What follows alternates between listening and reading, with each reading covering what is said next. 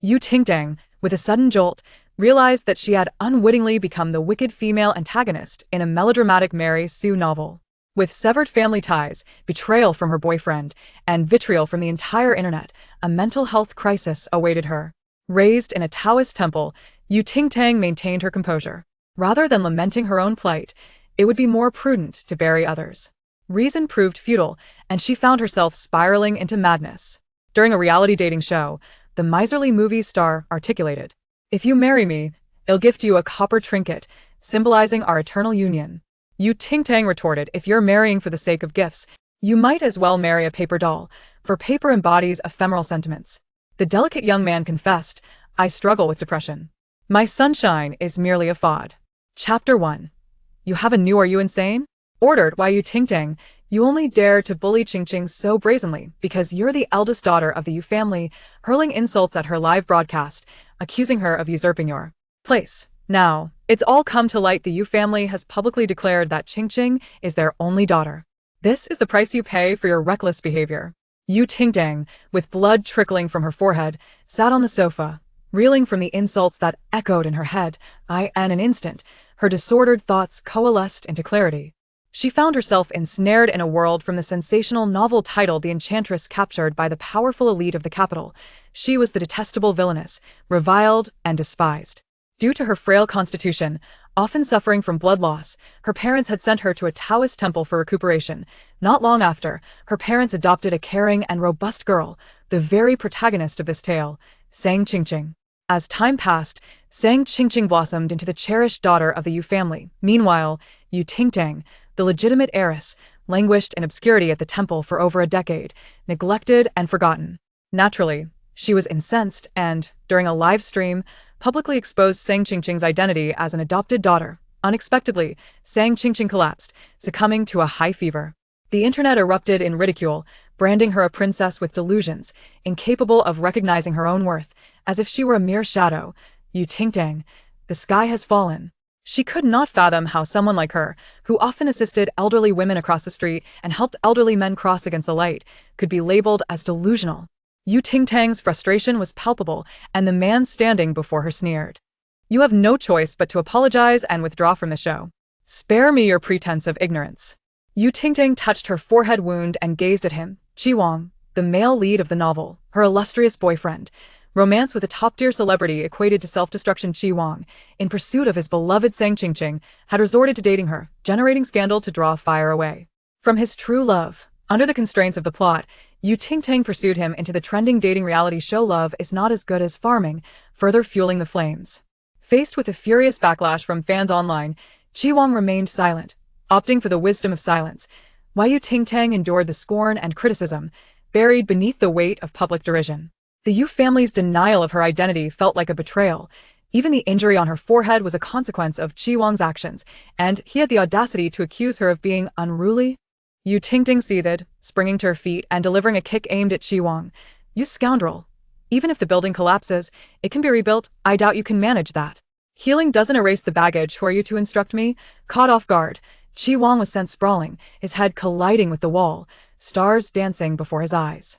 In disbelief, he exclaimed, "Yu Tingtang, did you just kick me? I'll not only kick you, but also slap you." Yu Tingtang retaliated with 2 resounding slaps to his face. Qi Wang's cheeks burned with pain, his teeth nearly shattering. "Are you insane? Aren't you afraid of a breakup?" Yu Tingtang adored him, willing to endure any humiliation, except for separation.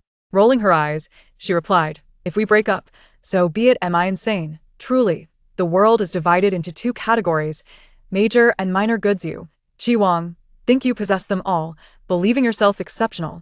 Qi Wang glared at her, his chest heaving with rage, while Yu Tingtang pointed at her forehead. "You better pray I don't scar, otherwise I'll twist your head off and use it as a footstool." With that, she strode past him, her fury palpable. What a mere supporting character. What a ridiculous male lead. In Yu Tingtang's life dictionary, there were 3 simple rules. Whoever displeases me shall face consequences. Whoever causes me distress shall be dealt with. Whoever brings me joy shall be cherished. She lived this life to conquer others and revel in her own triumph. After Yu Tingtang departed, Qi Wang rose, clutching his abdomen, his pristine shirt marked with a shoe print, his handsome face shadowed with anger.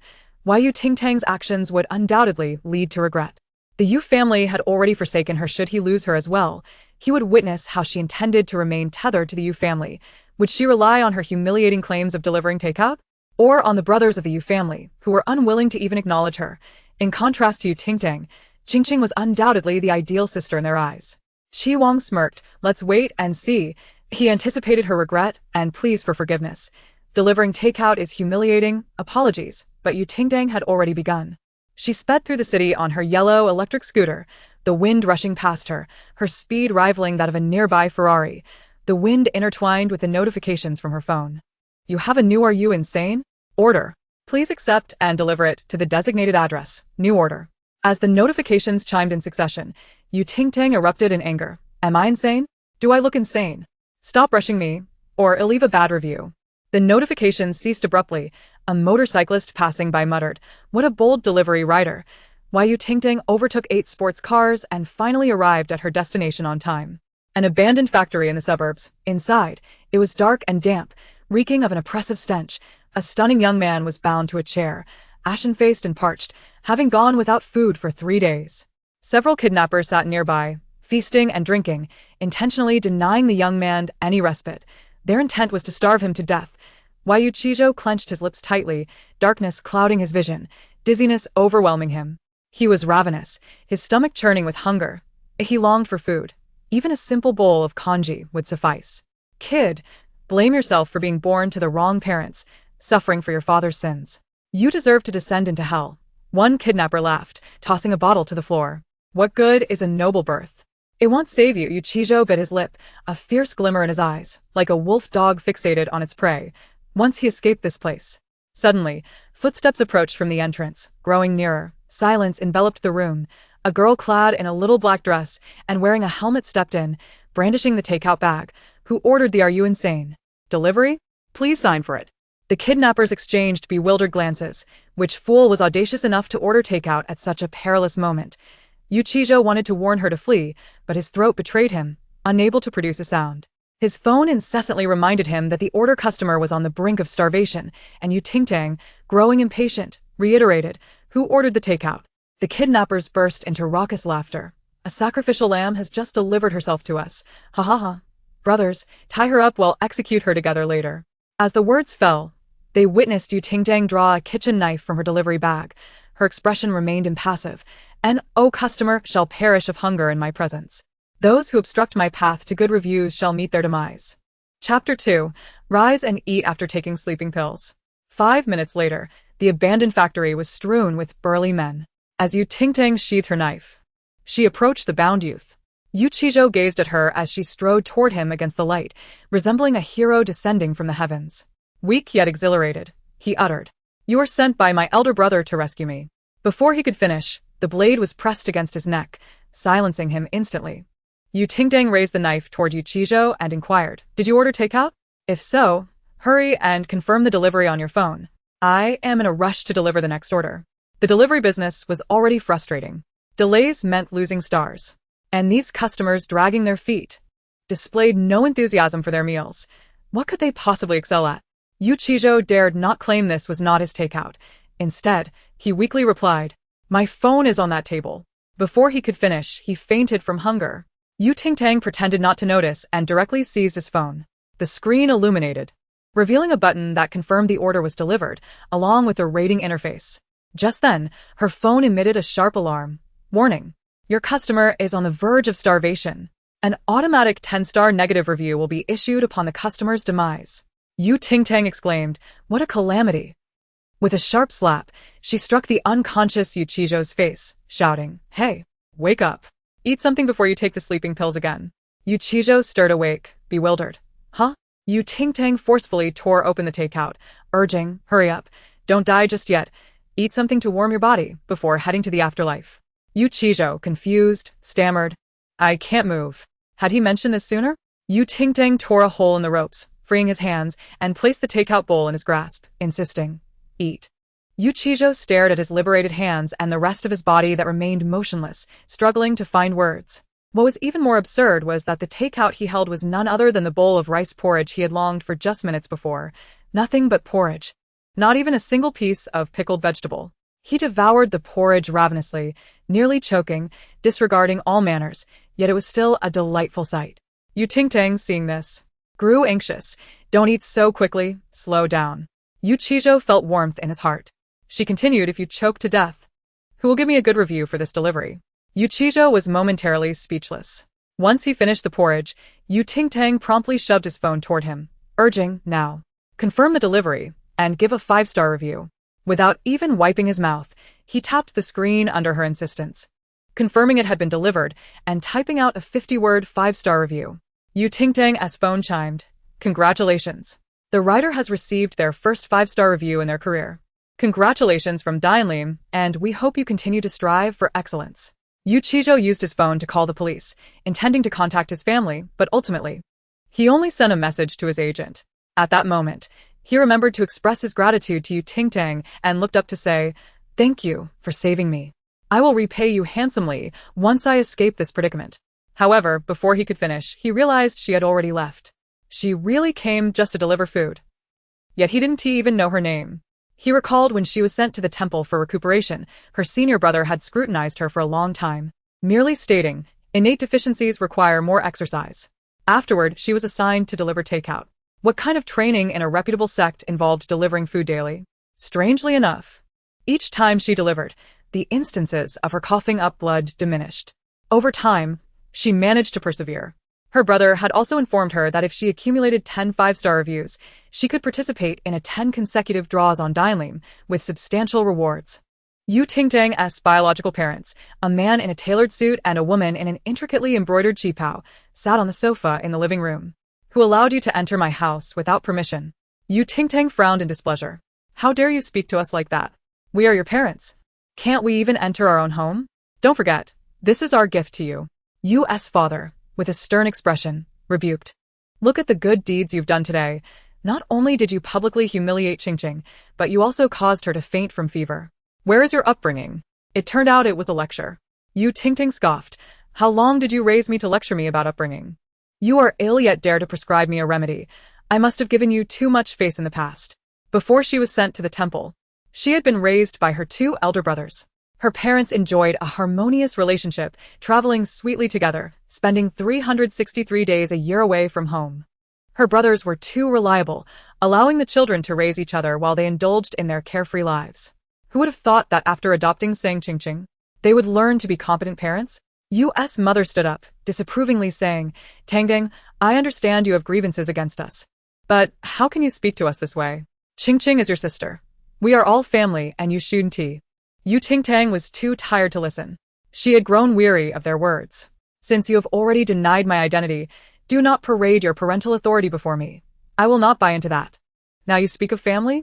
U.S. father, infuriated by her obstinate attitude, retorted, fine. You've grown wings. If you have the ability, do not stay in the apartment we bought for you. Get out now. Let us see what you amount to without the Yu family. At that moment, there were 2 knocks on the apartment door, which had been left ajar. A bespectacled, refined-looking man entered and politely greeted, Miss, I am Qi Luhai, assistant to Mr. Yu. Mr. Yu has heard about the conflict with your family and specially sent me to take you to stay with him for a few days. Furthermore, I will relay your parents' recent remarks to Mr. Yu as is. The Mr. Yu assistant referred to was Yu Zhaoqing, the current president of the Yu Group. The true authority within the Yu family. Ting Tang's elder brother was the genuine nobleman at the pinnacle of power. In contrast, U.S. father was merely Mr. Yu, not even a chairman, which spoke volumes. The expressions of U.S. parents resembled a palette of spilled paint, utterly vivid. Ting Tang was somewhat surprised. After years of no contact, her relationship with her elder brother was akin to that of strangers. Why would he support her? Was he planning to confine her, fatten her up, and then slaughter her? Laughable. He was not a butcher. With a free ride available, Ting Tang told Assistant Qi to wait a moment as she went to pack her belongings. Assistant Qi turned to the visibly displeased Yu couple, maintaining his politeness. Mr. Yu instructed me to convey a message to you both. U.S. father lifted his chin slightly, feigning calmness. What message? Assistant Qi smiled, Mr. Yu said he has only one sister, and her surname is Yu, not Sang. If you fail to understand the situation, you may change your surname. He wouldn't mind. Chapter 3. An order for a male model with inflated coupons. U.S. father. U.S. mother. What kind of nonsense is that? Does Mr. Yu truly have a son like this? Filled with indignation, U.S. parents left the apartment in a huff. Ting Tang, taking all her belongings, got into Assistant Chi's car. Even her little yellow electric scooter had a dedicated escort. Ting Tang took out her phone, opened Dianlim, and skillfully redeemed coupons to place an order, suddenly recalling to ask, Assistant Chi, doesn't my elder brother live at home? Is he really so averse to family? Well, Mr. Yu is quite grown up now. Ting Tang found this reasonable and inquired further, what about my second brother? Assistant Chi replied, second young master is often unpredictable. A rare sight indeed. Ting Tang pondered, that is quite strange. According to the book, her twin brothers doted on Sang Qingqing, fulfilling her every request. While she was lost in thought, Assistant Chi observed her through the rear-view mirror. She appeared quite obedient and well-mannered. Had she not fallen ill and left home for an extended period, she would have been just like those who grew up alongside Mr. Yu. Regrettably, Mr. Yu's assistance to her was merely a result of his excessive actions this time, offering her a slight compensation rather than any genuine concern for this sister. In fact, it can be said that there is no one in this world that Mr. Yu truly cares about. Assistant Chi, upon noticing that the takeout had arrived, exclaimed with excitement, stop the car for a moment, I shall go and fetch someone. Who is the young lady picking up? I just placed an order for 20 or so male models using a fantastic coupon. What? When Ting Tang exited the vehicle, Assistant Chi nearly called the police. She eagerly approached the pickup area, phone in hand, to collect her order. Wait, isn't there something off about this? Which agency sends male models like this? As she held the large bag extracted from the delivery, Ting Tang fell into contemplation. It was certain that there could be nothing legitimate within. She had a foreboding feeling that the extravagant order she placed would not yield the expected quality. Assistant Chi, having just returned from a brief absence, fastened his seatbelt and inquired, may I ask, where are the male models you ordered? They are all right here with me, Ting Tang replied, clutching the bag tightly. Attempting to reassure herself. They must be quite exhausted then, Assistant Chi remarked.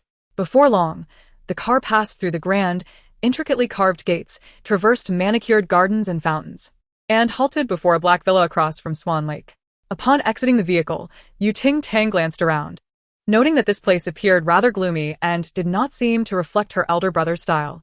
Since her descent from the mountain, she had yet to encounter Yu Zhaoqing, a person infamous for being unapproachable and having a fierce demeanor.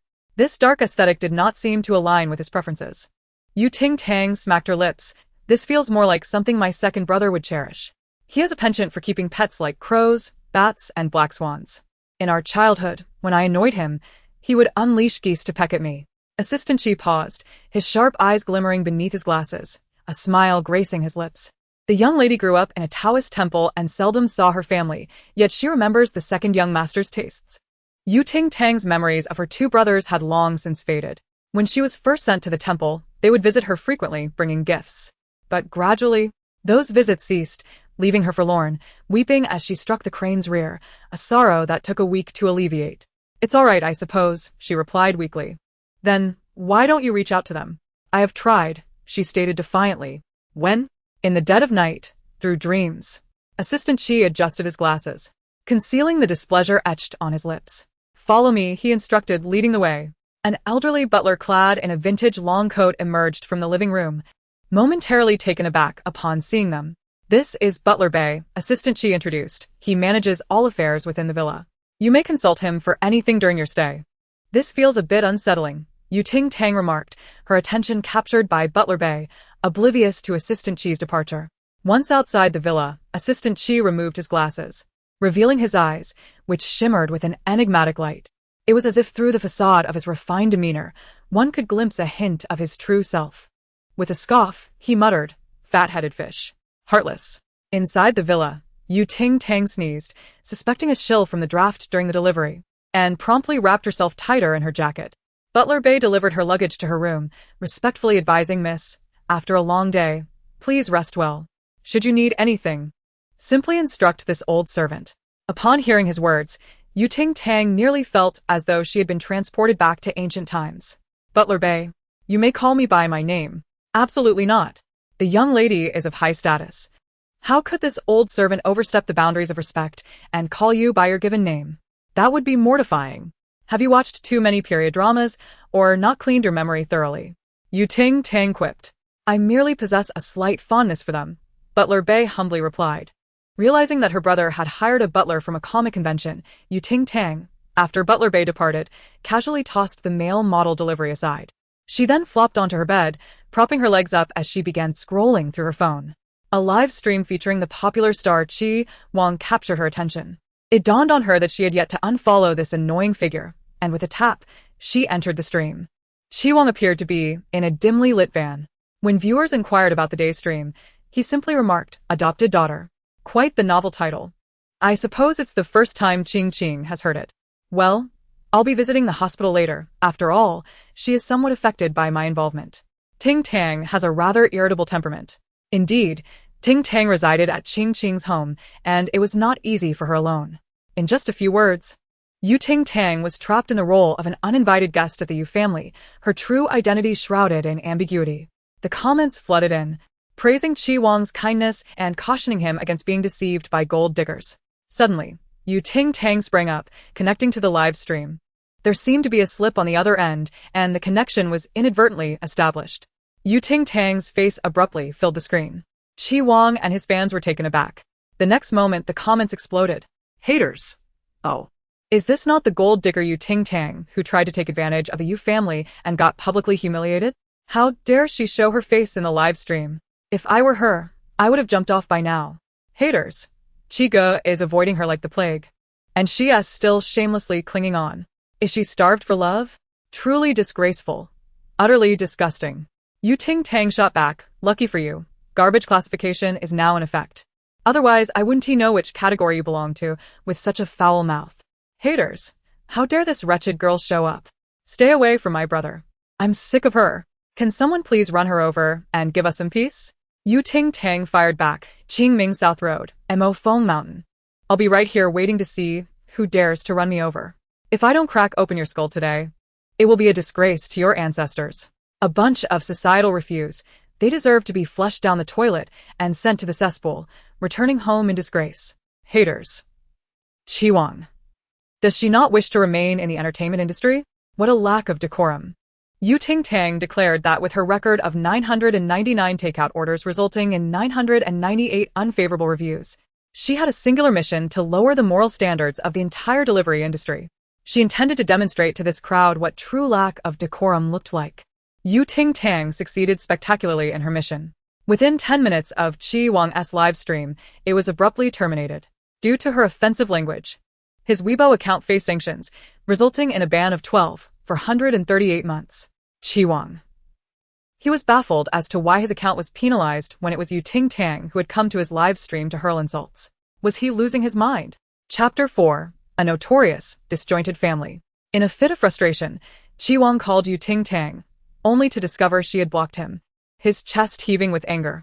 Ting Tang, far from crying, was leisurely applying a face mask when she descended to the kitchen in search of food. Unbeknownst to her, footsteps were approaching outside. Fearing that turning on the lights would alert the butler, she refrained, moving closer to the refrigerator. Suddenly, Zhou sensed something amiss. He turned sharply, encountering a half-visible face glowing ominously green beside the refrigerator. Ting Tang, hearing the commotion, looked up, locking eyes with him. She had an injury on her forehead, and the mask only covered the lower half of her face. With hollow eyes, a glimmering green nose, and a gaping mouth, she floated eerily in the air, up and down. Zhou. Ack! Ting Tang was startled by his loud voice, promptly dropping her phone and scrambling up the wall like a monkey. Zhou turned to flee but stumbled, crawling chaotically on the ground. Butler Bei rushed in upon hearing the scream. What on earth is happening? With a loud click, the lights flickered on. The butler gazed at the figure perched atop the refrigerator, while a four-legged creature skittered across the floor, causing him to break into a cold sweat. Young miss. Third young master. Are you both well? Ting Tang pointed at the chaotic scene, gesturing towards Zhou. Third young master? She is the one known as the sister nun from the capital, who renounced the world 800 years ago and has only recently returned? Ting Tang exclaimed, what nonsense. My esteemed residence should be referred to as a Taoist temple, not just any old place. Zhou retorted, I care not for your titles. Were you deliberately squatting there to frighten me? Ting Tang replied, nonsense. Who told you to sneak around in the dark without turning on the lights? Besides, if Butler Bei hadn't mentioned it, I wouldn't have known your parents welcomed a third child. Why do you keep cursing? A young lady should not use such foul language. You know nothing. Keeping such thoughts bottled can lead to heartache, which is not conducive to ascension. Enough, enough. Third young master, let's not quarrel. For the sake of the old servant. After 5 minutes, the siblings sat at the dining table with a small cake before them, ready to converse. What is your name again? Ting Tang asked, shoving half a piece of cake into her mouth. Yuchizhou, he replied. Unable to hold back any longer, must you eat with that hideous green mask on your face? It costs $10 and only needs to be on for 10 minutes. What a waste. $10 for a mask? How dare you put that on your face? He said, with visible disdain. His lips twitched. This ghastly green witch was indeed his sister. Heaven must be playing a cruel joke on him. By the way, who told you I renounced the world 800 years ago? Ting Tang inquired. Your parents, he answered. Are you saying they forgot where I was recuperating? She asked, vexed. Yuchizhou shrugged. Who knows? With your agile movements just now, you hardly seem like someone who is unwell. Ting Tang understood. She too was a child unloved by her parents. After all, the Yu family was notorious for its disjointed structure. Parents and children living their own lives. However, Ting Tang recalled from the original narrative that Yuchizhou had been kidnapped by the family's enemies and had nearly starved to death after days without food, then fell into a deep slumber. Thus, his role in the story was minimal. She remembered the timing of his misfortune coincided with her severance from the Yu family. Yet, he hardly seemed troubled now. Could the plot have changed? Moreover, why did his face grow increasingly familiar? Yuchizhou shared her sentiment. Had he seen this witch's visage somewhere before? Where could it be? They exchanged glances, and within 2 seconds, both averted their eyes in distaste. Upon learning that the mastermind behind the recent events had been apprehended, a cold glint appeared in his eyes. I want them to regret coming into this world, trapped in that hell for all eternity. He also needed to find that girl who saved him. He wished to express his gratitude personally. As for the variety show I initially agreed to, I'll take a couple of days off to recuperate first. After hanging up, Yuchizhou pressed his hand against his still aching stomach, his complexion paling. The sensation of hunger was dreadful. He had no doubt that without that bowl of plain porridge, he would have perished there, never to awaken. Suddenly recalling something, he took a few boxes of personalized face masks from the table and headed towards Ting Tang's room. Hey, these masks are about to expire. Since they're just sitting here, consider it a gift. He was not concerned for this witch.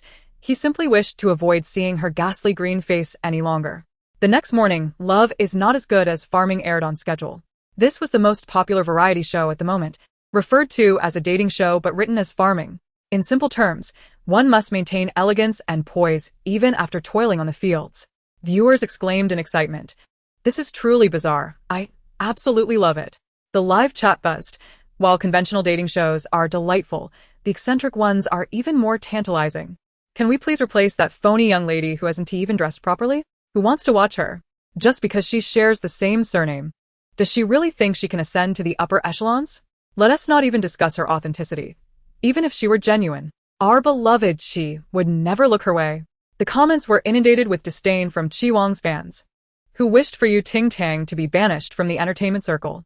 In the next moment, the camera revealed a spacious, pristine white stone path, flanked by green plants and sculptures, leading to a magnificent black villa.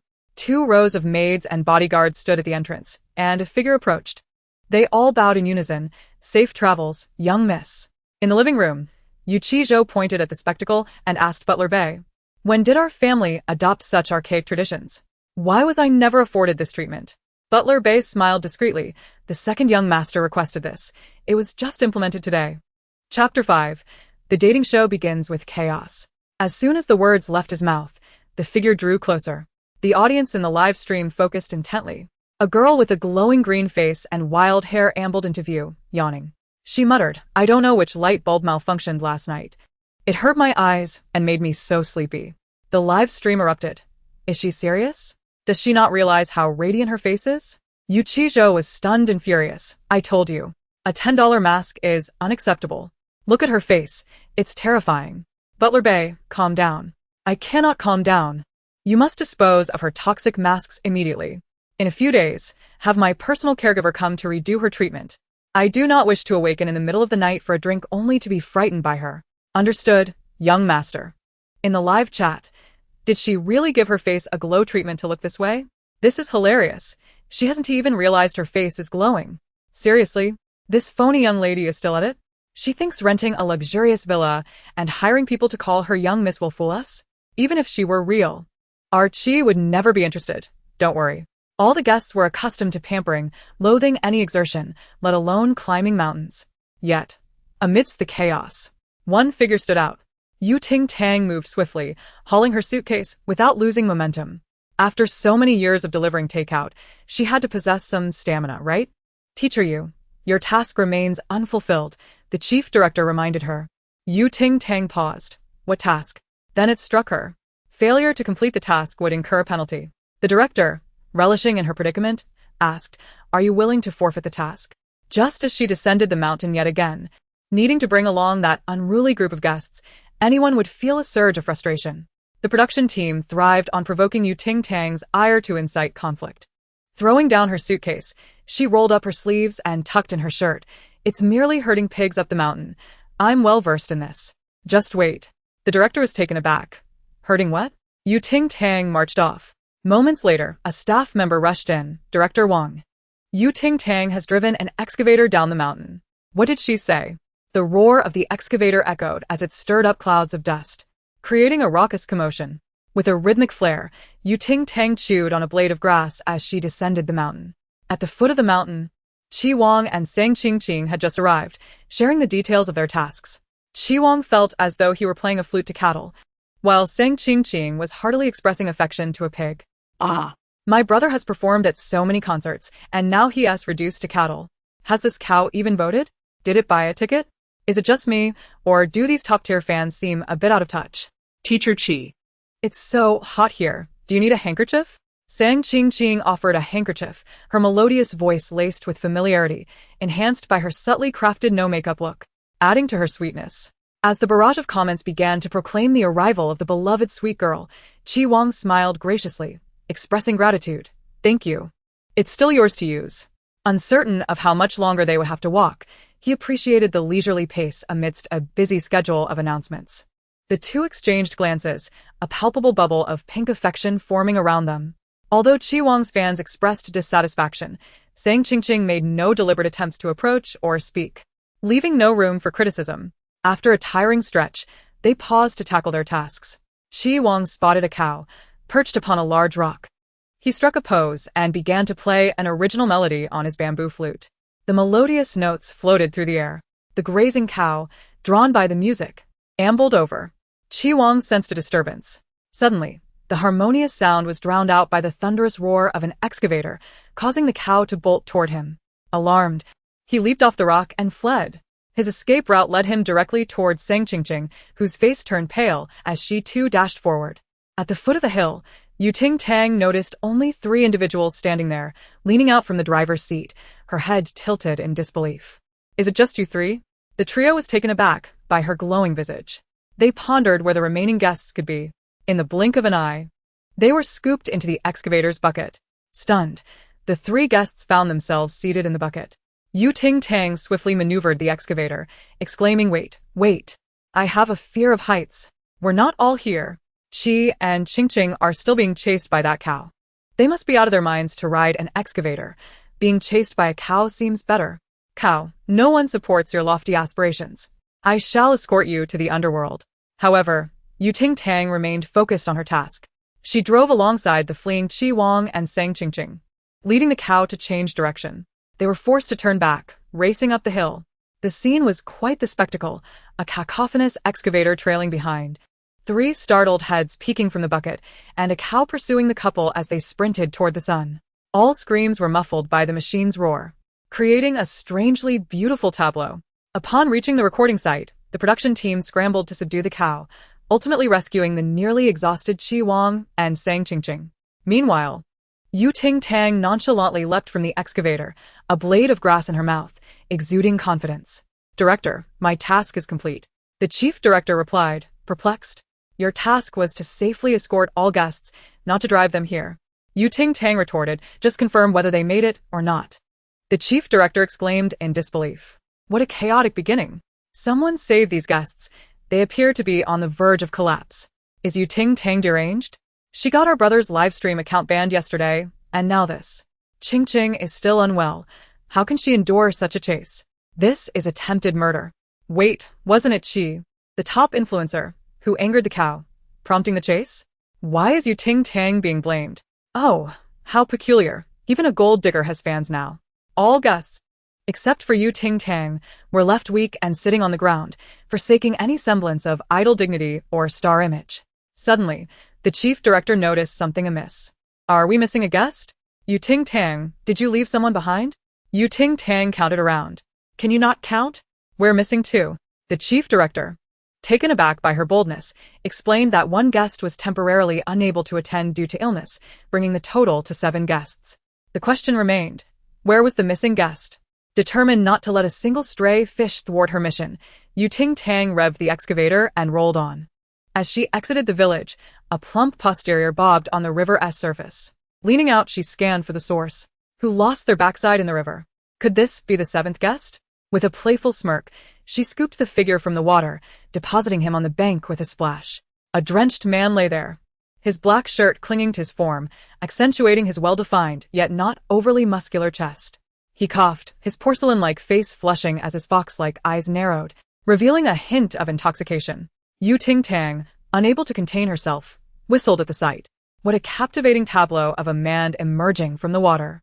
Say that again while looking at this enchanting face. What tableau? Is this a female star or a rogue? Throwing flirtatious glances at a handsome man, Ting Tang has no shame. Hurry and help him.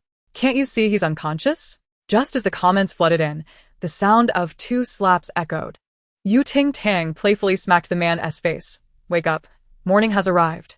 Whether the sun truly rose or not, her playful slaps sent him into oblivion again. Perplexed, she wondered if she hadn't struck hard enough. Preparing for another round, he suddenly stirred, his gaze locking onto her. Half of her face glowed with an otherworldly hue. Her green eyes fixated on him with an intense glare, her radiant smile revealing pearly whites. Taken aback by the close encounter, the man tilted his head and fainted into her arms.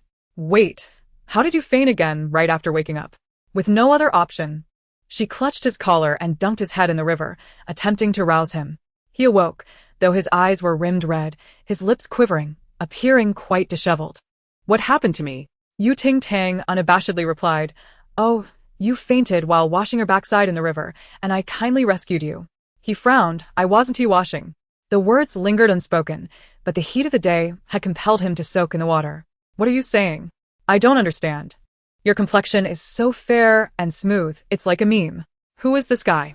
With such a handsome face, how is he unknown in the entertainment industry? Hello. Handsome, come with me. Sister, pull your pants up, they're tripping me. Ting Tang, puzzled, retorted. So, you're saying your legs have restrictions today? The fare is 500. All right, let us bring the ghost into the village. At long last, all 7 guests were gathered. The chief director raised a megaphone, declaring, Welcome to Love is Not as Good as Farming. This episode will offer you a brand new variety show experience. Our motto is, cultivating love is better than cultivating crops. To love her is to plow 3 acres for her. Next, we shall engage in a delightful game to help the guests get to know one another. This is a solid farming theme. I suspect this is Ting Tang's scheme. If she eliminates the other guests, she can monopolize the spotlight. Careful with your comments. Considering the numerous injuries among the guests, the chief director thoughtfully chose a gentle game, a bomb relay where 3 sentences describe a name. The rules are simple. She will draw names. Whoever is drawn must summarize the guest in 3 sentences and pass the bomb to the next person. Fail to answer correctly or exceed the time limit, and the bomb will explode.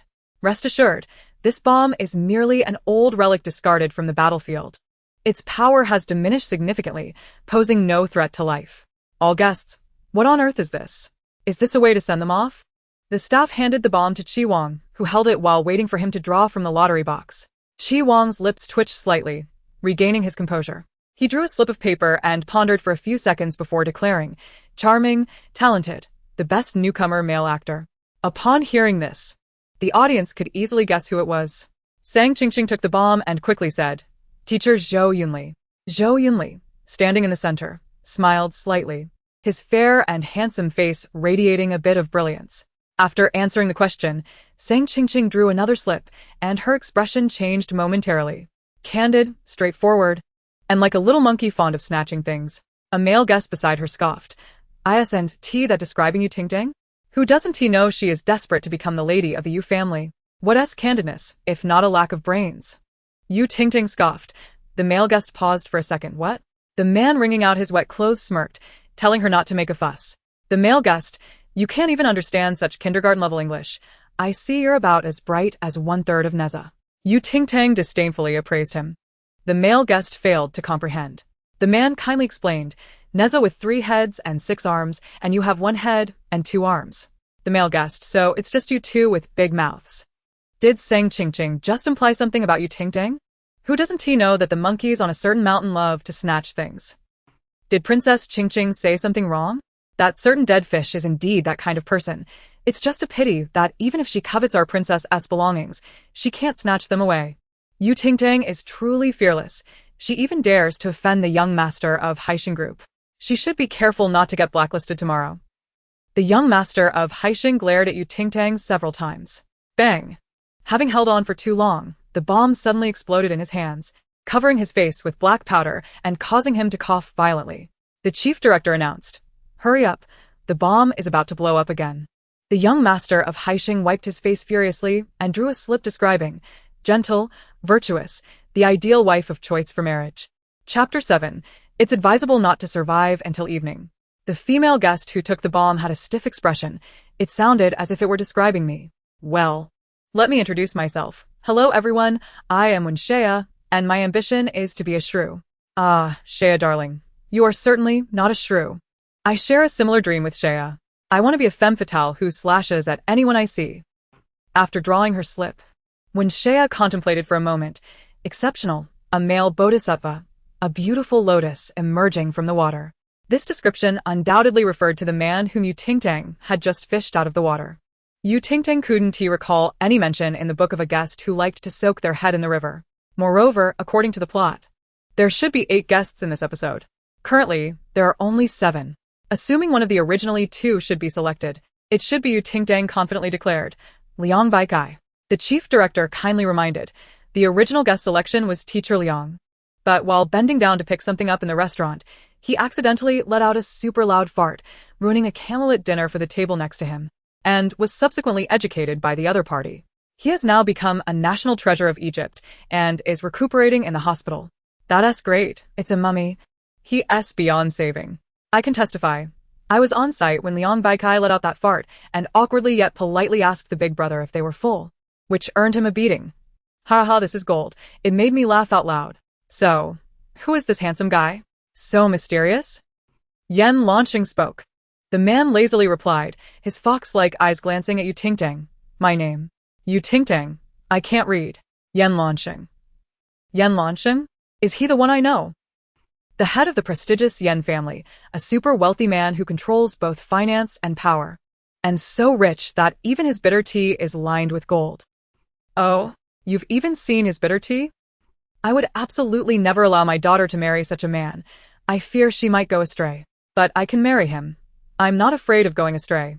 I've been down that road for most of my life. Bang. Thankfully, she was prepared and threw it into the tree just a second before the explosion. The leaves stained her hair black, making her appear decades older. The young master of Haixing immediately asked the chief director, Director, is throwing the bomb allowed? Chief director, it's not against the rules, but it's not advisable in practice. Why? Completely blackened like coal. Someone couldn't hold back a laugh. The young master of Haixing, Yu Ting Tang, reached into the lottery box, drew out a slip, and without hesitation, provided a 3-part hint. Malo, malo, malo.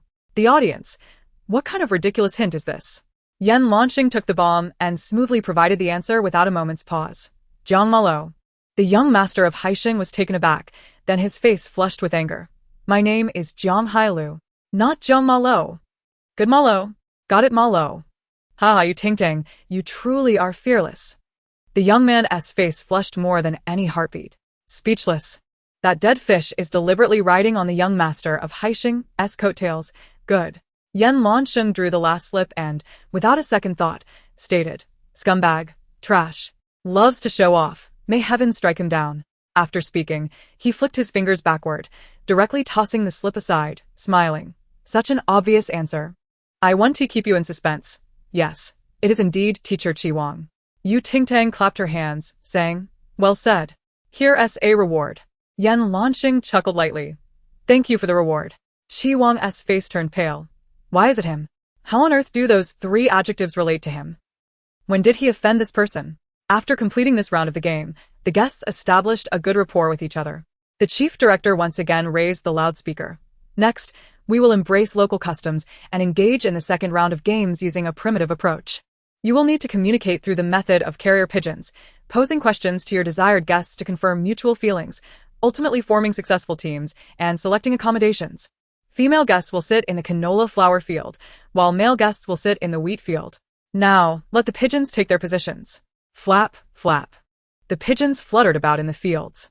On the female guest side, Sang Qingqing was the first to receive a pigeon, patting her chest in relief. "I thought no one would choose me. Princess, you must not be so self-deprecating. You are so beautiful and lovely. Only the blind would not choose you." Exactly.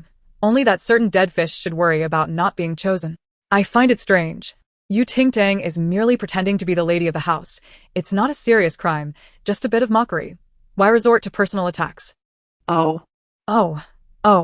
Someone is actually defending this vain and greedy girl Ting Tang. She must have spent quite a bit to hire water army? The barrage erupted into chaos, thick with smoke.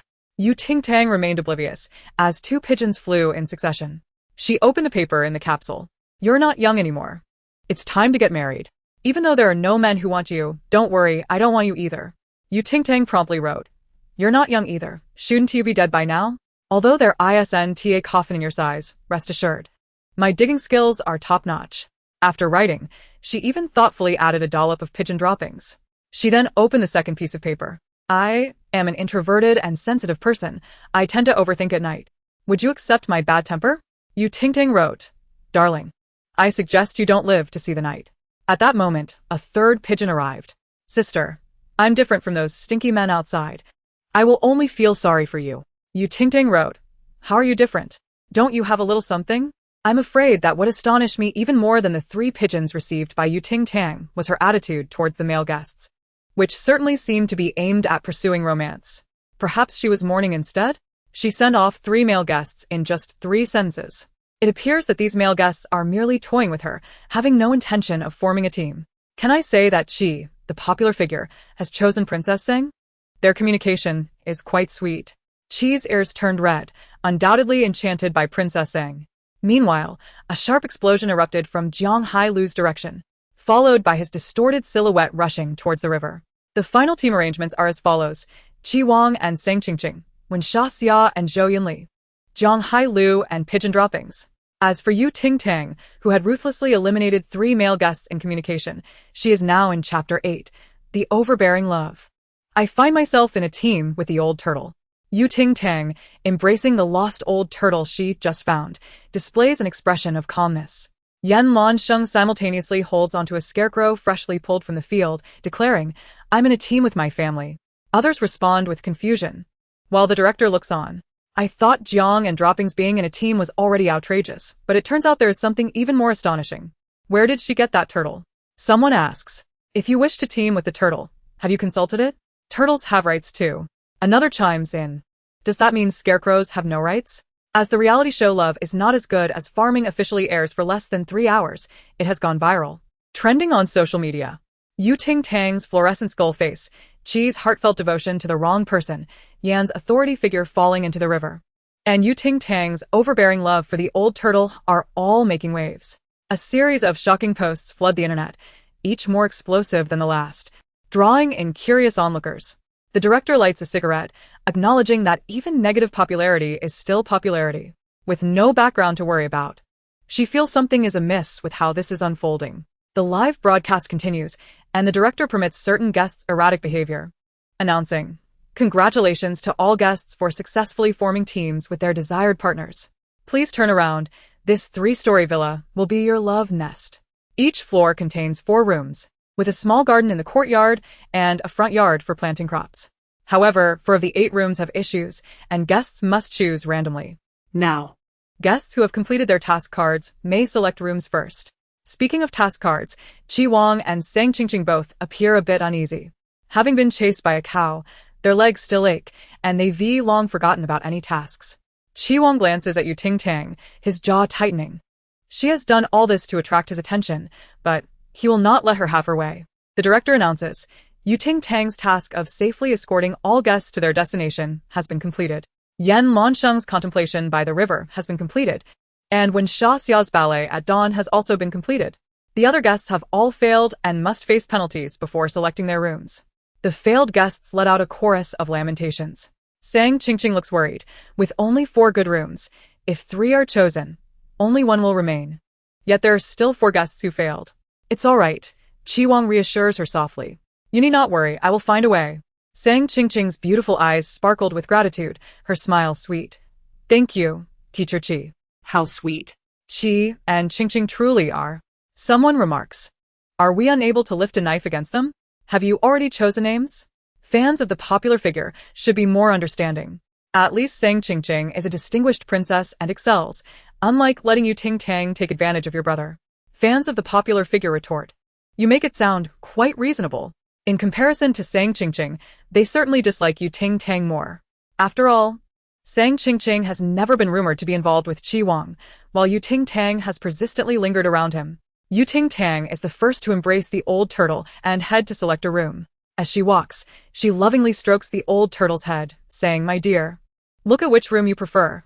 I'll purchase it outright for you. The old turtle peeks out, bewildered, feeling the chill of its shell.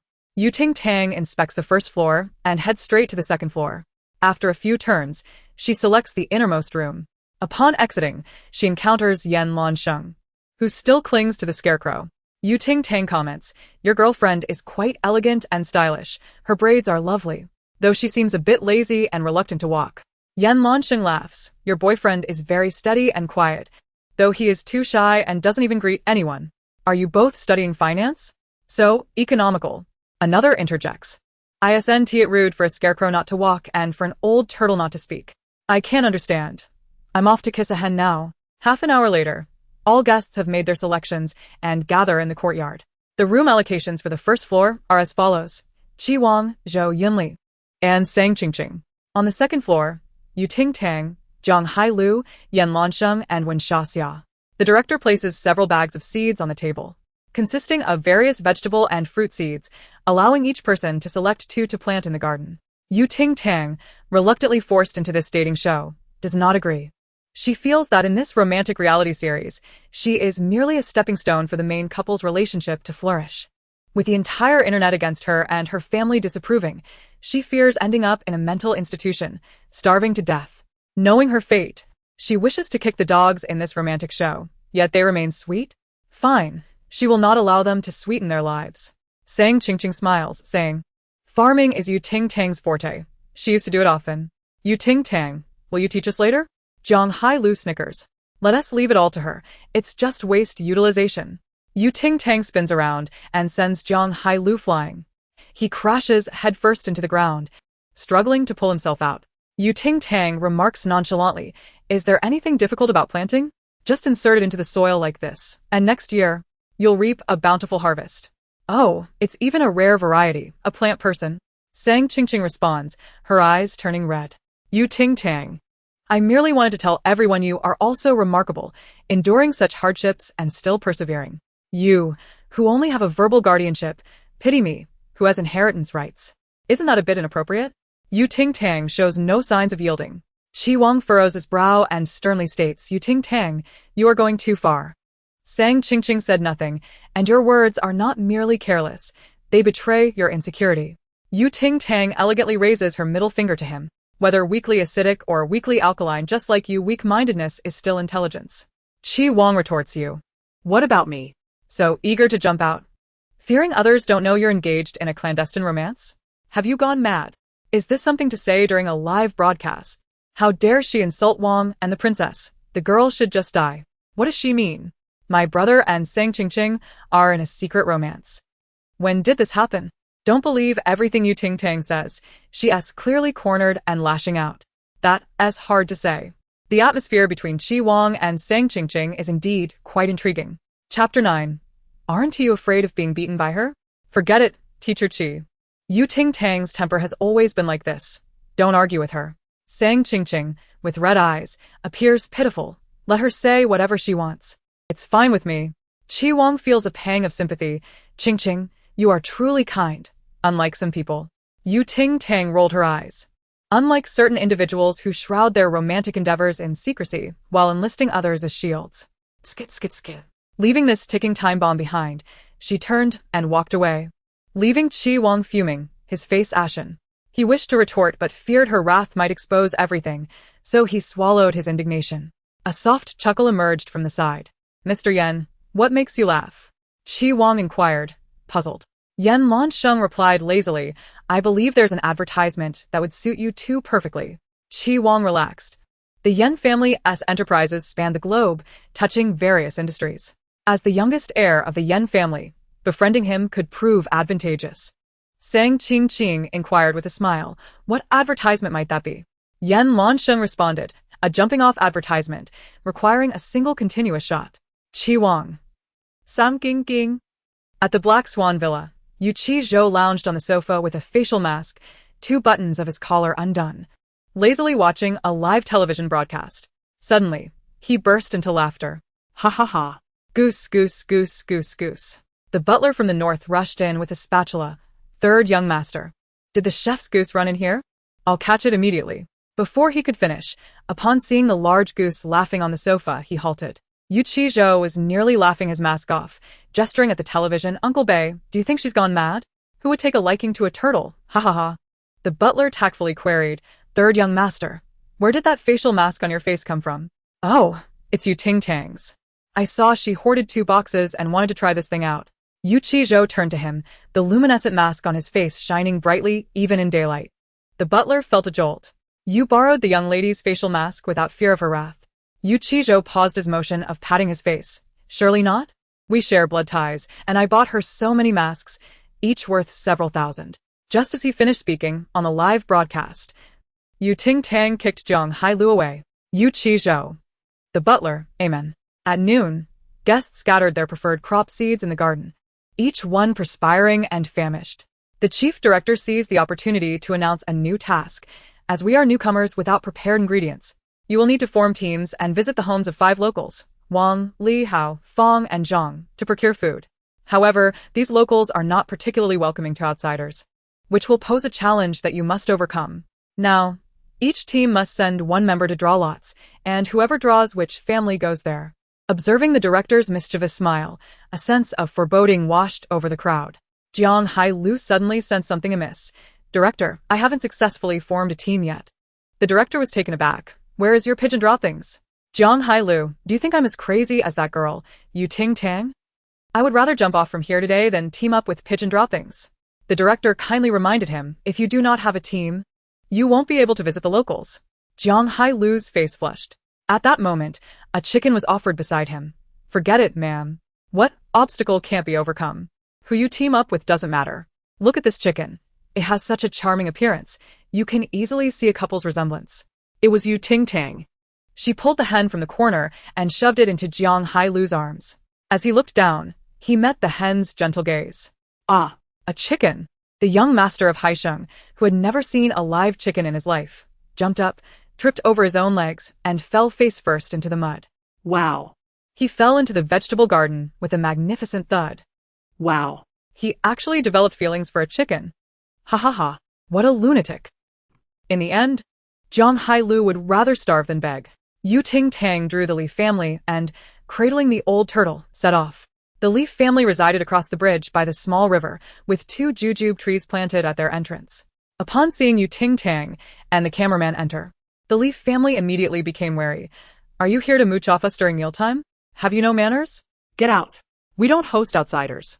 This place was famously a longevity village, secluded and nearly isolated from the world.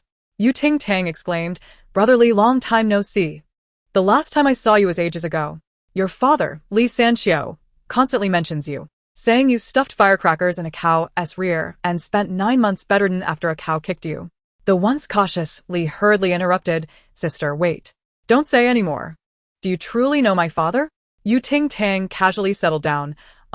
We are old acquaintances. He asked me to pass on a message to you. What message?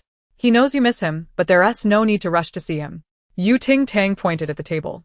But if you eat the food with the pesticide in it, you'll soon be reunited with him in the underworld. The Li family? Li's sister. You can't speak so carelessly. This meal was prepared by my mother. How could she possibly poison us? Is there such a ridiculous thing? I'm amazed. Ting Tang could fabricate such an obvious lie just to beg for food, indicating she rarely speaks the truth. I'm just waiting for this family to kick her out. Li called out to his mother, who was still busy in the kitchen. Mom, did you put pesticide in the food? His mother replied, yes, so what? Li. Mom, are you trying to send our whole family to meet Dad? Why would you do that? Li was shocked. His mother wiped her hands on her apron, looking confused. Didn't you all say you've been having stomach pains lately and might have worms? I thought I'd buy a bottle of pesticide to help you kill the worms. Ting Tang. Wow. So one person eats, and the whole family ascends? Li felt breathless. Mom, you can't eat this. It will kill you. His mother replied, that's impossible. Last time, when Heiress had worms in her hair, I used this to get rid of them. You grew up the same way, and you're still alive, right? Li felt darkness closing in. This is a deadly form of maternal love. Chapter 10. The romantic variety show becomes a transformation plan. Maternal love is like pesticide, deadly in a second? I think I understand why the people in this village live long. Their lives are too tough. So, how did Ting Tang know? She hasn't been seen peeking over anyone else's wall during the live broadcast. After a flurry of chaos, all the food on the table was discarded. Li brought in the food from the kitchen that had not been tainted with pesticide. He warmly invited Ting Tang, sister. Thank goodness you warned us earlier. Otherwise, our family would have been in trouble today. You must be hungry. Please, don't stand on ceremony. Ting Tang raised her hand to stop him. Don't eat. The entire table froze with chopsticks suspended in midair, then they all turned to look at the mother. The food isn't poisoned. Ting Tang reassured them, it's just that these bowls and chopsticks were rinsed with the pesticide bottle. Consuming from them can still be harmful, so I wouldn't recommend eating. The Li family. Now not only did Ting Tang dare not eat from the Li family's food, but they themselves also hesitated. Who knows how many other things might be contaminated? Yet, they could not neglect their savior. Ting Tang had saved them twice. Thus, Ting Tang, carrying the old turtle, cheerfully followed the Li family next door to scrounge for food. In the live broadcast, a silence enveloped the audience. How did she know again? She must have a keen sense. I've heard some people can smell everything. Next door was the Wong family, where when Xia Xia and Zhou Yunli were trying to beg for food, nearly failing to get through the door. After much persuasion, they finally agreed to let them earn food through labor. Zhou Yunli ground the mill, while when Xia Xia caught bugs in the vegetable garden.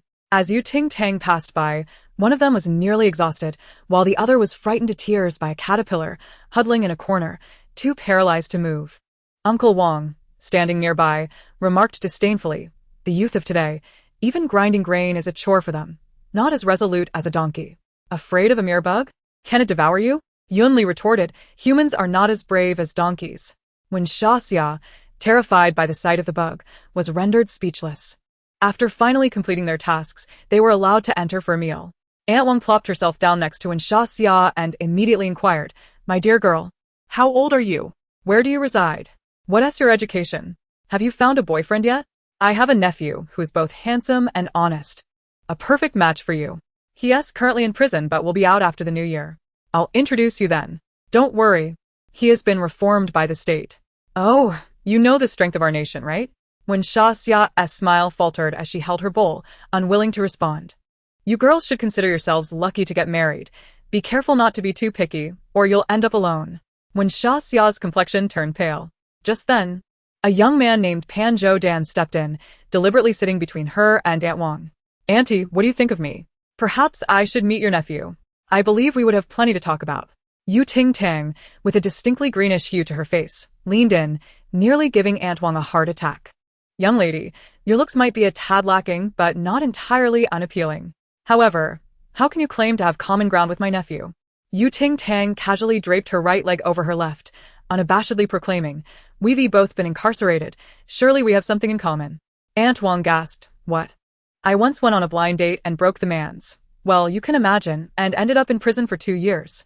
Just as I got out, I crashed the car into the matchmaker, who introduced me to that man, and went back for a few more years.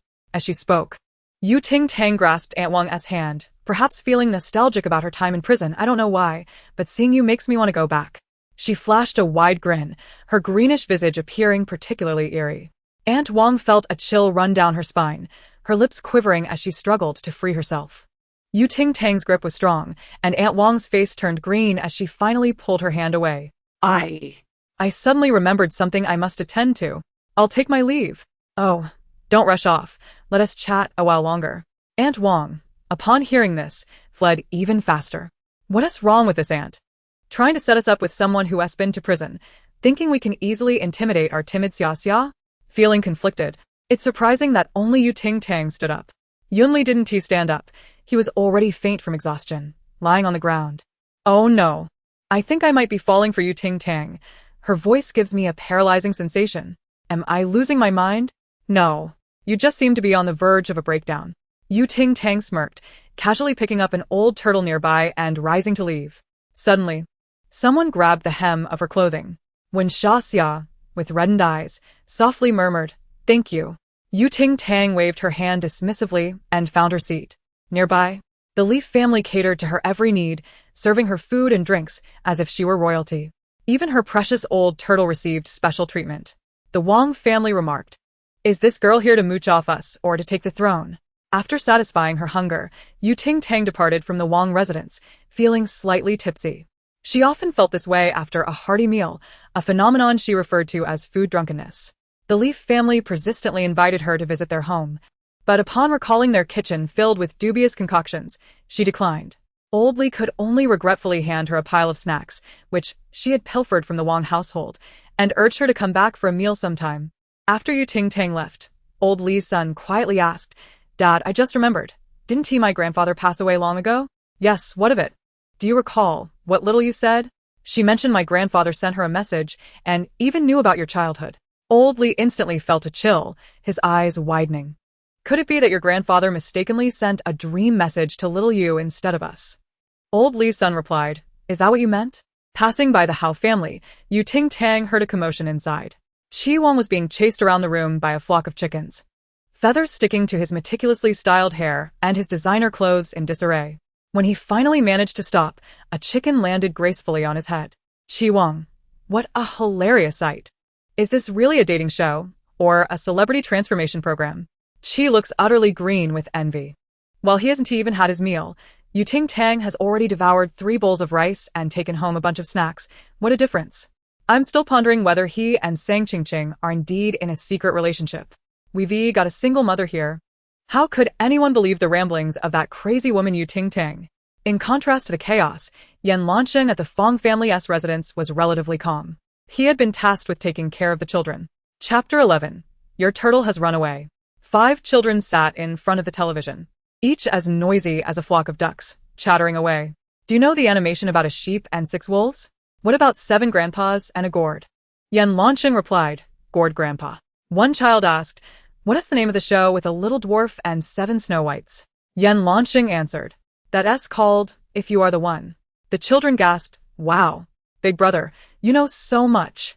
Yan Lansheng smiled modestly, spotting Ting Tang walking by with the turtle. He greeted her, "Have you eaten?" Ting Tang replied, "Yes, and you're busy with the kids, right?" Stifling a yawn, she added, "Your dad is about to have another baby, isn't he?" Yan Lansheng nodded, "Due next month. I'll invite you to the banquet." "Sure." "What language are you two speaking?" "I don't understand. Has Ting Tang's peculiar condition begun to spread?" Yan Lansheng was perfectly normal at first. "I bet you want to search, but after a bath." "Get away from me."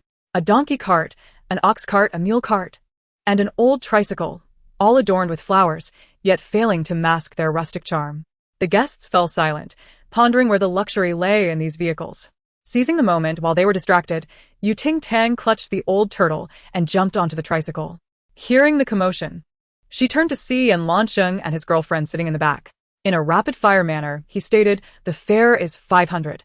When Xia, realizing the opportunity, rushed forward, "I'll pay for a ride too." Zhou Yunli chimed in, "Me too."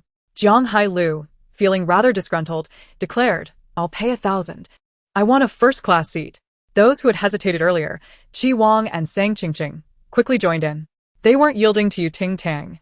They were capitulating to the allure of the tricycle. Before long, The back seat of Ting Tang's tricycle was filled with people. She, with her bulging pockets and a blade of grass in her mouth, started the vehicle. Whoosh! The tricycle shot forward like a rocket. Jiang Hailu intended to shout for her to slow down, but as he opened his mouth, the wind rushed in, inflating his cheeks like a balloon. Suddenly, he felt a cool sensation on his forehead. A scream erupted from behind. Who threw a wig at my face? Ah! My eyelashes flew away. Your hair hit my face. It hurts. The tricycle never expected to find itself on a racing track.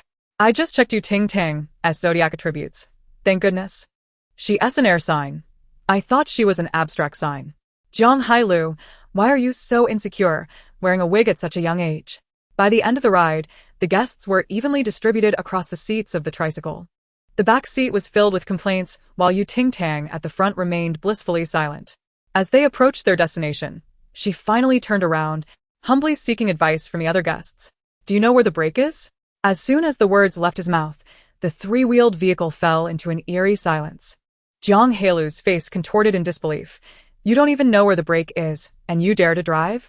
Are you trying to court death? He turned to see Yan Lanqing still chuckling, which sent him further into a frenzy. How can you still be laughing? Yan Lanqing, clutching a scarecrow, remained unfazed. My girlfriend is having a baby. Jiang Hailu. Ting Tang interjected. If I were the only one in this vehicle, I would slow down and jump out. When Xia trembled, asking, what if we join you? Ting Tang shrugged. Then there's nothing to be done. The others gasped in horror. Don't just resign yourself to fate. The three-wheeled vehicle erupted into chaos. With a swift maneuver, Ting Tang drifted and collided with a nearby haystack, halting the vehicle. The backseat passengers tumbled gracefully onto the hay. Thankfully, Yan Lanqing managed to steady himself with the scarecrow. Ting Tang hopped off the three-wheeler, twirling a strand of grass in his mouth, leisurely addressing the old turtle. Look at the splendid weather, darling. Staying cooped up at home can lead to melancholy.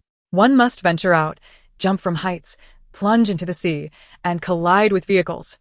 Life offers myriad choices. The guests buried in hay muttered, she's insane. In the wheat field, the chief director waved his hand dramatically. Dear guests, this wheat field will be your romantic rendezvous today. The game is all about effort leading to victory. The rules are simple. Pair up and harvest an acre of wheat within 3 hours. The losing team will face a penalty and prepare a sumptuous dinner for everyone, including 8 dishes and a soup, followed by fruit. The guests gasped in shock.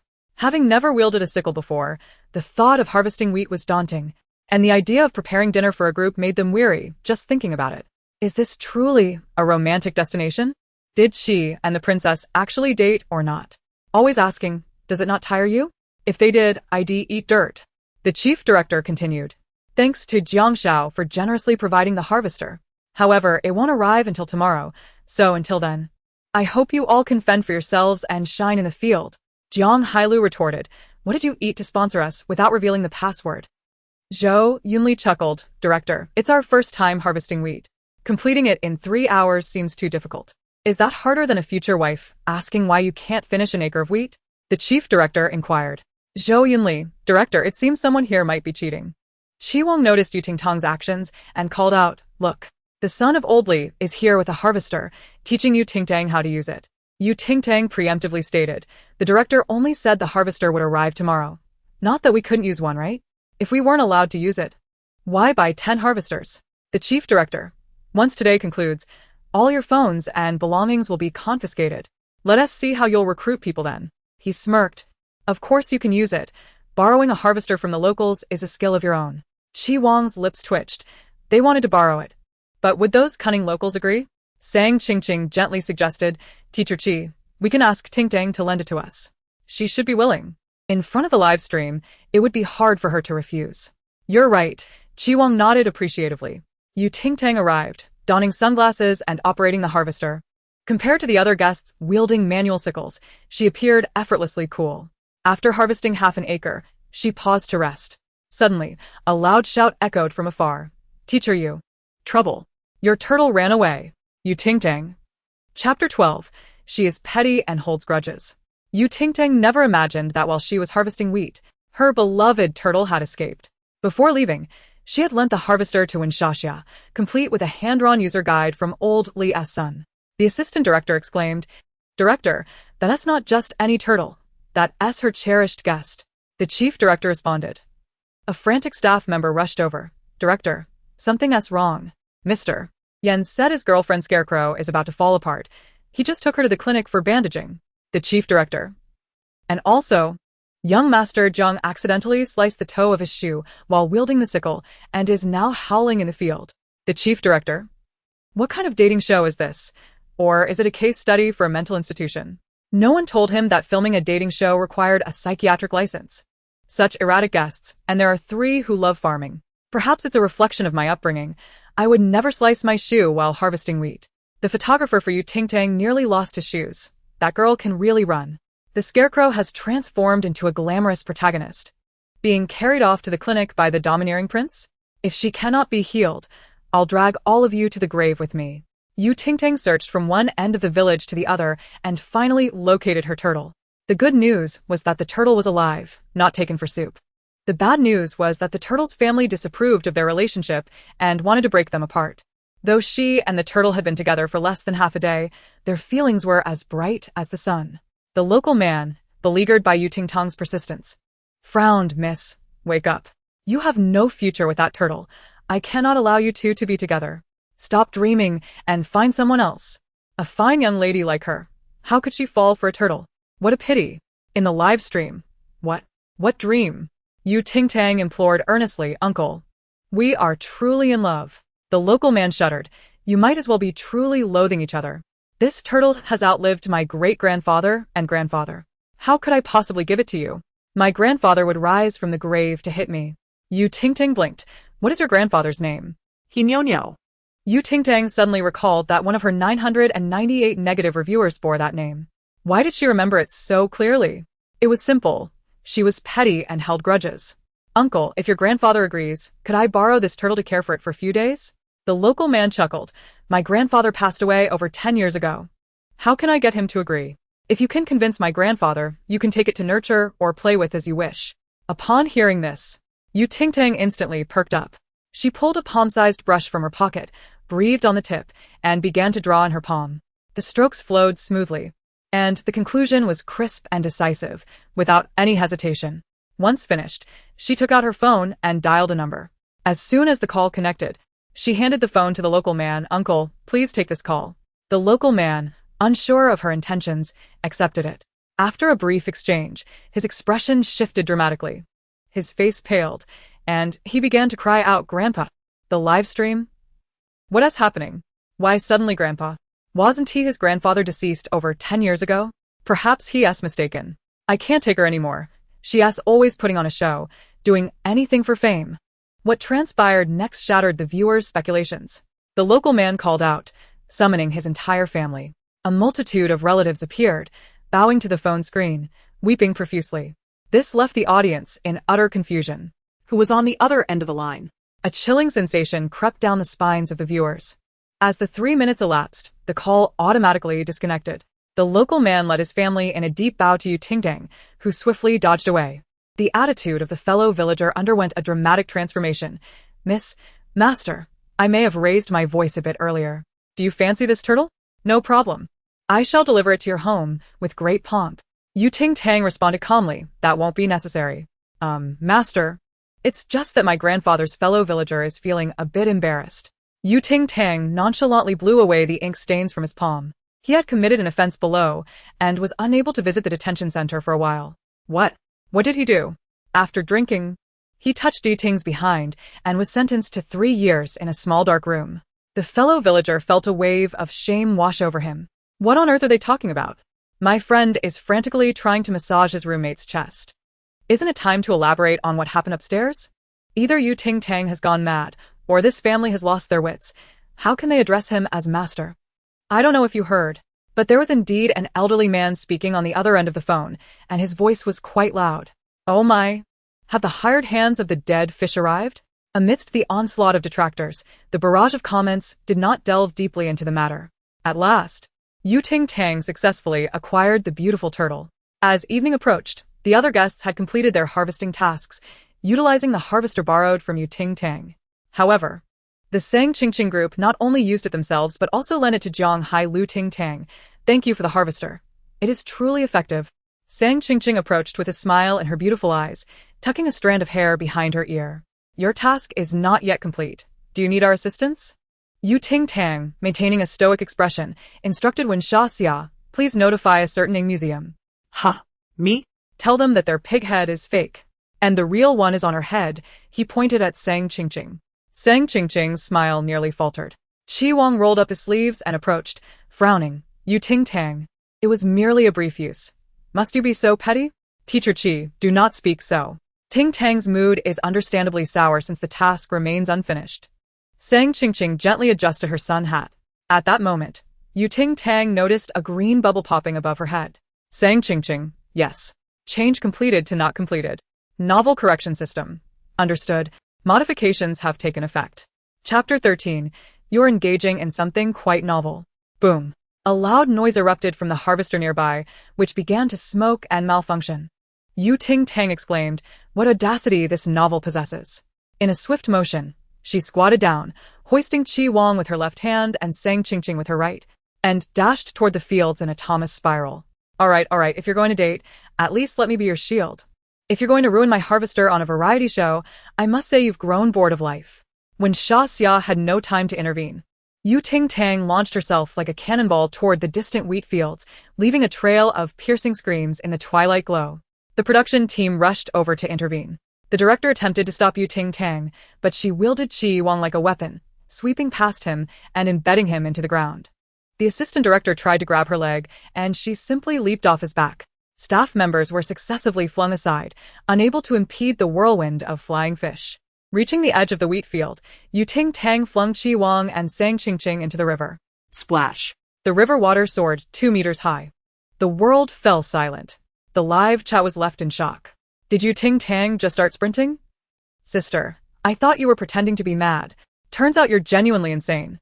That remark about being a shield during a date was mentioned last time too. What does that mean? Does she have insider information about her rumors with Qi, the top star? Is Ting Tang unwell? The harvester isn't hers. What's the big deal if Wang and the princess use it? Just let them. It infuriates her. They were in the wrong to begin with, and they broke the machine. It's only natural for Ting Tang to be upset. You top star fans and princess fans are like ancient cold weapon swords. As the storyline altered, Ting Tang did not complete the harvesting task, but did achieve a sense of satisfaction. Sang Qingqing and Qi Wang enjoyed a romantic bath, but ended up with a heart attack. Ting Tang, the harvester. I just hope she doesn't fall ill. At this juncture, the sweet date task concluded satisfactorily, except for Ting Tang and Yan Lansheng, who had both failed to complete their tasks. Logically, they should both face punishment. However, due to Ting Tang's assault on the guests and other offenses, she was required to prepare dinner alone. This was also the director's intention. After all, with the chaos Ting Tang had stirred, if he didn't give her a taste of consequences, where would his authority lie? If she got angry, all the better, it would become a trending topic. The director's scheme was coming together splendidly. Returning to the love nest, Ting Tang walked expressionlessly into the kitchen. Zhang Hailu immediately called out, after a tiring afternoon, I can finally rest properly, unlike some who are busy running around, working themselves to the bone. What a miserable life. He was the type who couldn't go a day without being obnoxious. Ting Tang paused, smiling sweetly. Do you know why you didn't have lunch today? Because there's no such thing as a free lunch. She enunciated the word fool, making it clear. Without waiting for Zhang Hailu's response, she entered the kitchen, leaving him seething with anger.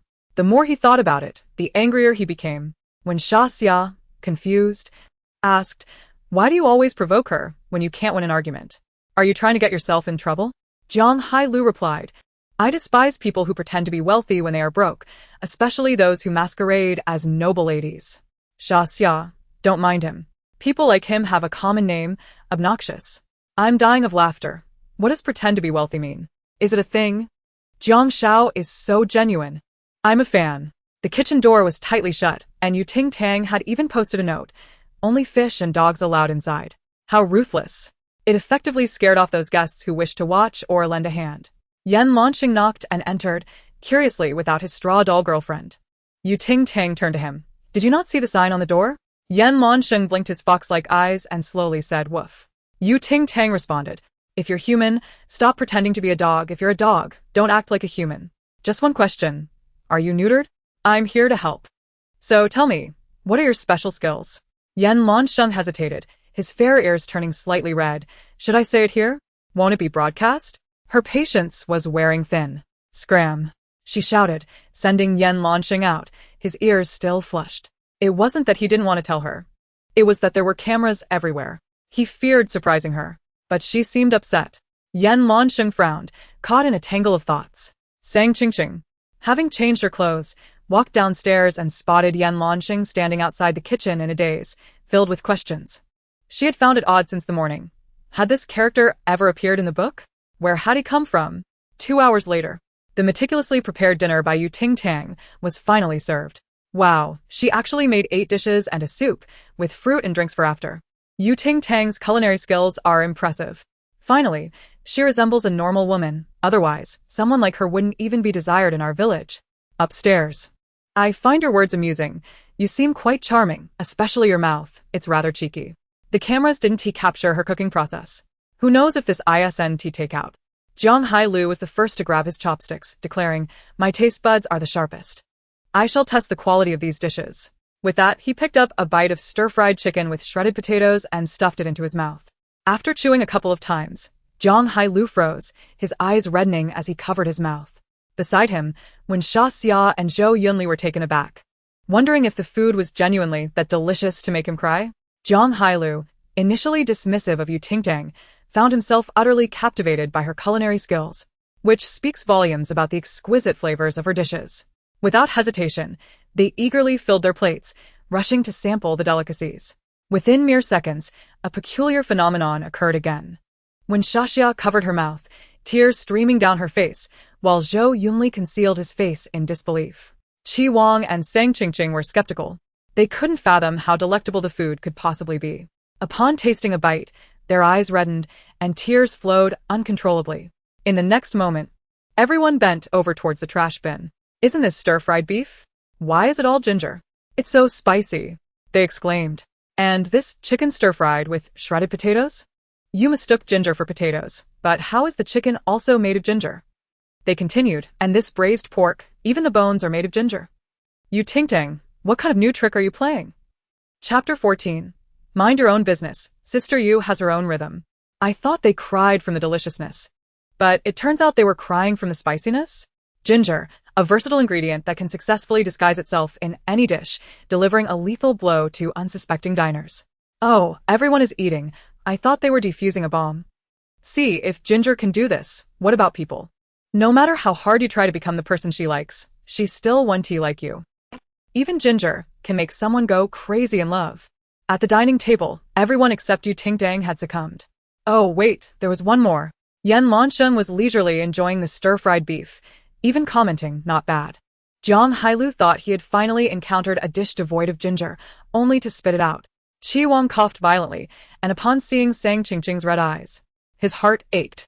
He poured her a bowl of millet porridge. "Qingqing, don't eat these dishes anymore. Sip some porridge to soothe yourself." Sang Qingqing looked at him gratefully, accepting the porridge but not drinking it immediately. Qi Wang took a couple of sips, then coughed and spat it out, nearly splattering Sang Qingqing. Fortunately, he turned away just in time. With a grim expression, Qi Wang exclaimed, "Even the millet porridge is made of ginger? Is this madness?" Zhou Yunli shuddered, cautiously pushing the dishes away and reaching for the fruit platter. He sniffed the aroma, relieved to find no hint of ginger. He speared a strawberry, eating it with ease. Ugh. When Xia, sitting beside him, trembled, "Is the strawberry made of ginger too? Is this even possible? What on earth had Ting Tang been doing in the kitchen for those 2 hours?" It is no exaggeration to say that every dish on the table was meticulously crafted by the master of ginger. Stir-fried chicken with shredded potatoes, braised pork ribs, tiger skin chicken feet, steamed Christian carp, and even the old hen soup. That old hen was also a fake. Even the fruit platter, strawberries, pineapples, star fruits, and bananas were all made of ginger, merely colored with fruit juice. One bite could send all the guests packing. Zhang Hailu suddenly realized, his face turning pale. "We aren't having just this for dinner, are we? I've been starving all day." Ting Tang sneered, "Eat if you want or starve outside." Zhang Hailu. Sang Qingqing frowned. "Ting Tang, I understand you might have grievances about cooking dinner alone, but everyone has had a long day. This isn't fair to us. Have you ever reflected on yourselves when you stole my harvester? Oh, now that the knife is at your own throats. You know to cry out? Sang Ching.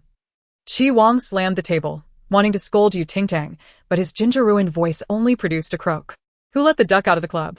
Chi Wang. Crazy. Sister Yu has gone completely mad. Wait. Didn't Ting Tang forget to eat dinner herself? Isn't this a case of hurting 1,000 enemies while losing 800? Dinner was a gloomy affair. In the end, only the drinks made by Ting Tang remained untouched.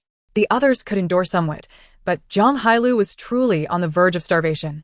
Surrounded by inedible dishes, he had no choice but to rise and head to the living room. There, he spotted a pile of snacks that Ting Tang had left on the coffee table. Ting Tang, recalling her own snacks, entered the living room and saw Zhang Hailu sneaking her snacks. What are you doing? Zhang Hailu halted his hand, then defiantly replied, just eating a few snacks. I've had the best of everything growing up. I wouldn't even look at your cheap snacks if I didn't want to give you face. After saying that, he popped a chocolate ball into his mouth. Ting Tang remained silent for a few seconds before laughing. That's the bag that old Li's grandson uses to collect bird droppings. Zhang Hailu froze mid-chew. Ting Tang gave him a thumbs up. You really have eaten everything. You have a good eye.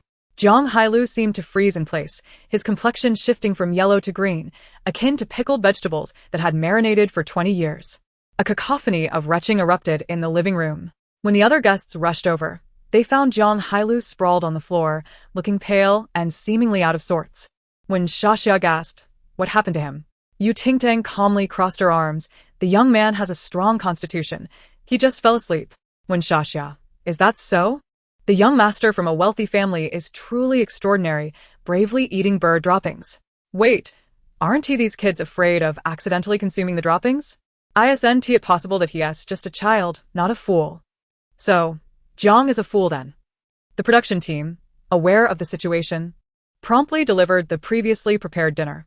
Apart from Zhang Hailu, who was still in a daze, the guests ate with little appetite.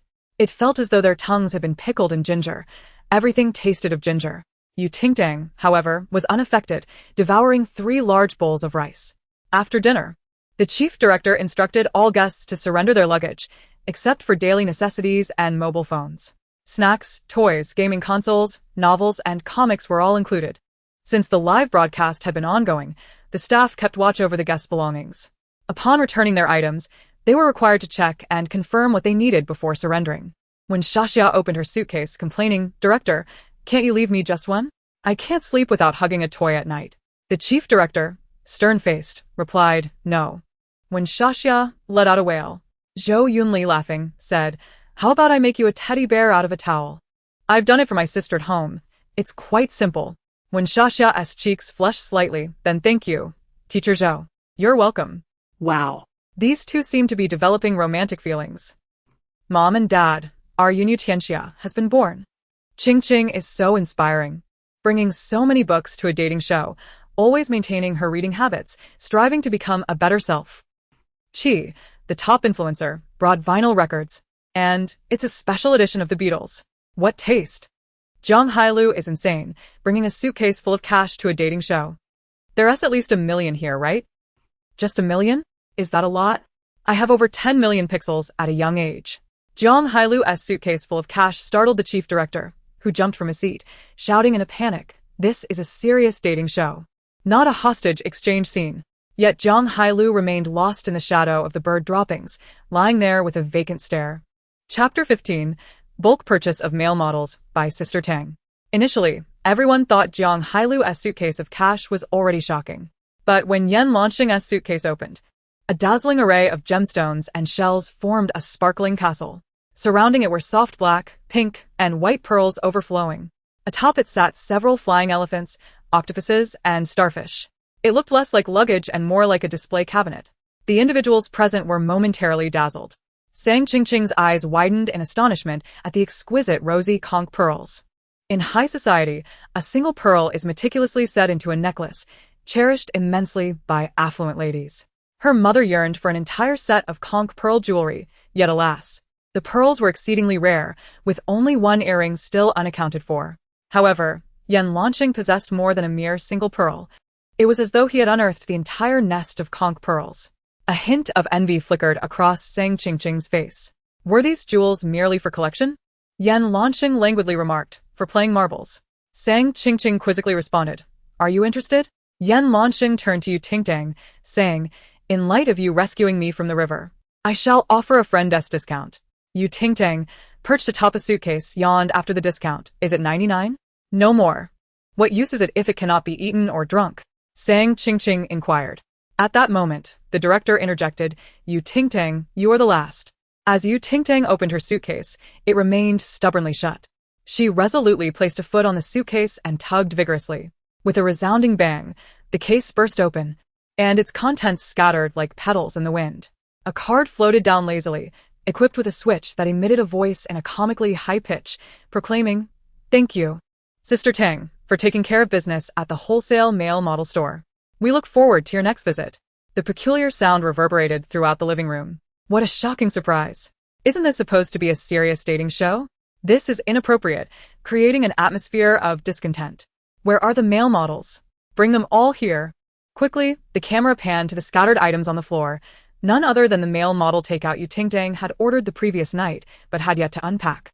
A plethora of models with chiseled abs and sculpted physiques, each posed differently, some with hands on hips, others delicately holding their skirts, and some striking poses reminiscent of ethereal beings in motion. The absurdity was overwhelming. Ting Tang stood in disbelief. What on earth are these supposed to be? Abdominal muscle male models? Even with all the discounts applied, the total should not have resulted in this. Negative review. Before, bring all the male models here. After, please take the horses away. I find it quite charming. Sister your peculiar taste genuinely concerns me about your mental state. I fear she may have already lost her mind. Ting Tang, dazed, crouched down to gather the absurd figures. One photographer could not suppress his laughter. Ha ha.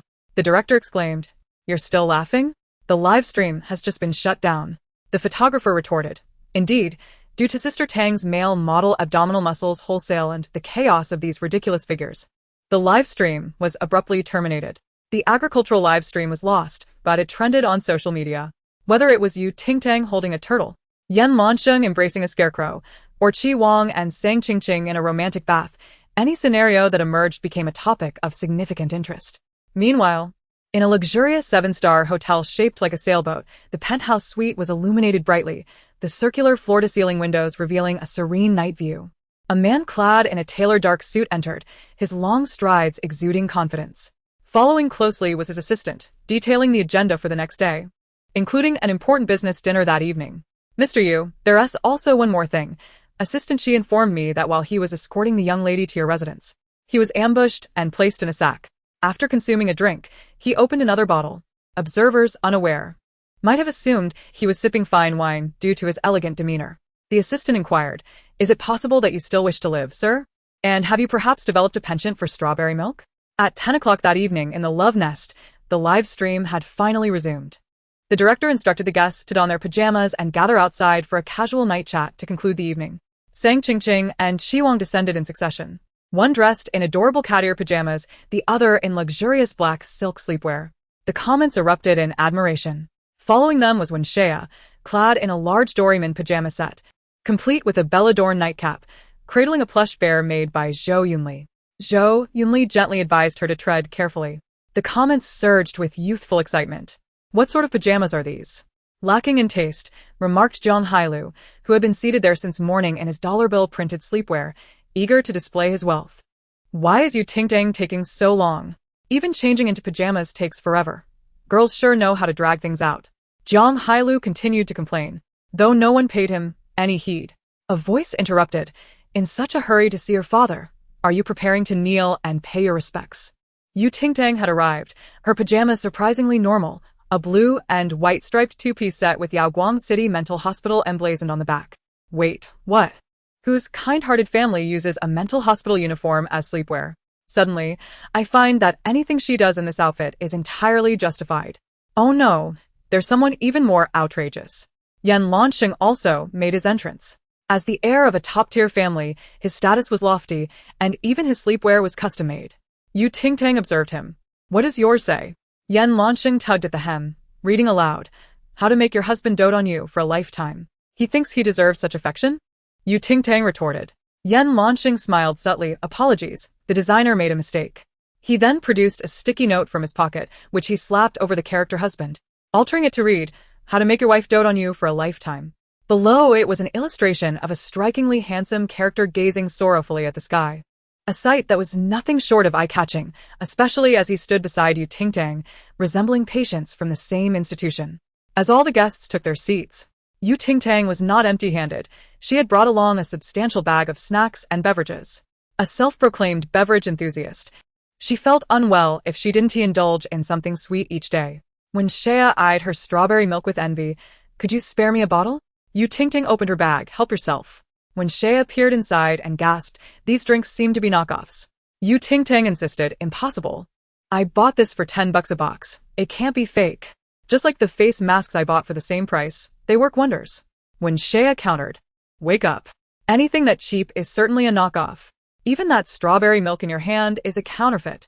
A viewer inquired about Chi Wong's preferences among the female guests present. This question ignited a frenzy. If Chi Wong admitted to having someone he liked, his fans would surely erupt in chaos. Chi Wong, with his charming smile and mature demeanor, responded, "Direct questions, huh? I appreciate some, but currently, I have no one I favor." Did you hear that? Our brother said he has no one he likes. Ting Tang was clearly just spouting nonsense. The girl who tried to win him over failed and resorted to rumors about him dating Princess Sang. How shameless. As Ting Tang tossed your brother into the river, it was hardly evident where the imbalance lay. Rather, it was your fanbase that persisted in their fervor. I extend my gratitude to the top-tier fans and the princess fans. I have become a devotee of Sister Yu. The barrage of comments was tumultuous. A voice interjected. "Ah, you don't like your girlfriend? What then do you discuss? Cotton candy?" It was Ting Tang who, after questioning Chi Wong, turned to Sang Qingqing and inquired, "Your boyfriend claims he merely admires you, but does not harbor feelings. What is your reaction to that?" At that moment, music resonated in the background. "Happy breakup. Wishing you well. You shall not find anyone better." Yan Lanxing stood by the speaker, raising an eyebrow with a light chuckle. His smile danced in his eyes, prompting Sang Qingqing's expression to freeze. Chi Wong clenched his teeth. Ting Tang, cease your nonsense. Qingqing and I are merely friends." The music seamlessly transitioned.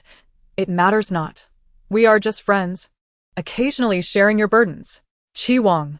Sang Qingqing took a deep breath and smiled, explaining, "Ting Tang, you cannot project your feelings for Teacher Chi onto us. Our relationship is not as you perceive it. Do not accuse me of lying. Life is already fraught with difficulty, and some truths should remain unspoken." As the song played, Sang Qingqing's carefully maintained smile vanished. Ting Tang tossed a bottle of 8 buds to Yan Lanxing as a token of gratitude, causing a clatter.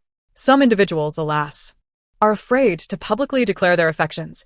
When asked, they simply assert friendship, leaving one bewildered as to what there is to discuss. Yan Lanxing affirmed, "If a man does not make his feelings known, it signifies either a lack of love or the existence of a backup." Ting Tang remarked, "He cannot even admit to liking you. End it." Yan Lanxing added, "He claims you are just friends. End it." Sang Qingqing's eyes visibly reddened. Chi Wong, anxious and eager to berate the two, found himself constrained by the live broadcast, forcing him to suppress his impulses. Impulsiveness is the devil. Are you two performing a comedic duet here? Why does Sang Qingqing appear as though she is about to weep, as if she is truly in a relationship? Please refrain from spreading rumors. We are clearly not involved. If you have the evidence, let Ting Tang present it. Regardless, I do not believe it. My brother has stated that if he were to date, he would not conceal it from us fans. Your brother is deceiving you. He is indeed in a relationship." As the inquiries commenced, hearts shattered across the room. The director hurriedly intervened. "The audience asks Ting Tang if she cannot afford a mirror. Does she truly believe someone like her deserves Chi, the top-tier star?" In the original narrative, it was during this line of questioning that Ting Tang's relationship with Chi Wong was publicly revealed. His fans hastily rushed from the city to Luoshui village, nearly tearing Ting Tang apart. After finishing a bottle of nutritional supplement, Ting Tang elegantly wiped her mouth, clearly stating her unworthiness. "I possess a sensitive nature, rife with suspicion, fluctuating moods, an appreciation for handsome men, and an inclination to strike out at those who displease me, never considering myself at fault. I am ill-suited for romance. I am destined to reign as an emperor. Thus, it follows that one who cannot even acknowledge a girlfriend publicly is worthy of my throne." She reclined in a rattan chair, chin held high, her visage boldly proclaiming her status as the sovereign. I find her reasoning quite compelling. The symptoms she described resonate with me. I ponder, perhaps I am a fragile emperor. Should Qi and Sang truly be involved? His reluctance to go public not only harms Sang but also the innocent Yu, lacking in accountability. Qi and Sang, the peach blossoms of our homeland have fallen. Qi Wang felt a weight lodged in his chest. That Yu Ting Tang refrained from uttering wild claims was a relief. Yet what nonsense was she spouting? He is unworthy of her? Absurd. Yan Lanxing clapped in agreement. Your Majesty speaks wisely. You are truly enlightened. Yu Ting Tang lifted her face, exclaiming, well said. I shall promptly summon Su Peixing to escort you to the palace. Thank you, Your Majesty. Qi Wang remarked. Both of you are utterly insane. Zhang Hailu had intended to interject with some witty retort, but upon observing Qi Wang's stormy demeanor, his instincts urged silence. Otherwise, he might find himself the jester. The director posed another question. The audience inquires, Yan Lanxing, is there a special reason for your attire? Have you secretly wed? Another explosive topic. Should a top-tier magnate be revealed to have wed in secret, the ramifications would be seismic. Yan Lanxing casually replied, indeed, to be candid, I have had a wife since childhood. He dramatically produced a straw doll from beneath his seat, gently caressing it. We have been together for 8 hours, 26 minutes, and 3 seconds. I adore her. Thank you, everyone. The director. The live chat. You're a CEO, not a lunatic. Tonight. The male guests will light candles before the female guests they admire, symbolizing their affections. When the female guest opens the door, will she find a sea of candlelight? Or will it be utterly dark? Such anticipation is indeed warranted. Who dares to set fire at my doorstep? A sudden clap of thunder erupted as Yu Ting Tang emerged from her room with a basin of water, swiftly dousing the flaming candles. The embers of romance were extinguished. Hearing the commotion, when Shixia rushed out, what has happened? A near-fire disaster. Yu Ting Tang, hands on her hips, declared, you should extinguish your candles too. Otherwise, they may ignite. Oh. When Shixia hurriedly blew out the candle, Ting Tang, you received 2 candles. Who could they be from? Yu Ting Tang's expression darkened. Let me not discover who it is. This is an act of murder. I am curious about which 2 brave souls gifted Sister Yu the candles. Do they not fear being tossed into the river? Qi. The top-tier star. Are you not polite? Chapter 17. Tilling the land, harvesting wheat, and capturing pigs. The production team initially aimed to create suspense by concealing the identities of the candle givers, prompting the female guests to guess. However, following a near disaster, it was imperative to reveal the culprits. The revelation was shocking. The individuals who gifted candles to Yu Ting Tang were none other than Zhang Hailu and Zhou Yunli. In the footage, Zhang Hailu was seen engraving words in a room. You are the emperor. I, Qi Wang, and the Jade Emperor. What skill is there in cursing others? If you have the guts, come and curse me daily. A cunning diversion. Zhang, who had been scolded by Yu Ting Tang, finally concocted such a clever scheme. Zhou Yunli's message read, you are a fascinating individual. I look forward to tomorrow. Zhang, you rascal. You have indeed put your mind to use. Qi, the top-tier star. Please. Heavens, discern loyalty from treachery. Zhou Yunli has gifted candles to all 3 female guests. Is he not closest to Shixia? It is merely the first day. Multiple options are entirely normal. Besides, they have yet to express mutual feelings. Qingqing is quite popular. 3 candles. I speculate 2 are from Qi, the top-tier star, and Zhou Yunli. The last must certainly be from Yan Lanxing. Qi Wang, Zhou Yunli, and Zhang Hailu passed by Sang Qingqing's door one after the other. Yet Yan Lanxing did not emerge at all. He did not even leave his room. The princess fans fell silent for a moment before decisively claiming respect. Setting aside Yan Lanxing, the princess still has 3 votes. Let us examine what was inscribed on the candles. Qi Wang, the birds of the wilderness have found their sky within your eyes. I hope today's surprise does not trouble you. Have sweet dreams. Zhou Yunli, thank you for your handkerchief. May we get along well in the future. Zhang Hailu, the perfume you wore today is overly pungent. It is unpleasant. I shall overlook it this time, but do not wear it again. Upon reading this, Sang Qingqing mused, I am dying of laughter. What fragrance did I wear that even Zhang found it intolerable? The first 2 male guests were gentle and considerate, exhibiting gentlemanly decorum. The latter, however, is quite the character. Oh no. Does our Shixia only receive 1 candle? She must step up her game. Yan Lanxing has yet to present his candle. Where is he? And so it went. Finally. The charred floor at Ting Tang's door would be jointly repaired by Jiang Hailu and Zhou Yunli. As Ting Tang tucked herself under the covers, a sudden knock echoed at her door. When Shaxia's voice came through, Ting Tang, are you asleep? I am a bit scared. May I sleep with you tonight? Ting Tang opened the door to let her in. When Xia was still holding the towel bear made by Zhou Yunli, look, isn't it adorable? She asked. Do you like Zhou Yunli? Ting Tang inquired. When Xia's face flushed instantly. Huh? What did you say? Do you like Zhou Yunli? Ting Tang pressed on with her playful curiosity, causing when Xia to lower her head, too shy to respond. Ting Tang glanced at the towel bear and began folding the blankets. Before long, a giant teddy bear took shape, and she secured it with a strap. Here you go, Ting Tang said, pushing the blanket bear toward Wen Xia. With her mouth agape, Wen Xia exclaimed, Tang Tang, you're amazing. She hugged the blanket bear tightly. It's so big and soft, so comfortable to hold. Then don't like Zhou Yunli anymore. Why not? Liking one man can bring you trouble. Ting Tang lay back on the bed, her hands resting on her chest, eyes closed in reverence. Liking 2 men can hurt you, but liking 3, 4, or 5 men, that can be exhilarating. Do you understand? When Xia's face was flushed with embarrassment. Master, I've realized. From tomorrow onwards, I will like 10. Don't be foolish. You speak as if you could actually engage in such matters. Who saw how Ting Tang folded the blanket bear? Please share the tutorial. I figured it out. She first did this, then that, and finally, it was completed. Are you trying to annoy me? The following morning, at 6 o'clock sharp, the love cabin's alarm rang with an invigorating wake-up call. I want to live life to the fullest. Just like soaring through the vast sky. Just like traversing the boundless wilderness. Possessing the strength to break free from everything. The guests still in bed were startled awake, their eyelids barely opened, yet they instinctively folded their blankets into neat squares. Wait a moment. Haven't they graduated already? Who set off this dreadful alarm? What on earth is happening this early in the morning? Amidst the raucous ringing, the guests had no choice but to get up, wash up, and head downstairs for breakfast. But who was going to make breakfast? Everyone instinctively glanced at Ting Tang, who was carrying the old tortoise downstairs. With a slight smile, she thought, shall I showcase another skill? Please don't.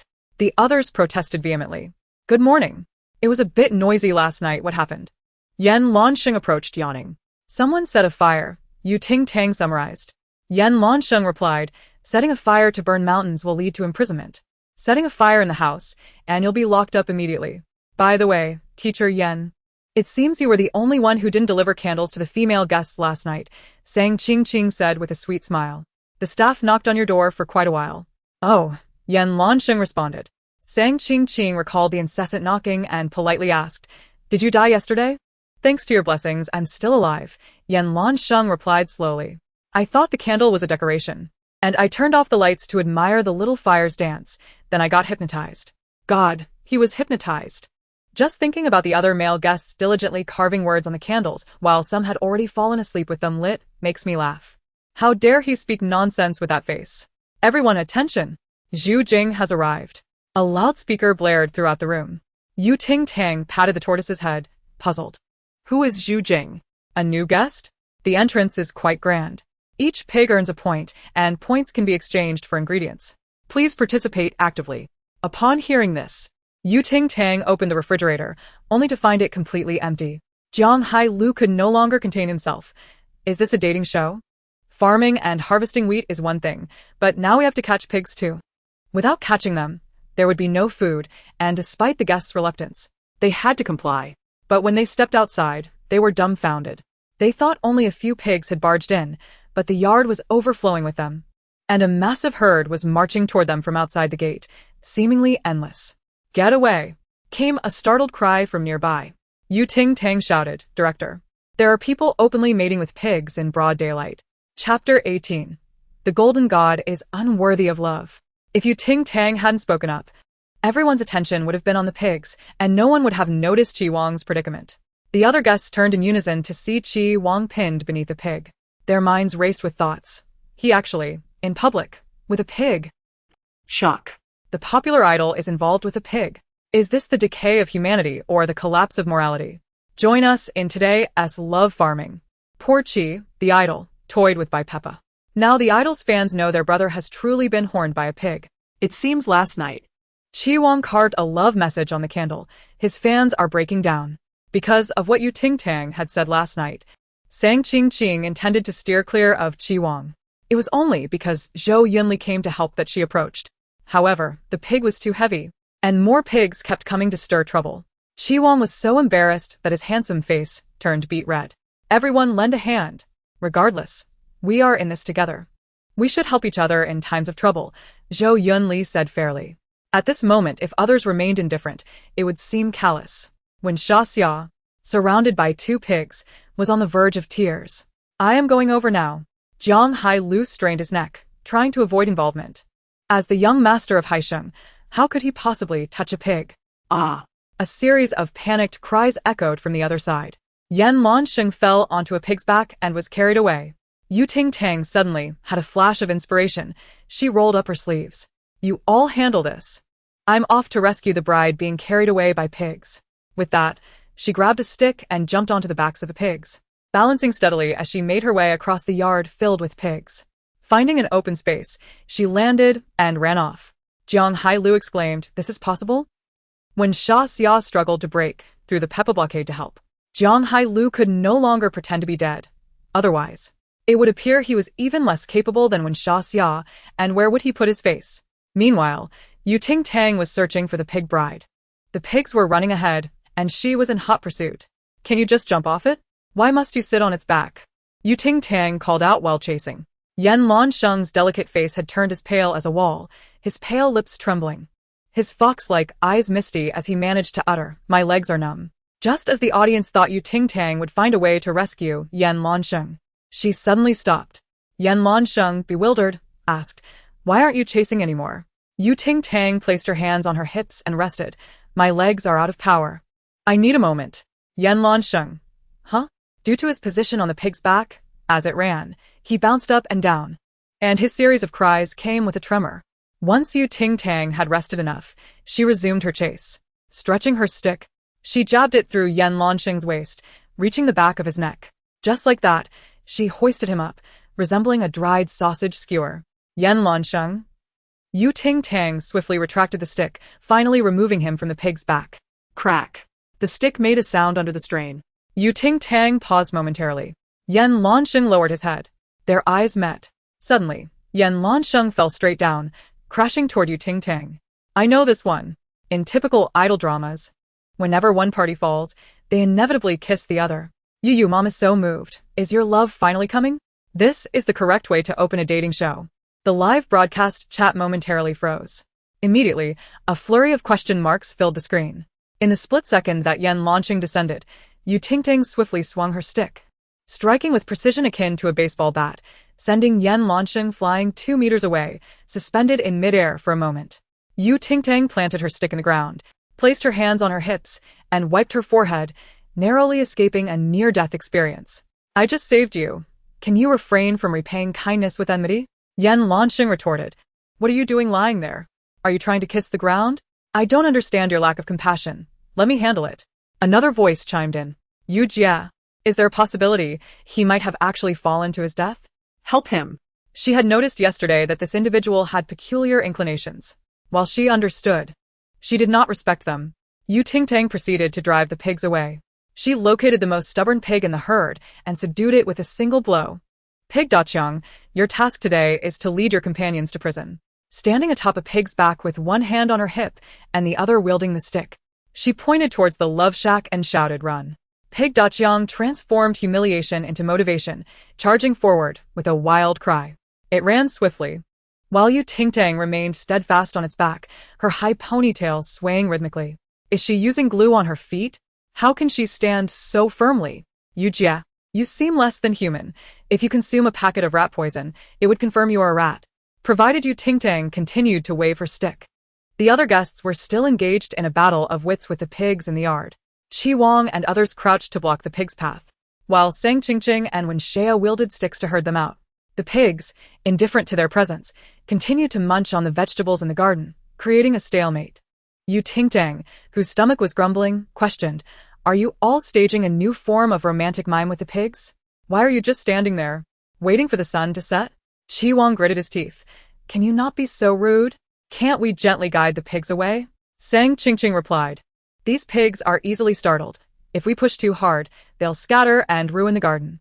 Zhang Hailu, feeling exasperated, retorted, You make it sound easy. Do you think they will just obey when told to leave?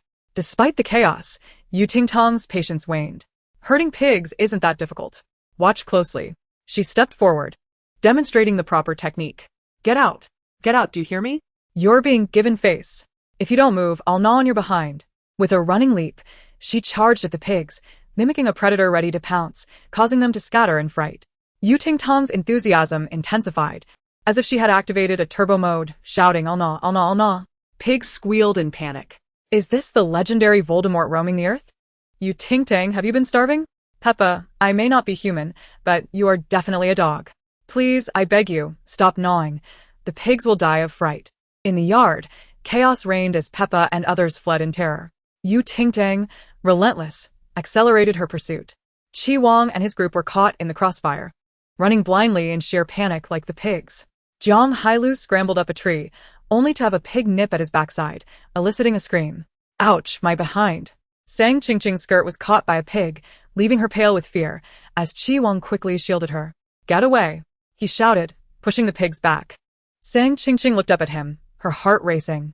The production team, momentarily stunned, forgot to react until a staff member shouted, Director Wang, Ting Tang has driven all the pigs over here. The chief director exclaimed, Ah, Ting Tang, hurry and get them away.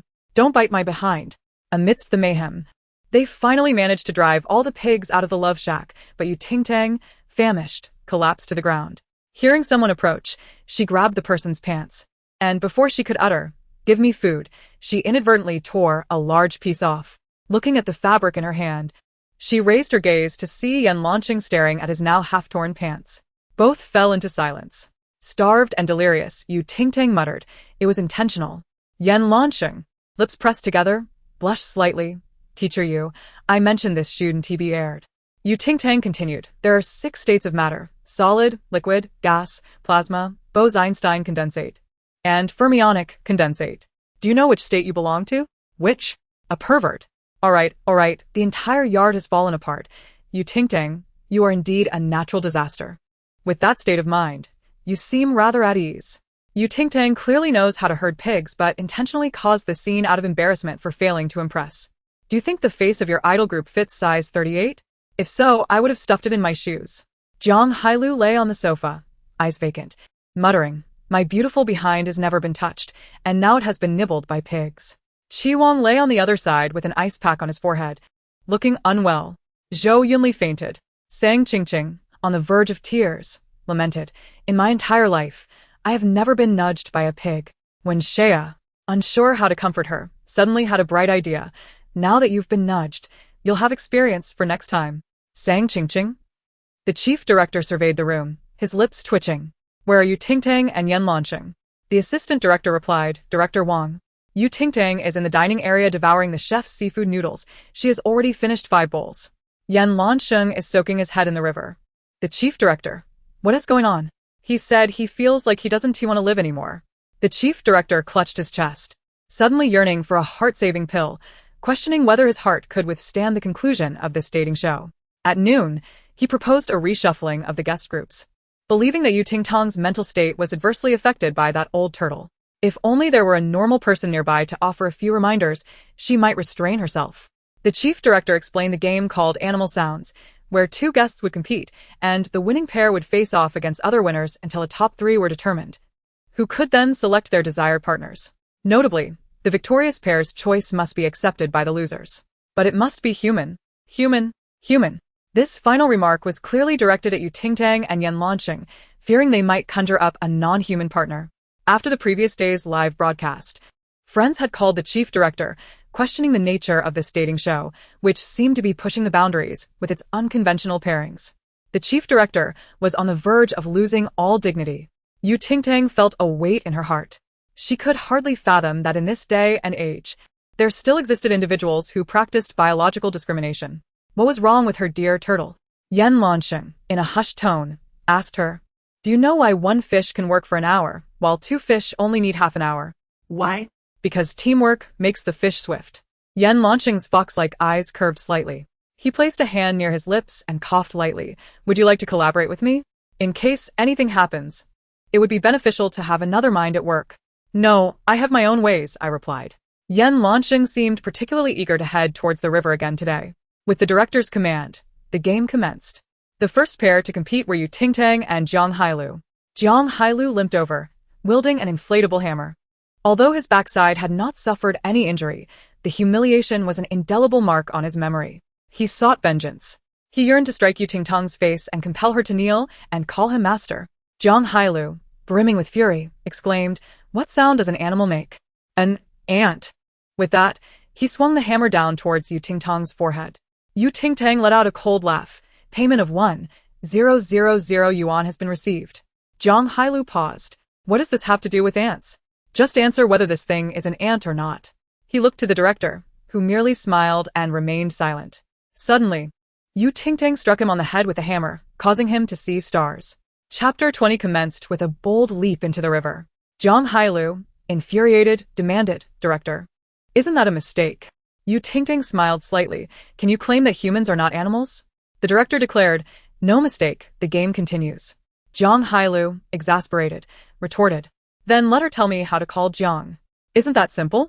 Ting Tang replied, altering her voice to a deep tone, this young master, have eaten nothing but the finest delicacies. Bird droppings." Laughter erupted as Jie grinned widely, thinking of a leap off a building. Is it even permissible to play the game this way? Of course. I played it like that with friends just yesterday, and the experience was delightful. Just the hospital signal is rather poor.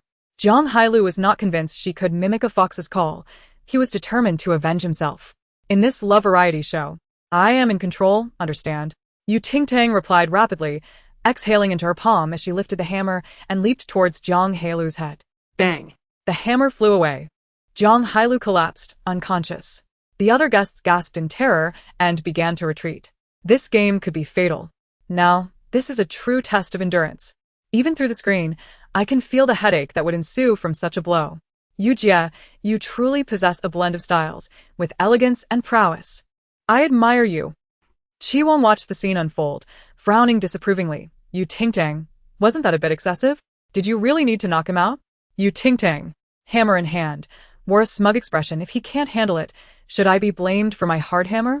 Qi Wong was taken aback, not fully grasping her meaning. And his face turned pale as he realized. Sang Qingqing smiled gently. Ting Tang, Teacher Qi is merely concerned that you might face backlash from netizens. Your temperament can be a bit fiery, which may offend others. It would be wise to apologize to Jiang Xiao later. Is someone dead beside you? Come to me and throw a tantrum? Am I your father or grandfather to warrant such concern? Both were momentarily silenced. Was her tongue sharpened with venom, capable of such relentless chatter? The first round concluded with Ting Tang emerging victorious. Next, Qi Wong and Yan Lanqing prepared to compete. With Ting Tang's earlier antics setting a precedent, it was clear this game would not proceed normally. Qi Wong declared, "What sound does an animal make?" "A scorpion." Ting Tang burst into laughter. Quack, quack, quack, quack. Yan Lanqing swung the hammer down onto Qi Wong's head, causing a ringing sensation in his ears. Gritting his teeth, Qi Wong thought, isn't Yan Lanqing's competitive spirit a bit too intense? Must he hit so hard? Yan Lanqing shook the hammer and continued, "What sound does an animal make?" "A dragonfly." Qi Wong responded incredulously, "But dragonflies don't speak." "Who says?" Yan Lanqing retorted, "Dragonflies can say 3 things. First, they never act impulsively. Second, they never overlook any wrongdoing. Third." Before he could finish his thought, the hammer unexpectedly struck again. Qi Wong swayed, but managed to regain his balance, his handsome face turning pale as he angrily shouted, "What sound does a dog make?" Unable to best Yan Lanqing, he was determined to annoy him instead. Unexpectedly, Yan Lanqing replied, "Are you there? What are you doing? Are you sleeping? Did you eat? Here's some takeout for you. Don't stay up too late, sleep early, and I'll buy breakfast for you and your boyfriend tomorrow. Good night." As the last word fell, the hammer descended upon Qi Wong's head like Thor's hammer. He nearly spat out a mouthful of blood. "Teacher Qi, are you alright?" Sang Qingqing asked, her eyes filled with concern. She then turned to Yan Lanqing. "Teacher Yan, it's just a game. The most important thing is to have fun. Are you being too serious?" Yan Lanqing hesitated before dramatically clutching his chest. Is that so? Have I been too serious? Very well, it is all my fault. I apologize to everyone and to the world. I shall take my leave. After uttering those words, he cast aside the hammer and sprinted toward the river, plunging into the water with a splash. Everyone on the shore gasped in shock. Is he really jumping into the river? Oh no, my beautiful Yen. I'll watch a 30-second ad to revive you. Is Sang Qingqing being a bit too dramatic? Before Qi Wang could respond, she was already expressing concern for Yen. If Qi Wang can't handle it, who can he blame? Why should others accommodate him while playing a game? Why hadn't I noticed Sang Qingqing was so dramatic before? Qi Sang is indeed a couple, without a doubt. Initially, only a few speculated about Qi Wang and Sang Qingqing's relationship. After all, there was no concrete evidence, and mere teasing sufficed. However, Yen Lanqing's leap amplified the suspicion surrounding their connection. Fans of both sides fell silent, and those deeply invested in Qi Wang were hesitant to voice their opinions. Fans are not foolish. They understood the nuances better than anyone but simply did not want to accept it. The production team frantically rushed to retrieve him from the water. Soon, a staff member emerged, exclaiming loudly, "Director, Teacher Yen claims he has suffered a serious emotional blow and refuses to come out of the river." The director was taken aback. Oh heavens! Sang Qingqing was bewildered, unable to comprehend how things escalated so quickly. How could someone go to such extremes, jumping into the river at the slightest disagreement? The director urged her, saying, "You must apologize to Teacher Yen quickly, otherwise, someone may lose their life." Sang Qingqing's eyes reddened, her emotions difficult to conceal. What had she said that was wrong? Qi Wang stepped forward to intervene. "Director, this cannot be blamed on Qingqing." But Teacher Yen jumped into the river because of what she said. The director was on the verge of losing his mind. "Do you wish to bear the weight of a life on your conscience?" Qi Wang remained silent. Sang Qingqing, under pressure, approached the riverbank to apologize to the submerged Yen Lanqing. "Teacher Yen, I was wrong. I feared a repeat of Jiang Xiao's fainting incident, which could lead to safety issues and tarnish your reputation, delaying our filming progress. I should have considered your sensitive feelings. I sincerely apologize. Please forgive me." Her eloquence deftly shifted the weight of responsibility from her shoulders, and her tearful expression tugged at the hearts of her fans. Ting Tang scoffed. "You might as well jump in too, and treat the whole village to premium Longjing tea." Sang Qingqing was momentarily speechless. At that moment, the staff shouted, "Director, Teacher Yen is even angrier now. He is nearly sinking to the riverbed." The director exclaimed. Now, Sang Qingqing dared not hide her sharp tongue, bowing repeatedly towards the water in apology, fearing that if he perished within, her reputation would be utterly ruined. Yet, Yen Lanqing remained stubbornly submerged. Chapter 21. Truly, there isn't a single grain of stone here. This is the first time I've seen a living time bomb. Yen Lanqing and Ting Tang must have emerged from the same mental institution. Their conditions are remarkably similar. Could he be deliberately staying underwater, just to linger a little longer? I have always felt that there is something peculiar about Sang Qingqing, a dissonance between her words and her heart. Our princess has already apologized. Is that not sufficient? What more do you desire? The chief director, nearly bald from stress, suddenly spotted Ting Tang, who was nearby, observing the spectacle. A light bulb went off in his mind. He recalled that Ting Tang had saved Yen Lanqing from a dire predicament. With this thought, the chief director swiftly slid over and clutched Ting Tang's ankle, exclaiming, "Teacher you are the only one who can save Teacher Yen now. Please, I implore you." Ting Tang responded with confusion, attempting to free her leg, but to her surprise, the director's grip was quite strong. "Director Wang," she said with a smile, "you don't think I have forgotten how you refused to let me exchange ingredients this morning, do you?" The director retorted, "You certainly bear a grudge. It's all a misunderstanding. Whatever you desire, as long as it's within my power, I will grant it." Ting Tang stroked her chin, then returned the strawberry milk you confiscated yesterday. "No more than 2 bottles." She began to drag him away. The director, in a panic, shouted, all right.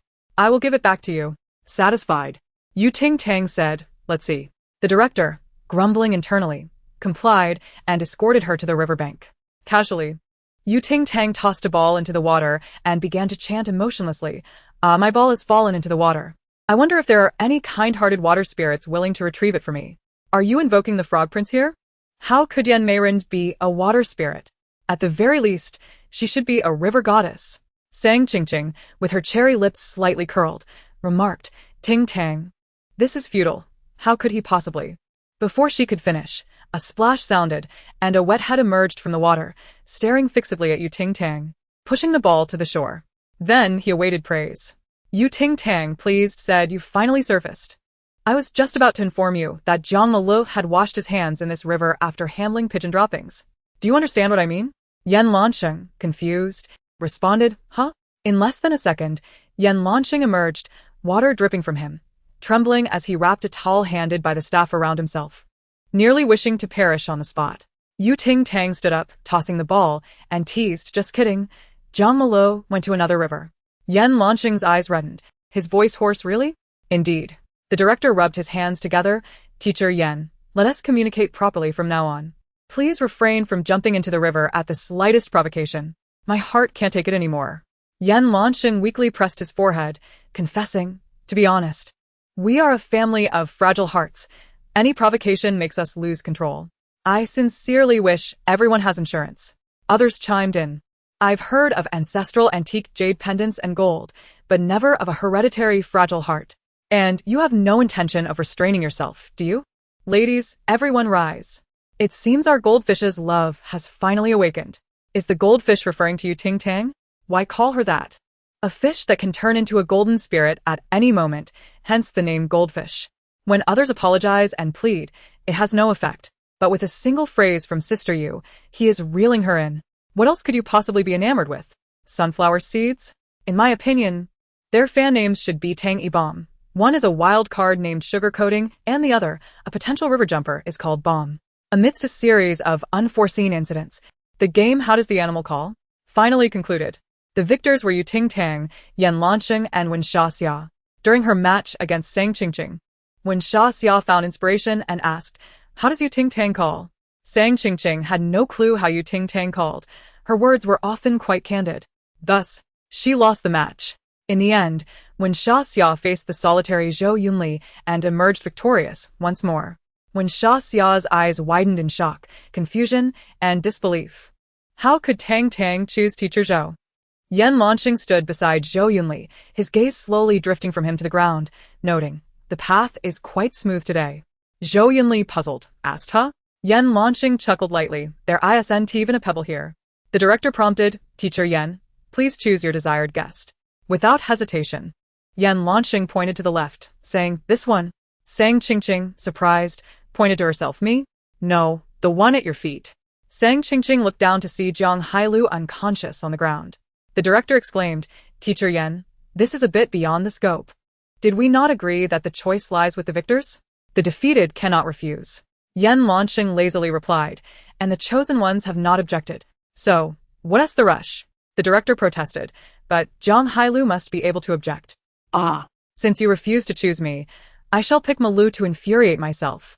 "Tangy Bomb is a bit sweet, sisters. Must you call it Tangy Bomb? Wound drowning fish and falling swallows be better? Isn't your fandom a bit too self-absorbed? Where has Yan Lansheng shown any signs of affection towards your main character? Even matchmaking has its limits." indeed. Saying Yan Lansheng prefers our Qingqing is far more realistic than him liking Ting Tang. He obviously has high standards. When Xia was inspired once more and loudly declared, "Then I choose her." Sang Qingqing, bewildered, and the solitary Qi Wang, confused, questioned whether the game was directed at them. The director announced, "Now, please proceed to the water field for the second round of the romantic date task. My young master will harvest rice. The top two will receive a camelot dinner, while others will only receive a minimal white meal. Please hurry." Zhou Yunli looked at Ting Tang, trying to lighten the atmosphere. "This task should be quite challenging. But don't worry, I'll do my best to assist you." Ting Tang replied, "Big brother, it sounds as if the task is solely my responsibility. And you're here to help me? Just don't drag me down." Zhou Yunli cleared his throat and chuckled awkwardly. "You're the most genuine girl I've ever met. You have quite the personality. You probably don't often act coy, do you? I can urinate. Is that impressive?" Ting Tang gave herself a thumbs up. Chapter 22. Malo, I am very disappointed in you. The conversation had thoroughly reached an impasse. "Ha ha ha, fish fans, come and see. This is your main character's love awakening. She has entered a state of love slumber. Ha ha ha ha. But what about Xia? Ting Tang clearly knows one likes Zhou, yet she deliberately chose him. What a despicable act of stealing a friend's crush.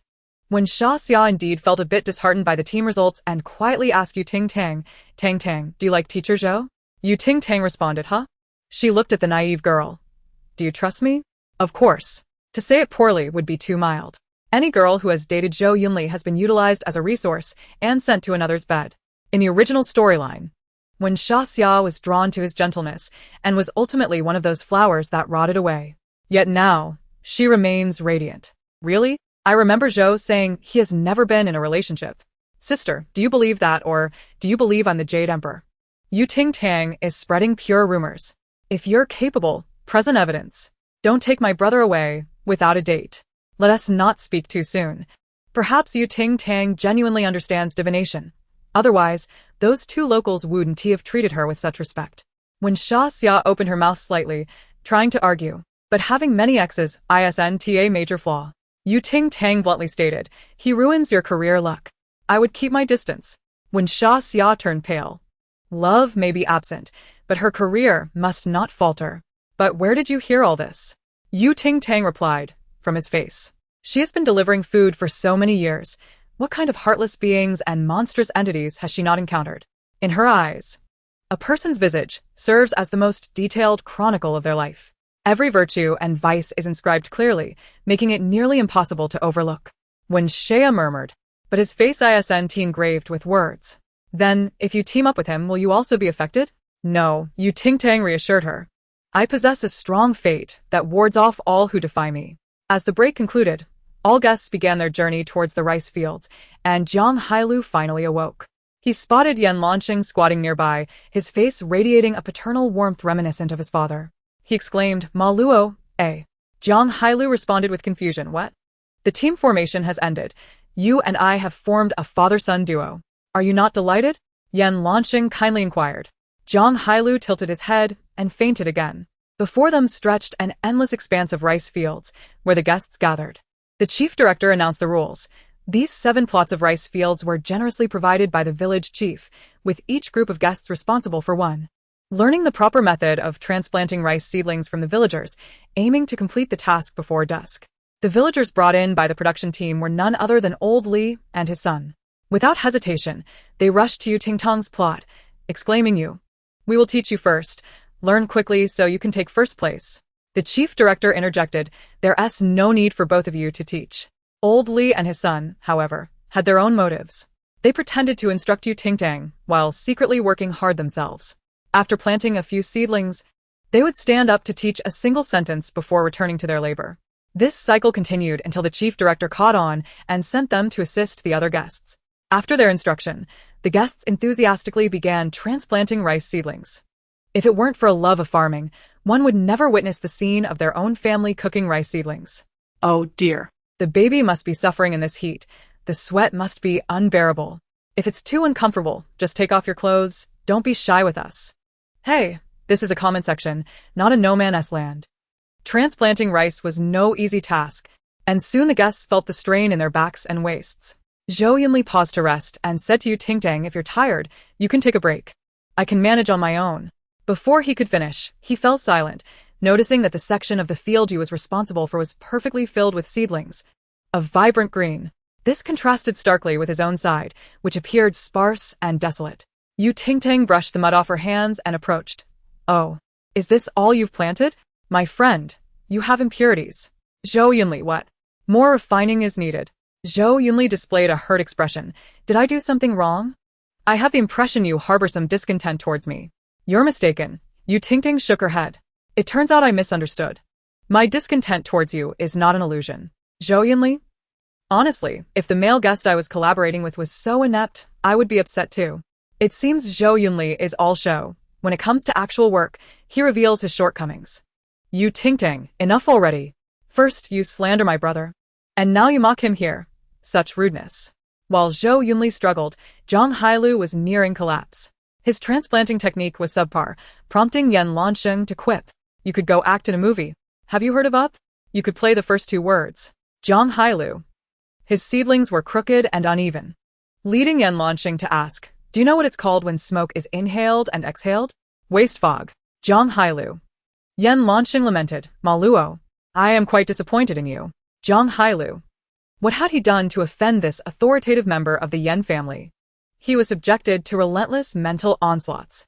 Ma Luo felt anger, confusion, and a suppressed rage. Meanwhile, the atmosphere was jovial. While when Xia and Sang Qingqing exchanged, not a single word. Shi Wang squatted alone at the edge, watching couples around him, questioning his existence. For reasons unknown. He felt that the atmosphere of this dating show should not be like this. Could it be that Ting Tang was going mad? Did she not want to see him paired with Qingqing, deliberately creating such a situation? She must still harbor some delusions about him. Shi Wang's expression soured. This rice transplanting task was without doubt, as Ting Tang's group secured first place. Sang Qingqing initially contemplated using her privilege to alter the outcome in their favor. But with a significant portion of their field incomplete, it was too evident. Moreover, the chance to alter results was too precious to squander on trivial matters. It should be reserved for significant plot developments. Chapter 23. They are indeed Sang Qingqing's biological kin. Other guests need not lose heart, although the white cuisine was unpalatable. At least it was difficult to consume. Other guests, would you like this misfortune? The remnants of the fluorescent facial mask were nearly gone. A quick rub and wash left her face pristine. Ting shook off the water on her face, her bangs dampened, the water trickling down to her slightly rounded, peach blossom eyes. She rubbed her nose uncomfortably, her petal-like lips naturally curled upward, accentuating the two dimples on her cheeks. Ting touched the scab on her forehead and looked into the mirror, her expression suddenly serious. This face truly resembled a piggy bank. Who are you, beauty? Logically, peach blossom eyes should not, at least, be found on the face of a silly girl. It's all the damned green mask that sealed my wife's beauty. Dear, listen to me. Throw them all away. Stop it right now. With a decisive slap, Ting Tang applied a mask to her face. Still the familiar green laser. The comments flooded in. Undeterred, she got up to search for the same product. They were determined to test the efficacy of this mask. She would use it until her face glowed. This was a wave of reverse promotion. In the Black Swan Villa, Butler Bay entered carrying a delivery, a stack of boxes obscuring his view. The living room was filled with Uchijo's delivery packages, leaving no space to step. Third young master. Why have you suddenly taken up online shopping? Butler Bay pondered. I'm recuperating. Idleness breeds boredom, Uchijo replied. Tearing open a package to reveal a new set of pajamas, a blue-striped ensemble with Yaoguang City Mental Hospital exclusive written on the back.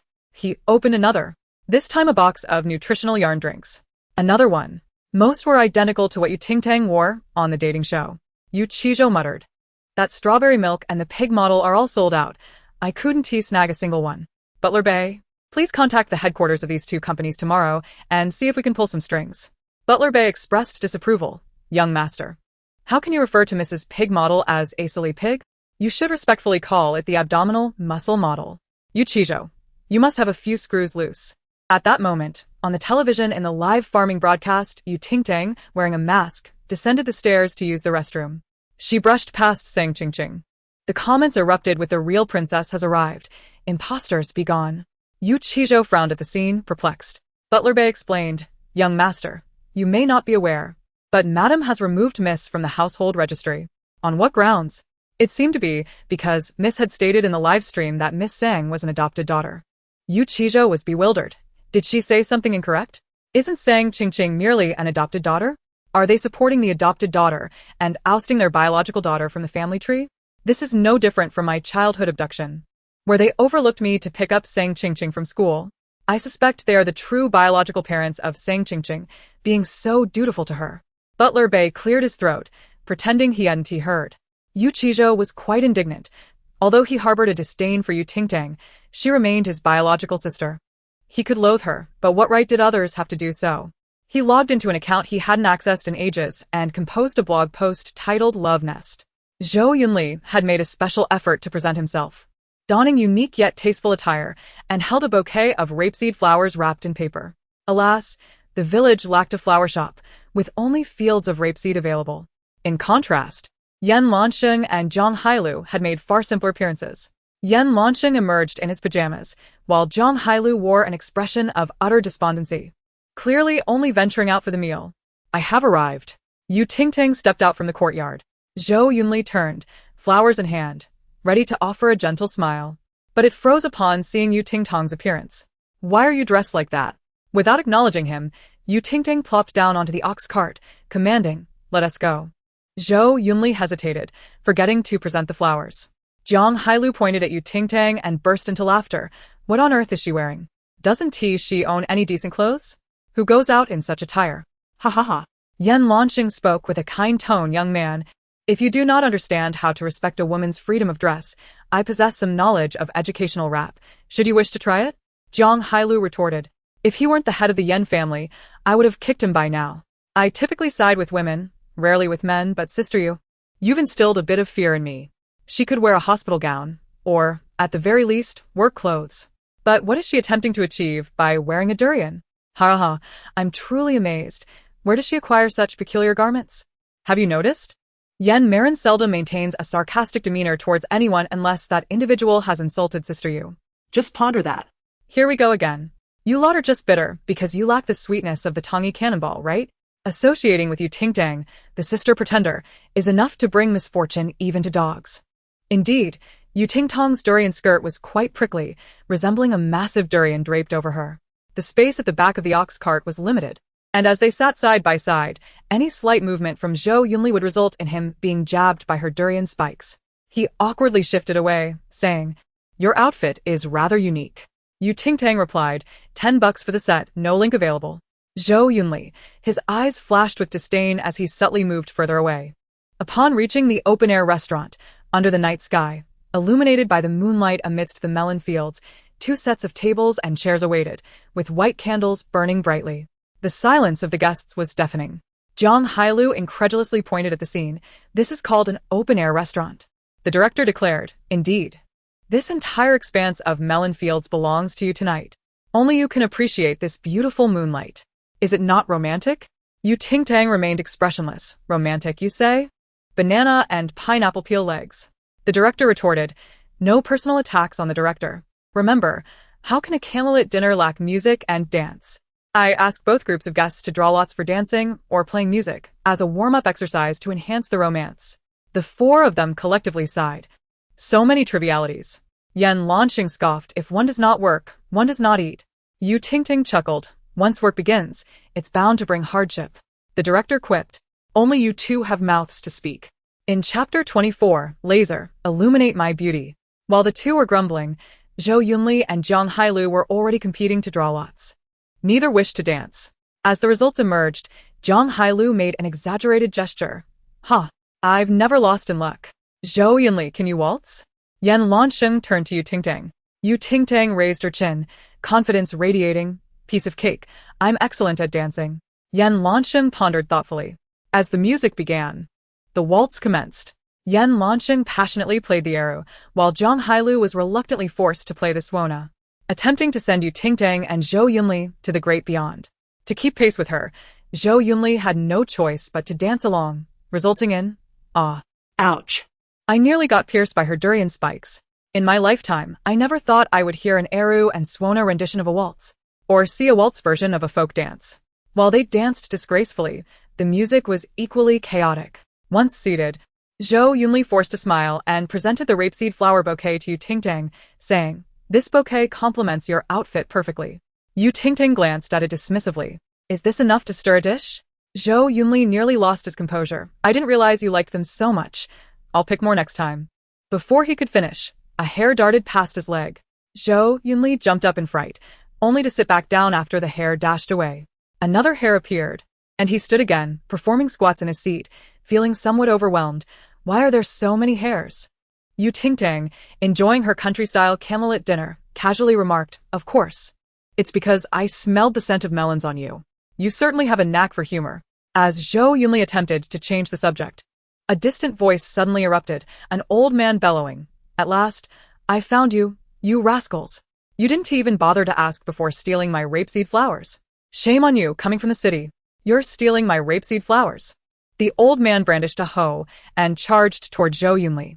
Startled, Zhou Yunli bolted. Ting Tang exclaimed gleefully, "Teacher Zhou, this is your fault. Why are you stealing someone else's flowers?" She returned the bouquet to the old man. "Sir, don't let him off the hook.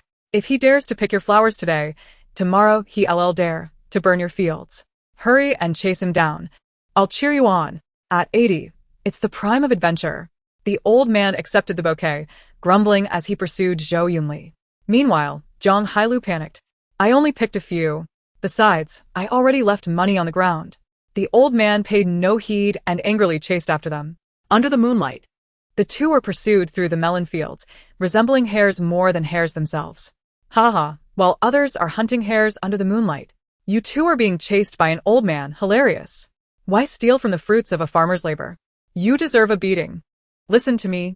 Your primary tasks now are to find cabbage and vermicelli. Ultimately, only you Ting Tang and Yan Lansheng enjoyed a hearty meal from the candlelit dinner, while Zhou Yunli and Zhang Hailu were left with a caloric deficit. You Ting Tang reached for a melon, asking Yan Lansheng, want some? I just picked it. It's thin-skinned and juicy. Yan Lansheng blinked. Did you pay for it? If no one notices, it's a $0 purchase. And if we get caught, then we'll have to face them with a hoe. You Ting Tang replied nonchalantly. Yan Lansheng skeptically suspected she wanted to drag him down with her. Sharing the spoils was less risky than acting alone. He decisively extended his hand. Let me cut it open. No need. You Ting Tang swiftly sliced the melon in half, handing him the smaller half. As they walked deeper into the village, the path grew darker. Yan Lansheng, tense, followed closely behind Yu Ting Tang. Feeling the weight of the watermelon in his arms and attempting to strike up a conversation, do you know what materials I used to mend the sky? Stubborn melons. Yu Ting Tang, glancing at her phone, replied, please don't tell me it's because of stubborn melons that she repaired the sky. Yan Lansheng, indeed. Let me tell you another joke. One day, a little tomato asked a big tomato, Mom, are we fruits or vegetables? Can you guess how the big tomato responded? What did it say? The big tomato replied, goodness, the tomato can talk. Yu Ting Tang was left speechless by the joke, taking a while to recover before hearing a low, trembling voice from behind. I'm a bit afraid of the dark. Can I lean closer to you? Yu Ting Tang responded, if you're afraid of the dark, why didn't you say so earlier? Yan Lansheng's fox-like eyes gleamed as she took a couple of steps towards her. Suddenly, Yu Ting Tang turned her face and asked, do you think I'm bright? Are you afraid of the dark? Yan Lansheng was taken aback by her intensified luminescent visage, which she had applied all over her face, resembling a glowing laser mask in the night, illuminating Yan Lansheng's view. Bright. She had never seen anything so radiant in her life. A mere 10 yuan, truly worth it. She felt a surge of delight within her. Staring blankly at Yu Ting Tang's glowing face, she realized that this was a special mask she had applied to help illuminate her surroundings. How kind of her. Yan Lansheng felt her ears warm slightly and turned her head awkwardly, saying, thank you for your trouble. Yu Ting Tang replied, what trouble? What thank you? Oh no. I am enamored with this face mask. When faced with a handsome guy and expressing fear of the dark, a normal person would say, shall I hold your hand? Don't be afraid, I'm here. But Jinyu would say, I don't need a light bulb. I can shine on my own. Laser, illuminate my beauty. Ha ha ha.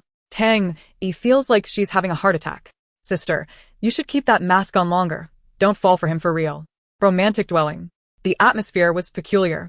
Zhou Yunli, always smiling, now wore a gloomy expression, appearing quite neurotic. Zhang Hailu was even more off-kilter as he entered with an exaggerated dance, fingers delicately poised, as if performing a ballet. Chapter 25. I am the most beautiful flower in Sheep Village. Zhang Hailu raised his hands high above his head, his stiff waist twisting as he spun in circles for 3.5 turns. Haha. Who brought me to your side? Zhang Hailu sang and danced, at times lifting his arm to his chin, at times thrusting his posterior, exuding an unexpected charm. A mutated gorilla seaweed hybrid? Malo, are you being kidnapped? If so, blink once. Indeed, the times have progressed. We can now witness the young master of a wealthy family live streaming his dance. Help! Who poured chilly water into my eyes? The people in the living room fell silent. When Shea could hardly believe her eyes, Zhang Xiao, are you feeling unwell? Zhang Hailu immediately rolled his eyes and pouted, stamping his foot delicately. Silence. Do not address me as Zhang Xiao, with such a crude name. Call me beautiful sheep. Others. Zhou Yunli, seated, suddenly flipped the table. I have told you I am busy with work and cannot accompany you. Can you stop throwing tantrums and making things difficult for me? After which, he softened his tone.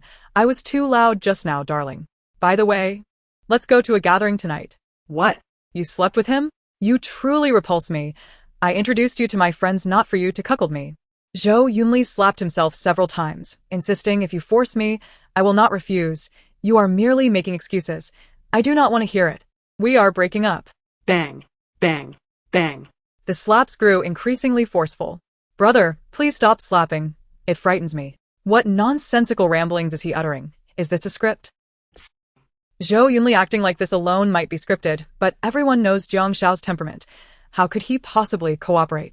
So, what Yu Tingtang said this morning was true. Zhou Yunli has indeed been in a relationship? Yu Tingtang rested her chin on her hand and whistled. Oh. The werewolf has exploded. When Shea, frightened, hid behind her, Tang Tang, do you think they have lost their minds? No, Yu Tingtang reassured her. They are merely possessed by ghosts. Oh, that's terrifying. I thought they were. When Shea turned pale, Qi Wang frowned. Yu Tingtang, do not speak recklessly. How do you know? Perhaps they are simply under too much stress lately, venting their emotions. Yu Tingtang replied, spreading falsehoods. Punish them. Qi Wang, later. Their behavior became increasingly bizarre, one dancing delicately while the other rambled on. Others? Is such a thing scientifically possible? Jiang Hailu grasped at his neck, shouting, I am beautiful sheep. Who has taken my happy sheep? Where is happy sheep? Zhou Yunli slapped himself again. Chi-Chi, if you wish for my forgiveness. It is not impossible, since you have already slept with someone else. It is of no value now. Sleep with General Zheng once, and I will forgive you. Jiang Hailu, haha, here I come, beautiful sheep. Zhou Yunli, Su, you have already slept with General Fong. What difference does it make if you sleep a few more times? Xin, you are unwilling? On what grounds? Do you not feel pain? My heart is ablaze daily. Jiang Hailu, Fei Yang, you are so rude. Can you not learn from happy sheep and be a bit more refined? My phone is acting crazier than a mushroom every day. What is it doing to me? Is this a children's channel or a multi-person emotional channel? Everyone has gone mad. If this is not possession, nothing else could explain it. Zhou Yunli is listing names like he is changing girlfriends. I have not changed clothes as often as he has. Can the words of those possessed be trusted? Our brother's pure and untainted romantic history is verifiable. The production team was alarmed and brought a doctor from the clinic. Upon examining the two, they found nothing wrong. Yet one was shouting, where is my happy sheep? While the other lamented, Chi-Chi, Su, Xin, Shihong, love, oh how it pains me. It was evident they were seriously unwell. Yu Tingtang, enjoying a snack, turned to Yan Lanqing beside her, resting her chin and asking, will they die like this? Yes, Yu Tingtang spat out a seed, grinning. They will perish. The production team, in a flurry, sought the village chief for assistance. Unexpectedly, upon seeing Yu Tingtang, the village chief exclaimed, with a master like her here. Why are you still looking for me? The village chief was Yu Tingtang's maternal relative, the one who had spoken to her grandfather on the phone that day. Were it not for the concern of disturbing Yu Tingtang, he would have come daily to flaunt his presence. The production team, when did Yu Tingtang become a master? They had never heard of it. Qi Wang raised an eyebrow. Oh, so Yu Tingtang is a master? How peculiar, I was unaware of this. Before Yu Tingtang could respond, the village chief grew displeased. You, with your narrow-mindedness, how dare you speak to a master like that? Men of your caliber are not worthy of any woman in our village. No woman would want Qi, the top influencer. Does this person not know how many fans he has? How dare he speak so shamelessly? I am the most beautiful flower in Sheep Village. Am I not? Jiang Hailu momentarily regained his senses, looking around in terror, questioning life. In less than 2 seconds, beautiful sheep was about to resurface. Jiang Hailu, with a flushed face, suddenly spotted a glowing figure in the crowd and crawled towards it as if it were a savior, grasping its leg. I do not want to marry happy sheep. Save me. The other sat calmly, looking down. Malu, it is destined for you. Just accept it. Upon hearing Yu Tingtang's voice, Jiang Hailu nearly spat blood, feeling cold sweat trickle down his forehead as he felt the urge to raise his fingers again. A flash of inspiration struck him. Your Majesty? Save the servant's life, Your Majesty. Jiang Hailu, with tears in his eyes, exclaimed, what kind of fate is this? Your Majesty. 25,000 yuan. I shall pay. Yu Tingtang immediately rose, declaring, you are all my subjects. I am not the kind of person to turn a blind eye to death. Fear not. She blew into her palm and then delivered a resounding slap across Jiang Hailu's face. Smack. It echoed sharply. Jiang Hailu let out a wail, convulsing for a moment before collapsing to the ground, releasing his grasp. Yu Tingtang shook her hand and calmly stated, all right, beautiful sheep is left. Chapter 26. Malu and the defense are not of the same price. The chief director's eyes widened in disbelief. No need for talismans. No need for paper or water splashed on his face, nor dog blood sprinkled, and this suffices. Is her palm somehow enchanted? Ting Tang clasped her hands behind her back, wearing a profound expression. Have you just emerged from the earth this year? In this era of advanced technology, it is quite astonishing that some still cling to superstitions. There exists a peculiar misconception among certain individuals, believing that one must wield a peachwood sword and yellow talismans to ward off evil spirits. It is laughable, as the use of a peachwood sword has become obsolete due to its inconvenience. Nowadays, even the renowned Ting Tang, upon descending the mountain, opts for a kitchen knife. Talismans have evolved into electronic forms, smokeless and pollution-free, thus remarkably environmentally friendly.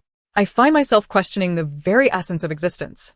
Some profess their belief in science, only to swiftly resort to striking down the spirits haunting Zhang Hai-Lu with a simple slap. If Zhang Xiao were devoid of wealth, he would surely meet his doom tonight.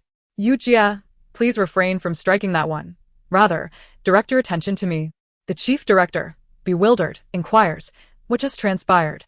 You've just slapped Zhang Hai-Lu back to normal, yet who is truly clinging to superstition? The crew, indifferent to such musings, only recognizes the efficacy of Ting Tang's slap.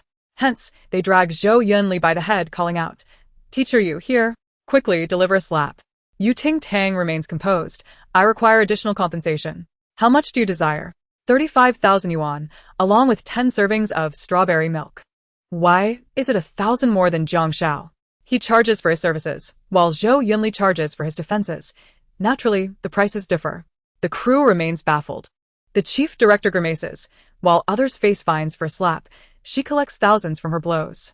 Such easy money. Before long, the chief director drafts an IOU for Ting Tang and ensures that all previously confiscated strawberry milk is returned to her. Zhou Yunli continues to struggle, exclaiming, Qing Qing, Director Du holds great affection for you. Do not dismiss him lightly. As Ting Tang delivers another slap, he rolls his eyes and promptly loses consciousness. Yan Lan promptly hands her a wet wipe, addressing her as Your Majesty, for your hands. Ting Tang accepts it, acknowledging, Little Swallow, you have captured my favor. Thank you, Your Majesty. Before long, Zhang Hai-Lu and Zhou Yunli awaken in a daze, embodying the essence of despair and confusion. They vividly recall their recent actions, calling out for the likes of Shi Yangyang or lamenting about accompanying the director. One feels utterly humiliated, while the other wishes for death. Their eyes roll back, and they succumb to unconsciousness. Once more, the chief director exclaims in alarm, What now? Teacher Yu, please deliver them another slap. Ting Tang retorts, her slaps come at a cost, you know. They merely fainted. A couple of buckets of water would suffice to rouse them. As for the spirits surrounding them, those are ethereal entities. She folds her arms. At your age, still fixated on ghosts, can't you exhibit a bit more maturity? When Sha Xia quietly inquires, Tang Tang, why are those two spirits attached to Teacher Zhou and Zhang Xiao? Ting Tang responds, it is merely their unfortunate fate. One spirit was engrossed in watching Shi Yangyang and was trampled upon, while the other, heartbroken from a past relationship, cannot abide by scoundrels. Typically, they do not attach themselves to individuals unless provoked. Their presence poses no lethal threat. At worst, it leads to social embarrassment. After all, society has evolved. Spirits that demand lives have long been optimized out. When Sha Xia gazes at her in admiration, Tang Tang, you are quite knowledgeable. Ting Tang, feeling a tad conceited, replies, Of course. My senior used to praise me for having a head full of nonsense. When Sha Xia remarks, Wait, that doesn't he sound like a compliment? The audience, entertained, speculates that this is merely a scripted performance. Trending topics on social media explode with phrases like Mom, help. There are indeed ghosts. And where can I find effective talismans? Human curiosity about the unknown is profound. The more one fears, the more inclined they are to explore. This surge in viewership brings the live stream to over 50 million viewers. In the live stream, Ting Tang has lost interest in the spirits. There are far more intriguing elements within the temple, and the spirits are but the most mundane. Delivering takeout would invigorate her far more. When Sha Xia, perhaps shaken by the events of the evening, clings to her, expressing, Tang Tang, I am frightened. I feel as though the spirit of Mei Yangyang is still swirling around me. Am I at risk of being haunted as well? If I am, Could you be gentle when slapping me? I shall do my best.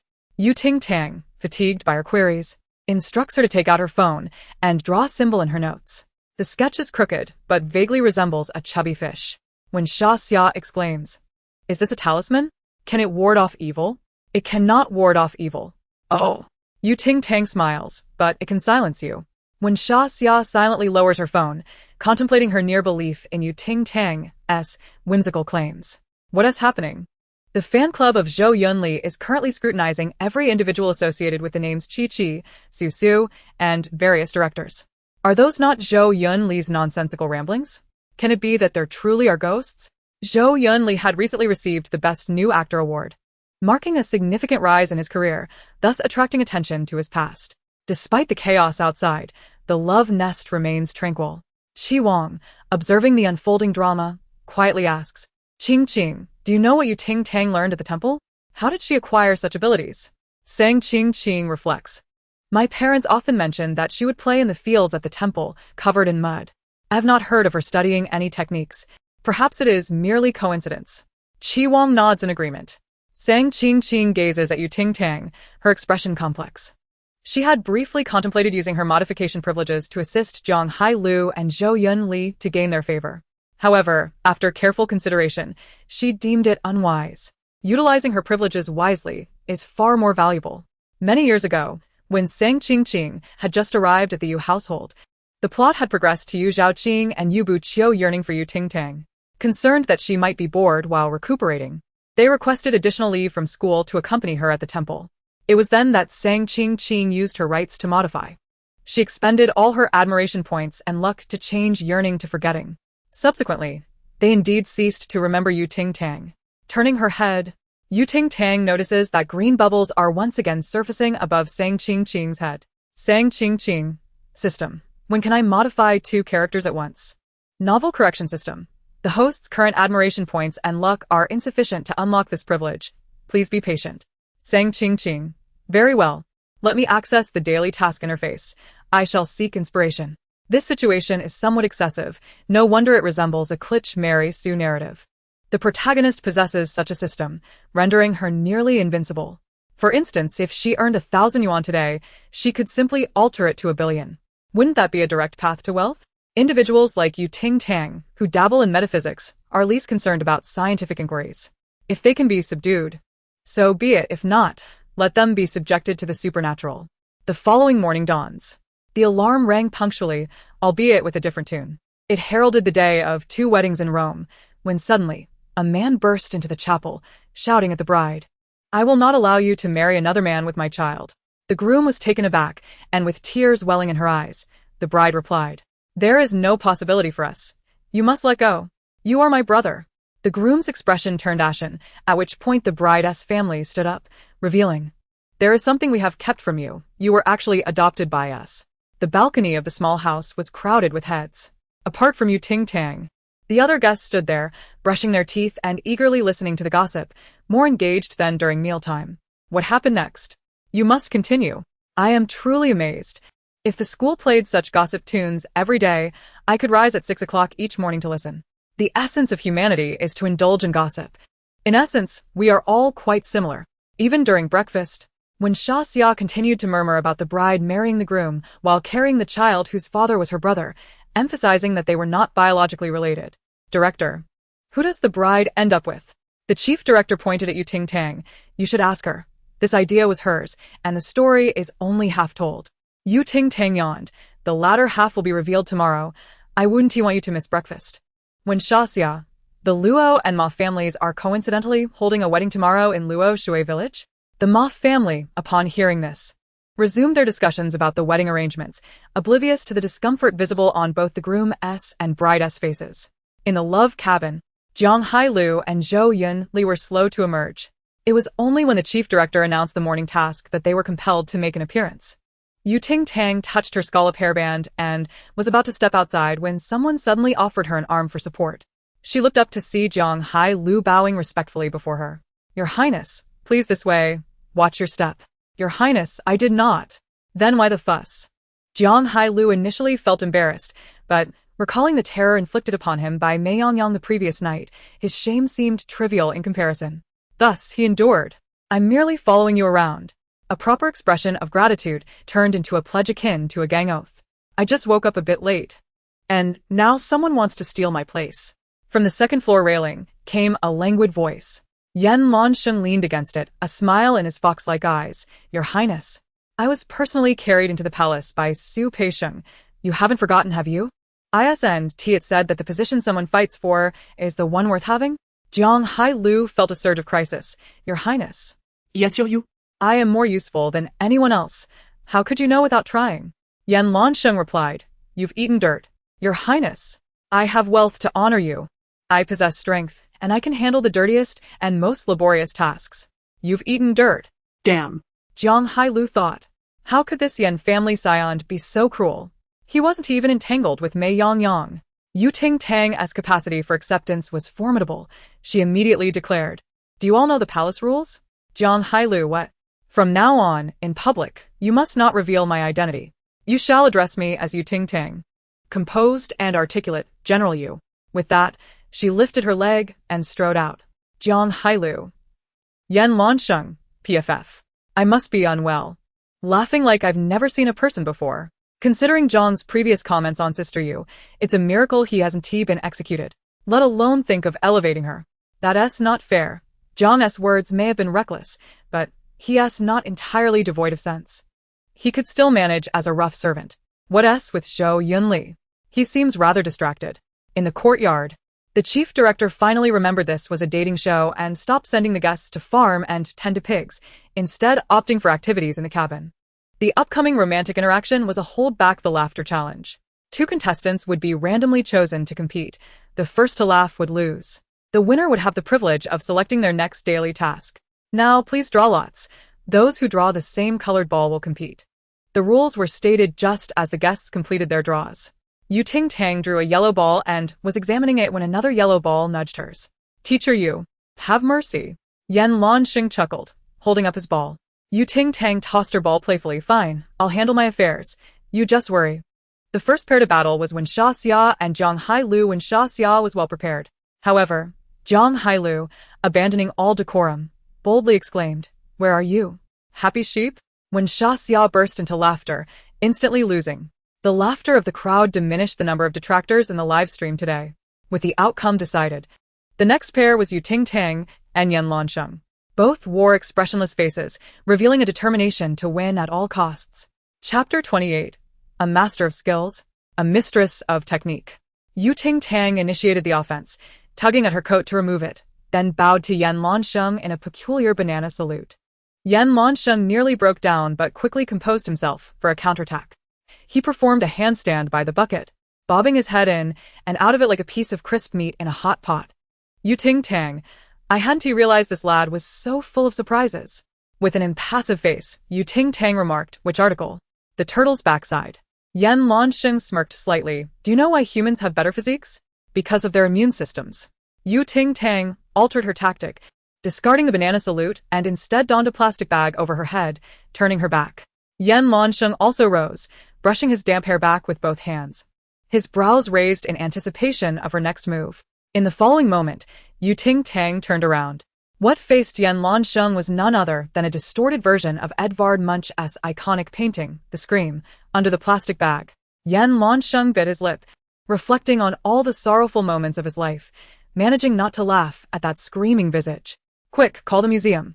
The Scream has joined a dating show. I'm dying of laughter. How desperate must she be to win, risking her image like this? How can Yan Beauty endure without laughing? Has he ever been to rehab? Of course, Yan Lansheng wouldn't concede defeat so easily. Facing Ting Tang's scream face, he suddenly raised his hands, sweeping his arms across his chin, then started to sway his body. Ma Lu spins, Ma Lu twists, Ma Lu shakes his butt. He executed the moves flawlessly, even surpassing the original. When Xia couldn't bear to watch any longer, crouching down and laughing uncontrollably. Jiang Hailu, who was enjoying the spectacle, suddenly received an unexpected kick. What's with this dance style? Why does it seem so familiar? Regardless of the other's sudden antics, both sides held their ground. Ting Tang was unfazed.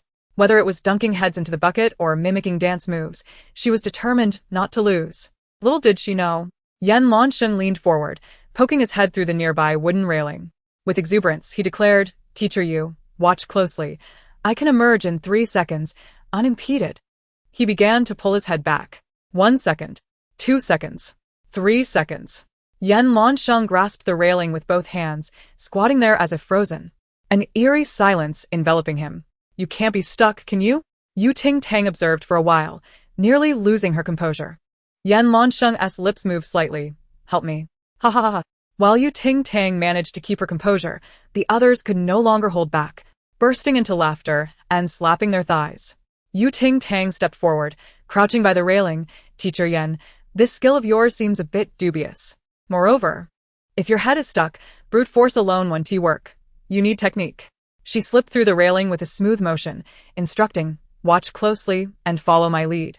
Yan Lansheng gazed at her eagerly. "All right." Ting Tang began to twist her head. No success. Another twist. After 2 minutes, hints of a flushed hue appeared on her green laser-like face. "Teacher Yu? Please refrain from speaking. It disrupts my performance." The onlookers burst into laughter. "Haha. You two are insane. I managed to hold back when Yan Marin stuck her head in, but with Fish Jia, I couldn't contain myself. Help." One with a unique skill, the other a master of technique, both stuck in the railing. "Why are you taking screenshots? Just laugh already." In the entire entertainment industry, which pair has ever had their heads stuck in the railing at the same time? Sisters, how can this not be a ship? Is it possible that others don't desire such an experience either? The production team and guests laughed at the two stuck in the railing for a full 5 minutes before straightening up to seek assistance. Ting Tang began to question her life choices. She often played around the railings at home as a child, scaring her 2 brothers each time. It was always easy to get out. How had she stumbled this time? With a blank expression, she turned to Yan Lansheng. Just then, he glanced over. He saw the scallop headband on Ting Tang slowly opening, revealing a tiny, adorable middle finger. Yan Lansheng finally broke down in laughter. "Paha." Ting Tang immediately pointed at him and declared to the chief director, "Director, he lost." The chief director replied, "Your head is stuck. And you still remember the game isn't over? Very well, I declare Teacher Yu the winner of this round." Instantly, Ting Tang's eyes sparkled, and the scallop on her headband clapped twice. The tiny middle finger wiggled conspicuously. Yan Lansheng chuckled, his shoulders shaking. "You need to turn that off. I can't take it anymore." Ting Tang smirked. "Do you know what type of person you are?" "What?" "Not very competent." Laughter erupted throughout the courtyard. I haven't seen the young master smile so joyfully in ages. Oh, strawberry milk, psychiatric hospital pajamas, a pig model, a durian skirt, and now a middle finger headband. Why does Fish Jia have so many bizarre items? Stop calling her Fish Jia. Please refer to her as the wholesale supplier of quirky products, Tang Jia. Qi Wang stood aside, his handsome brows furrowed. When had Ting Tang and Yan Lansheng become so familiar? Or was she performing for his sake? Shortly after, the village chief was summoned. Upon witnessing the master stuck in the railing, he refrained from laughing, vowing to save her from this predicament. "Master, I'm here to rescue you from your suffering." Ting Tang responded, "Please hurry." The village chief used tools to pry the wooden railing open, placing a thick towel around Ting Tang's neck to prevent any splinters from injuring her. Yan Lansheng's release was much simpler, a pull and a tug, and the wood was removed, clearly not the same treatment. Finally freed, Ting Tang stood up to stretch her limbs. The production team remarked, "They are more wronged than Do-e." Chapter 29, Man, is this how you seek my attention? Ting Tang waved her hand. "Thanks, big brother." "Oh. Why are you being so polite? Are you coming to my house for dinner today? I'll personally cook a feast for you. I'll make time." "I'll make time," the village chief replied, satisfied as he departed with his tools. "Xia xia. Good person, safe travels." Ting Tang sincerely accepted the strawberry milk, taking a big gulp. "This is the flavor." At that moment, Sang Qingqing smiled and said, "Ting Tang gets along well with the villagers, unlike us who struggle to connect with them." Qi Wang cast a glance at Ting Tang, a faint trace of disdain flickering in his eyes. Indeed, Ting Tang had grown up cultivating land at the temple, so it was natural for her to bond with those who farmed. No wonder the Yu family preferred to adopt Qingqing instead of her. The wealthy class values reputation above all. Isn't that simple? Jiang Hailu, without much thought, casually remarked. Since she is more likable than you, why not learn from her? Qi Wang and Sang Qingqing exchanged glances. Do you not understand good advice? Mao suddenly spoke human language, which caught me off guard. A beautiful sheep scared him into becoming Ting Tang's dog, truly useless, unlike me, who has always been Fish Jia's loyal dog. Sang Qingqing's remarks are so sarcastic. Does it bother her that our Yu gets along well with the villagers? She was exposed in public for engaging in a secret relationship with Qi, so how could she not feel resentful? If it wasn't going well, there's no need to spread rumors daily. After the game concluded, Zhang Hailu was the first to choose a routine task. He opted for the simplest one, window cleaning.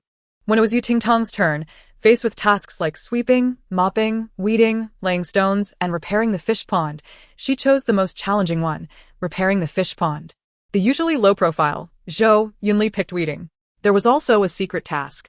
Standing beside the old fish pond, Ting Tang opened the note. It read, "Engage in an intimate encounter with Qi Wang and utter the line, 'Man, is this how you seek my attention?'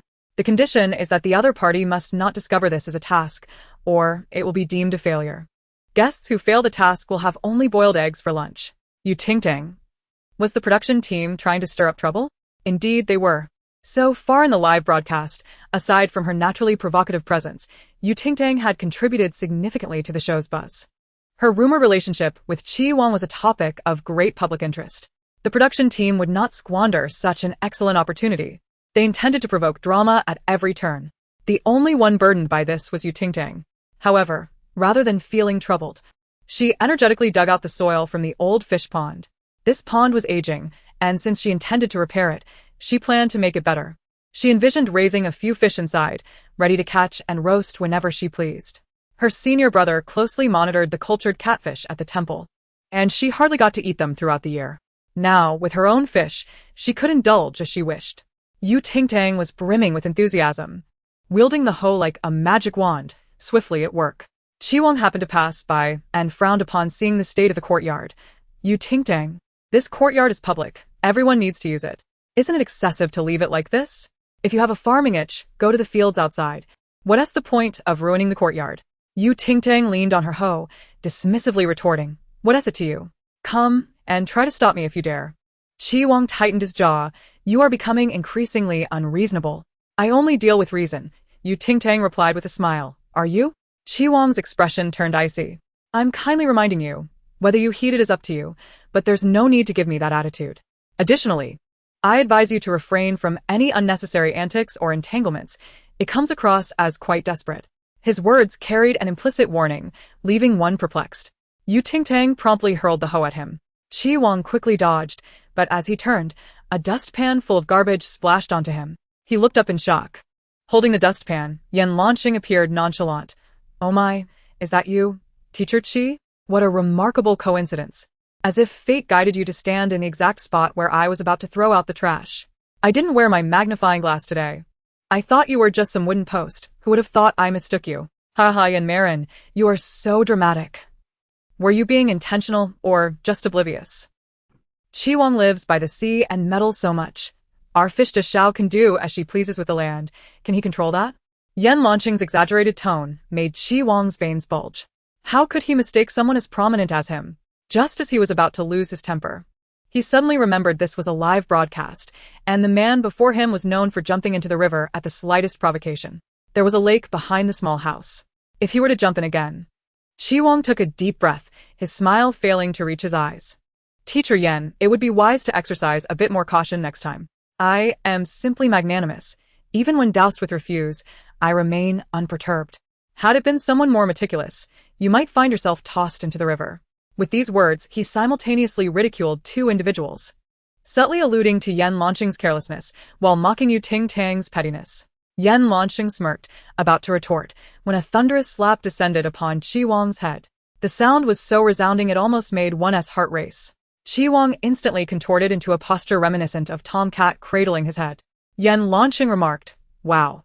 Ting Tang, hands on her hips and wearing a beaming smile, chimed in, "Teacher Qi, with your intellect, if I were to rate you a 2, even a pencil would refuse to comply. You awaken each day contemplating how to provoke me, don't you? Well, is this your way of garnering my attention? I declare you have succeeded. How does it feel? Satisfying, I presume?" Yan Lanqing raised his hand to speak. "My recommendation is to refrain from rewarding him." Qi Wang nearly spat blood in frustration. Had Ting Tang been possessed by a malevolent spirit? What nonsense was she uttering?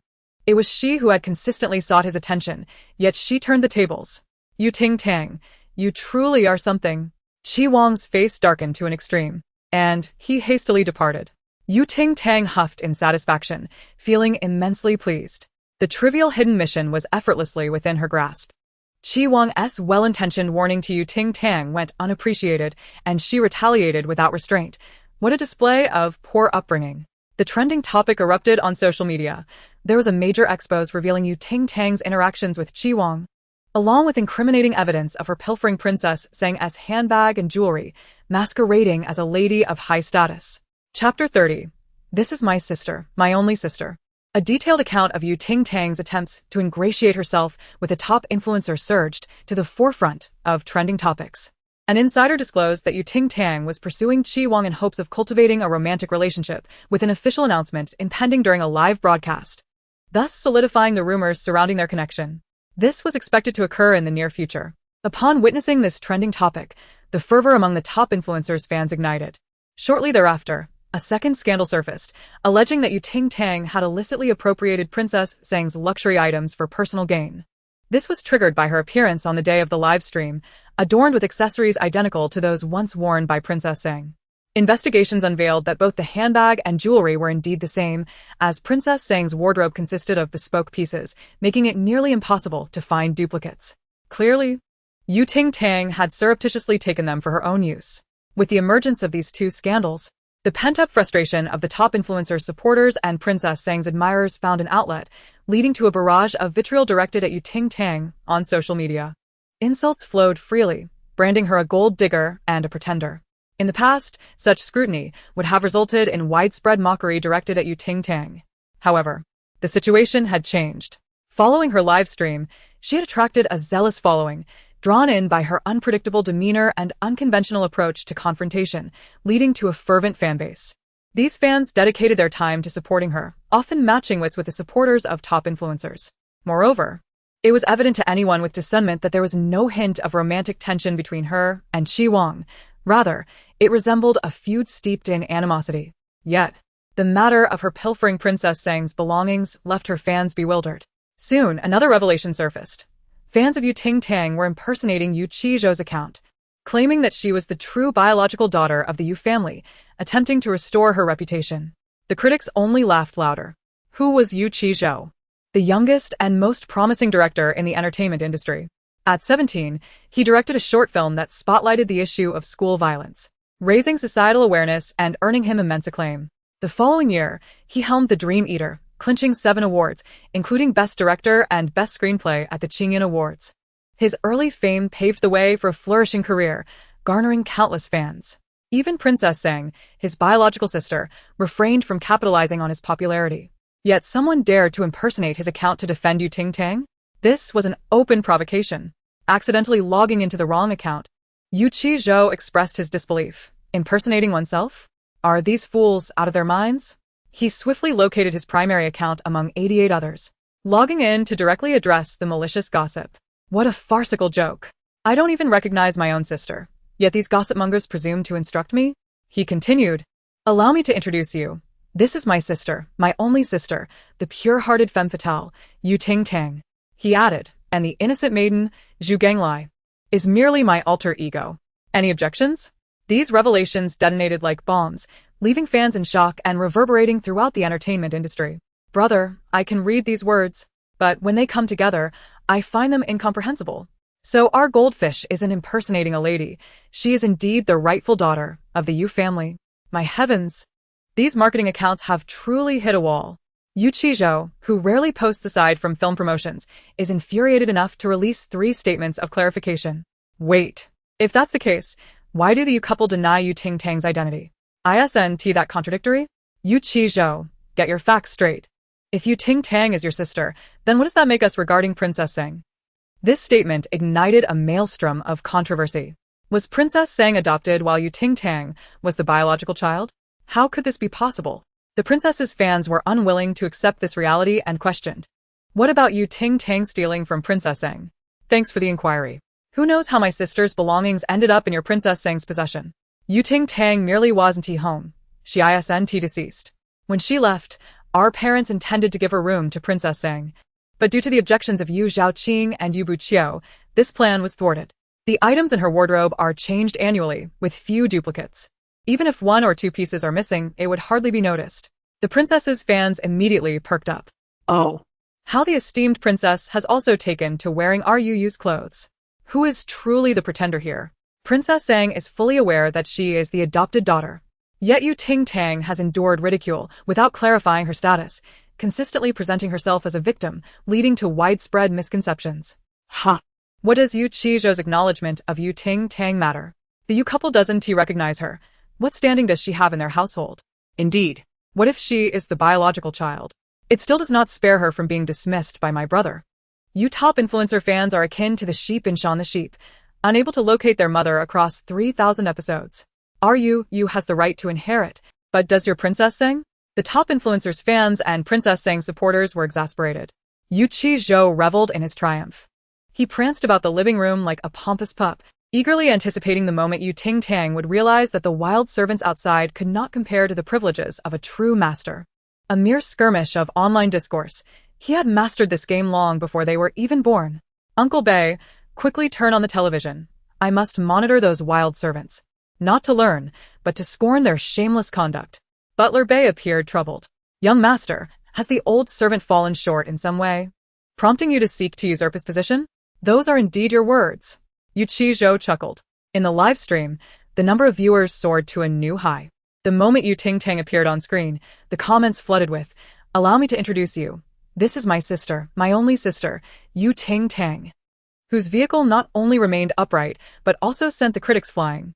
It is my family-s, then all is well. Why are the Princess-s fans silent? Are they truly in tears? The Princess-s fans put on a masterful act of feigning ignorance. Ting Tang remained oblivious to the recent upheaval. She hooked her leg around the hoe on the ground, lifting it into her hands, then turned to Yan Lanqing. Teacher Yan, your aim was quite precise just now. That was some expert trash disposal.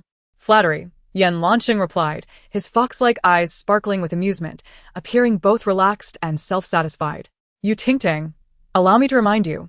All the refuse has been dumped here. Please clear it away promptly, lest it obstruct my efforts in repairing the fish pond. Yan Lanqing glanced over, somewhat disgruntled, and replied, "Oh." He squatted down and diligently swept the litter from the ground. As Ting Tang dug into the soil, he continued to clear the debris beside her. When she cut bamboo to fashion a water conduit, he remained focused on his task. As she drilled a hole in the wall to channel lake water into the fish pond, reinforcing its edges in the process, he was still occupied with the rubbish. Chapter 31. Please wait here. I shall deliver a takeaway. Can't you work a little faster? Ting Tang inquired, perplexed. Hearing this, Yan Lanqing raised his long, exquisite hands. As flawless as a work of art, the tips stained with grit. There's just too much trash. It's a bit painful, he stated innocently. If you close your eyes, it won't hurt, Ting Tang retorted. It's a bit of a tease. Let us escalate this. Sister, your pants just fell on my head. I suspect he's deliberately dragging his feet, trying to mooch off us. This kind of man is cunning and surely wishes to trick you into doing his bidding. Ting Tang, reflect on how your fans mirror your behavior. Ting Tang watched Yan Lanqing dawdling for a moment before speaking up. Teacher Yan. Have we met somewhere before? Yan Lanqing lifted his chin, his fox-like eyes glimmering with a fleeting light. Ting Tang seriously remarked, "Were we ever in a fight?" Yan Lanqing responded with a curious smile. "By what means do you deduce that, teacher Yu? When you were challenging me, the way you dunked your head in the water bucket seemed familiar," Ting Tang mused, stroking her chin. "I used to do that too. In her past fights, victorious ones would submerge their opponents' heads in water as a celebration, while in defeat, they would seek revenge by doing the same." Yan Lanqing's lips curled upward. "Is that so? With whom?" "With the dog I had at home." Yan Lanqing's smile vanished. He turned his head away, muttering, "I dislike dogs." De Shui. Zhang Hailu, witnessing the situation from the 3rd floor, rushed down. "Let me assist you. I can do anything." He had foolishly overlooked the fact that Yan had slipped away, taking advantage of his moment of distraction while cleaning windows to curry favor with De Shui. Ugh. Vixen. Ting Tang felt a weight in her pocket and reached in, pulling out a thick wad of cash. As Zhang Hailu stuffed money into her pocket, He chattered. This is all my tribute to Shui. I simply wish to help. The fact that Yen slipped away is irrelevant. He has the financial means. My mother always said, girls can hardly resist when others insist on shoving money into their pockets. One handful isn't enough. He has a whole box. Ting Tang felt her pockets growing heavier. To her right, Yen Lanxing had unknowingly approached, tossing pearls into her pocket one by one without a word, as if engaged in some competition. Ting Tang touched the coin slot on her forehead and suddenly understood. It seems that when one perceives oneself as something, one attracts that very thing. If she considered herself a piggy bank, her wealth would continue to multiply. Is there really such a good fortune in the world? Why do I never encounter benevolent souls who inexplicably fill my pockets with money? That lucky girl, let me go up and perform a few episodes. I've seen people pay to have tasks done, but I've never seen anyone pay to have someone find them to do their bidding. Enough. Why are you all targeting only Sister Yu? If you have the guts, come at me too. Receiving money for tasks. Ting Tang commanded without hesitation. Go fetch me some aesthetically pleasing stones and catch a few fish from the river. Zhang Hailu pointed to himself, bewildered. Me? Catch fish? Aren't you here to work? But I can't. Having finished clearing the trash, Yen Lanxing stood up, chuckling. Just walk to the market, my brother. Zhang Hailu. What do I buy there? Yen Lanxing lazily glanced at him. I meant you should walk there, brother. To prove his worth. Zhang Hailu took a bucket and ventured out to find stones and catch fish. Meanwhile, Yen Lanxing grew even bolder. To celebrate the completion of the new fish pond, he decided to sneak some vegetables. Teacher Yu, is your phone about to explode? It's been beeping and flashing red since earlier. The assistant director rushed into the yard. Holding up a phone, Ting Tang glanced at her phone, noting the chaotic screen displaying the delivery order. Excellent, the takeaway has arrived. She took the phone to check the delivery details, which were quite nearby. No need to worry, it's just a regular malfunction. By the way, can I borrow that three-wheeled vehicle outside? The assistant director, puzzled, replied, It can be borrowed, but what do you intend to do with it? You must be joking. Boom. Ting Tang revved up the little broken three-wheeler and sped off, leaving only a trail of exhaust in her wake. The assistant director hurried to find the director. Director Wong. Teacher Yu just drove off with the vehicle. The director, unfazed, calmly instructed, send the drone after her to see where she goes. Staff member, Director Wong Wei dispatched it. But the drone can't keep up with Ting Tang's little three-wheeler. It just lost her. Director Wong. Are you kidding me? The drone can't catch up to a broken three-wheeler? Follow her. Chase her even if it leads us abroad. Staff member, another day at this barbershop. On the other side, atop a slope, a frail figure attempted to rise and call for help, only to collapse again from exhaustion, his body scraped and bloodied. His ankle was bruised, 2 small wounds oozing dark blood. Clutching his phone tightly, he dialed repeatedly, but all he received was the cold, unyielding sound of no signal. His legs felt numb, his limbs growing cold and immobile. The man squinted up at the dappled sky through the tree branches, a self-deprecating smile forming on his lips. If such a beautiful view could serve as a coffin, death seemed hardly daunting. So be it. He closed his eyes. Virum. A sudden screech jolted him awake. He opened his eyes to see a mud-splattered three-wheeler come to a halt, and a girl leaped down from it, with a blade of grass in her mouth.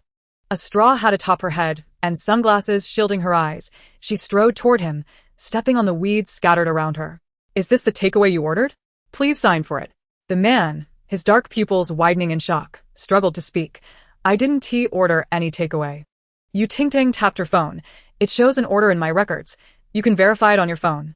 The man, still confused, retrieved his phone, and to his astonishment, the screen, previously displaying no signal, now showed a large confirmation of the order, with a button indicating it had been delivered. What is this?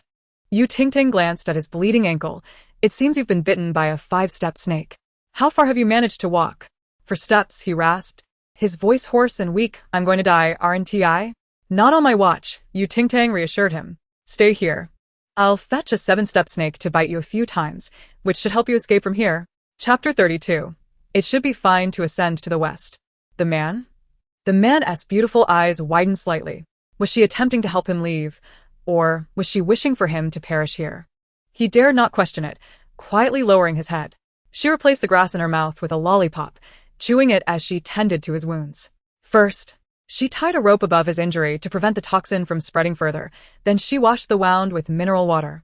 Ting Tang rummaged through her pocket and produced a medicinal herb, kneading it before squeezing out the juice to apply to his wound. Is this an antidote? The man mustered the courage to ask. What a lovely thought. Yet if it were that simple, those bitten by snakes wouldn't need hospitals. They could simply chew on herbs. This item has the capability to detoxify and alleviate pain, temporarily slowing the spread of toxins within your body. But it cannot save your life. The man fell silent, pondering whether he could endure until reaching the hospital. Ting Tang contemplated for a moment and concluded that ascending to the heavens should pose no issue. The man responded. Perhaps it was merely his illusion, but the herbal remedy applied to his wound felt cool and seemed to ease some of the pain. Ting Tang brushed off the herbal remnants from her hands and informed him, I have already called for an ambulance. It will arrive shortly. Please confirm the order and remember to leave a 5-star review. The man, in a daze, picked up his phone and pressed the delivery confirmation button, which immediately prompted a rating interface.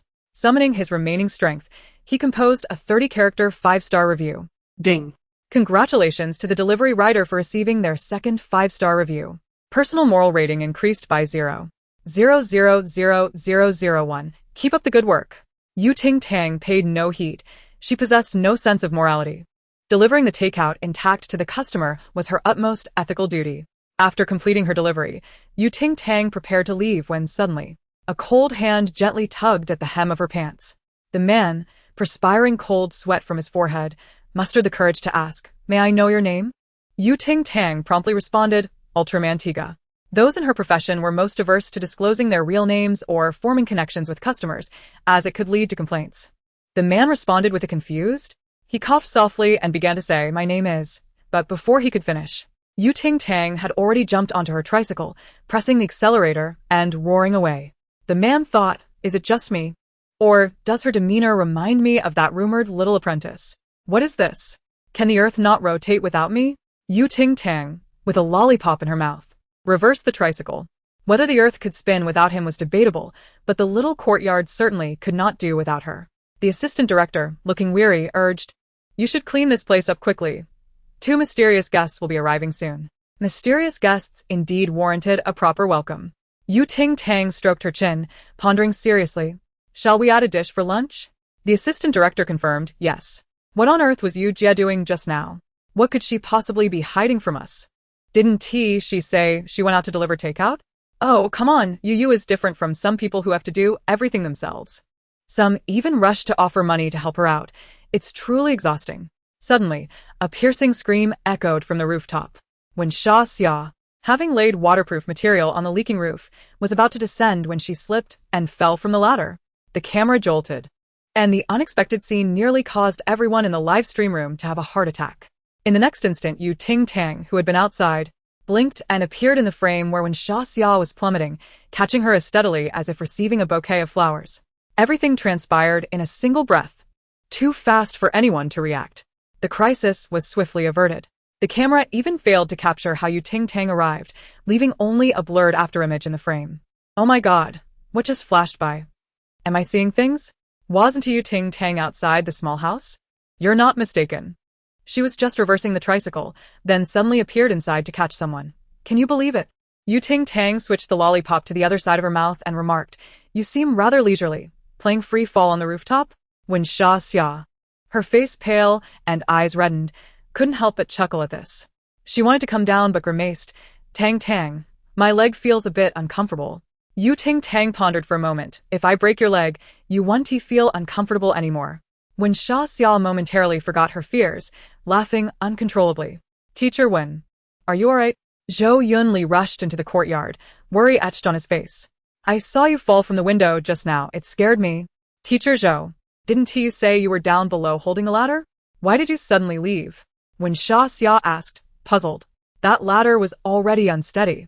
And Zhou Yunli had volunteered to help, prompting her to express her concerns for his safety. Zhou Yunli, filled with remorse, explained, I suddenly felt unwell in my stomach and went to the restroom.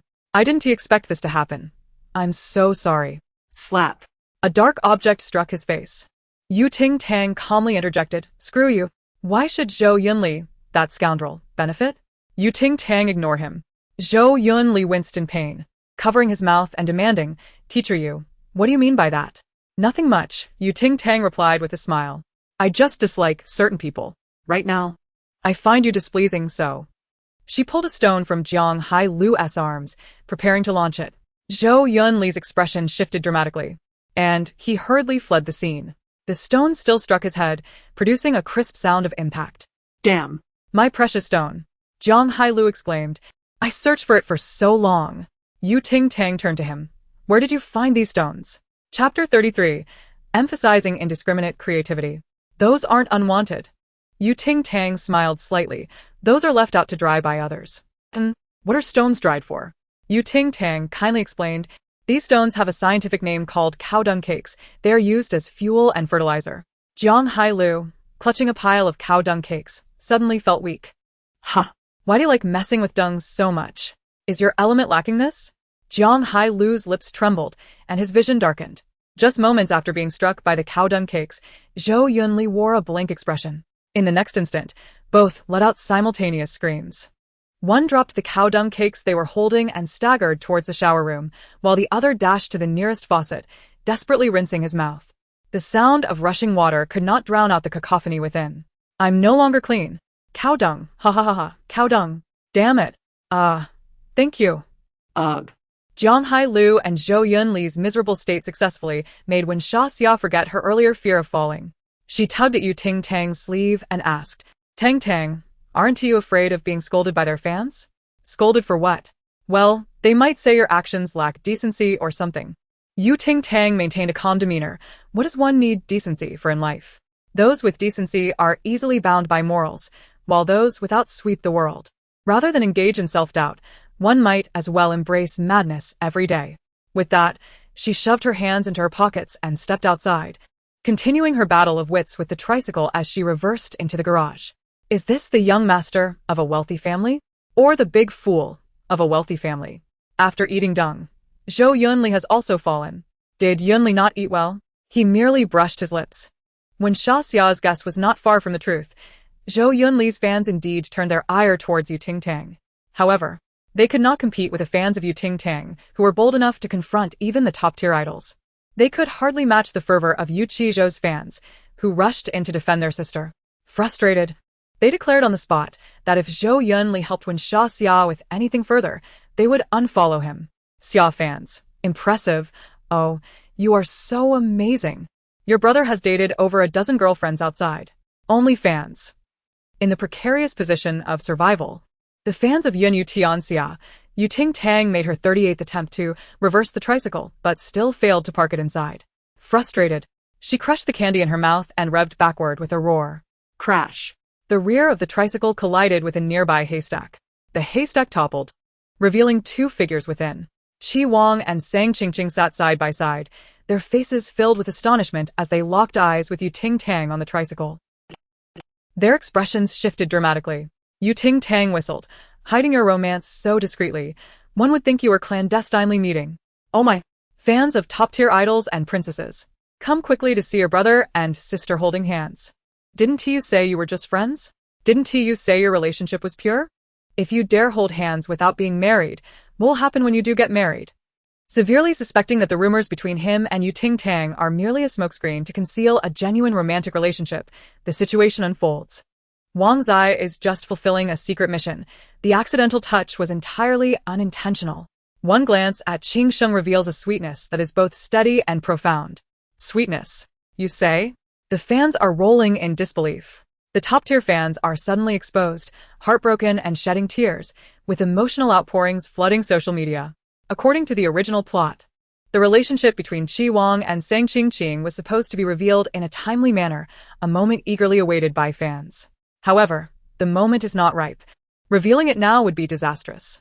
The exposure of Qi Wang and Sang Qingqing's relationship has occurred. They are holding hands, while Ting Tang, a fervent supporter, watches. Multiple trending topics emerge, resulting in Qi Wang being silenced on social media, losing 500,000 followers within an hour. The high-end endorsements that were under negotiation with the company have all fallen through. The backlash has come too swiftly, leaving Qi Wang's management team taken aback. As if unseen hands are propelling the situation forward. In the company building, Yu Zhaoqing finishes the last bottle of strawberry milk and tosses it into the trash, pressing his fingers to his brow. Is everything handled? Yes, The word has been spread. Any company brands that collaborate with our group will no longer use Qi Wang as their spokesperson, replies the assistant. Yu Xiaoqing's gaze is calm yet resolute. Excellent, proceed. Is the strawberry milk not here yet?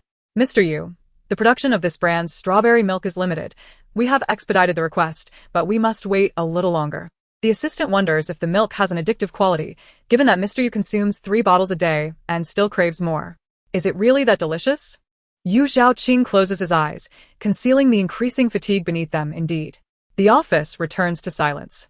Unbeknownst to Yu Ting Tang, her actions have inadvertently exposed Qi Wang and Sang Qing's secrets. She gathers stones nearby, constructing a small artificial hill by the fish pond, filling the gaps with moss and transplanting a few plump green succulents. Finally, she places an old turtle into the pond, feeling a sense of satisfaction. As she dusts off her hands, she turns to see Yan Lansheng entering through the door, tugging energetically at something. Look at this, Yan Lansheng exclaims, revealing a cute pink pig. Is this your idea of a meal? Yu Ting Tang inquires. Yan Lansheng nods slightly. This is the pig that carried me yesterday. It looks sturdy and meaty, perfect for many dishes. Yu Ting Tang poses a soul-searching question. Can you slaughter it? After a moment of silence, Yan Lansheng admits, no. His expression reveals disappointment, as he had expected Yu Ting Tang to be thrilled, given her desire for barbecue skewers the previous night. Frustrated, he kicks the pig's rear. The pig, provoked, snorts and charges at him. You Lao Shi, help! Yan Lansheng gasps. The day is lively as noon approaches. The love shack is spotless, with all daily tasks completed. However, the hidden tasks have mostly failed, with only Yu Ting Tang managing to succeed. The chief director remarks, ideally, aside from Teacher Yu, everyone else would only have boiled eggs for lunch today. However, due to the impending arrival of 2 special guests, the punishment has been postponed. Your task now is to make these guests feel at home. The assistant rushes in, Director. One guest encountered an accident on the way and has been taken to the hospital. We are uncertain if they will arrive. Just then footsteps approach, and a slender man in a black hoodie steps into view. Hesitating under the gaze of others, he removes his hood, revealing a strikingly handsome face that rivals any male star in the entertainment industry. I am Xie Feng. Uncertain whether it is due to illness or natural disposition, Xie Feng exudes an almost sickly pallor even in the shadows. His dark eyes reflect a calmness, like a still, deep pool that absorbs no light and reveals nothing. He resembles a beautiful doll devoid of vitality. Yu Ting Tang, cradling the old turtle, discreetly sips 2 mouthfuls of strawberry milk, glancing over. Goodness, is this not my second 5-star review? He looks so unfortunate, as if he won't last long. Noticing her gaze, Xie Feng looks up briefly, then coldly averts his eyes, as if he has never seen her before. Hey, handsome, are you dating? If you date me, I'll give you a stainless steel basin. Date me first. I am the Emperor of Desire from the Quark Empire. I'm serious. Don't tempt me. I'm at an age where I can hardly resist any allure. It's a rare sight. The Xie family's co-star is here for a dating show. Aren't you afraid of causing harm? The chief director welcomes Xie Feng to the love shack, then introduces the second mysterious guest. A striking girl in a radiant red dress strides in, dragging a suitcase and demanding Xie Feng to move aside. He stands still, eyes lowered. She rolls her eyes, bypasses him, and runs to embrace Sang Qing. Qing, I'm here. Shui, what brings you here? Sang Qing exclaims in surprise. Of course, it's for you. After greeting her, Wan Shui introduces herself. Hello everyone, I am Wan Shui, Qing's best friend. I once fell into a lake when I was young, and it was Qing who saved me. She is my lifesaver. So, anyone who bullies her will face my wrath. Wan Shui's gaze lingers on Yu Ting Tang, conveying a clear warning. With this declaration, it is evident that she has come to support Sang Qing. I've heard about this. Wan Shui was almost lost. Thanks to Qing. Not just Miss Wan. Many in the wealthy circle have publicly stated that Qing is their lucky goddess. Do you think the little princess of the wealthy koi is a joke? This is the true essence of a fulfilling life. Without any identity or aura, Qing still outshines others. Is being a foster daughter considered a princess? Is dating a top-tier celebrity without going public still considered a fulfilling life? Yu Ting Tang, oblivious to Wan Shui's hostility, finishes a bottle of strawberry milk, satisfied, and lets out a burp. Delicious. It's all about the flavor of technology and craftsmanship. If it were any more natural, it wouldn't taste this good. Her eyes sparkle as she prepares to unwrap a lollipop. Shall I toss it to you? Yan Lansheng asks. Can't you just put it in my pocket? All right then. At this, Wan Shui feels as if she struck a cotton ball. Turning her head away, Sang Qing chuckles. I'm not a child anymore. To me, you'll always be the little sister I need to protect, Wan Shui replies, only to suddenly feel something odd beneath her feet. Looking down, she discovers her high heel has stepped on something dark and unsightly. What is this? Jiang Hai Lu perks up, eager to explain. This is called a cow dung cake.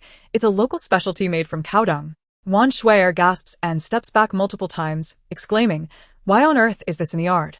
Her face pales. But seeing it is from the young master of Haisheng, she suppresses her disgust, though she vows never to wear these heels again. Wasn't there a rumor that Ruan's real estate and Haisheng group were considering a marriage alliance?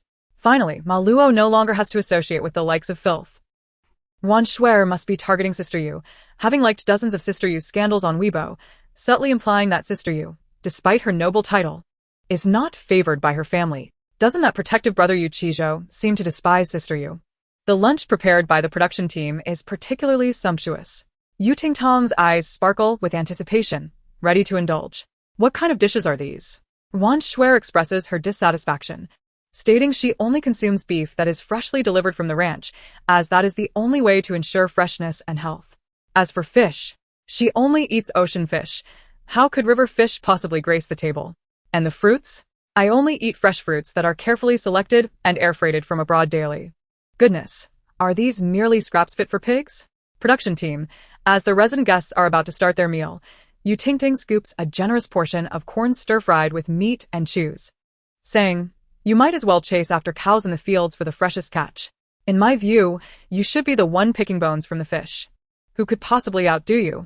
With such eloquence, perhaps you deserve an award.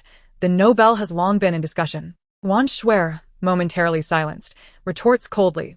Of course. Someone like the noble Mixue, raised in the wild, wouldn't understand our refined tastes when it comes to food. Yu Tingting nods in understanding. After all, a mountain pig cannot appreciate fine grains, especially one that has grown up feasting on spring bamboo. Jiang Hailu snickers. Teacher, you likely cannot board planes or high-speed trains regularly. Yan Lan's laughter crinkles her eyes, her mouth a regulated weapon. When Xia Xia, initially awkwardly holding fruits, sits down and begins to eat, Sang Qingqing attempts to mediate. Shui means no harm. She is just particular at home and is still adjusting. Some individuals are so harsh, they risk a short life. Qi Wang frowns in displeasure. Yu Tingting, with a tongue so sharp, it hasn't led you to an early demise, has it? Qi Wang. Wan Shui originally intended to embarrass Yu Tingting, hoping to make her recognize her true self. Instead, she ended up seething with anger, her face turning pale. Suddenly, an idea strikes her, and she retrieves several gift boxes from her suitcase. Wan Shui raises her voice, deliberately aiming her words at Yu Tingting. You are the little princess of the Yu family. Who else would they cherish if not you? Sang Qingqing's cheeks flush, her beautiful eyes shimmering with delight. Chapter 35. May you all perish. Although Sang Qingqing is an adopted daughter, the Yu family genuinely treats her well. Why do the Yu couple, neglecting their biological daughter, treasure the adopted one? Have they lost their senses? Need I ask?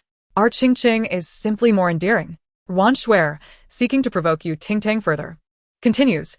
Sometimes I even suspect you were swapped at birth with Yu Tingting. Otherwise, how could your parents and brother dote solely on you? Sang Qingqing's complexion shifts. Shui. Her phone confiscated, she remains unaware of the online happenings and wishes to stop Wan Shui from continuing.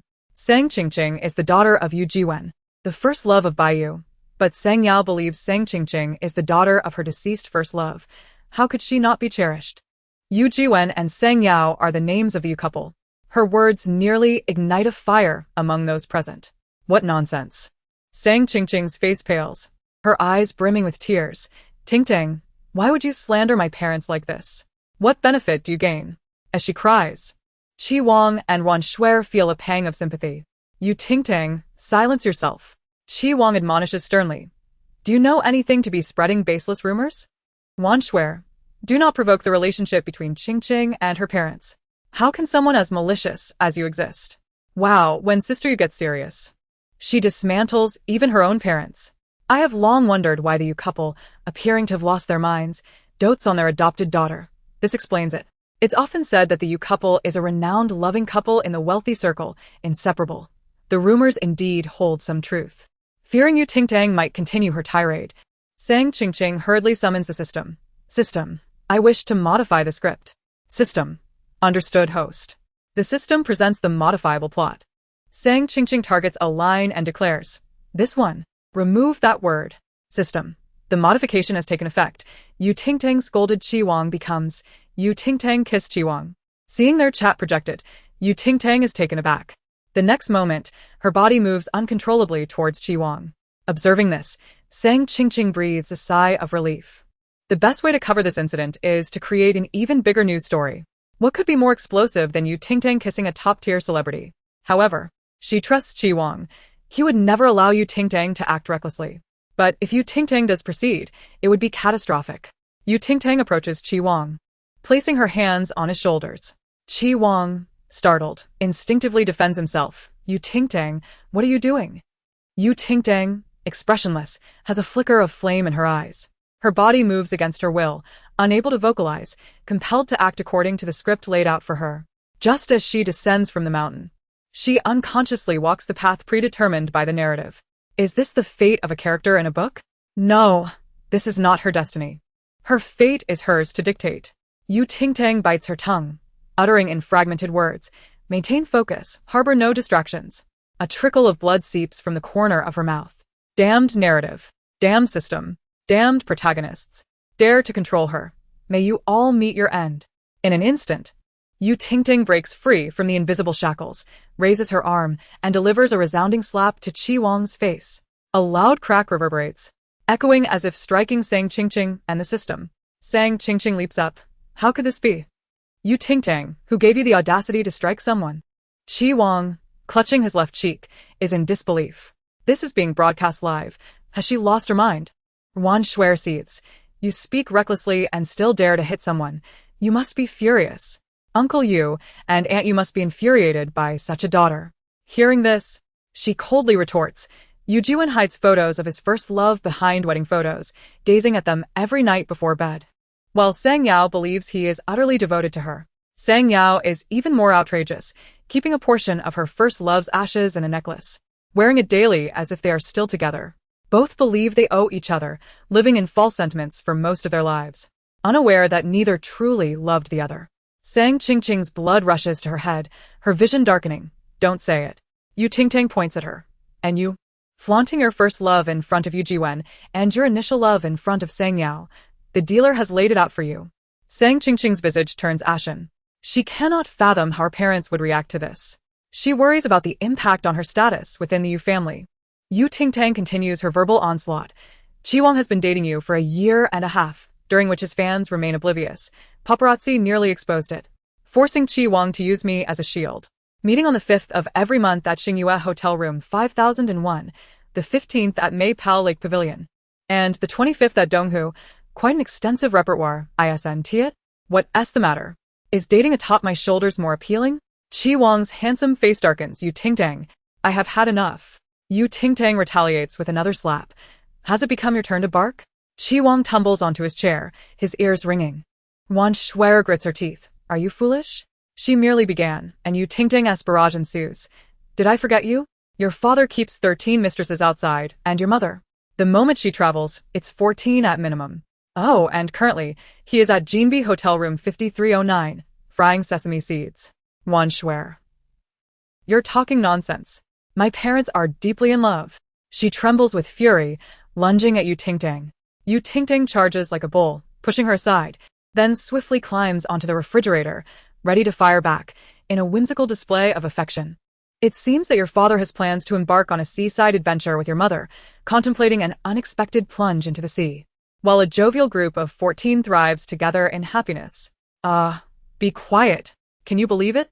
Qi Wang and Sang Qingqing have been in a romantic relationship for a year and a half, and the fans only discovered this today. How did Yu Tingtang come by this information? Is there any evidence? Without proof, it's merely slander.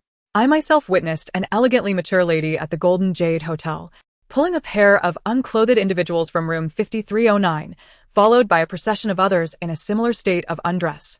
A procession? Is that even coherent? Jiang Hailu shook his head, addressing Wan Shuer, expressing disbelief at her father's demeanor. The two families share a cordial relationship, occasionally intertwining their fates. The prospect of a union is not entirely unfounded. Jiang Hailu's eyes widened in shock. What did you say? Chapter 36.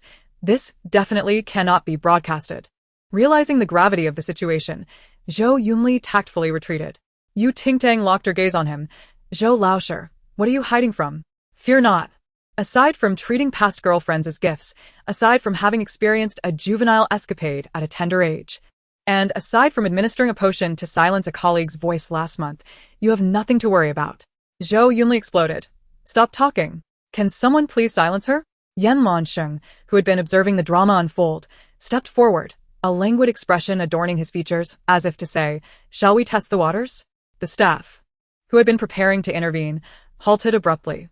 Yu Tingtang perched atop the refrigerator, her chatter incessant.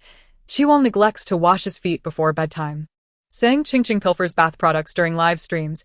Zhou Yunli wears his underwear inside out for an entire week, and Jiang Hailu is a double-faced individual.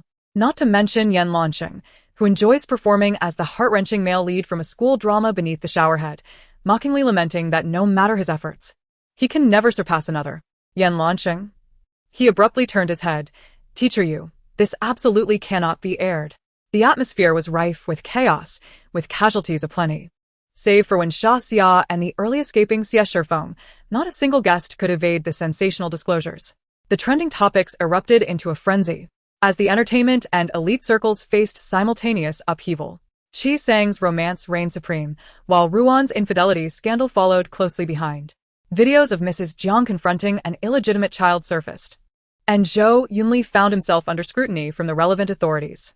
One incident after another, it was more lively than the New Year celebrations. The only inconspicuous news was that of the Yu family, yet it sparked a tempest within their household. In the Yu family's villa, the second floor echoed with the sounds of objects crashing. The servants on the ground floor were filled with trepidation. It was the first time in years that they witnessed a quarrel between the master and mistress. If only they had seen the wedding photos being hurled in anger. It was quite alarming. Oh, why break such things? If only they had smashed some skincare products, I could have salvaged them. Who could argue with that? Outside, the ruckus continued, while Yu Tingtang remained oblivious, encased in her toxic bubble, with no one daring to approach her for fear of her sharp tongue obliterating their reputations. Did you not see Wan Shuer step out to make a phone call, only to return weeping? And Jiang Hailu, now sulking in a corner, while Zhou Yunli was locked in the restroom. The chief director, trembling with apprehension, suggested, Teacher Yu, seeing that it is already quite late, I presume you must be hungry.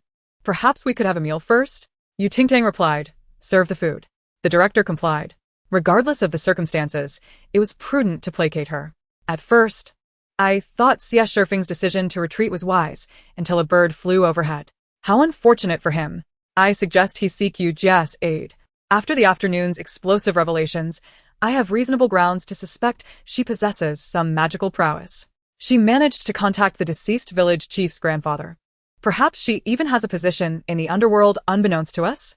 Now, aside from Yu Tingtang, who retained her appetite, the others struggled to consume a morsel. Yan Lansheng sat nearby, deftly peeling shrimp, placing the tender meat into Yu Tingtang's bowl. Teacher Yu, for the sake of this shrimp, might you consider granting me a modicum of favor in public henceforth? Yu Tingtang chewed on a kernel of corn, replying, with just this one shrimp, it would be quite difficult for me to assist you. Yan Lansheng pushed a plate of peeled shrimp toward her. How about now? Approved. Yu Tingtang, having caused such a ruckus, sought to clarify a matter of utmost importance. She pondered whether her disruption of the plot would result in the system executing her on the spot. Clearly, it lacked such power, even if it could amend the narrative. As long as Yu Tingtang embraced the opposite course of action, it would amount to a futile alteration. What irked her was the possibility of Sang Qingqing meddling with other storylines. Yu Tingtang remained unfazed, relishing her meal. The others found their ease in the assurance of their endeavors. Hers stemmed from the belief that, at worst, life was not worth living. Your surname is Yu? Xie Shifeng finally uttered his second sentence since arriving. Yu Tingtang replied. Why? Xie Shifeng cast his eyes downward. Nothing significant. Merely recalling that his senior brother had mentioned a little sister he had never met, also named Yu. His senior described her as gentle and poised. with a penchant for nurturing fish and flowers, an archetype of femininity. This could not possibly be the same girl who had just nimbly scaled the refrigerator. Nonetheless, she had saved him earlier, and he felt a sense of gratitude. The only way to repay her was to maintain his distance. At that moment, a staff member burst in. "Stop eating. There is poison in the food. You Ting Tang. Toxic mushrooms have infiltrated the dish." Yen launching. It seems the ginger meant to mask the flavor has also gone bad, and there's more staff member. Yes. That's it. Do not consume it. Xie Shifeng's lips curled slightly. He had anticipated this. Wan Shuer, having finished her bout of tears, entered only to hear that the meal was tainted. She pointed an accusatory finger at Xie Shifeng. How could a simple meal be so riddled with toxins? This is all your fault, you bringer of misfortune. Instead of remaining in the comfort of your home, you've come out to harm others. She was already wary of Xie Shifeng, knowing some of his family secrets. Not daring to provoke Yu Tingting further, she unleashed her ire upon him. Xie Shifeng's demeanor grew cold, and he remained silent. He had heard these words echo in his ears countless times before and had long since grown accustomed to them. Wan Shuer continued her tirade, cursing the ill-fated star as she stormed out. Yu Tingting, contemplating, suddenly brightened. She turned to Xie Shifeng and suggested, "Why not try some of the dishes?" Xie Shifeng looked at her, puzzled. In light of her earlier assistance, he casually picked up a pair of chopsticks and selected some stir-fried green beans with meat. Yu Tingtang promptly discarded the food he had touched, then refilled her bowl, declaring it edible now. Xie Shifeng. Yen Lanshen clapped softly, praising Yu Tingtang's methodical approach. Given Xie Shifeng's misfortune, everything he had touched was undoubtedly tainted, while the untouched dishes were presumably safe. Following this logic, it sufficed to remove the poisonous offerings. Hilariously, I am utterly impressed by her ingenuity. Though this approach might seem torturous for Xie Shifeng, it was just right for Yu Tingting. Xie Shifeng pondered. Is no one going to speak up for me? It was the first time Xie Shifeng realized he had such a role. While Yu Tingtang continued to eat, her mouth remained busy. Were you born this unlucky? Chapter 37. Sister Yu will surely work her magic. Xie Shifeng replied, My misfortune began at the age of 10. Whether by intention or coincidence, those who draw near me often suffer harm. I have been plagued by bad luck for far too long, to the point of exasperation. My family suggested I join this variety show to find some peace, to bask in the beauty of nature and alleviate my woes. Yet, from the moment I embarked on this journey, I encountered flat tires, wrong turns, car accidents, an unending series of calamities. After much difficulty, even a leisurely stroll could result in a snake bite. The sole stroke of fortune was that the venom was expelled, leaving his body unscathed. What extraordinary events transpired during your years? Asked Yu Tingtang, as she pinched a piece of cumin-flavored ribs. It's quite peculiar. You seem to carry the fortuitous blessings of your ancestors. While it may not guarantee a life of ease, it should certainly spare you from a premature demise, she remarked. His years of misfortune without succumbing to death only served to illustrate the strength of his ancestral luck, unless, of course, it had been borrowed away. Xie Shifeng's gaze was indifferent. No need for consolation. I am well aware of the reasons, he replied. Yu Tingtang, curious, inquired what reasons. Xie Shifeng lowered his eyes, despairing as he said, I was once a magnificent and valiant general in the heavens, but I inadvertently shattered 99 glazed lamps at the Jade Emperor's banquet, leading to my demotion to this realm as a mere broom. I am not human. I am, in fact, a broom. A question mark floated above Yu Tingtang's head, nearly causing her to burst into laughter. Yet, Xie Shifeng appeared genuinely convinced of his identity as a broom. Struggling to suppress her laughter, Yu Tingtang asked, Who told you such a tale? My senior brother. Xie Shifeng answered. Yu Tingtang thought to herself that his senior brother was indeed quite the character, rivaling her own. As a child, she often coughed up blood and questioned her senior brother why she alone suffered such affliction. He gently informed her, You are, in truth, a plump fish that has diligently cultivated in the depths of the sea. One day, you rescued a drowning prince, waking him with a single punch. This tale teaches us a valuable lesson. Do not indiscriminately pick up men by the seaside. Yu Tingtang firmly believed this story until the day she earned her elementary school diploma. Sang Qing entered the dining hall, her gaze falling upon the scene within. As she gently bit her lip, System, wasn't Xie Shifeng supposed to be comatose in the hospital, waiting for my rescue? And this table of dishes? I should have discovered the poison and warned everyone, thereby saving them. How has everything changed? These two plot points were supposed to be Sang Qing's shining moments. When the poisoned food incident arose, she became the most popular guest in the small house, garnering the admiration of her peers and elevating her popularity to rival that of Qi Wang. This laid a solid foundation for her later romance with Qi Wang, culminating in a conclusion that pleased all. Yet now, Ting Tang's series of revelations had disrupted all narratives, leaving Sang Qing unprepared. It's all in disarray. System. Host. Once the plot alteration takes effect, subsequent storylines will be affected and altered. It is akin to the butterfly effect. There is a possibility that the female antagonist has awakened self-awareness, rendering the plot control over her ineffective. Sang Qing was taken aback. What? Ting Tang has awakened self-awareness. On what grounds? System. The host must rectify these shattered narratives and endeavor to restore the plot to its original course. In due time, even if the female antagonist awakens, the storyline can still be adjusted. At this point, the system displayed a character awakening degree chart. Ting Tang topped the list with a terrifying maximum value.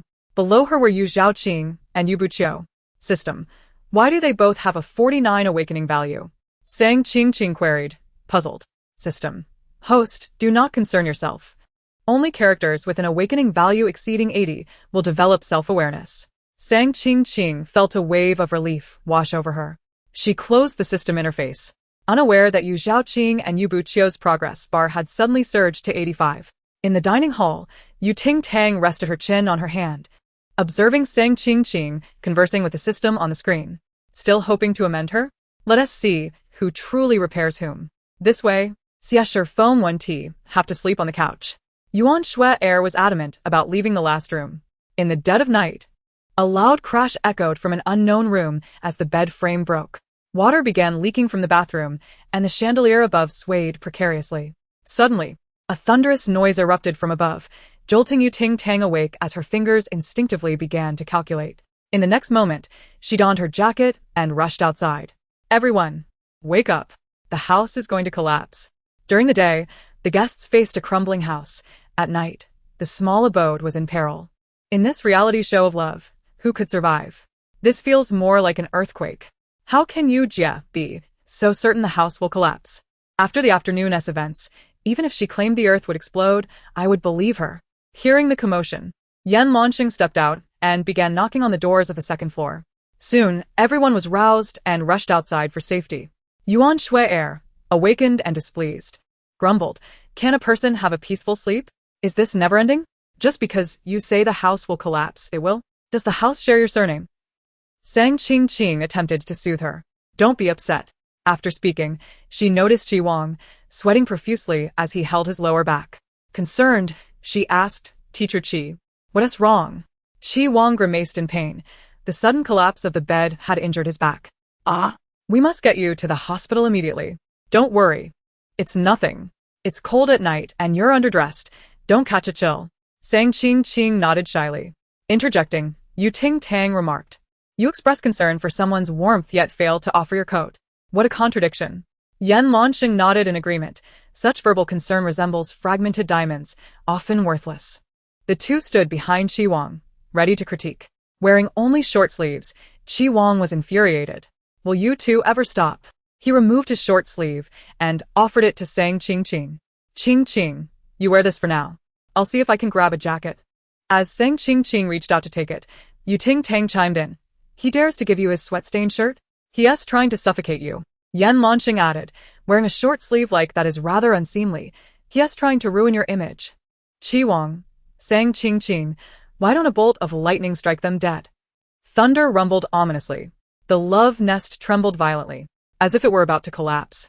Ting Tang, invigorated by a mint candy, surveyed the others and suddenly asked, "Where is Xiesher Feng?" Chapter 38. Even stupidity can be so creative. Has anyone seen Teacher Xie? I checked the living room and the restroom. I haven't seen him. Perhaps he left without us? Yuan Shui scoffed. Why concern ourselves with that broom star at this moment? I believe the house's impending collapse is his doing. Wherever he is, calamity follows. Sang Qing, pondering Xiesher Feng's predetermined fate, remained silent. If the plot had indeed shifted, he, who was meant to be in the hospital struggling for life, could very well perish in the collapsing house. Though it was unfortunate, She could not leverage his connections with the Xie family. His streak of luck still proved useful. Sang Qing mused regretfully. Teacher Yu. Don't go. Has she lost her mind, running in there to meet her demise? Several voices of indignation and disbelief erupted from the crowd. Ting Tang dashed toward the precarious love nest, kicking the door open and charging inside. What is Ting Tang thinking? Is she seeking death? Didn't anyone notice a missing person? Of course, she is going in to save someone. Xie Feng isn't even inside. Is she running in to rescue thin air? Does she think she is in an action film? I admit she possesses some ability to foresee. But that doesn't mean everything she does is right. If she wants to save someone, she must have the capability. Otherwise, it's futile. Agreed. She seems reckless. As if devoid of sense. I see you two are as inflated as the city as housing market, never dropping, only rising. Upon entering the small house, Ting Tang immediately rushed to the fish pond, feeling around in the dark until she retrieved the old turtle that had been sleeping by the rockery. My dear, I nearly forgot about you. How irresponsible of me. The old turtle, bewildered, retreated into its shell, remaining still. As Ting Tang cradled the old turtle and prepared to exit, she noticed several cardboard boxes toppled by the staircase through the window, with a person trapped beneath them. Xie Feng collapsed onto the ground, a sizable bump on his forehead, dazed by an unknown object. His misfortune seemed unparalleled. Ting Tang evaded the falling chandelier, traversed the corridor, and approached Xie Feng, effortlessly hoisting him onto her shoulder. Balancing a turtle in one arm and carrying a person in the other, she sprinted towards the exit. The tremors in the room intensified, with plaster peeling from the walls. Ting Tang quickened her pace, making a final dash out the door. Catch him, she exclaimed, forcefully tossing the turtle towards Yan Lansheng. Then, akin to bowling, she hurled Xie Feng onto the grass, rolling him to safety with deft precision. Bang! Almost instantaneously as she rolled away, the romantic cottage crumbled to the ground. The earth shook violently, a cloud of dust enveloping the air. The cacophony persisted for an extended duration before finally subsiding. The romantic cottage lay in complete ruin.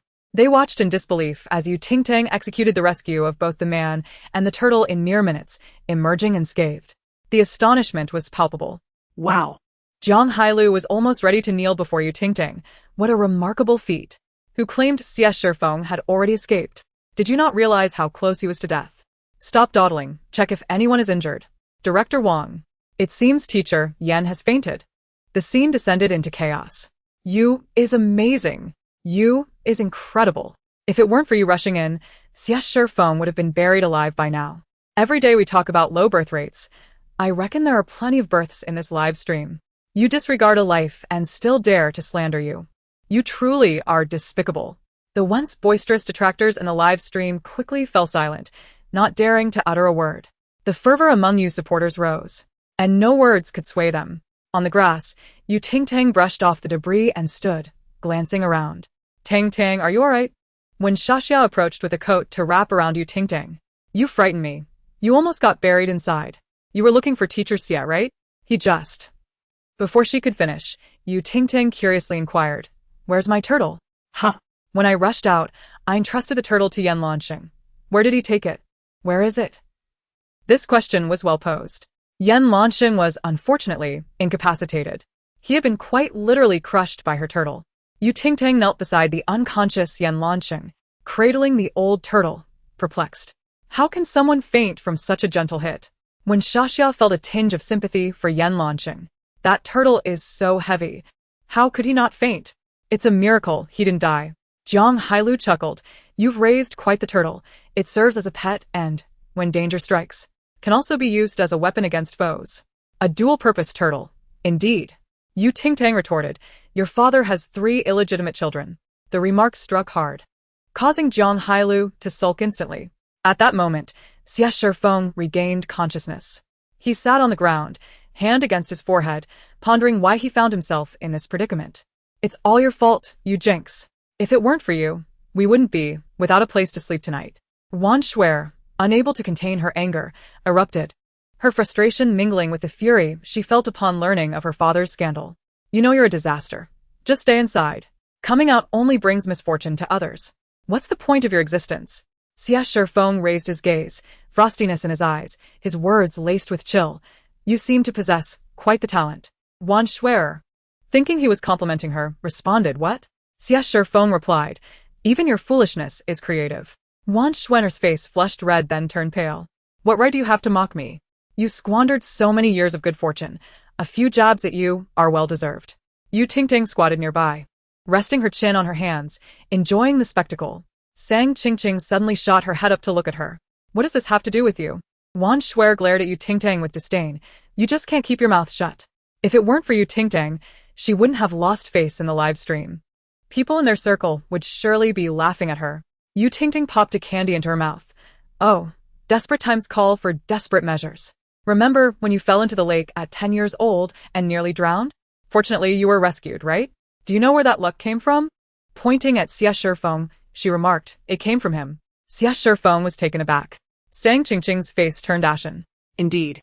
She was the one who saved Wan Shuer back then, and it was undoubtedly with her own good fortune. Wan Shuer burst into laughter. You're hilarious. Yu Tingting. You need to set limits on your madness. What nonsense are you spouting? Borrowing luck? You think this is a TV show?" She was unaware of the rumors Yu Tingting had heard.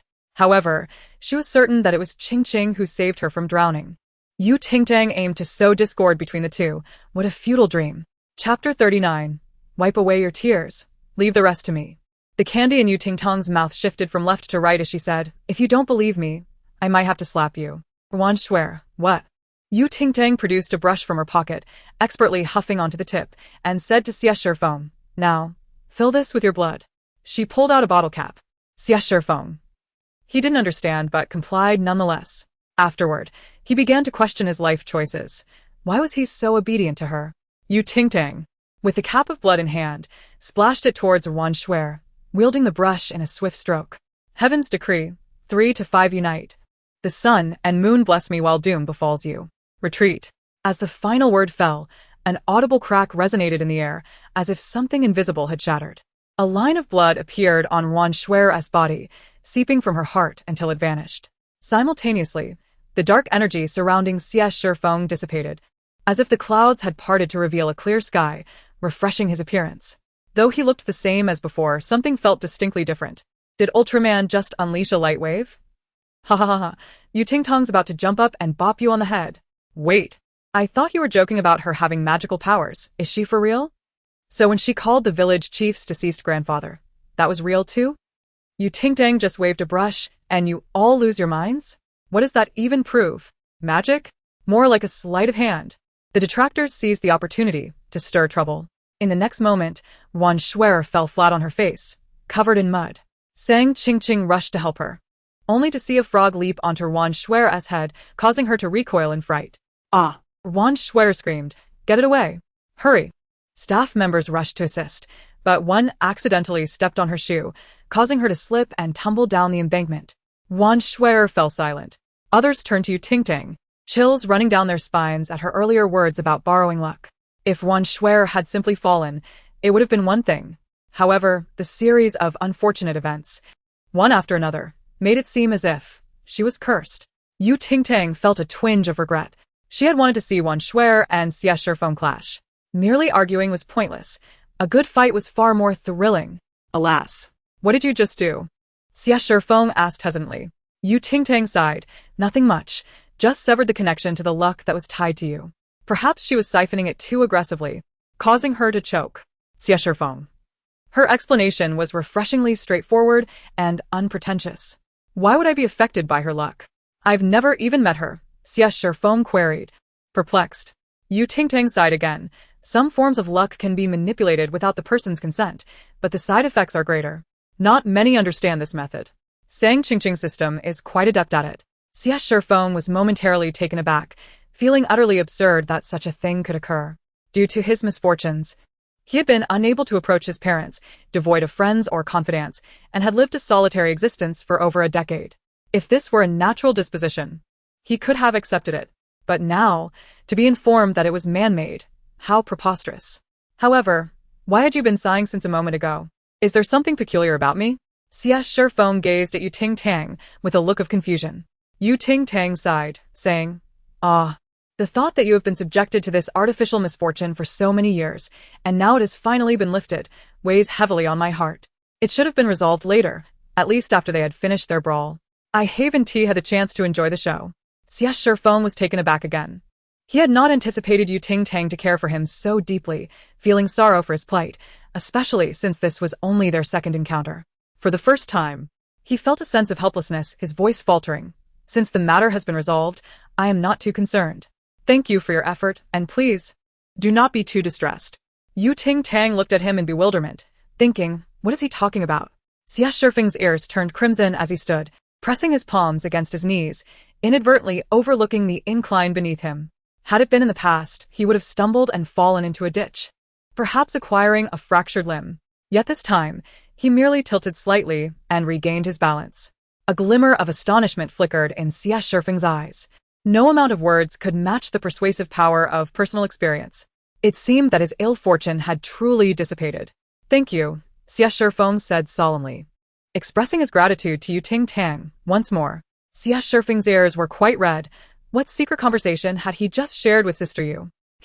A brief taste of the Tang wind. Did I just witness Xie Shifeng not fall into the ditch? He is the kind of unfortunate fellow who trips even while walking normally. This drama is truly dull. Ting Tang waved her hand dismissively, saying it was unnecessary. Originally, whether Xie Shifeng was fortunate or not had nothing to do with her. But since she had carried him out of that small room, she had inadvertently become entangled in the consequences of another. Thus, she was granted insight into the secrets concealed by the system, revealing the fates of Xie Shifeng, Wan Shuer, and Sang Qingqing. To illustrate, Xie Shifeng was akin to a bottle of strawberry milk, while Sang Qingqing sipped from a straw, sharing with Wan Shuer. Now that the straw had broken, both would suffer backlash. However, Sang Qingqing was protected by the system and connected to numerous straws, so the backlash would not affect her significantly. Wan Shuer, on the other hand, was not so fortunate. Ting Tang crunched the candy in her mouth, clicking her tongue. The thought made her parched. She stood up, intending to fetch a bottle of strawberry milk to soothe her wounded heart from missing the show. Yet, having squatted for too long, her legs went numb, causing her to uncontrollably sit back down. She found herself once again beside the unconscious Yan Lanqing. After a considerable effort, Yan Lanqing finally awoke, only to be nearly suffocated by a sudden and profound weight on his backside. Ting Tang, in a half-squatting position, looked at him, her eyes filled with concern. I feel as though my time is short. Therefore, my black card password is. Ting Tang immediately leaned in, disregarding her numb legs, eager to listen closely to the voice of the god of wealth. Yan Lanqing fainted once more. No, you must finish before you die. What a shame. Even in his dying moments, Yan Marin does not forget to leave a mark in Yu Yu's heart, ensuring she remembers him forever. I could cry. What are you two whispering about? Give me the details. If it's candy, I'll take a bite. Can't let this chance go to waste. What? When Shea's eyes widened, tears streaming down her cheeks. She hurriedly ran to make a phone call. When Shea sobbed, unable to catch her breath, disregarding everything around her. In a corner, Zhou Yunli cast a dark gaze in her direction. His initial target had been her, but somewhere along the line, she had inexplicably turned against him. The women he desired but could not attain were always the ones he sought to ruin. He found a perverse satisfaction in witnessing their tears. Just as he did at that moment. Stop crying. A tissue was offered to Wenxia. Ting Tang, rubbing her numb legs, half squatted down to meet her gaze. Do you wish to bid your final farewell to your grandmother? Wenxia looked up with reddened eyes, but she has already gone. I will never see her again, nor hear her voice. Wipe your tears. I will take care of the rest. Chapter 40, Biological Cousins. Ting Tang retrieved a small brush, blew gently on the tip, and began to draw symbols in her palm. The pristine brush tip met her hand, and ink automatically emerged. From the first stroke to the last, the flow was fluid and natural, culminating in a faint golden glow. Once she finished, she tucked the brush under her arm and took out her phone to make a call. Hello? 111 Customer Service. Please tell me your grandmother's name. Ting Tang suddenly remembered to ask Wenxia. After providing the name, she held out the phone to Wenxia. You take it. I'll get a drink. Calculating in her mind, she thought it was excellent. This month's underworld communication task progress was 2 out of 10. After 8 more transactions, she could eliminate the blood-spitting indicator for the month. Truly remarkable. When Shea hesitated before placing the phone to her ear. Hello? Xia Xia? A familiar voice reached her ears. And the tears she had barely stopped began to flow again. Grandma. As soon as she uttered the word, the live stream froze for several seconds. Then, an explosion of comments flooded in. GIF effects filled the screen, the visuals glitched, and ultimately, the live stream went black.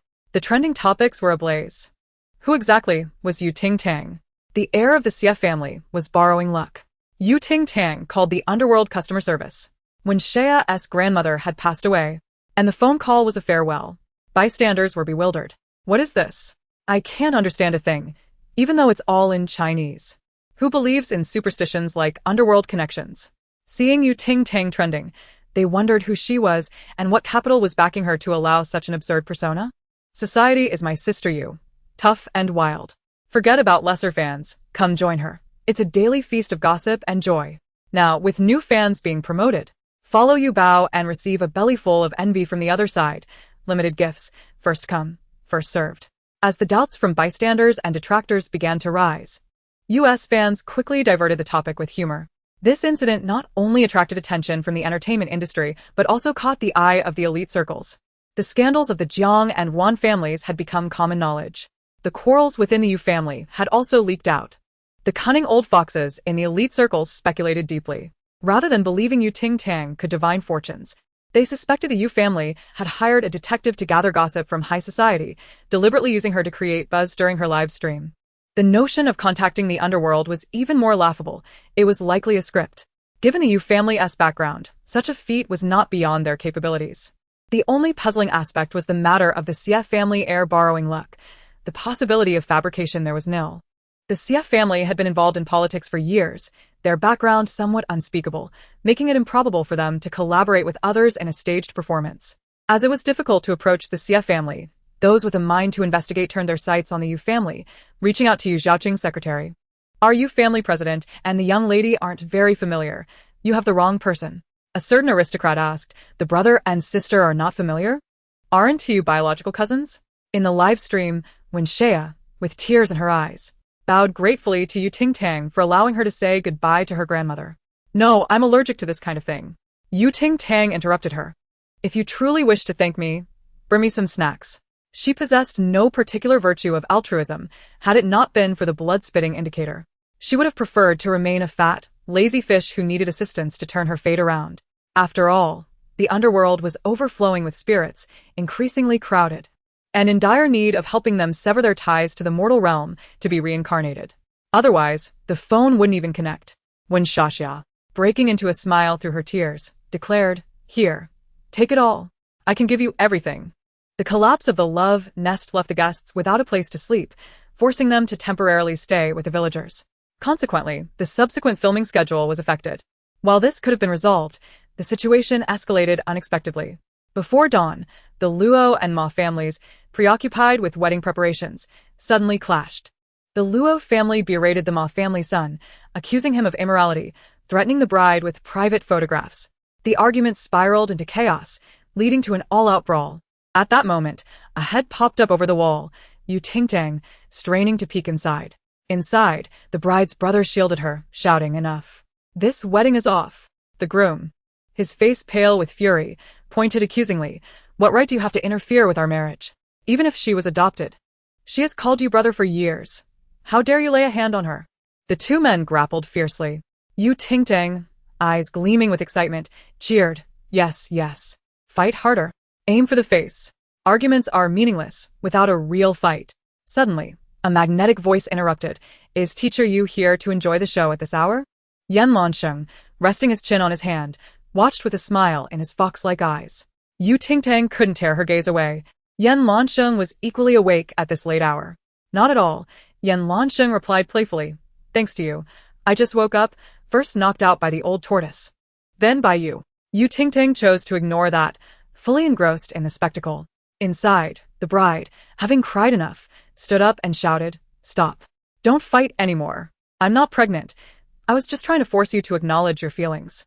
The groom and her brother halted, turning to her. The bride looked at her brother with tearful eyes. "I just wanted you to admit your feelings." Her brother was visibly moved. The groom's face darkened with rage, reigniting the conflict, which awakened Wan Shuer, temporarily staying with the Luo family. With a cold expression, she stepped outside, demanding, "Can you keep it down? There are guests sleeping." Before she could finish, A bench flew through the chaos, knocking her unconscious. Yet, no one paid her any mind as the brawl intensified. The commotion awakened the entire village, drawing a crowd to witness the chaos. The filming session had to be cut short, and all guests were sent down the mountain by noon. Ting Tang and Yen Lanqing found themselves in the same vehicle, both stifling yawns, having spent the entire night indulging in the drama without sleep.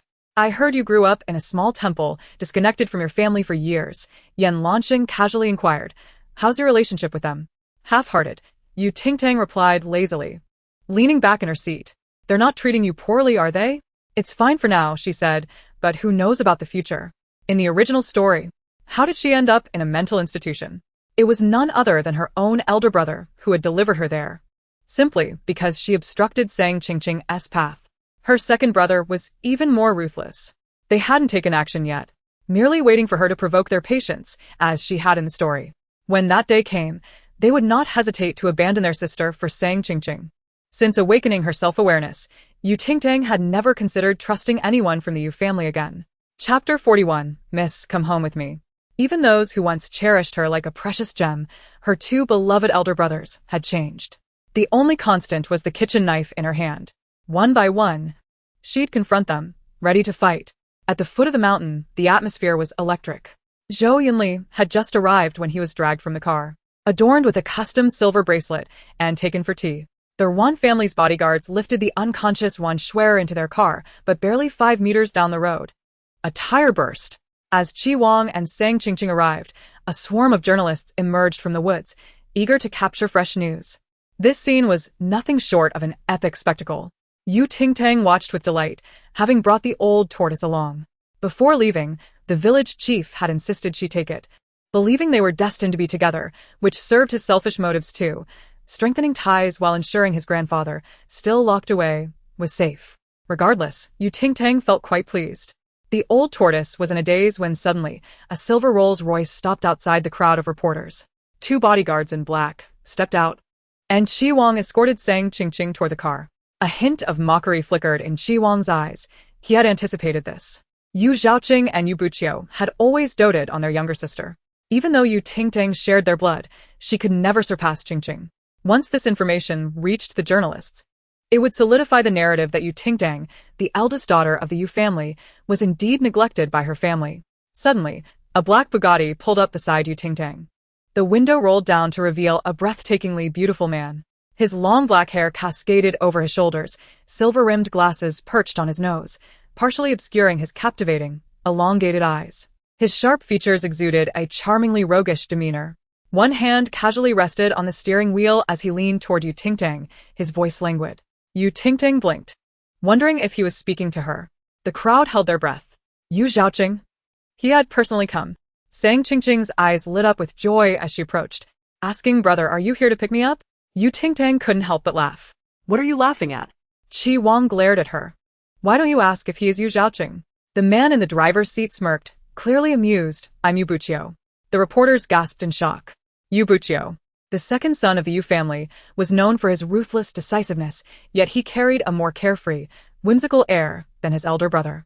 If Yu Zhaoqing was the pristine snow atop a mountain peak, then Yu Buqiu was the dangerous, silent undertow at the ocean's depths. Despite their strikingly similar appearances, their personalities were worlds apart, both equally formidable. The reporters discreetly adjusted their cameras, wary of inadvertently capturing Yu Buqiu and facing legal repercussions from his elite lawyer. Upon hearing Yu Buqiu speak, Sang Qingqing's face turned awkward. Throughout her life, she had struggled to distinguish between her two brothers. It became slightly easier as she grew older, identifying them by their clothing styles and hairstyles, but as children, they had looked identical, an utterly exasperating experience. How could Ting Tang, having spent so little time with them, possibly tell them apart? Get in. Mississippi. Yu Buqiu ignored Sang Qingqing's discomfort and reiterated his invitation to Ting Tang.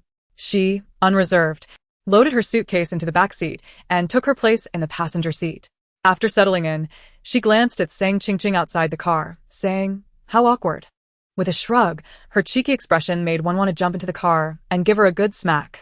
Yu Buqiu chuckled softly, his features softening behind the glasses. Sang Qingqing's eyes brimmed with tears, unable to believe her second brother would abandon her for Ting Tang.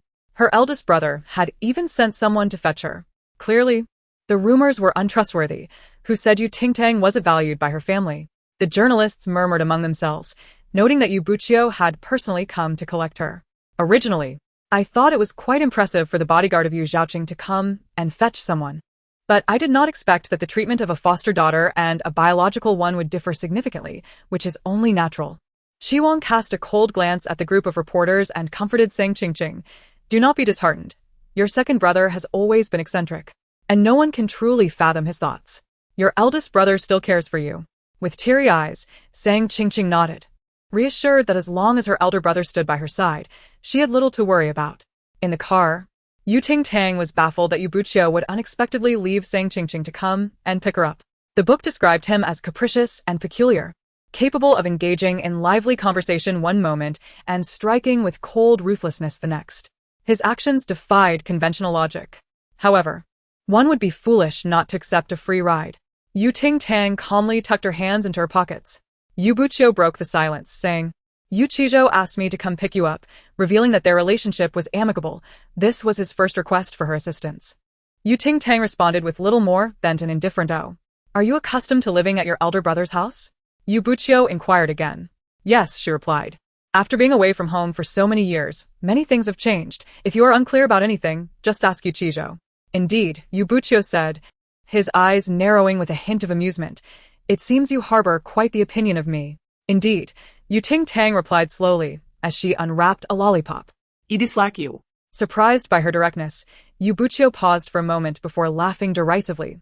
Well, I dislike you as well. Your taste is lacking, she retorted. Yours is no better. He shot back, his gaze icy. If you detest me, do you also detest your elder brother? Chapter 42. Return home to meet the parents. Ting Tang pondered seriously for a moment, considering that all chocolate had a similar flavor. Was there truly a need to distinguish between them? Buchio countered, moreover. Wasn't I previously living at your house? Ting Tang regarded him with a look of disbelief, recalling how he had disguised himself as Qi's assistant to fetch her. How did you know it was me?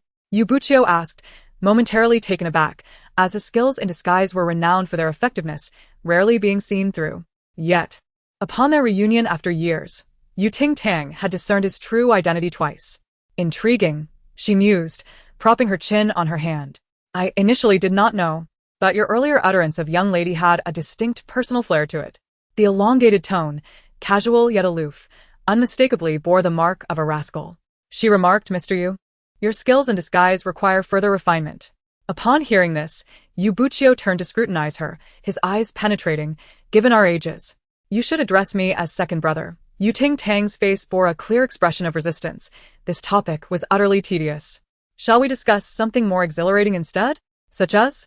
Are you not grasping the steering wheel because you intend to crash through the guardrail and launch me into the heavens? He leisurely maneuvered the steering wheel, slowing down for a drift, narrowly avoiding a collision just moments before impact. How was that? Impressive, was it not? Buchio smirked. Ting Tang closed her eyes. I have matters to attend to. I shall take my leave. Buchio retorted. Why should I heed your command? With that, he pressed the accelerator. A vehicle followed closely behind on the mountain road. In the next instant, a cascade of falling rocks descended from the mountain, obstructing the path of the trailing vehicle. Observing this scene through the rear-view mirror, Buchio's expression shifted. How did you know there would be falling rocks? Had you not pressed the accelerator, the consequences would have been dire. Ting Tang replied, would you prefer to hear a falsehood or the truth? Is there no truth at all? Not for you. In the car behind them sat Xie Shifeng and his bodyguard. Xie Shifeng rubbed his forehead, struggling to find the right words. The bodyguard, confused, queried, what is so difficult about this? It is merely a matter of speaking. Young master, isn't having dinner and meeting the parents rather different? What is the difference?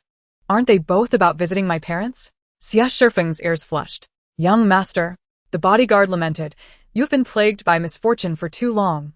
Always solitary. You have missed so much. How could dating a girl be so simple? You must take the initiative. Xie Shifeng hesitated. Take the initiative? The bodyguard nodded vigorously. Precisely. For example, Xie Shifeng sat up straight, intently listening to the bodyguard's advice. For instance, you could send 12 or 20 agile bodyguards to capture Mixue and confine her in a small dark room, ignoring her to prevent her from being targeted by enemies. Then, at the moment she reveals her vulnerable side, you swoop in to save her. Xia Shifeng questioned. What nonsense is this? Where did you glean such experience? Feeling exasperated, Xia Shifeng responded, if you are unwell, seek treatment. Do not seek remedies from such literature. Be silent, or I shall have you dismissed.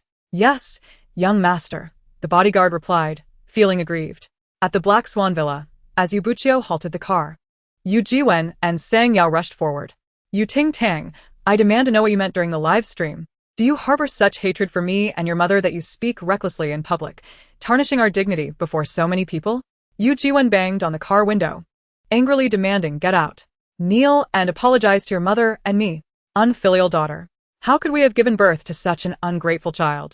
Yu Ting Tang let out a cold laugh and then produced a large megaphone from her bag, which she had snatched from the director before leaving. Open the sunroof, she instructed Yu Buqiu. Yu Buqiu lazily squinted. What if I refuse? Do you wish to experience the sensation of being knocked unconscious by a megaphone? You are rather fierce with me, Yu Buqiu remarked, unperturbed by her threat. His eyes glimmered with mischief. Are you equally fierce with Yu Zhaoqing?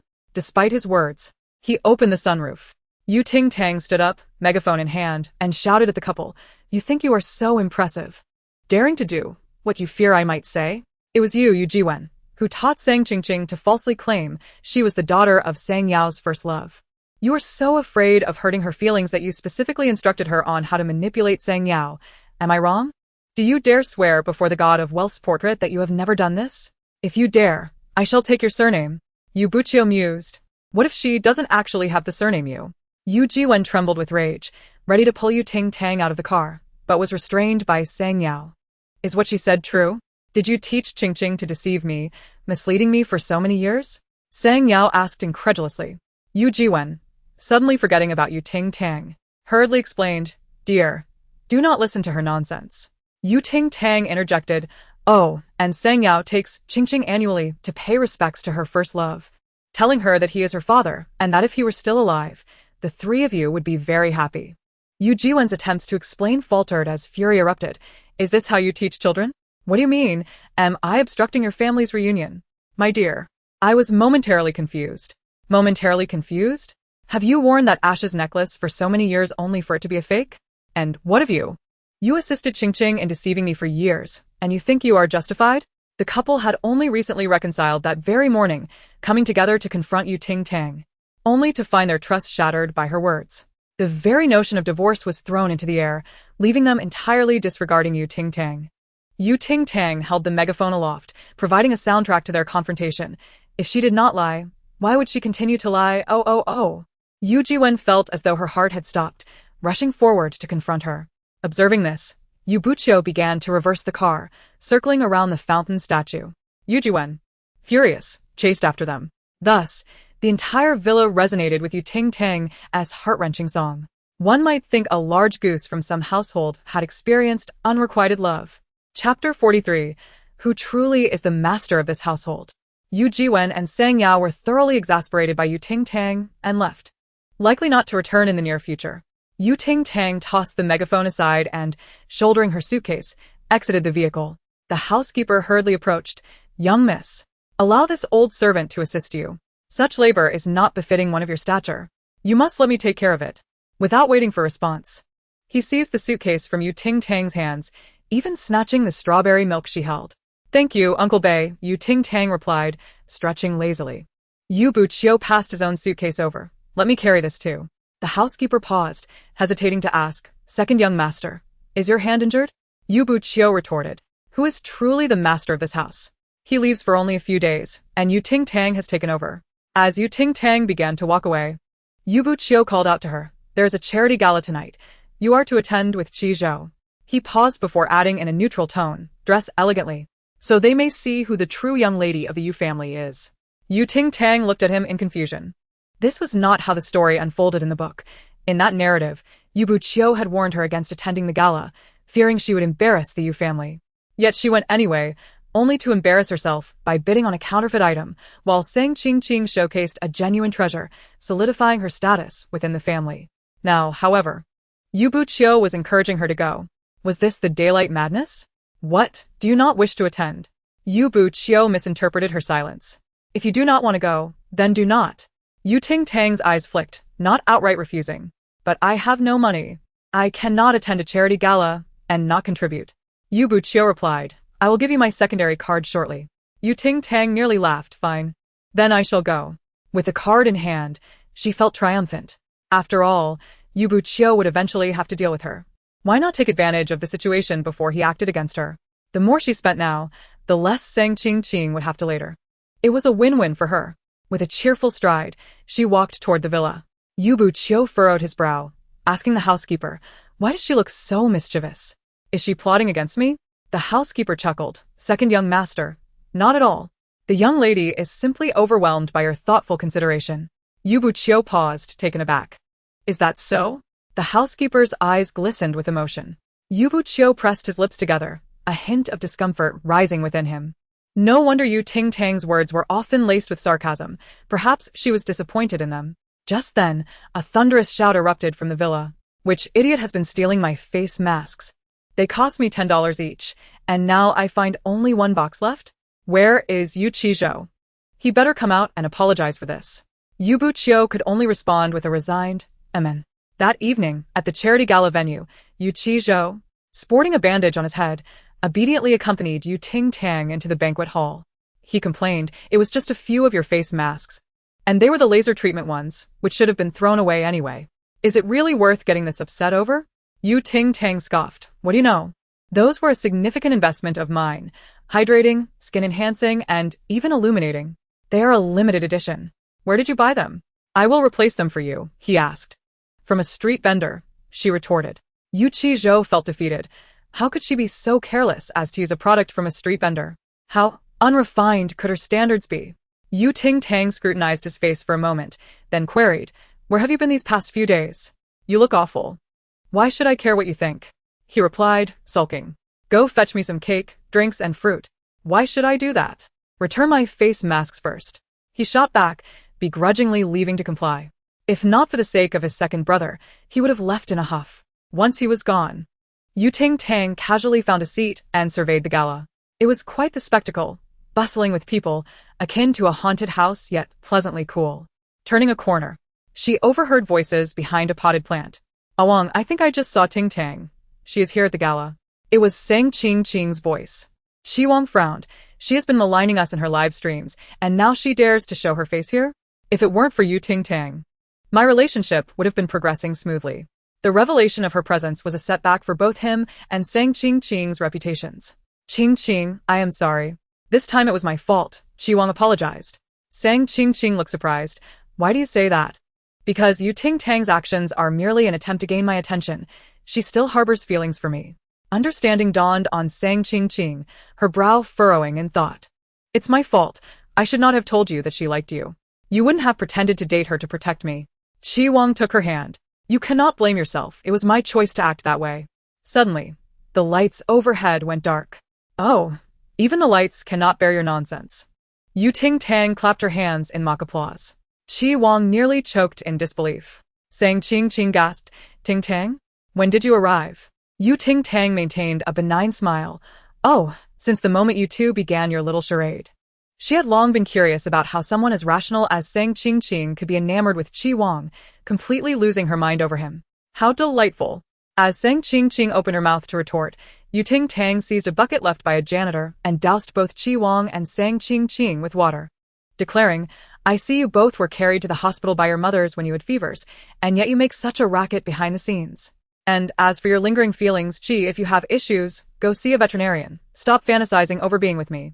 And you sang, there are leashes for a reason. Why are you running wild and biting people? Are you awake now? If not, go look in the mirror and assess your worth. Chapter 44. I could be your father. Soaked, Wong and Sang Qing stood in shock, their outfits clinging uncomfortably to their skin, their anger boiling over at Ting Tang's words. Are you looking for death? Wong shouted. Yell louder, call your father.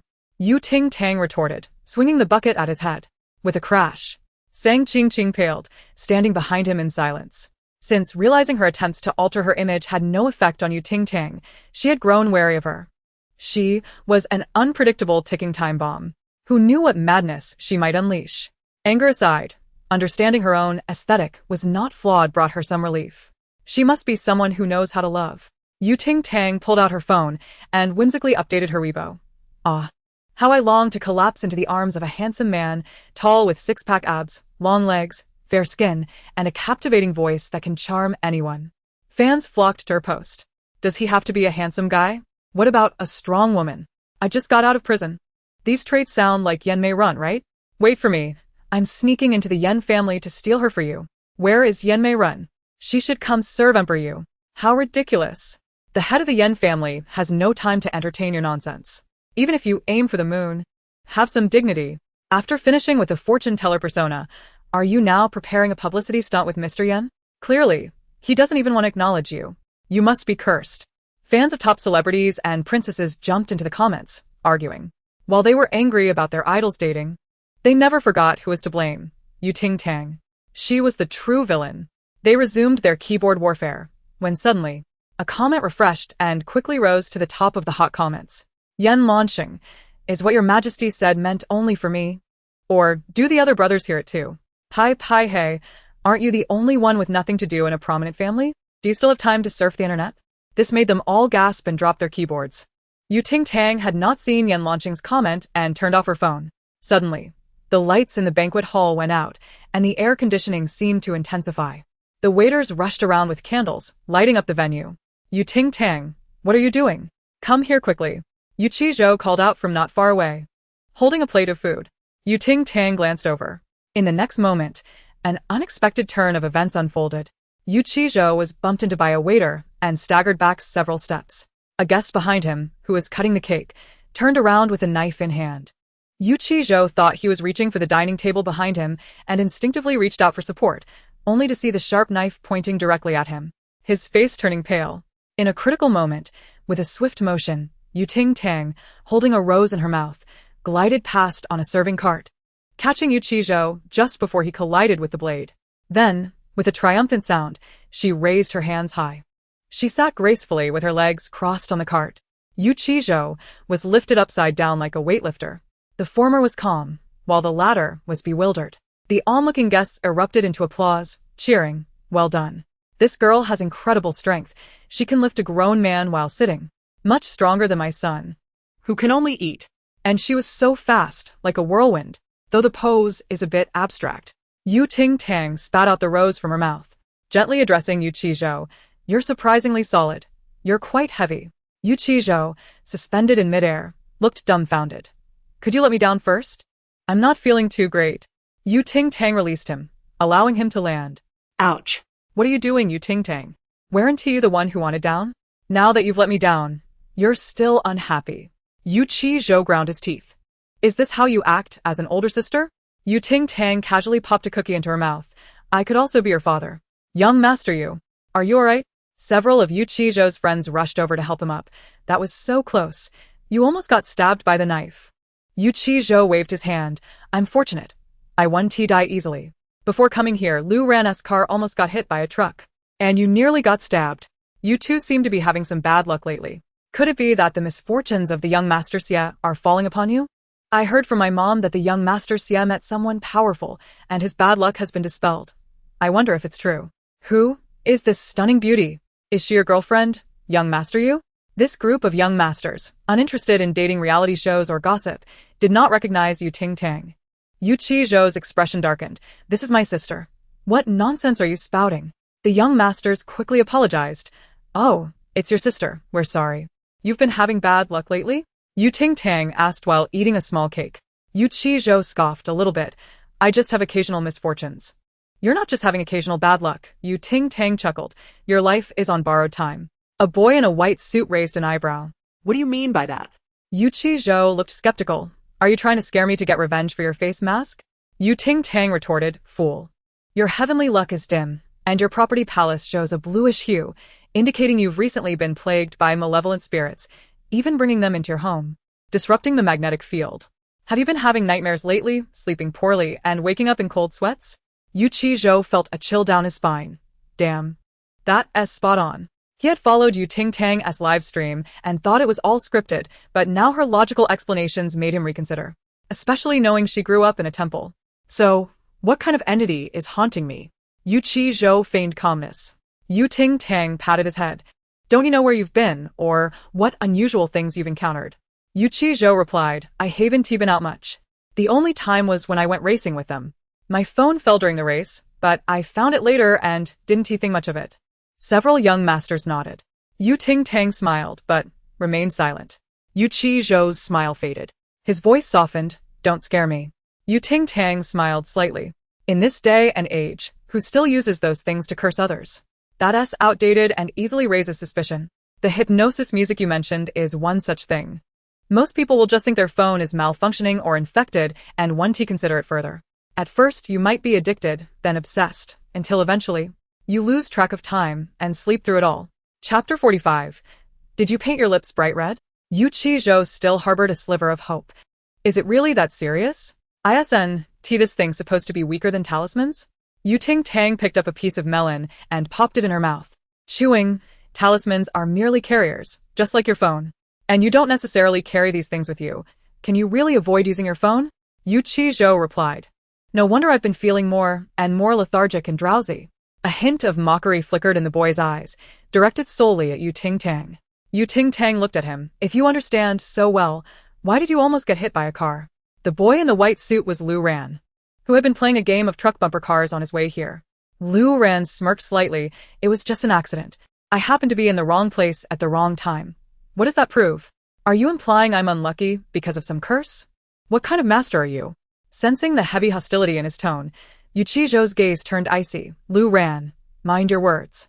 However, she added, if she truly possesses such abilities, she should demonstrate it and lift that so-called curse right here instead of rambling on. Just as Zhou was about to get angry, Ting Tang laughed. Have you studied economics? This is a typical case of stagflation. It's like a brush without bristles. There's nothing substantial in your head, and all your nutrition is just in your mouth. I think the water from the legendary Jingwei filling the sea has all gone to your brain. What does my conversation with my brother have to do with you? If you want to live or die, that's none of my business. Zhou, call the aquarium and tell them their animals have escaped. There's a shark here. Zhou's impending fury halted, and he pointed at himself in confusion. Zhou? Who? Me? He? The most handsome and charming man in the universe, could not accept being called that.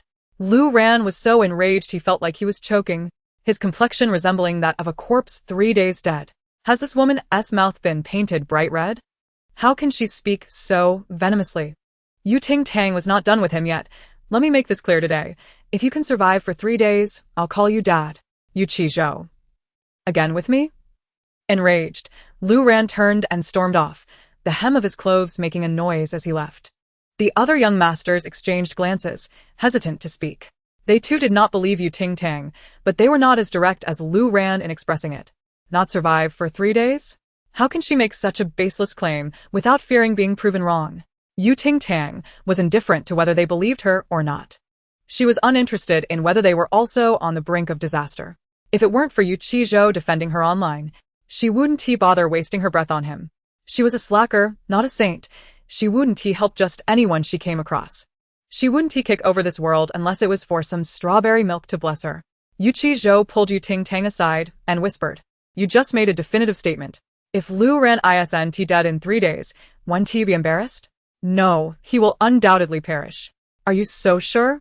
Ting Tang nodded. If he is still alive in 3 days, I'll personally send him on his way. It's that simple. Zhou lamented. It's all Lu Ran's fault. Why provoke her? Zhou. Ting Tang felt a bit parched. Zhou immediately complained. Can you stop calling me that? It's so embarrassing. Fine. 6903. Please fetch me a glass of orange juice. Zhou reacted, his lips twitching. Can't you just call me by my name? Referring to me by my phone number makes it seem as though I'm incarcerated. Ting Tang retorted, if you keep babbling, I'll send you to jail right now. Zhou pouted, reluctantly bringing her the orange juice, and inquired, will you help me lift the curse on my phone? Ting Tang replied calmly, of course not. Why? Do you have any idea how much it costs me to intervene? You think you can get a free ride without paying? Zhou, with an air of arrogance, lifted his chin and declared, I have plenty of money. Name your price. 100 billion. That's unattainable. Ultimately, Zhou conceded 1 million pocket money to Ting Tang, finalizing the deal. The curse on his phone was akin to the authentic curses of the past.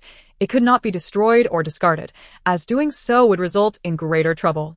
The method to break the curse was not simple and required considerable skill and experience from the executor, though this rule did not apply to certain deviants. From her elegantly coordinated handbag, Fish Ting Tang produced her retractable kitchen knife. Fish Chizhou was taken aback. She placed his phone on the table and aimed the knife at it. Fish Chizhou, bewildered, asked. She assumed a dramatic pose and brought down the knife with a decisive chop.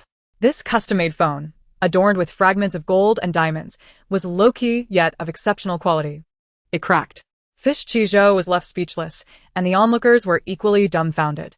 This cake is incredibly realistic. It looks just like a real phone. Huh? Even the internal components are so meticulously crafted. Suddenly, smoke began to rise. The guests surrounding Fish Ting Tang felt a chill run down their spines and quickly retreated several paces.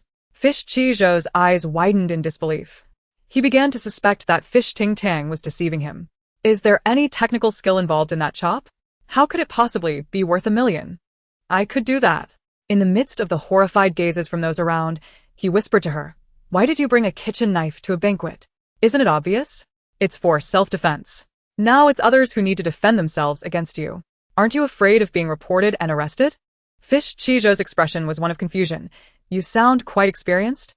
At that moment, the lights in the banquet hall finally illuminated, and a waiter announced that the charity auction on the second floor had commenced. As Fish Ting Tang and Fish Chizhou moved forward, the crowd seemed to instinctively distance themselves from them, forming a vacuum around them. Fish Ting Tang found their politeness rather amusing. Their seats provided an excellent view, allowing them to clearly see the items on stage. Qi Wang and Sang Qingqing had changed into a new set of attire, seated diagonally across from them.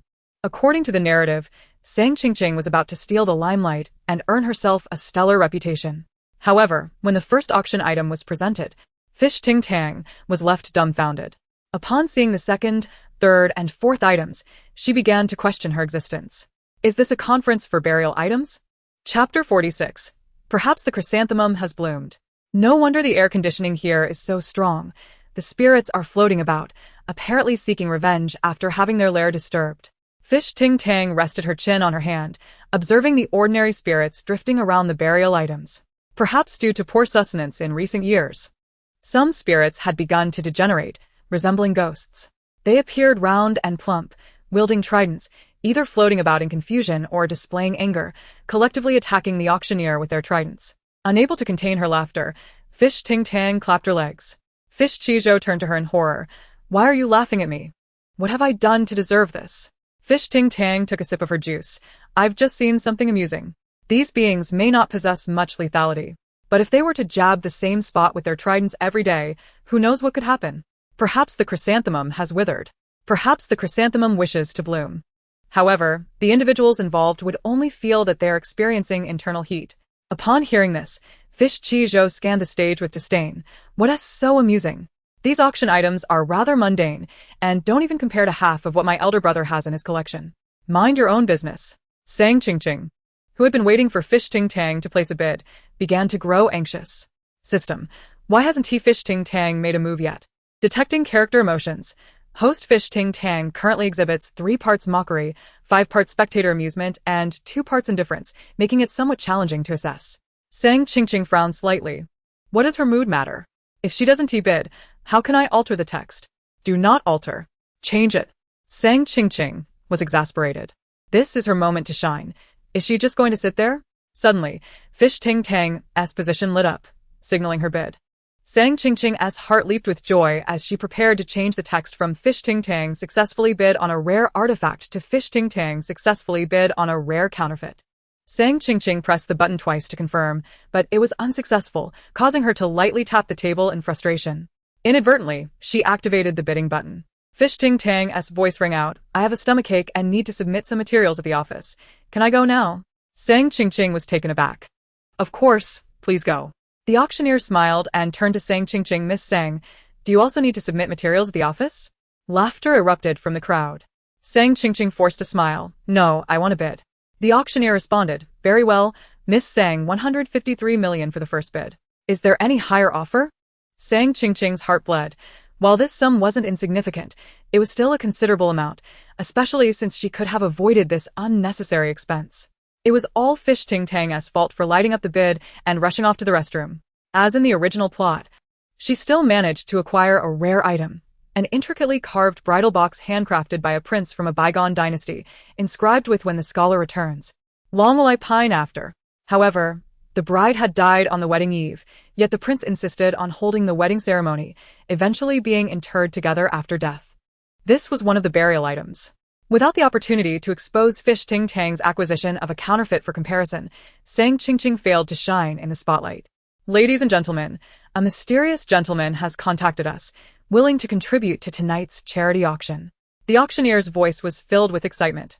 Let us present the final item of the evening, the Song of the Merfolk Under the Moon.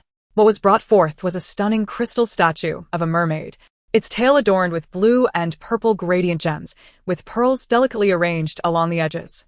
The most striking feature was the mermaid's pupils, which contained exceptionally beautiful and unique deep blue diamonds. Fish Ting Tang felt a sense of familiarity.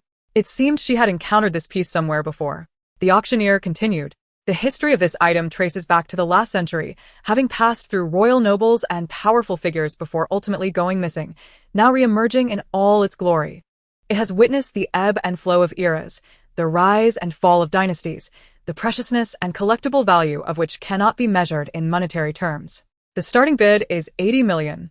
This crystal statue nearly captured the hearts of all the ladies present. Upon hearing the opening bid, some immediately extinguished their interest. Sang Qingqing gazed at the crystal statue, her beautiful eyes reflecting desire. It's so beautiful. Qi Wang felt a stirring in his heart. If you like it, I'll bid on it for you. But it's just too expensive. Only such a rare treasure is worthy of someone as beautifully regal as you. Qi Wang's gaze was filled with affection. Sang Qingqing's cheeks flushed, akin to a flower poised to bloom. As Qi Wang entered the bidding fray, the price had already escalated to 95 million. For reasons beyond mere rivalry, Fish Qizhou also joined the bidding. Qi Wang raised his bids in increments of 1 million, while Fish Qizhou countered with 500,000 increments. I simply can't stand him. Is it wrong to teach him a lesson? Fish Qizhou scoffed. Why are you defending him?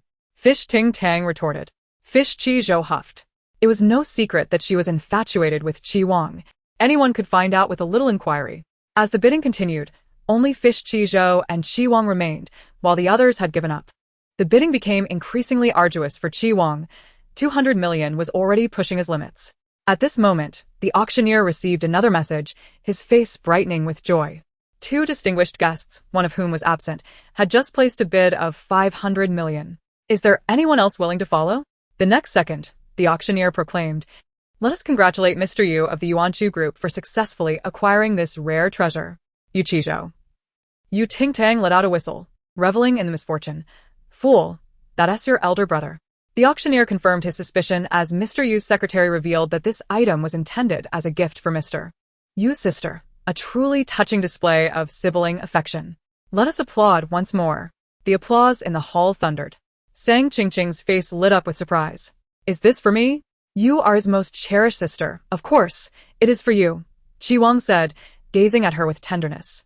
It cannot possibly be for you, Ting Tang. Sang Qingqing's heart leapt with joy, but to be safe, she decided to modify a word, lest this gift was not intended for her, and she would become the subject of ridicule. Suddenly, the door of the auction hall burst open. A flustered server rushed in, exclaiming, "This is bad. The water level outside has surged unexpectedly. The situation is unclear.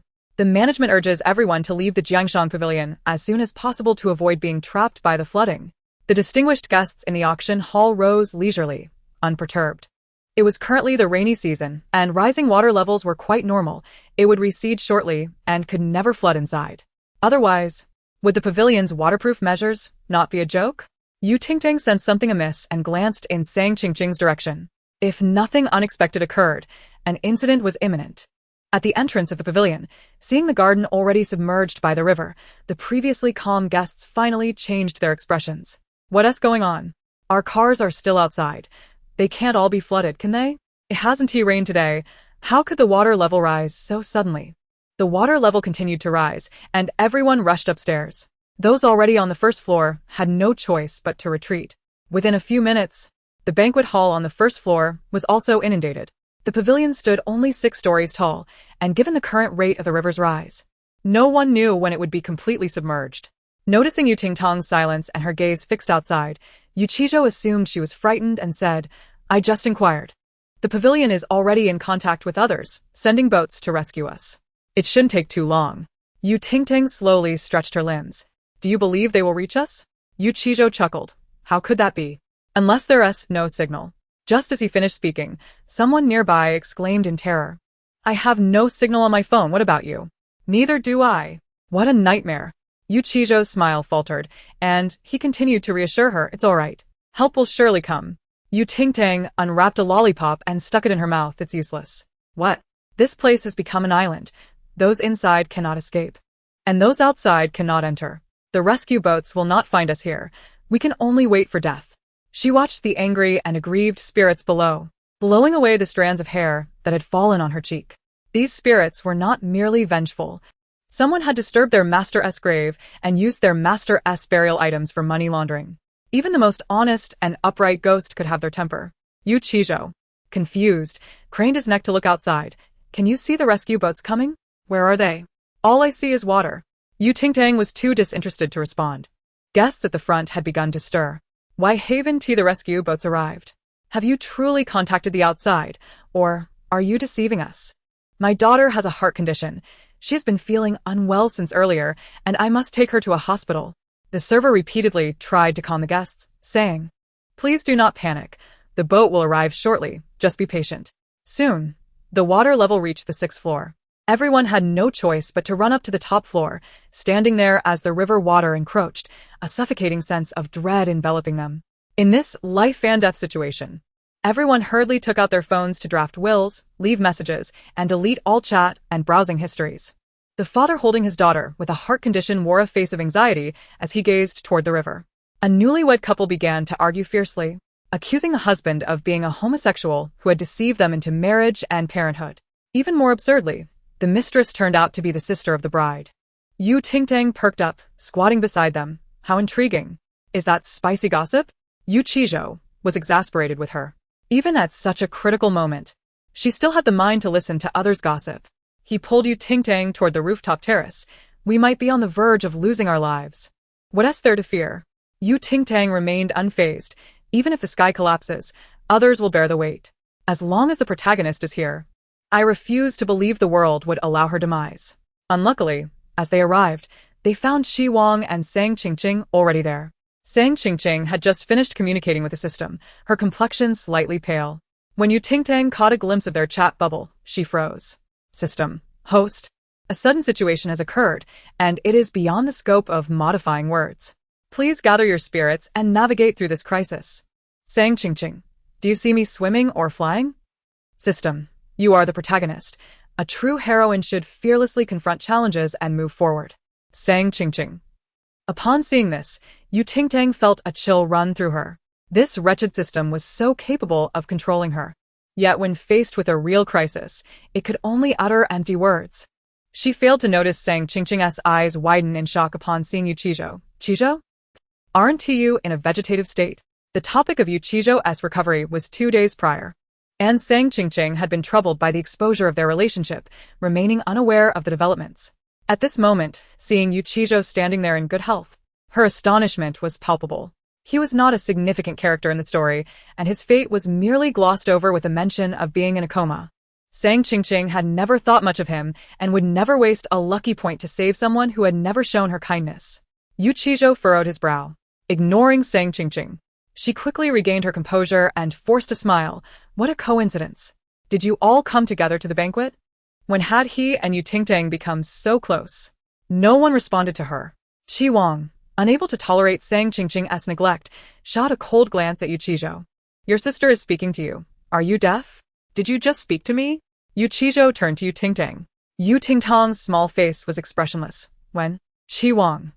Sang Qingqing was about to say something else when the sound of the river crashing against the rooftop railing interrupted her.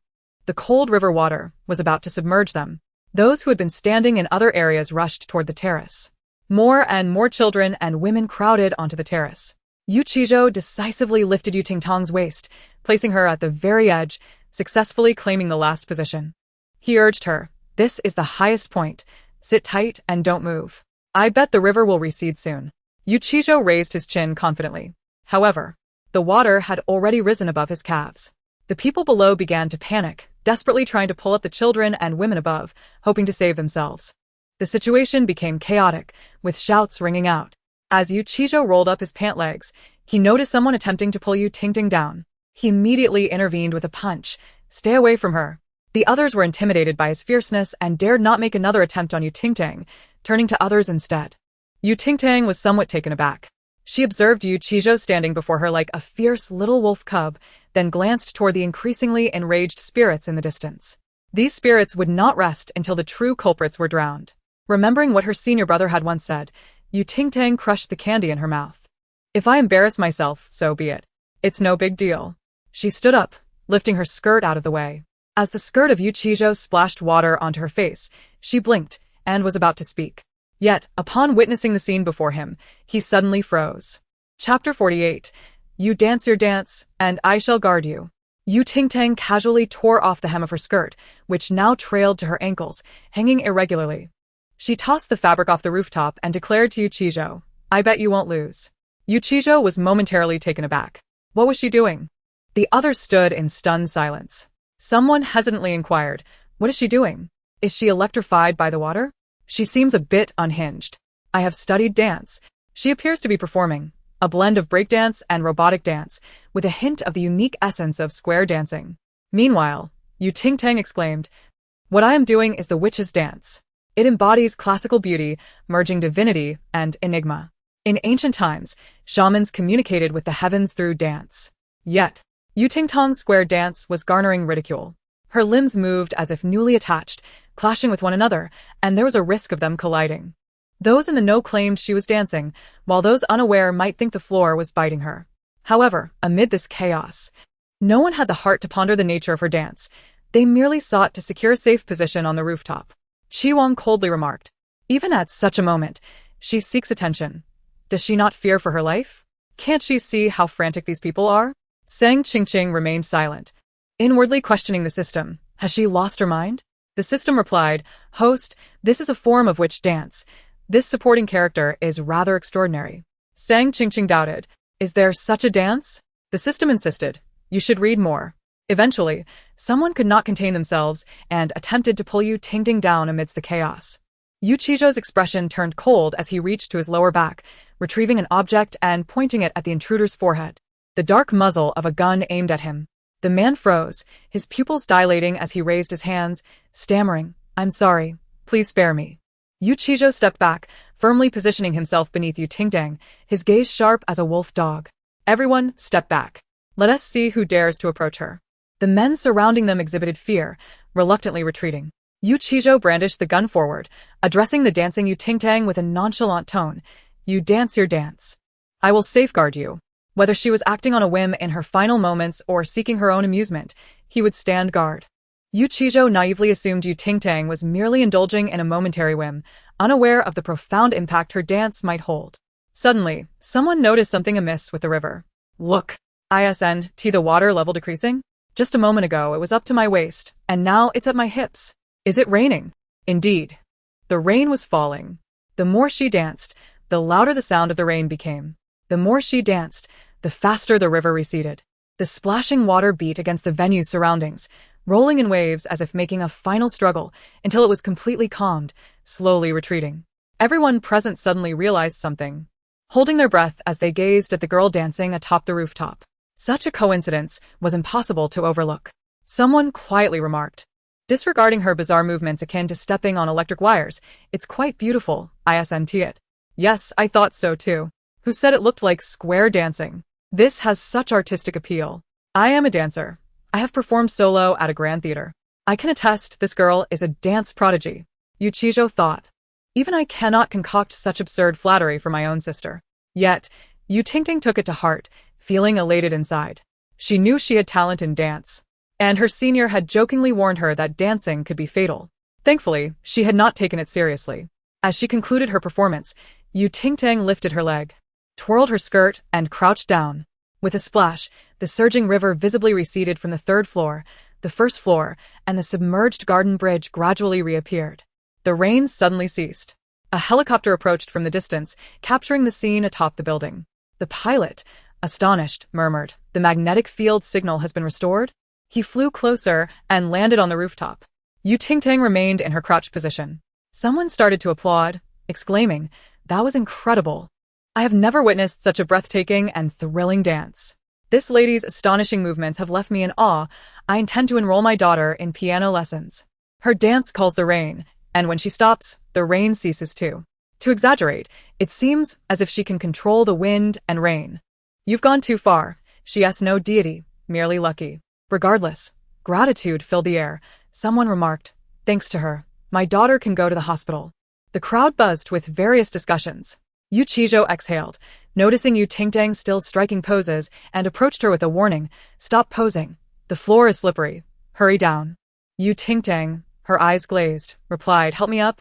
I pulled a muscle." Yu Qizhou chuckled, "With that robotic-like dance of yours. It's a wonder you didn't injure yourself sooner."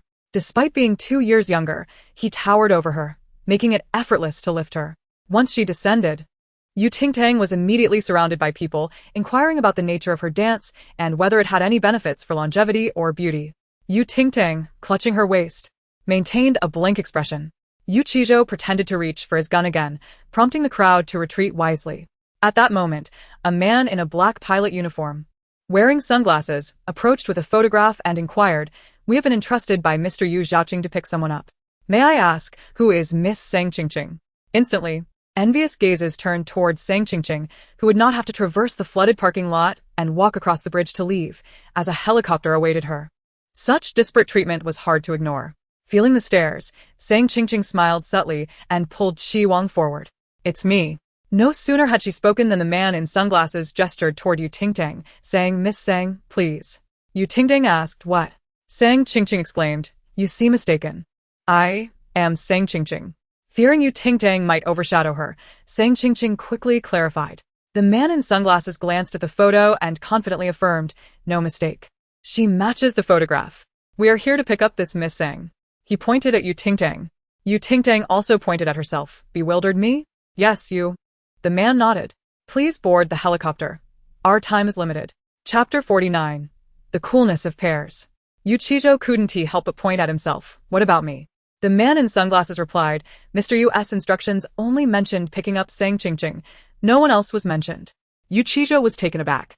Ting Tang laughed, realizing that Yu Zhaoqing had mixed up which sister to collect, so she wouldn't feel guilty for taking advantage of the situation. A free helicopter ride was too good to pass up. "Wait, I am Sang Qingqing. You've truly made a mistake." Sang Qingqing's voice was urgent. "Call my brother. He can verify my identity." Qi Wang protectively shielded her, asserting, "I can confirm, she is Sang Qingqing. This person is Ting Tang. She is not who you're here to collect." The man remained unfazed. "We only recognize Mr. Yu's instructions and the photograph. Please do not waste our time." Ting Tang and Yu Qizhou exchanged glances and spoke in unison. "Yes, that's right. I am Sang Qingqing." "Yes, indeed. I am also Sang Qingqing." In order to board the helicopter, they could be. Sang Qingqing bit her lip, nearly brought to tears by their antics. The man in sunglasses ushered Ting Tang and Yu Qizhou onto the helicopter. "Boss, we have an extra person. He claims he is also Sang Qingqing." He pressed the earpiece and reported honestly. After a moment of silence, a voice as refreshing as a clear spring striking against jade resonated through the device. "He is left." "Yes, boss." The pilot seated in the driver's seat slightly narrowed his eyes, his sunglasses concealing those deep, obsidian orbs, which reflected the stillness of an ancient well. His lips, perfectly shaped, remained pressed together, emanating a sense of coldness and composure. The siblings in the back seat, however, were far more animated, their similar features pressed against the window, grinning mischievously. "Goodbye. No need to see you off." After their taunts, they did not forget to make faces at Qi Wang and Sang Qingqing. Unable to contain herself, Sang Qingqing finally turned and buried her face in Qi Wang's embrace, crying out in distress. Qi Wang's heart ached, and he silently noted this down in his mind regarding Ting Tang. Soon, the helicopter descended onto an open space near the riverbank. Ting Tang and Yu Qizhou stepped out, stretching in unison. Miss Sang, please wait. The man in sunglasses called out to you Ting Tang. She responded warmly. You might not believe it, but Sang Qingqing is merely my English name. You may affectionately call me by my real name. Lung Bing Ling, Shi Luo Meng. Lu Ing Lian, Qin Ai Ko, Xing Li Li Si, Wei La. The man in sunglasses wore a blank expression. What? Lung what? Ai what? Yu Chi Zhou's eyes darted, struggling to recall what she had just said. Lung, miss, this is for you from our boss. The man handed over a black trench coat, unblemished and pristine. Yu Ting Tang did not take it. Who is your boss? He pointed towards the helicopter's cockpit. That person is my boss. Yu Ting Tang looked over, catching a glimpse of a face that was half hidden, characterized by sharp lines that exuded an aura of coldness and remoteness. He stared straight ahead, his attention not diverted to this side. Whoever he is, just give me the coat. Yu Chi Zhou swiftly took the trench coat, wrapping it around Yu Ting Tang. If you're not worried about getting cold, I certainly am. He suddenly recalled how Yu Ting Tang had suffered from poor health as a child, often coughing up blood, causing her to leave home for many years. What if you catch a chill and start coughing up blood again? Yu Ting Tang felt dazed, her head buzzing. Yu Zhou, let go. Are you trying to suffocate me? What? He questioned her sanity. What about the boss? The siblings had barely arrived home when they saw Qi Wang and Sang Qingqing trending on social media. After the revelation of their relationship, Qi, the top influencer, and Sang, the sweet girl, are embroiled in a scandal involving a legal antiquities auction, facing arrest. Reports surfaced that the charity auction was filled with illegally obtained antiques, with the only legitimate item being the mermaid song Under the Moon. All distinguished guests participating in the auction were taken for investigation, including the unfortunate duo of Qi and Sang, who received 2 accompanying burial items. Another relationship exposed, and now an arrest? This pair is quite unfortunate lately. Serves them right. How could he have a girlfriend and still spread rumors with Yujia? Isn't that using her as a shield? A lawyer's letter warning. Our brother hasn't even announced it. How can it be said he's with Sang Qingqing? Can you please stop the rumors? You top fans are still stubborn after 3 days. Yu Chi Zhou found the news amusing. Which brave soul reported this? Impressive. Leaning against the sofa, munching on watermelon, Yu Ting Tang remarked, of course. It was the enthusiastic citizen You reported it? When? It was when I went to the bathroom. While washing my hands, I accidentally splashed some water on my phone screen, and it just happened to dial the emergency hotline. Yu Ting Tang waved her hand dismissively. That was an accident. Can you blame me? Yu Chi Zhou retorted. Well done. Just as he was reveling in the moment, he spotted another trending topic that made him frown. What is this? Below was a video of Yu Ting Tang doing rehabilitation exercises. Fans from both sides were perplexed. What is going on? Why is the title for Qi Wang and Sang Qingqing so normal, while Yu's is this absurd? No laughing allowed. In a life-and-death situation at the water pavilion, Yu Jia sacrificed her dignity to make everyone laugh at the end. What a spirit of dedication. It was noted that after Yu Jia finished her routine, the water retreated, leading to speculation that it had been frightened off by her dance. This is somewhat acceptable. Last time, Zhou Zhou was rumored to have defecated in public. And the tissue was luminous. He just bent down to tie his shoelaces. Did I mention that you spent 500 million on a crystal statue? Damn. That was 500 million. Don't you say I'm the luckiest person? Yeah, but isn't there still one more knife to fall? The siblings, having just seen this trending topic, exchanged glances. Yu Ting Tang looked at Yu Chi Zhou. Did you really use luminous tissue? Yu Chi Zhou maintained a straight face. You believe what those marketing accounts say? I was just using my phone. You used your phone to wipe your backside? I told you, I was tying my shoelaces. Yu Chi Zhou shot back at her. They say you are a tomb raider. Do you really think you raided tombs? Yu Ting Tang promptly denied it. Impossible. There are too many traps down there. What traps? Law enforcement traps. The siblings fell silent, their expressions turning sullen. Yu Ting Tang tossed a piece of watermelon into her mouth. It seems our home will be a bit lively lately. Just a heads up. What? Are you bringing friends over? Chapter 50. A single dose guarantees a cure. Yu Chi Zhou nodded. Oh, then you all can have fun. The house is spacious. After saying that, he lowered his head to continue scrolling through his phone. 1 second, 2 seconds. Yu Ting Tang sipped her strawberry milk. What is wrong? Yu Ting Tang did not expect his reaction to be so intense. Rest assured, they're not like those cursed flavors. They are quite pure. Yu Chi Zhou was unconvinced. What if they harbor malicious intent or develop inappropriate thoughts about me, a flower-like beauty? They're not blind. Seeing him so fearful, Ting Tang couldn't understand. You dare carry a gun with you, but are afraid of these invisible things? Zhou pulled out the gun he had tucked behind him and placed it on the table. This is a high-quality replica. I use it for self-defense and to scare people. I thought so. You aren't afraid of that being in that position and firing off accidentally. Can you speak more elegantly? If it fires in your backyard, will that be fine? Zhou nearly cracked a smile. I don't care if you don't drive those ghosts away today. I'll show you. He dramatically pulled out a rope from the drawer and prepared to hang himself. Miss, third young master, the ginger soup is ready. Butler Bay approached with steaming ginger soup. You should drink it quickly to avoid catching a cold. Third young master, what are you doing? Zhou. Butler Bay chuckled. Third young master is quite creative. However, I believe it would be better if you moved a bit. You're blocking Miss from watching television. Zhou. Miss, please drink the ginger soup. I've also baked some small cakes for you, which I will bring over shortly. Thank you, Uncle Bay. Ting Tang raised the ginger soup. I'll go first, you enjoy. Then, she boldly tilted her head back and drank it all. No one paid attention to Zhou. Uncle Bay, where is my second brother? I haven't seen him all night. Zhou sat down, pretending nothing had happened. Ting Tang asked with curiosity, is he a criminal investigator? Miss, the second young master is currently a forensic doctor. Currently? The second young master dabbles in many fields. Depending on his mood, he chooses what to do. Zhou interjected. Anyway, our elder brother is supporting him in the company. So, he has no pressure to become the heir. He has had a wide range of interests since childhood. At this point, he suddenly recalled something very important. After you come down, have you not met elder brother yet? Ting Tang nodded. Isn't he on a business trip? If you do that, what will happen? Ting Tang lazily asked. Zhou frowned. The true authority at home lies with elder brother. Both the second young master and I are somewhat afraid of him. So you better not provoke him. Otherwise, your position in the family will only become more difficult. Our parents are clueless. Elder brother is so protective of Sang Qingqing. And the second young master is the same. If you have a conflict with her, I don't even need to guess who they will side with. At that point, your situation will be perilous. It was an unexplainable feeling. Zhou had a vague sense of foreboding. The country, hotel top floor. Yu Zhaoqing was seated on the sofa, clad in a shirt and trousers, as the computer screen before her flickered to life with a video interface. The man on the other end had just disembarked from a helicopter, removing his hat, his disheveled black hair falling across his forehead, partially obscuring the edges of his sunglasses. I encountered the sister you mentioned before, he initiated. Yu Zhaoqing propped her forehead with one hand, inquiring, how does she appear?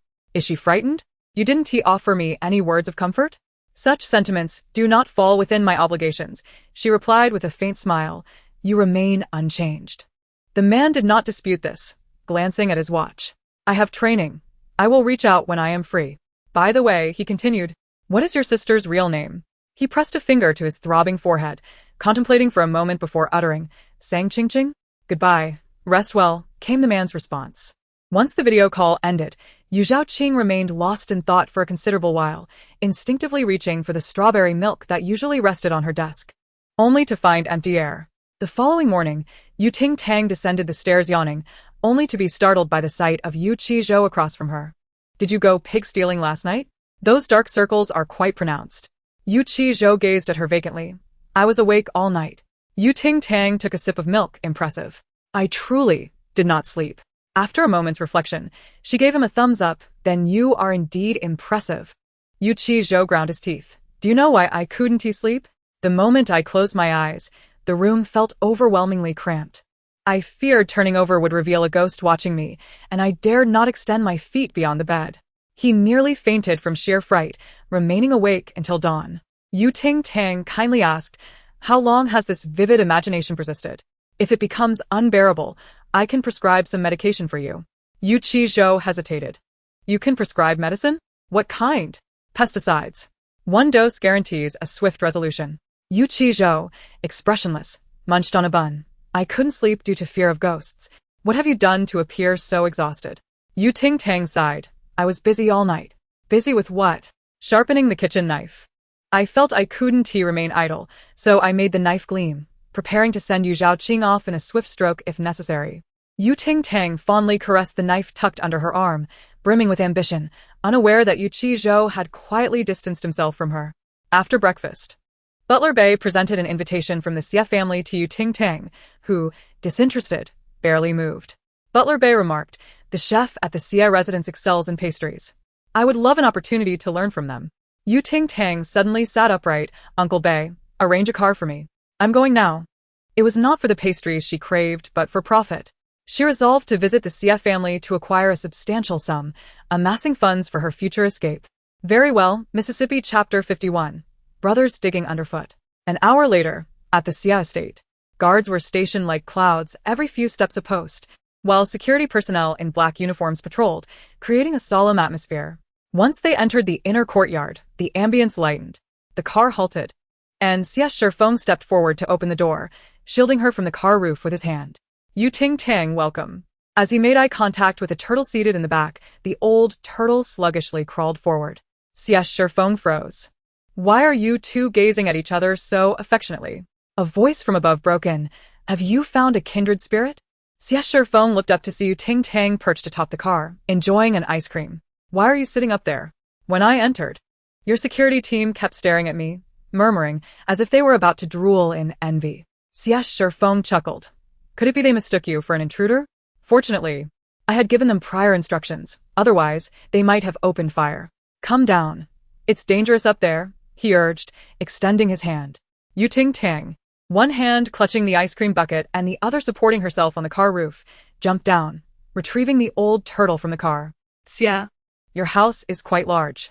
Xie Shifeng smiled faintly.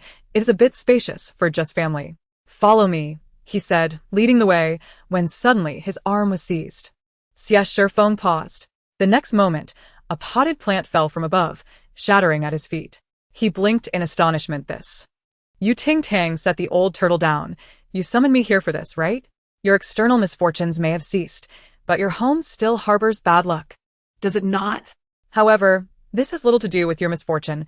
It's your house that has issues." Xie Shifeng hesitantly asked, "What kind of issues?" Lead me around to see." "All right."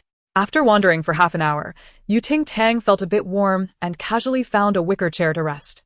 Xie Shifeng took the empty ice cream bucket from her hand. "Shall I dispose of this for you? By the way, do you drink cold beverages?" "Yes. I want a large strawberry bubble milkshake." "Understood." Xie Shifeng noted her apparent fondness for strawberry milk-related items, recalling how she always drank them during their reality show. He pondered for a moment, then shook his head. What was he recording this for? Once he left, Ting Tang looked around, pondering what to say. Oddly, where was her turtle? She stood to search. How amusing. After committing such an egregious act, how dare you return here? Is it not enough that Xie Xiao was harmed by you? Your audacity is remarkable. By the lake, a few individuals were conversing. Ting Tang approached and recognized a familiar face. Wan Shuer was cornered by several boys and girls, her eyes reddening with anger. "It was clearly Xie Shifeng who harmed me. When I was 10, he caused me to fall into the lake and ran off without saving me. Even if I used his luck, so what? He owes me." Wan Shuer's father was acquainted with Madame Xie, and their families often mingled. Since her childhood fall into the lake, Wan Shuer had harbored deep resentment towards Xie Shifeng, believing he had wronged her. Ting Tang sensed the brewing drama and crouched to watch.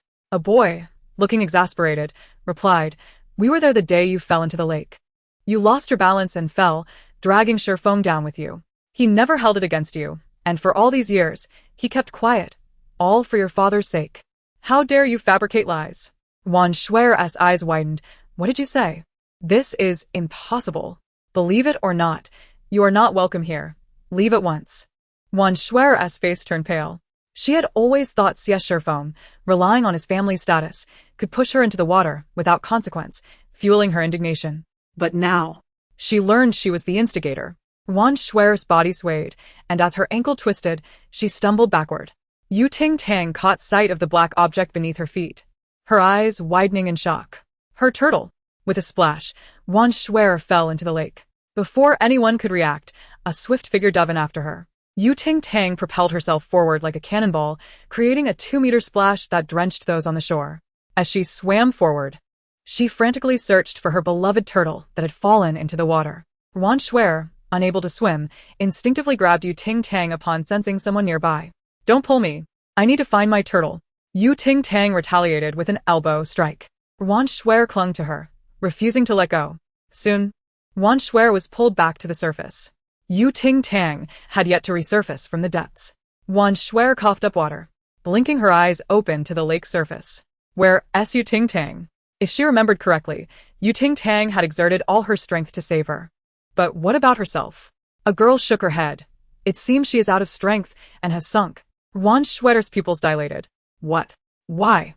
Despite her harsh treatment towards Ting Tang, she had gone to such lengths to save her. With a splash, the lake rippled as Ting Tang emerged, cradling her long-lost turtle. Oh, dear, you terrified me. I thought I was about to lose you. Ting Tang tightly embraced her pet. The old turtle flailed its short, chubby limbs, looking utterly bewildered. What on earth happened?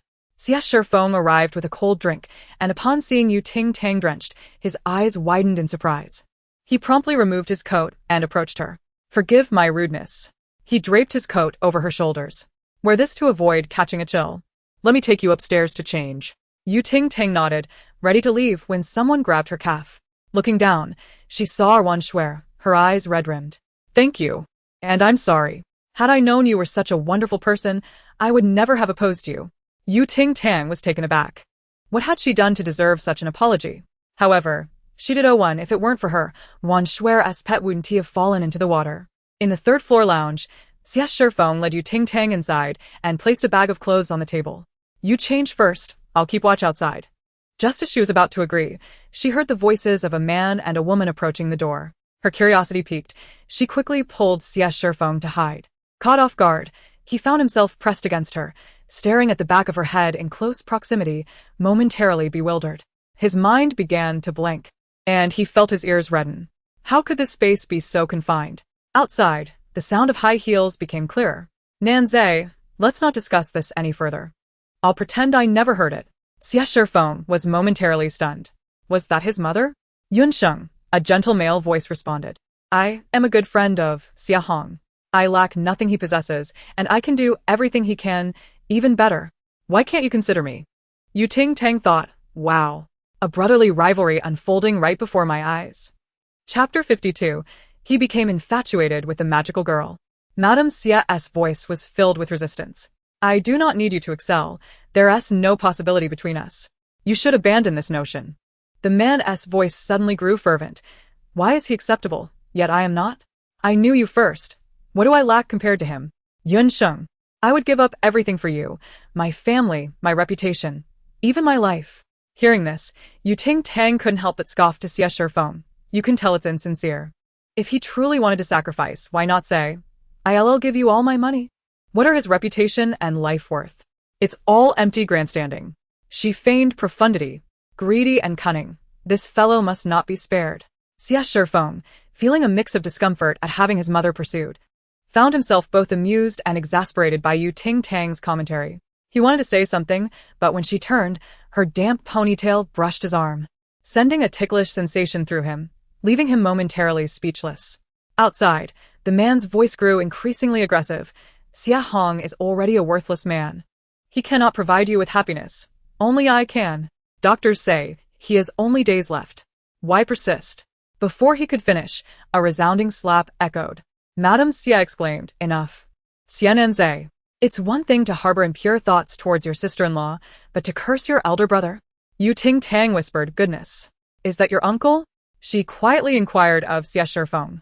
He closed his eyes, confirming with a simple Ting Tang's mind raced. How could her best friend be related to such a person? Yunsheng, my brother is aging, the man passionately declared. Get out now. Madame Xie shouted, unable to contain her fury. Ting Tang, thoroughly engrossed in the unfolding drama, felt a surge of urgency. He must not leave. If he did, he would undoubtedly take with him the evidence buried in the southeast corner of the garden, proof of his wrongdoing against her husband. 20 minutes later, beneath the locust tree in the garden's southeast corner, a child's skeletal remains were unearthed, wrapped in bloodied cloth inscribed with Xie Hong's birth date. The remains were placed in a locust wood box, secured with a soul-binding nail, and buried deep beneath the earth. Ting Tang marveled at the lengths to which one would go. With such malicious intent, how could he not succeed? If he truly wished to curse my father, could he not simply seed the dragon fruit at the factory? What a waste of energy. Xie Feng, standing behind her, quietly murmured, the deceased are innocent. Is there anything we can do for the skeleton? Ting Tang pondered for a moment. Logically, it had been secured with a soul-binding nail, likely failing any political scrutiny to resurface. However, according to the underworld's juvenile laws, minors under 8 who do not commit subjective evil could take a green channel to return. Xie Shifeng was momentarily stunned. The underworld has become so advanced? Ting Tang replied, indeed. It is said that there will be a policy where major offenders will serve 300 years in prison before being reincarnated as livestock. If any of your friends wish to escape their lives, they should prepare early. Otherwise, they may find themselves in a difficult situation under the new policy. Understood. Xie Shifeng replied, still in disbelief. I will ask my friends about it. However, he realized that his friends likely weren't eager to end their lives just yet. Ting Tang nodded, retrieving a small brush. Allow me to perform a minor ritual. I assure you it will ensure its immediate return. Xie Shifeng's expression turned serious, bracing himself for what was to come. Holding the brush delicately, Ting Tang cleared her throat. Xie Shifeng questioned, wait, is there something amiss with that incantation? In the next instant, an intricately patterned black hole appeared on the ground, and the bloodied cloth along with the remains were drawn into it, vanishing without a trace. Ting Tang scratched her cheek with the brush, satisfied. Is that all it takes? Xie Shifeng's carefully maintained worldview nearly shattered. Yes.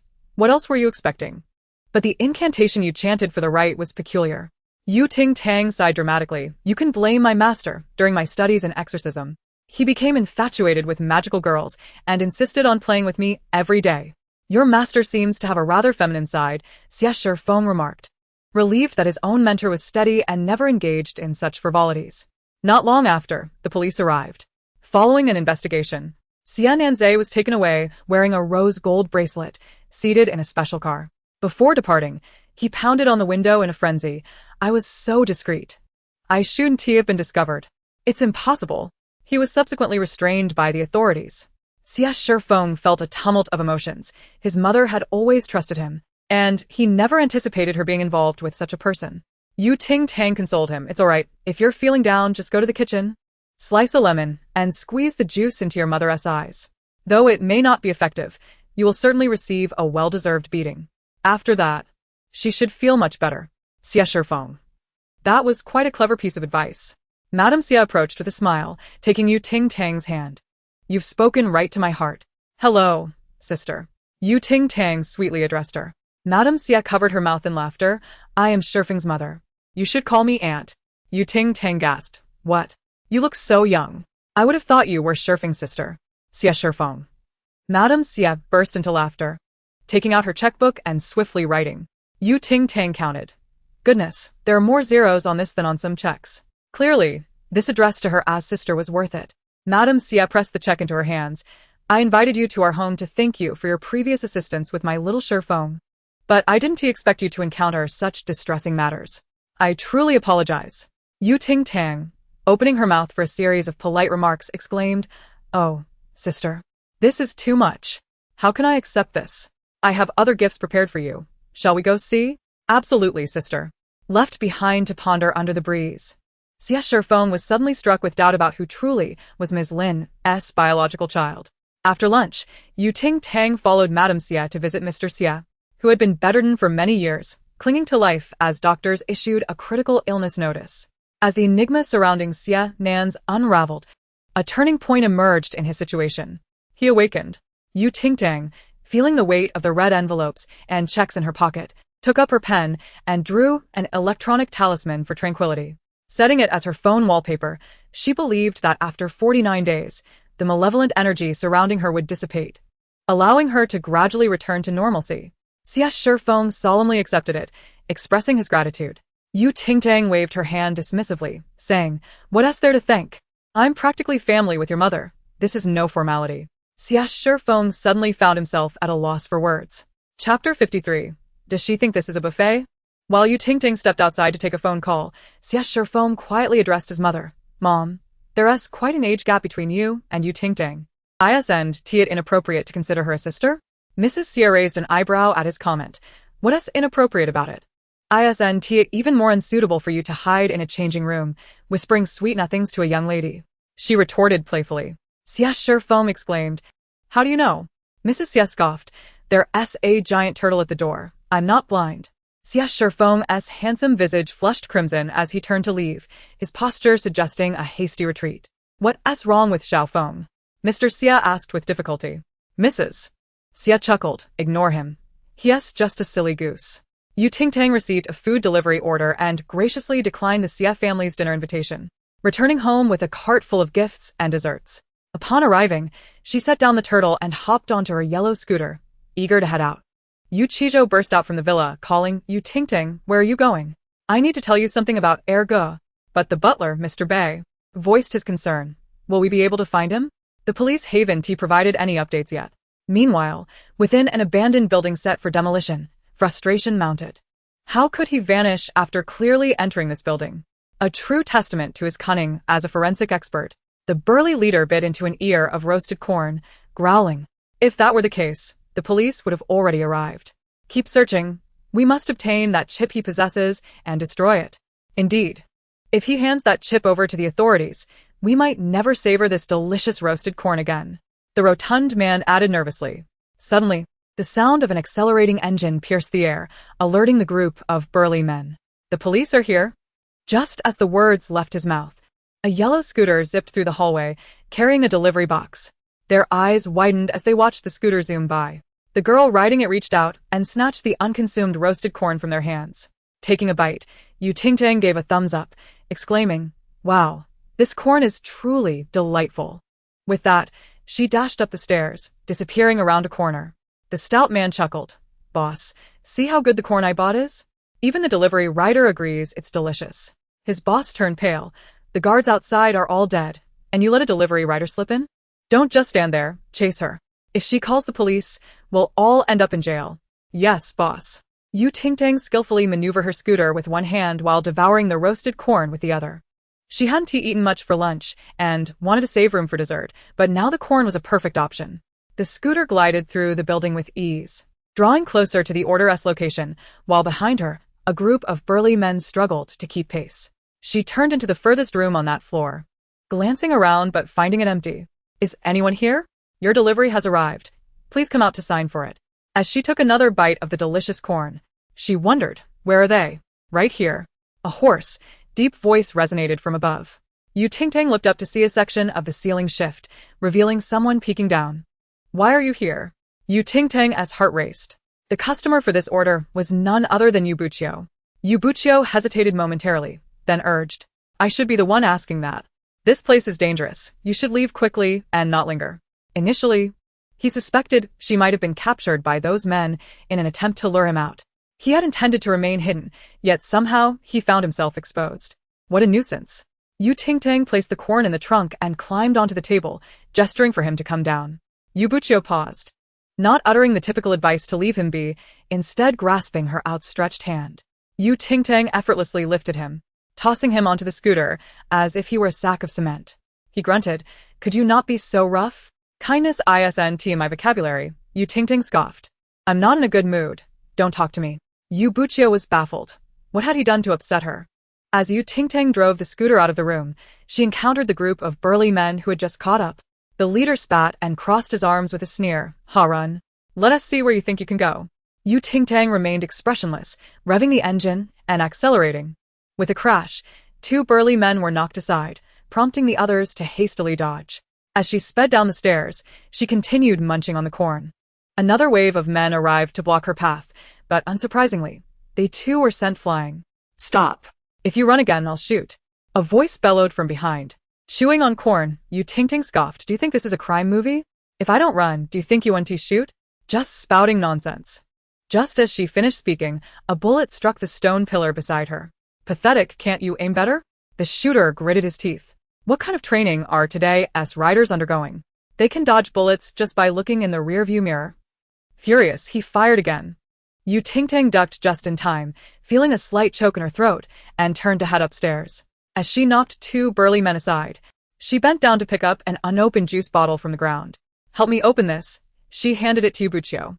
Buchio was momentarily speechless, torn between admiration for her strong mental fortitude and disbelief at her priorities. They were fleeing for their lives. Yet she was still snacking on corn and requesting juice, as if they were in a buffet. Ting Tang took the open bottle and drank a couple of swigs, letting out a satisfying burp. Stop eating, said sternly. This building is crawling with their people, armed and dangerous. We need to find a place to hide until the police arrive. Ting Tang immediately frowned. I can't wait. The desserts at home will spoil if left too long. Then hold on to my shirt tightly. If something happens and you fall, I want to be responsible. Was puzzled, but complied. His heart raced at the sight of her. What are you planning to do? I calculated the distance between the two buildings, factoring in wind resistance and the momentum required to leap across, concluding our chances of success are. Interjected instinctively. 100? Ting Tang smiled. 0. Are you trying to get us killed? His voice was swallowed by the rushing wind as the scooter, like an arrow released from a bow, soared from one rooftop to another. Chapter 54, An Intruder Disrupting My Heart. To the group of men in black, Ting Tang's actions were akin to suicide. However, with a clang, the front tire of the scooter landed on the edge of the opposite rooftop, and Ting Tang skillfully maneuvered the vehicle to safety. She spun around, raising her hand to the astonished men in black as if to take a bow. Thank you for attending this performance. May our paths cross again. Their eyes widened in disbelief, cursing under their breath. The stout man clutched his face, blushing and stamping his feet. This is the dream car chase I've always wanted. Boss, what should I do? I want to marry her. His boss slapped him upside the head. Marry your own father. Are you here to disrupt my heart? Another burly man raised his hand. Boss, it's more about disrupting our morale. Shut your mouth. After reprimanding him, the boss drew his gun, aiming at the back of Ting Tang's head. Caught sight of this and instinctively raised his hand to shield her. A gunshot rang out, splattering blood. His face turned ashen. As the chill of sweat trickled down Yubuchio's forehead, he gritted his teeth and proclaimed, I can catch missiles with my bare hands. Would you care to witness? Show me. Where's the leader? The absurdity of her words made Yubuchio chuckle despite the pain, momentarily forgetting his wounds. You are truly mad, he remarked. Ting Tang lifted her chin defiantly, stating, Who in this world isn't a little mad? Some appear composed, yet they are teetering on the brink of insanity. I, on the other hand, exhibit my madness openly, striking at anyone in sight. Yubuchio coughed with laughter. Stop laughing. If you get blood on my electric scooter, you'll clean it up, Ting Tang warned. They sped down the stairs on her small electric scooter, narrowly dodging bullets from behind, while Yubuchio felt his insides twist in dismay. Suddenly, a loud alert blared from Ting Tang's phone. Your user order is about to time out. Please deliver promptly. She slammed on the brakes and turned to him. Where's your phone? Confirm the delivery for me. It's out of battery, Yubuchio replied, his complexion pale as he fished out his phone. The black screen flickered to life, revealing a button indicating the order had been delivered. His eyes widened in surprise as he tapped it, only to be met with a rating interface. Ting Tang spotted it and took advantage. I just saved your life. A 5-star review and a 200-word evaluation wouldn't be too much to ask, would it? What are you talking about? Yubuchio questioned. This is your side gig? Mind your own business, she retorted, but he remained puzzled. Nevertheless, he typed a review with one hand. The peculiar sight of her appearing in the sealed building was already strange enough. Yet the fact that she was delivering takeout made it even more bizarre. Yubuchio frowned as he pondered this. Sang Ching has never even touched a dirty dish in her life. It struck him as odd that Ting Tang, fresh from a dating show, would be engaged in food delivery. He hesitated, wanting to voice his thoughts but found himself at a loss. What are you doing? He finally asked. Ting Tang tore open a packet of medicinal powder and sprinkled it on his wound as liberally as a chef would salt their dish, applying a thick layer of it. Afterward, she wrapped a long strip of bandage around his hand, binding it tightly. As a forensic expert, Yubuchio winced. Her method of wrapping the wound was incorrect. Disinfection should precede the bandaging. You tied it like a dumpling, he managed to say. The pigs in the mountains are less delicate than you, she retorted, fastening a bow with a flourish. Yubuchio felt a wave of suffocation wash over him. Never mind. Below the building, the police Ting Tang contacted arrived. The group of burly men in black could not escape. One by one, they were apprehended. Yubuchio disclosed the location where he had hidden the chip, then proceeded to the hospital for a full examination. Simultaneously, a sensational topic surged to the trending charts. The strongest delivery rider has emerged. The accompanying video showcased a rider on a yellow electric scooter racing through the building, dodging bullets, snatching drinks, and munching on corn while making her escape. Men in black surrounded her, armed, yet they could not halt her progress. Have the delivery riders evolved to this extent? Scaling walls on scooters? This is a delivery heroine. Clickbait titles read, "Do writers need coaching now? And is she here just to fill the numbers?" To everyone's astonishment, the writer was a girl, casually eating corn even as shots were fired. Who is this fierce girl? Why is it that the writers from a certain group are either watching couples argue or reminiscing about their exes while delivering my food in the opposite direction? The discussion was imbued with fervor. Many resolved to order takeout at full price tonight instead of using discounts. As the internet buzzed with speculation about the identity of this remarkable delivery writer, she herself faced fines for her reckless behavior. Driving recklessly within the building had incurred a 50 yuan fine for violating traffic regulations. However, due to her status as a first-time offender and her assistance in apprehending the criminal gang, the fine was waived, replaced with a verbal warning. Naturally, the main focus of the reprimand was Yubuchio. "It is only right that if your sister errs, you bear the brunt of the criticism," he thought helplessly. After all, Ting Tang's appearance was deceptively innocent.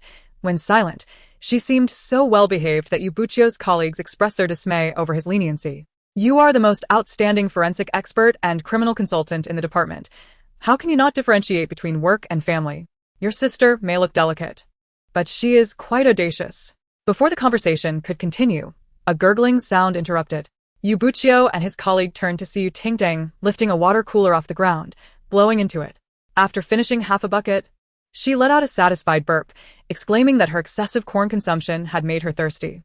Yubuchio's lips twitched as he glanced at his colleague, who had dropped his jaw in disbelief. "Yes, she seems delicate," he noted sarcastically. And then, his colleague remarked, "How surprising." After completing her full-body examination at the hospital, Yubuchio took Ting Tang to a restaurant for dinner, simultaneously calling home to report their safety. Having consumed half a bucket of water, Ting Tang was already famished and ordered several hearty dishes without hesitation. As the food arrived promptly, she was about to dig in when she noticed Yubuchio's plate. "Are you only eating salad?" Yubuchio nodded regally. "To keep my mind clear, I generally consume only vegetables in the evening." Ting Tang took a bite of lamb chops. Scoffing, "You're afraid of starving, yet you only eat grass?" I could say 2 random words, and they'd be more substantial than this meat. Who taught her to speak like this? Yubuchio pondered. After the day's tumultuous events, he had little appetite. Yet watching Ting Tang devour her lamb chops with such satisfaction made him reconsider. Perhaps this grass wasn't so bad after all. Yubuchio gazed down at the bandage on his left hand and suddenly inquired, "You mentioned disliking me. Why then did you still choose to save me?" Chapter 55. Those with wealth support the wealthy, while those without resort to robbery. Ting Tang did not lift her head. "Didn't you also save me?" "That's different," Yubuchio countered. "In what way is it different?" As the bullet hurtled towards Ting Tang, a voice in his mind urged him to remain detached. Yet she was his sister, and despite their estrangement, he could not ignore her safety. His hand had reached out instinctively. He rephrased his question. "So, why do you dislike me?" Ting Tang sipped her juice, replying, "That's your concern. You should reflect on your own mistakes and how to amend them rather than asking me." Yubuchio responded, "You have quite the reasoning, big brother." "Ting Tang?" A sweet voice laced with surprise chimed from behind. Sang Ching, clad in a charming off-shoulder pink dress, her makeup immaculate yet innocent, approached, linking arms with Chi Wang. Ting Tang was not surprised to see her. With the modification system in place, even if Sang Ching were arrested, she would be released swiftly. What a coincidence. "Are you here for dinner as well?" She cooed, feigning disappointment. "Big brother favors you, bringing Ting Tang out to eat but not me." With their older brother on a business trip, it was clear to Sang Ching that only her second brother could be here. Yubuchio, appearing nonchalant, replied coolly, "I don't have a habit of bringing dogs along when I go out." Sang Ching faltered momentarily. The next instant, Ting Tang noticed green bubbles of commentary popping up above her head. Sang Ching asked system, "Is there something wrong with his attitude towards me?" The system replied, "Host. Yubuchio's favorability rating towards you is only 20. Please strive harder to transform him from a workaholic into a doting brother." Sang Ching's smile faltered. "What is his favorability towards Ting Tang?" Detection results indicate a range fluctuating between 90 and 99. The detection function seems to be malfunctioning and is rebooting. Once rebooted, it revealed that Yubuchio's favorability towards Ting Tang fluctuated between 99, 900 and 99. A flicker of distortion crossed Sang Ching's sweet visage. Is this fluctuating value some sort of joke? The first time I measured Yubuchio's favorability for Ting Tang, it was only 95. Indeed, host, the system confirmed. Thus, Please complete the task of surpassing 30 million fans promptly, so you can reevaluate Yubuchio's favorability and prevent character deviation. Sang Qingqing could only stare in disbelief. Ting Tang exclaimed, "Wow, favorability can actually be extracted? And it's Yubuchio's towards me. Why do Sang Qingqing and this wretched system incessantly target her to exploit her? Moreover, the system's detection results evidently contain discrepancies. Yubuchio's affection for her does not seem to be as high as suggested. She ought to test it herself." Ting Tang picked up her chopsticks and placed a chicken leg into Yubuchio's bowl, urging him to eat and not starve. If Yubuchio scolded her, it would indicate a 0 affinity score. Wong sneered, remarking that if his dear brother had not discerned the situation, he should refrain from offering unnecessary flattery. Before Ting Tang could respond, Yubuchio scoffed lightly and took a bite of the chicken leg. Who is truly oblivious to the circumstances? How is it that the two of you think you know me well enough to criticize my sister? Is that ornament around your neck meant to enhance your stature? His expression remained cold, yet his words were sharp and piercing, each utterance a precise strike. Sang Qingqing felt a jolt of surprise. She could not fathom why Yubuchio was so protective of Ting Tang, given that he had been portrayed as disliking her in the narrative. Tears welled in her eyes as she stammered an apology, expressing her concern that Ting Tang might inadvertently offend him and cause displeasure. "Qingqing, it is not your fault," Wong gently reassured her. "Your intentions were good, but some people simply do not appreciate them." Ting Tang's laughter rang out. "Only you could pretend to be so sentimental. Zhou has already composed 3 new singles based on your words. The intellect of these two is akin to the temperature in Antarctica. When combined, they truly become a nuisance to the populace. If you have a problem, seek treatment. Surely you can manage the $10 registration fee?" Wong's face darkened in response to her barbed remarks. Ting Tang, can you not speak as if you were merely passing gas?" Ting Tang retorted, "What's wrong? Am I mistaken? Are you two not in a romantic relationship, but rather just sworn brothers?" Concealing their relationship on a dating show was already a disservice to Sang Qingqing. And now provoked by Ting Tang, Wong blurted out, "We are indeed dating, so what? Are you envious?" Sang Qingqing looked at him with a touch of admiration. Ah Wong. "Oh, everyone come look," Ting Tang exclaimed, lifting her phone. The top influencer reveals her relationship with her boyfriend. "Don't miss this. Those with wealth should contribute generously. Those without, consider robbing a bank. Every penny counts." Wong felt an ominous premonition. Ting Tang, what are you doing?" Ting Tang replied cheerfully, "I am merely ensuring that good deeds are done to the end, helping you achieve your romance." She flipped her phone around, revealing a live streaming interface that had already amassed over 500,000 viewers. The comments section erupted. As long as no intimate photographs were captured, the fans could find solace. And thus, Ting Tang boldly initiated a face-to-face live broadcast. Wong had acknowledged his relationship with Sang Qingqing, whose house has collapsed. "It turns out to be mine, haha." Daring not to open her eyes, she hoped it was merely a figment of her imagination. "Sang Qingqing, you are truly deluded. Just this morning you said you would focus on your career and not pursue romance, and now here you are, hand in hand at a Camelot dinner? All lies. Sisters, do not believe it. Wang's eye declared that he loves us the most. If you don't check the mirror, you might not notice your nose turning red." As the barrage of comments rolled by, Sang Qingqing's face turned pale. Realization struck her as she glanced at her phone. In mere minutes, she had lost over 100,000 followers. The progress bar for her nearly completed task had shrunk drastically. At that moment, Sang Qingqing felt as if she were on the verge of collapse. Wong steadied her, glaring at Ting Tang in fury. "Look at what you have done." Ting Tang rolled her eyes. "If you know I did a good deed, why not bow down and express your gratitude?" Yubuchio had unknowingly removed his glasses, his sharp, dark eyes fixated on Wong, as if daring him to utter a single disrespectful word to Ting Tang, lest unforeseen consequences ensue. Wong swallowed his indignation and led Sang Qingqing away. Chapter 56. Limited Cognition. Infinite Flattery. Sang Qingqing believed she had not wronged Ting Tang and had never openly targeted her. She could no longer tolerate it. The system reminded her host, "This is an addition to the plot. Modifications will not take effect." Calming herself, she decided to change it to Ting Tang eats roasted duck. After all, it was essentially the same. The system paused for a few seconds. "All right, generating plot. Please confirm." Wong beside her was not spared either. He was unceremoniously swept 2 meters away by a whirlwind of Ting Tang's actions, landing in the refuse bin outside the restaurant. Clang! The refuse splashed over them like a torrential rain. As Chi Wong opened his mouth to curse, a knife suddenly whizzed past, embedding itself between his legs. His pupils dilated, and a wave of tension gripped him, every curse lodged firmly in his throat. Sang Qingqing sat amidst the refuse, her complexion turning pale as nausea set in. She was utterly bewildered. The system remarked, "Host, is it possible she has eyes? A knife that large is impossible for anyone to swallow. I am a word modification system, not a fate alteration system. A blade and a knife are entirely different concepts." Sang Qingqing clenched her fists. In essence, she had squandered an opportunity to modify her words without making you Ting Tang suffer. The system reassured her, there is no need for concern, though your cognition is limited. Your flattery is boundless. Wouldn't it be better to dispatch them to deal with the female antagonist? Sang Qingqing suddenly felt enlightened. Finally, a useful suggestion. Indeed, she had so many admirers. Why should she exert herself unnecessarily? Yu Buqiu likely had never traversed such a humble mode of transport. His long legs awkwardly dangled over the side, causing him discomfort. As they halted at a red light, he subtly suggested, "If you must deliver food, I have dozens of sports cars in my garage for you to drive." Upon hearing this, Yu Tingting turned her head. "Can you race cars into the building?" No. "Then I don't want it." Yu Buqiu was perplexed. What obsession did she have with racing? "Oh, isn't this the eldest daughter of the Yu family? What's wrong?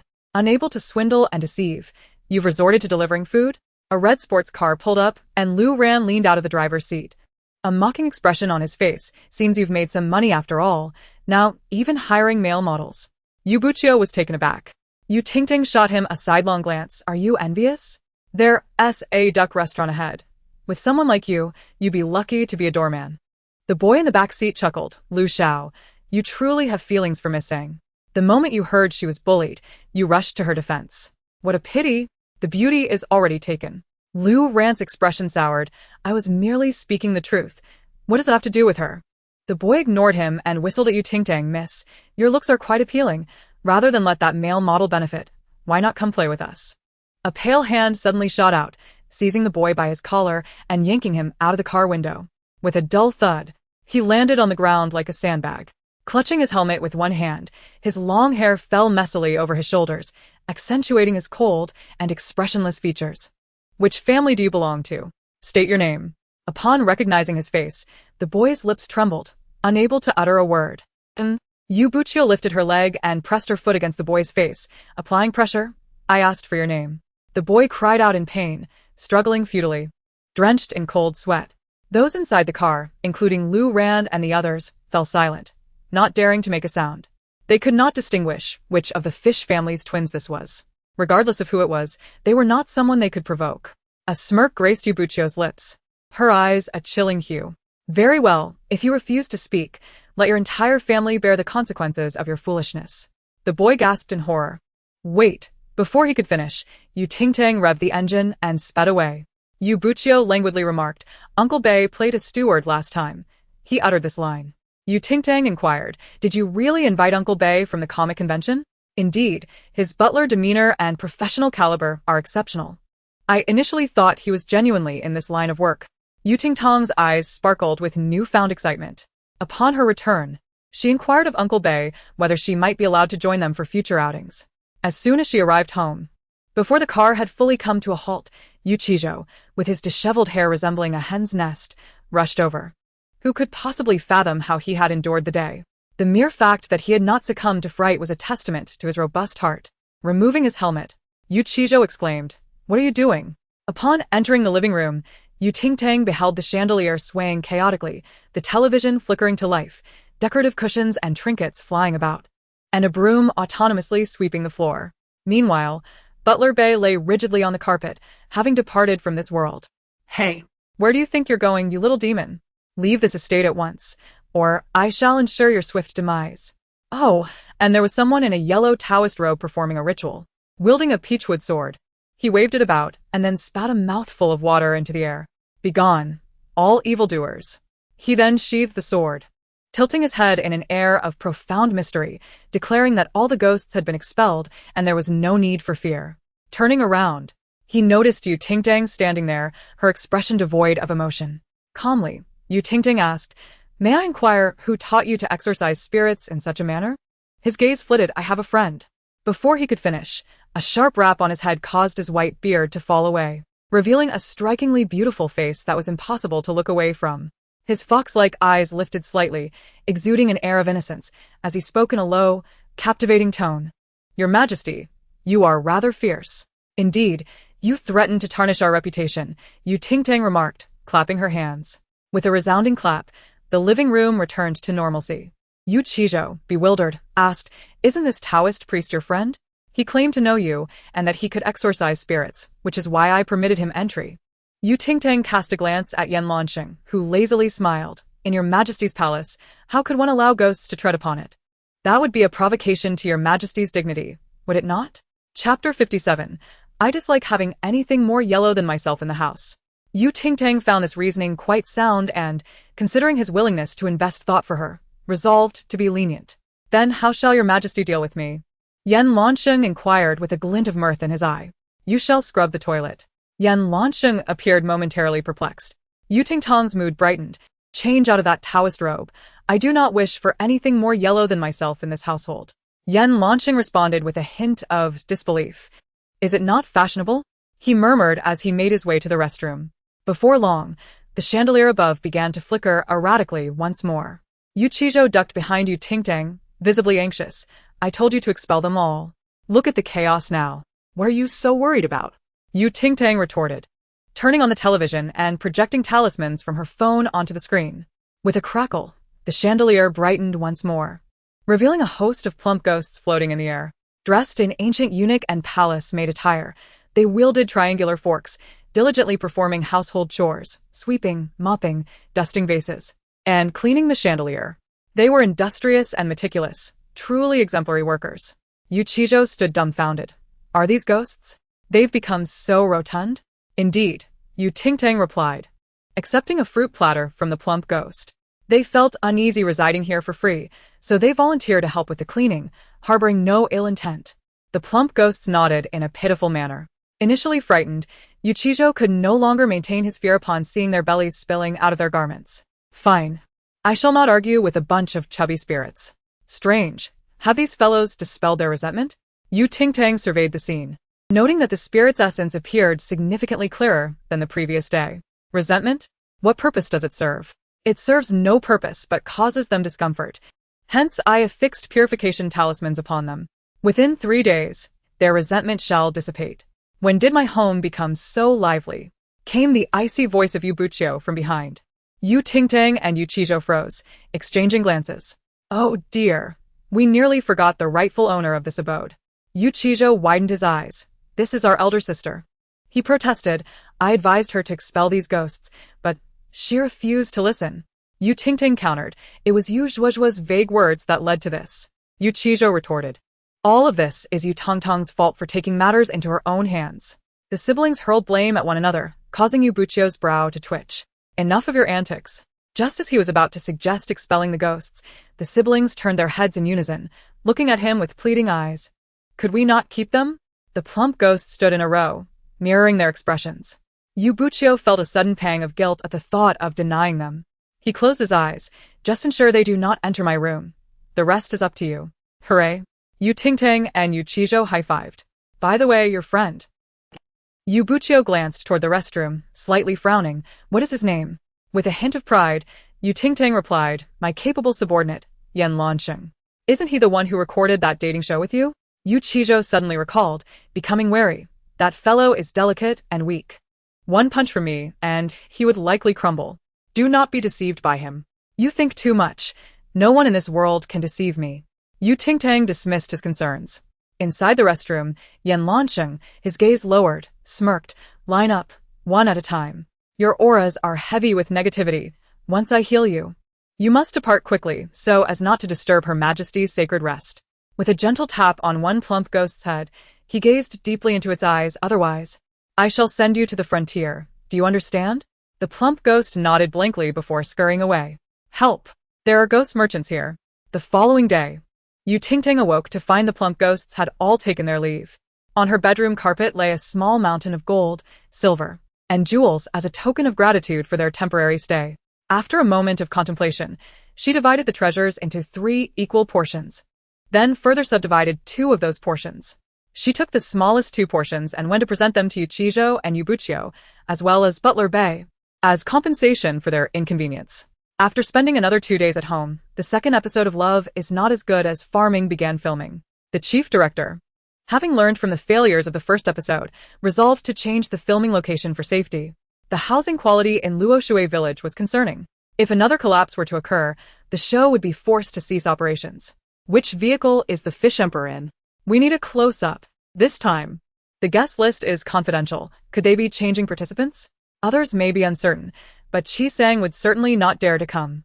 The uproar from the last live broadcast infuriated the fans. Even love for farming has become popular. I've heard several celebrities and rich heirs are eager to join. Frog fun is starting off by teaming up in pairs. On the grassy bank by the lake, 4 heart-shaped stools of different colors were arranged, facing away from the shore, with all the female guests seated upon them. The meticulously dressed male guests, donning masks, stood on the opposite side. All microphones had undergone voice modulation. Their identities were to remain an absolute secret. Now let the first male guest pose a question. The first male guest on the far right pondered before directing his question to the red heart female guest. What is your view on the philosophy of remaining unmarried? After her response, the red heart female guest countered. If I were to decide to die right now, would you accompany me? Of course. I would sacrifice my life for a beautiful lady. Next, the second male guest posed a question to the yellow heart female guest. What is your favorite color? The light color palette, she replied, as I find it refreshing and clean, much like a person's character. The third male guest inquired of the black heart female guest. If your boyfriend tells you he's cold, and your best friend also claims to be cold, what would you do? Chapter 58. As if sharing medical conditions. The black heart female guest confidently delivered a speech, leaving the third male guest utterly speechless. After a moment of careful contemplation, he responded, I would ask her if she's feeling unwell, and if she needs me to accompany her. This little dog is truly adorable. The male contestant No. 4 raised his hand and expressed his belief that the question should not be answered in that manner. There were 2 pitfalls in the question. First, the use of a puppy to obscure the focus of the prompt. Second, a visit to the hospital does not necessarily imply illness. It could merely be a visit to someone unwell. We should anticipate her needs and offer her our sincere concern. As soon as he finished speaking, the female contestant with a dark heart lit up her lamp, exclaiming, Perfect answer. What a ridiculous perfect answer. Did you two conspire beforehand? What an exhilarating analysis. What a foolish dog. Are you unwell? It's akin to a math problem where every step is correct, yet the final answer is absurd. Honestly, what is this? These two seem less like they are here for romance and more like they're exchanging ailments. Eventually, contestant No. 4 posed a question to the sweethearted female contestant. If your husband, father, son, and grandson all fell into the water at the same time, whom would you save first? Even with her back to the camera, the audience could discern her distress. Why does it seem like all her family members are vying to jump into the water? After a brief silence, she replied, I don't swim well, so I would ask for help. All contestants were instructed to place their hands on the light-up device. If 2 individuals chose each other simultaneously, the connection would be established. For those who failed to mutually select, the audience's votes would determine the pairings. 3, 2, 1. Please light up for love. As soon as the words left his mouth, the heart-shaped connection line began to glow, spreading from the feet of the female contestant to those of the male contestant. The sweethearted female contestant chose number 3, successfully connecting their lines.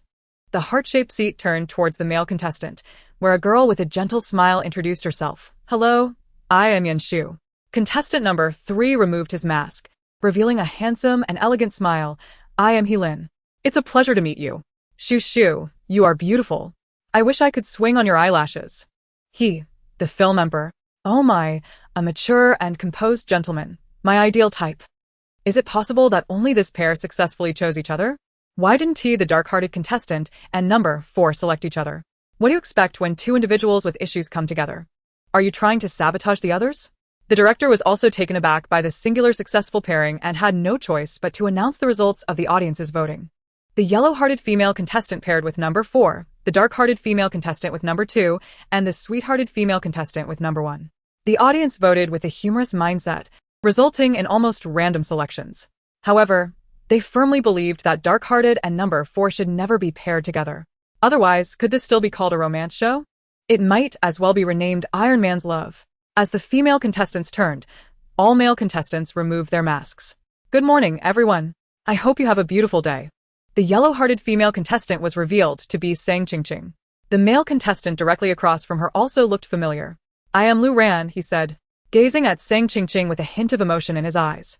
I can't believe Chi Sang didn't exit the recording. How stubborn can she be? The sweet-hearted contestant is actually the supermodel Ning Jiru. Her legs are so fair and long. How can they be anything less than mesmerizing? Let me clean them up for her. What is the rich second-generation Lu doing in a romance show? Is there still a seat that hasn't turned? Who is the dark-hearted one? The director urged, dark-hearted female contestant, please turn around. The dark-hearted female contestant replied, Director, let me wake up my partner first. Contestant no. 2. Chi Wong struck a gentlemanly pose and spoke. The director turned away as he approached her from behind. Hello, could you please turn around? The dark-hearted female contestant responded. Chi Wong felt a bit awkward, yet he persisted. I am Chi Wong. Could you please turn around? The dark-hearted female contestant remained silent. A hint of displeasure crossed Chi Wong's face. Was she deliberately being difficult? He was her partner. What could she possibly be dissatisfied with?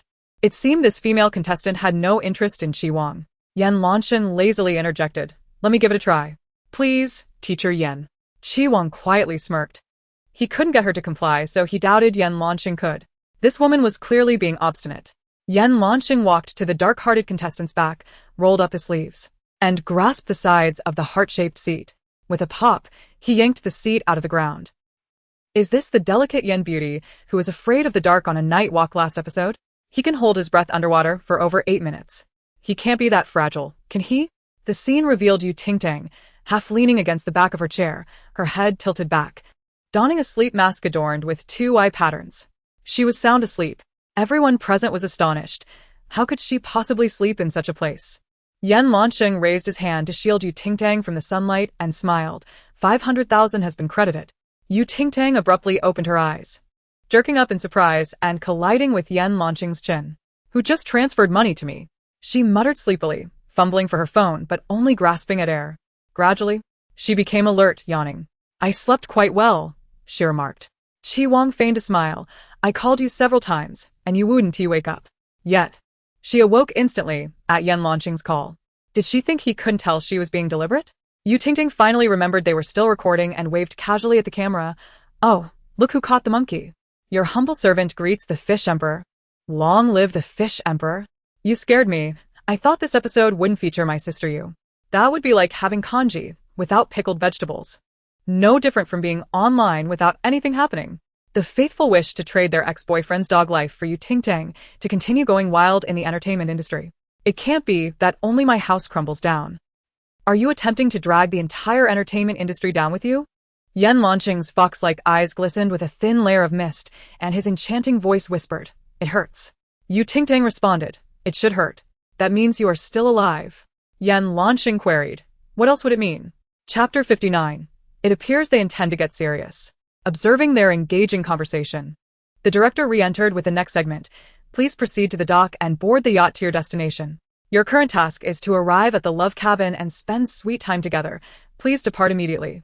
The successfully paired contestants could take a car to the dock, while the trio of unsuccessfully paired contestants had to ride bicycles. It was approximately 3 kilometers and they had to bring a female companion, which would test the male contestant's stamina and endurance.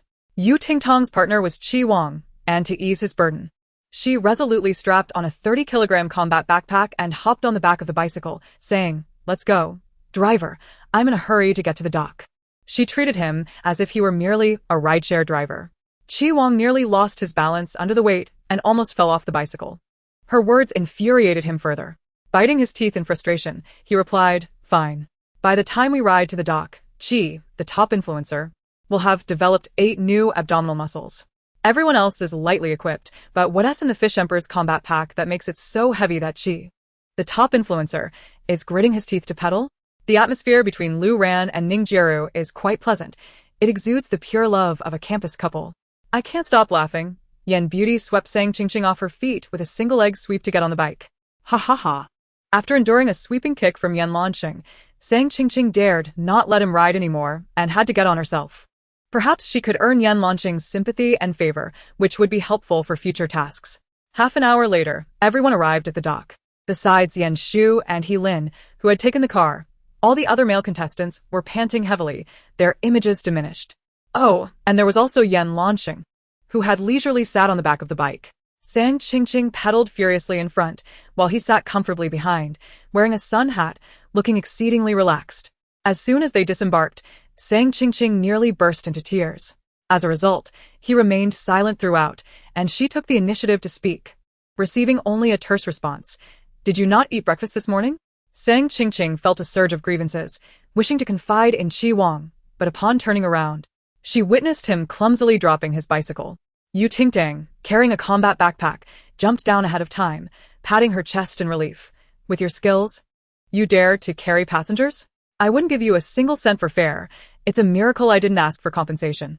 Several times, she nearly fell because of him. Indeed, he was a man molded from dough, handsome yet ineffectual. Qi Wang, already exhausted, felt his heart constrict upon hearing her words. Their romance had already incited discontent among fans, leading to a significant drop in followers and a barrage of insults. Flaunting their affection openly now would be tantamount to courting disaster. They could only maintain a low profile. Furthermore, as long as they performed well in the reality show, they would naturally attract a new batch of fans and gradually shift public opinion. Suddenly, a gust of wind swept past Sang Qingqing. She turned to see Yan Lanxing approaching Ting Tang, eagerly offering to help her carry her bag. Sang Qingqing bit her lip, feeling that this was an excessive affront. Upon reaching the sea, the weary guests reveled in the delightful and comfortable sea breeze, falling into slumber. However, upon awakening, the world had transformed. The yacht had docked at a small island, the beach barely visible, with dense trees stretching ahead, and what seemed to be a building at the center. Two men in black uniforms stood at the shore, addressing them. "Novices, welcome to hell." The nonsensical words sent shivers down their spines. One of them interrupted. "This is a secret training base located at the boundary of international waters. From now on, you must follow our orders. Regardless of what you were called before, here you are known only as newcomers or novices. Now, Immediately gather your belongings and follow us into the base to commence today's training." What on earth? Before boarding the yacht, a romantic paradise on the island. After disembarking, a military base for novice training. Yan Shu nodded. "I feel the same." A gunshot rang out, freezing them in place. The man in uniform wore a stern expression. "Do you not understand human language? If you don't cooperate, I won't be polite." Lu Ran stiffened, too fearful to move. "Let us set that aside for now." Ting Tang sat at the edge of the yacht, resting her chin on her hand, yawning. "When can we eat lunch?" Yan Lanxing, in a similar position beside her, felt seasick and drowsy, muttering, "I want some water." The man in uniform, expressionless, replied, "You will only eat after the training is completed. Failure to train means you will go hungry." It was puzzling that those dispatched from above were of such caliber. They likely wouldn't even pass the novice training and would be sent back. Ting Tang stretched lazily. "All right then, let's go." Just as she walked past the uniformed man, she suddenly elbowed him in the chest and deftly snatched the gun from his hand. As the other man attempted to react, she swiftly kicked his wrist, causing the weapon to drop. Ting Tang picked up both guns, whistling. "Oh, these are quite cool. Your Majesty, this audacious sense of security. You've stolen my heart." I thought she was about to compromise, but it seems she intends to get serious. "Do you dare to lay hands on the base instructor here? Do you know the consequences?" The man in uniform reprimanded coldly. Ting Tang shrugged. "And do you know the consequences of illegally detaining a law-abiding citizen like me?" oh, "I would love to hear more," came a chilling, melodious voice, akin to a stream flowing through a snowy mountain forest, approaching from a distance. A man clad in a black military uniform, wearing black leather gloves, strode towards them with an imposing presence. He stopped directly in front of Ting Tang, his sunglasses obscuring his eyes, while the lower half of his face bore sharp, defined features, with a small black mole adorning his high nose. He gazed through the thin lenses, locking his sight onto Ting Tang. "You are the sister of Yu Zhaoqing." Chapter 60. I do not permit other men to touch my girlfriend. Sang Qingqing, standing just behind Ting Tang, immediately stepped forward. She tucked a loose strand of hair behind her ear, smiling sweetly as she said, "Yes, Yu Zhaoqing is my elder brother. May I ask if you are his friend?" The man turned his gaze towards her, causing her cheeks to flush slightly. However, his attention quickly shifted past her to Ting Tang's face.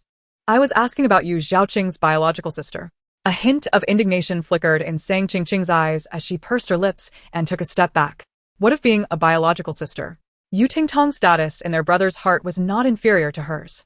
Did this person not understand the nuances of familial closeness? Ting Tang twirled the gun in her hands, showing no signs of nervousness under his scrutiny, and boldly declared, "Actually, I am Yu Zhaoqing's father. I will relay that message to him." The man replied, his expression indifferent, extending his hand. "Give me the gun." Upon hearing this, he shot a glance at the two uniformed men. "What is the meaning of this?" "Boss, they came on the newcomer's yacht. We thought they were sent to be screened for selection," the uniformed man awkwardly explained. The other man's face turned pale as he bowed his head. "Yes, boss." The man turned back to Ting Tang. "You mistakenly boarded the yacht designated for newcomer reception. This is your issue. However, out of respect for Yu Zhaoqing, I can arrange for you to leave here." Qi Wang immediately interjected. "What about us? Are you joking?" The man ignored him and walked towards the black yacht anchored nearby. Qi Wang furrowed his brow, his expression darkening as he vented his frustration towards Ting Tang. "You won't just think of yourself and leave us behind, will you?" Lu Ran scoffed. "That's your brother's friend. Won't you plead with him to take us along? One should not be too selfish. A yacht could certainly accommodate all of us. It would be best for everyone to leave together," Ning Jiaran suggested in a soft voice. "Indeed, if this gets out, it won't reflect well on you," Helin nodded. They attempted to morally coerce Ting Tang, hoping she would take them along as they all wished to escape this unfamiliar and perilous place. Moreover, they were weary and hungry, feeling sticky, and just wanting to reach the love nest to wash up and relax. Ting Tang sat at the edge of the yacht, her slender legs swinging lightly as she leisurely remarked, "Each to their own fate, and may you find your own fortunes. I shall not play the saint while you all enjoy your blessings. Clearly, you must fend for yourselves. I never expected you to be such a selfish person." Qi Wang retorted coldly. Ting Tang replied, "Calling me selfish merely reflects your frustration at not gaining any advantage from me. Aren't you afraid that once you leave here, we will expose this matter online?" Qi Wang's tone hinted at a threat. The sound of a bullet being chambered answered him. Ting Tang aimed the gun at him. "Go on, bark again, and see what happens." Qi Wang glared at her in fury. "Do they think there's no live broadcast right now? They act so brazenly while begging for help, as if I owe them anything? I understand their desire to leave, but instead of seeking that man for assistance, they come to threaten Sister Yu. What sense does that make? She could leave the yacht alone without fear of falling into the sea. Selfish individuals rarely meet good ends. Did they have their brains cut with their umbilical cords at birth?" The weight of following the main character only seems to be increasing. The live broadcast room was in chaos due to this incident. The atmosphere on site gradually reached a freezing point. Yan Lansheng, regaining his composure, supported himself on his hands, lazily stating, "You all have truly opened my eyes. Even Dostoevsky could not depict your shamelessness." The solution was already presented by that man. "And if you are incompetent, who can you blame?" Qi Wang sneered. "Mr. Yan, get your facts straight. It's not just us who were abandoned here, but you as well. You actually dare to speak up for her?" Yan Lansheng innocently looked at Ting Tang. "Your Majesty, what do you think? Your Majesty's golden words are truly melodious to my ears. Good words are to be rewarded." Ting Tang raised her chin. At that moment, a man piloted a sleek black yacht towards them and commanded her to board. Before Ting Tang could respond, Sang Qing stepped forward, explaining that Ting Tang was afraid to go alone. Lu Ran nodded in agreement, stating that if they did not leave, she would refuse to move. "You'd best keep your mouth shut, or don't blame me for being ruthless," Qi Wang warned, gripping Ting Tang's arm tightly. She offered him a faint smile, which momentarily stunned him. Previously, her smiles had always seemed hollow and wooden, like a lifeless doll. But this was the first genuine expression she had shown him since her sudden breakdown. Suddenly, a gun was thrust against Qi Wang's face, leaving a vivid red mark and causing blood to trickle from his nose. He collapsed onto the beach. "Ah!" "Ting Tang, what have you done?" Sang Qing exclaimed, rushing to assist him. Ting Tang lightly brushed the gun against her temple, complaining, "It's just so hot, and people's tempers flare easily. Listening to them is even more aggravating." Lu Ran approached her, his expression darkening. A bullet struck the ground near his feet, halting his advance. "I forgot to inform you," the man said, casually pocketing his hand. "You have entered the sniper's range. If you wish to keep your heads intact, I suggest you behave. Otherwise, I can't guarantee your survival." At his words, a chill ran through the group, rendering them motionless. "Hey, let's negotiate," Ting Tang said, waving her gun. "I'll trade these two for an extra spot on the yacht." She beckoned Yan Lansheng, who approached. "No." The The man replied coolly, his eyes behind sunglasses devoid of warmth. I won't allow another man to touch my girlfriend. Ting Tang glanced at the yacht, considering the significance of his girlfriend. After a brief contemplation, she declared, no worries. I have a plan. Little swallow, you'll have to endure a bit. Yan Lanqing chuckled, as long as your majesty thinks of me, I won't feel wronged. Chapter 61. You may also call me Yude Zhuang. On the sea, a black modified yacht sped through the waves, its velocity rivaling that of a rocket. Attached to its rear were several ropes, securing a swim ring. Yan Lanqing lounged in the center of the ring, arms draped over the sides. His head tilted as if he had passed out. Ting Tang waved from the mast, urging, Little swallow, hang in there. We're almost there. Yan Lanqing, disillusioned, muttered, Your Majesty, how about I just swim over? Hearing this, Ting Tang could not resist asking, Is the seawater refreshing? You've been gulping it down. Yan Lanqing replied incredulously, Is that what I want to do? Suddenly, Ting Tang looked ahead, noticing something approaching. As she spoke, a voice crackled over a loudspeaker from the black yacht, warning them of their excessive speed, instructing them to halt immediately. Ting Tang wrapped her legs around the mast, leaning closer to the window to knock on it. Hey. Someone is chasing your girlfriend. The man in the control room turned his head, a lit cigarette dangling from his lips, one hand expertly steering the yacht. He acknowledged her with a grunt. After a brief pause, he scrutinized the window. Where are you sitting? On the mast, Ting Tang replied, her face pressed against the glass like a rotund gecko, elevated for a better view. The man mused to himself about the misunderstanding involving Yu Zhaoqing. Was she truly that timid, easily frightened by a mere breeze? Suddenly, the yacht shook violently. The man clutched his right wrist, his chiseled face hardening beneath his sunglasses. I've already felt the consequences, he stated coldly. You caused this accident, so you'll take responsibility. Ting Tang tilted her head. Me? Can I even operate a yacht? After a moment of contemplation, she confidently replied, You might not believe it, but I grew up steering yachts from the womb. The man looked at her incredulously. Initially, he assumed she was jesting. However, what began as a yacht moving at rocket speed suddenly accelerated to the pace of a missile, leaving the pursuing patrol boat hundreds of meters behind. Gulyalu, Yan Lanqing muttered from the rear seat. The man, arms crossed, observed Ting Tang's adept handling of the vessel, a flicker of surprise crossing his eyes. Was Yu Zhaoqing the one who taught her? No, he mused. Yu Zhaoqing wouldn't know how to do this. Everyone, move aside. Don't block the way. Ting Tang shouted, her frustration boiling over. You lot are just bulk without manners. Can't you see there's a boat coming? Move. As she drove, she vented her anger at the sea breeze, the waves, the seafood, and even the uneven surface of the water that hindered her performance. The man rubbed his temples, bemused by her reckless driving. Her yachtess training was evidently not from Yu Zhaoqing.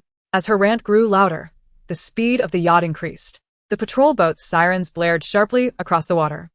Ting Tang steered the yacht towards the island housing the Love Shack. No sooner had she stabilized the boat than the patrol boat caught up. Everyone, disembark. Do you realize that racing on the water is illegal? This area has speed limits.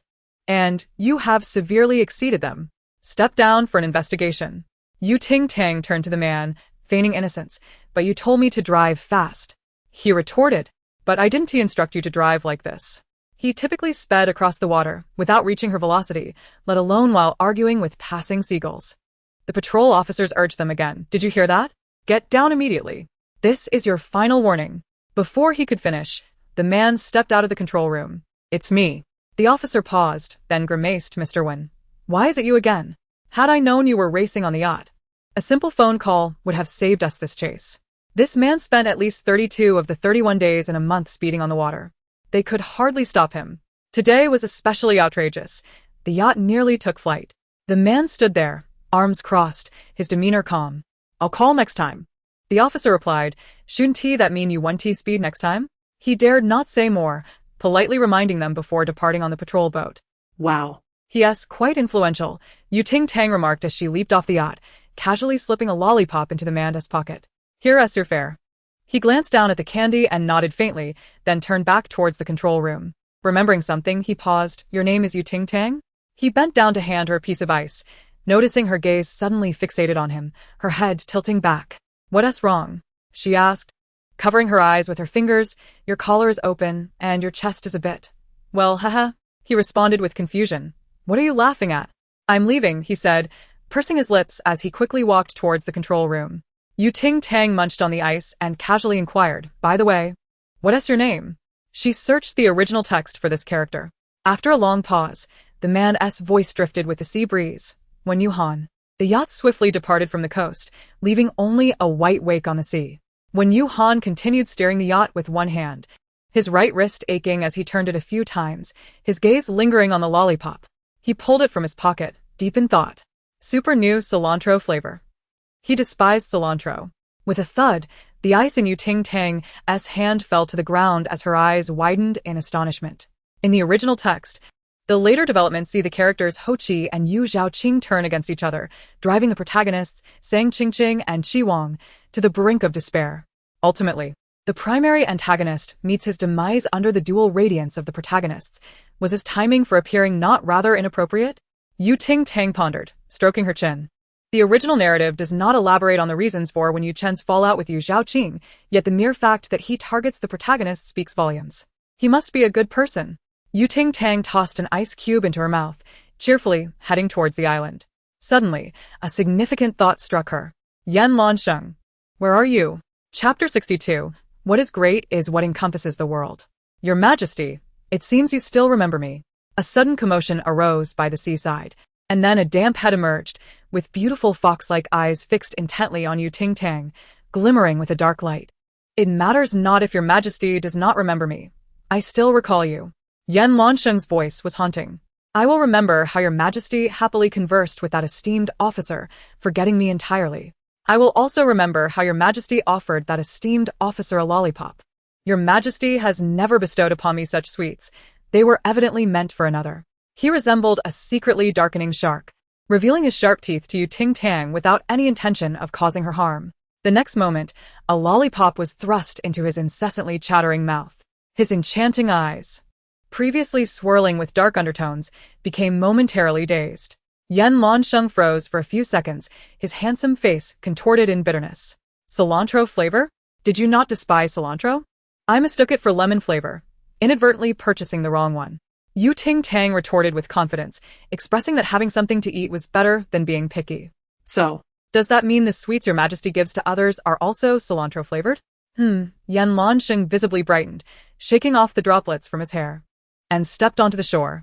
Clad in a white shirt, the water clung to him, accentuating his well-defined chest muscles, with hints of abs beneath, creating a hazy allure. Your Majesty. Yan Lansheng, munching on the lollipop, twisted the hem of his shirt to wring out the water, while raising his gaze at Ting Tang, suddenly declaring, my chest is quite ample as well. Ting Tang stared for a moment before nodding in agreement. Indeed, he was impressive. Your Majesty is quite something. What is great is what encompasses the world. You are a splendid man, dear mother. Ting Tang, feeling unbearably hot, hefted her combat backpack in one hand and fanned herself with the other. Let us hasten to the cabin for the air conditioning. It is sweltering. Hand the bag to me, Yan Lansheng urged, keeping pace with her. Do not forget the ice bucket. As they set foot on the island, the scene was transmitted live through the omnipresent cameras scattered across the island. All guests were equipped with portable cameras, though their battery life was limited. And they did not last long. Soon, the live stream resumed. I can't stop laughing. In the distant view, Yenmei Ren is being dragged along on a swim ring. If I recall correctly, Yu Huang arrived on the island within an hour and a half, while the others won't arrive until nightfall. Is it confirmed that she is on a yacht, not an airship? Why does the peace talisman Lu Ran showed to Sang Qingqing look so familiar? It resembles the fat-headed fish drawn by Sister Yu before. Stop attributing everything to Sister Yu.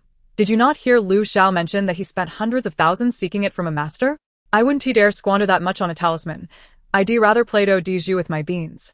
Interestingly, several wealthy heirs in the elite circle have recently faced calamities, some hospitalized, others in car accidents. Is it a case of misfortune? By the time Sang Qingqing and her group arrived on the island, it was already 7 in the evening. Each appeared as if their vitality had been drained, makeup running, faces pale, as if they had lost half their lives. In stark contrast, Ting Tang and Yan Lansheng, comfortably seated in the cabin, relishing hot pot while enjoying the air conditioning, were worlds apart. They had even prepared fruit smoothies, accompanied by refreshing drinks with ice. How unfair. We are exhausted, while you're enjoying yourselves. Yan Shu's eyes flickered with discontent as she smiled and spoke, Would you mind if we joined you for a bite? Heilin approached, glancing at the empty hot pot, his lips twitching. You all can certainly eat. Lu Ran was the most aggrieved. If not for you, we would not have lingered on that island for so long, and now we have yet to dine.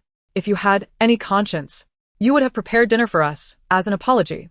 The others remained silent, clearly sharing the same sentiment. To them. It seemed that Ting Tang could simply utter a word, and they would all depart together, yet she remained selfish. Consequently, their impression of her plummeted to the lowest depths.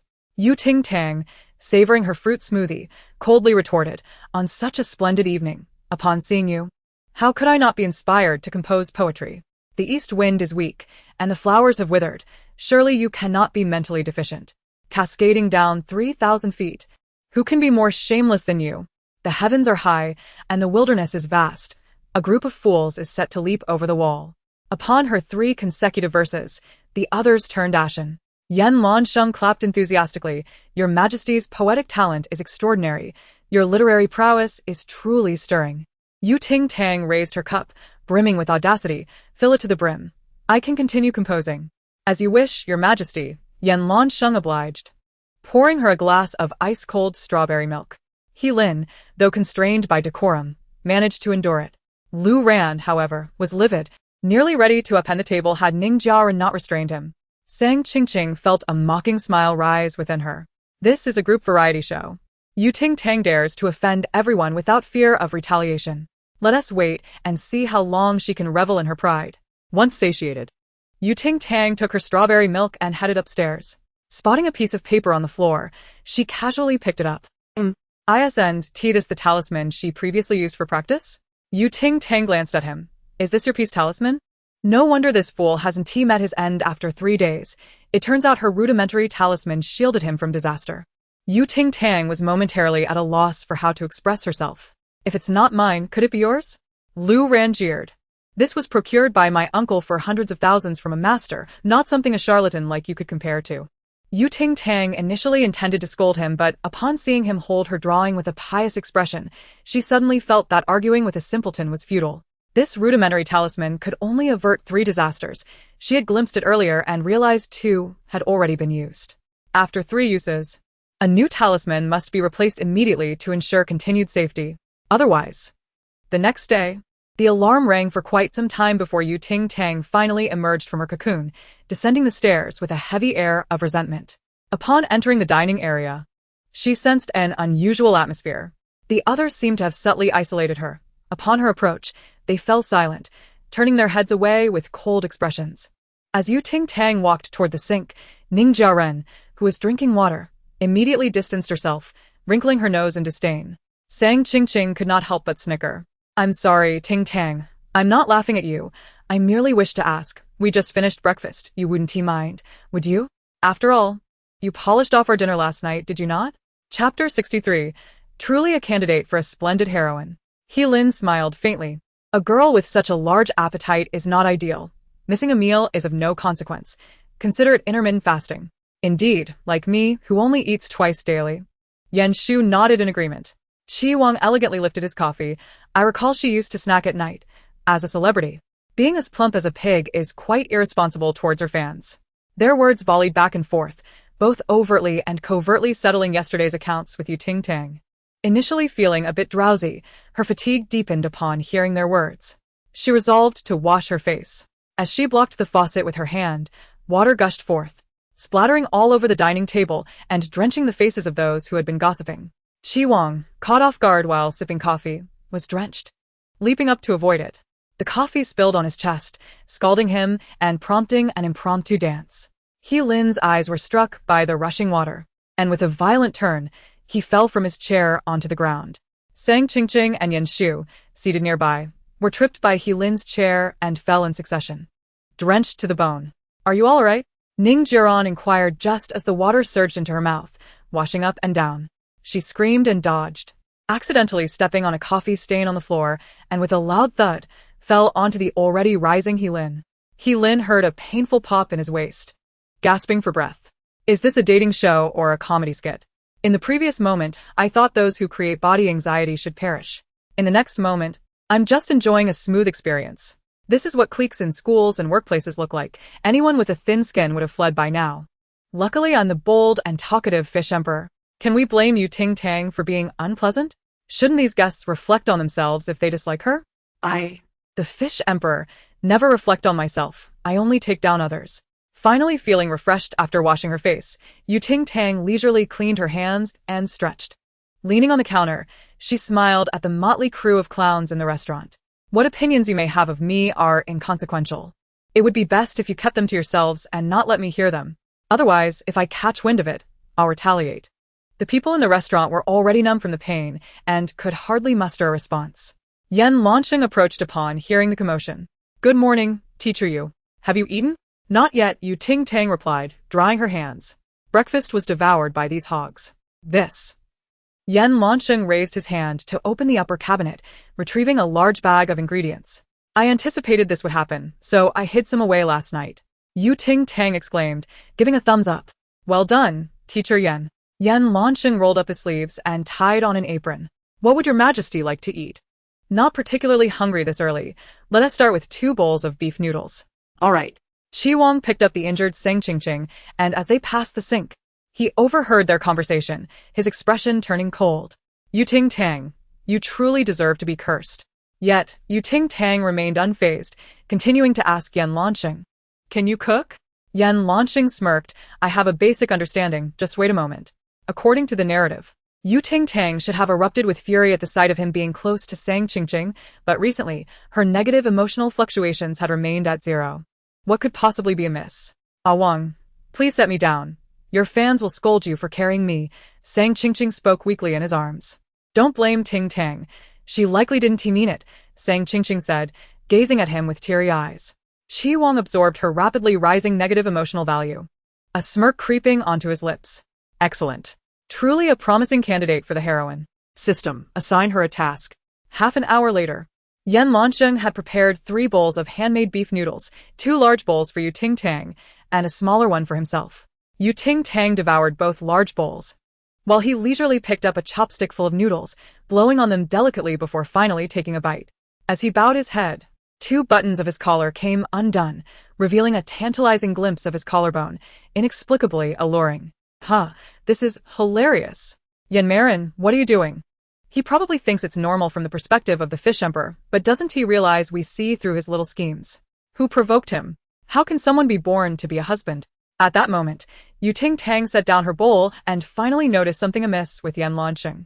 Did you sleep awkwardly last night? Your neck looks like it's stretching out like my turtle. Yan Lanqing, caught off guard, silently blocked his forehead, glancing down at the small notebook in his other hand. How to serve the emperor. The first strategy, the emperor loves beauty.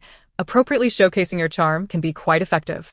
With a stoic expression, Yan Lanqing crossed that line out. All frauds. Ting Tang, we were in the wrong earlier. We shouldn't have targeted you like that. You won't hold it against us, will you? Sang Qingqing sat down on the sofa, her tone softening. Qi Wang nodded. We calmed down and thought it over. We believe an apology is in order. We're sorry. Have they been possessed? Your Majesty, something unusual is afoot. Yan Lanqing murmured, peeling an apple nearby. Ting Tang nodded. What the little swallow said is quite accurate. Qi Wang smirked. We merely came to apologize. Whether you accept it is your business. Qingqing, let us go. Okay. Qi Wang casually glanced at Ting Tang, confirming her lack of response, finally realizing something. The soon-to-be-replaced legitimate heroine seemed to be slipping from his grasp. Chapter 64. The super-criminal, top madman commits a crime. However, it mattered little. He had seen many legitimate heroines like Ting Tang struggling in their final throes. In the end, they would all transform into the nourishment he required. Qi Wang concealed his emotions, lifting the incapacitated Sang Qingqing and exiting the living room, reminiscent of the male protagonists in novels who were blinded by love and disregarded everything. The top stream fans in the live broadcast room were once again driven to madness. After speaking, she spat out a few watermelon seeds, resembling a machine. Yan Lanqing chopped the apple, thinking his acting skills were insufficient for a career change. He would be better off turning around. Before Qi Wang could exit the living room, he stumbled, his complexion turning pale. Can these two not go a day without being cheeky? Fish Emperor and Yan Marin are practically my real-time mouthpieces. Once they fall in love, their fans will become obedient. What he needs to do now is uninstall the Potato Novel app. Teacher Chi. I just signed you up for the strongest brain competition. Let us see your love-struck brain scare them all. Afternoon, the broadcast in the small house announced. Hello, everyone. I am your love consultant and relationship security guard, Yuchijo. During your stay in the small house, I will be issuing tasks and providing psychological counseling for those in need. Upon hearing Yujo's voice, Ting Tang couldn't help but ask, have you ever been in a relationship to be a consultant here? Moreover, all of you find yourselves penniless on this island. The ingredients in the fridge have run out. How will you spend the next few days? Ting Tang interjected. ISNT, that simple? Just steal or rob. We can't just rely on earning. Yuchijo replied. You rely on earning. Now head to the announcement board at the entrance, choose the work you wish to do, and partner up to earn your wages. Good luck. Satisfied after announcing the tasks, Yuchijo thought, what talk of love? They should be farming, especially the group with Ting Tang. Chi Wong should be exhausted in the fields. Yen Shu pointed at the announcement board. Teacher, how about we dig potatoes together? The hourly wage is 20. Lin smiled gently. I'm fine with anything. It's up to you. Yen Shu's face flushed slightly, using the task card to cover her embarrassment. Lu Xiao. Shall we gather trash at the beach? It sounds easy, Ning Jiran suggested. Lu Ran frowned in silence, his gaze fixed on Sang Qingqing. Ning Jiran felt awkward, holding the task card without speaking, glancing toward Lin. Soon the simple task cards were all taken. When it came to Ting Tang, only the task of harvesting corn remained, offering 25 per hour. This task was the most laborious but also the highest paying. However, upon reaching the cornfield, Chi Wong tossed out, you're strong as an ox. You can handle it alone. Qingqing needs me more. And with that, he decisively left. Chi Wong thought this would surely provoke Ting Tang's negative emotions, yet she simply found a cool, shaded spot in the field, laid her coat on the ground, and began to nap. Huh. Chi Wong? Did she truly believe herself to be a mere salted fish? Chi Wong, with a dark expression, made his way towards Sang Qingqing, who was diligently working on her task, and chanced upon the approaching Yan Lanxing. Oh, Teacher Chi, Yan Lanxing said, adjusting his sun hat and squinting his fox-like eyes lazily. Where are you headed? Chi Wong halted, retorting, that is a question I ought to pose to Teacher Yan. Is it truly appropriate to leave a girl like Qingqing all by herself? Look who's talking, Teacher Chi. Did you not also abandon Teacher Yu? Yan Lanxing quipped. Does she resemble a woman in any way? After a moment's contemplation, Yan Lanxing nodded. Indeed, Teacher Yu bears no semblance of femininity. She resembles your father. As he passed by Chi Wong, he continued. The weather has been peculiar of late, no rain at all. It has turned quite oppressive. In the cornfield, Yan Lanxing surveyed the area, utilizing the sunlight and wind conditions to accurately locate Ting Tang, who was napping on the ground. Without uttering a word, he sat beside her, gently fanning her with the sun hat in his hand. What was initially a tender scene turned comical when Ting Tang, her eyes still shut, declared, even if you stood before me in the nude, I would not lay a finger on you. Startled, Yan Lanxing abruptly ceased fanning, his fox-like eyes widening. I cannot bring myself to harm you. Ting Tang insisted. Yan Lanxing, puzzled, queried what? She continued, it is best we maintain some distance. In an attempt to stifle any further unspeakable remarks from her, Yan Lanxing moved closer to cover her mouth. Yet, Ting Tang suddenly erupted in anger. Cursed calculus functions and theorems. You may possess my body, but you shall not have my heart. Leave me be. Teacher Yu, wake up. Yan Lanxing gently nudged her. In the next moment, Ting Tang opened her eyes, sitting up with a dazed expression. Teacher, did you have a nightmare? Ting Tang donned a mask of distress. I dreamt I was in an examination room, and just as I was about to finish the last question, I had to submit my paper. Did you just say you dreamed of an exam? How could you mention such a thing? I'm utterly horrified. After a restful nap, Ting Tang adjusted her sun hat and gloves, waving her hand toward the cornfield. Yan Lanxing, wielding a sickle, declared, Your Majesty, our mission is to conquer the cornfield. Indeed. Ting Tang raised her right hand. At any time, in any place. Yan Lanxing raised his left hand. Super criminals, top-notch offenders. Having shouted their battle cry, the duo launched an assault on the cornfield. Ting Tang had initially thought Yan Lanxing to be delicate and feeble, expecting him to tire after a few ears of corn. However, his pace was equally swift, igniting her competitive spirit. Yan teacher, let us see who can finish first. The winner shall have the loser fulfill a request. Chapter 65. Monkey Business. Yan Lanxing chuckled, eager to join the contest. Suddenly, he noticed Yan Lansheng had vanished. Following the corn-cutting trail, he found him lying flat on the ground, his alabaster face flushed abnormally, lips pale, and breath ragged. Oh no, have you suffered a heatstroke? Ting Tang poked his shoulder with an ear of corn. With misty eyes, Yan Lansheng murmured, I am so thirsty. Ting Tang glanced around. The mineral water was all gone. Where could she find water for him now? However, given their newly formed partnership, she rolled up her sleeves and hoisted him into her arms. The nearly 6-foot-tall Yan Lansheng felt almost bird-like in her embrace. Yan Lansheng, struggling to speak, managed, can we not perhaps use my back? Ting Tang tossed her sun hat, which landed squarely on his face. What do you care? I'm taking you to drink water. As she sprinted toward the seaside, they passed by an orchard where Qi Wang and Sang Qingqing were engrossed in their romantic TT. Qi Wang brushed a strand of hair behind Sang Qingqing's ear, gazing at her with deep affection. You've endured so much in recent days. Please wait just a little longer. Once my abilities reach a certain level, I promise to shield you from the prying eyes of the world. He needed more fortune to claim supremacy in this realm, aspiring not merely to be anyone's protagonist. Wang, Sang Qingqing replied, her beautiful eyes shimmering with tears, cheeks flushed. I believe in you. She understood that a true protagonist could certainly achieve greatness. Sang Qingqing's smile became increasingly sweet and enchanting as they gazed at each other deeply. Meanwhile, in the trees, a diligent monkey laboriously harvested bananas. What are these two bipeds up to? With a series of screeches, the monkey hurled the bananas at their heads. Thud! Qi Wang and Sang Qingqing yelped, clutching their heads and scurrying beneath the fruit trees. Ah! What is that monkey doing? Get away! Their once tender atmosphere shattered. Chaos ensued. As Qi Wang stumbled on a banana peel, the monkey, infuriated, leapt down and slapped him. Youch! His cries echoed throughout the orchard. Ting Tang witnessed the entire scene unfold and, performing an anonymous act of kindness, discarded the stone she held. She dashed across the orchard, carrying Yan Lansheng toward the sea, and without a moment's pause, tossed him into the waves. Your Majesty! Ting Tang, hands on her hips, wiped the sweat from her forehead, relieved to have caught up. Is there enough water here? Drink slowly, don't rush. Yan Lansheng, now submerged, responded, I must admit, you truly astonish me. Even more so. I am impressed by the audacity of my comrades in arms, she retorted, unbothered by the potential for injury. You can't blame me.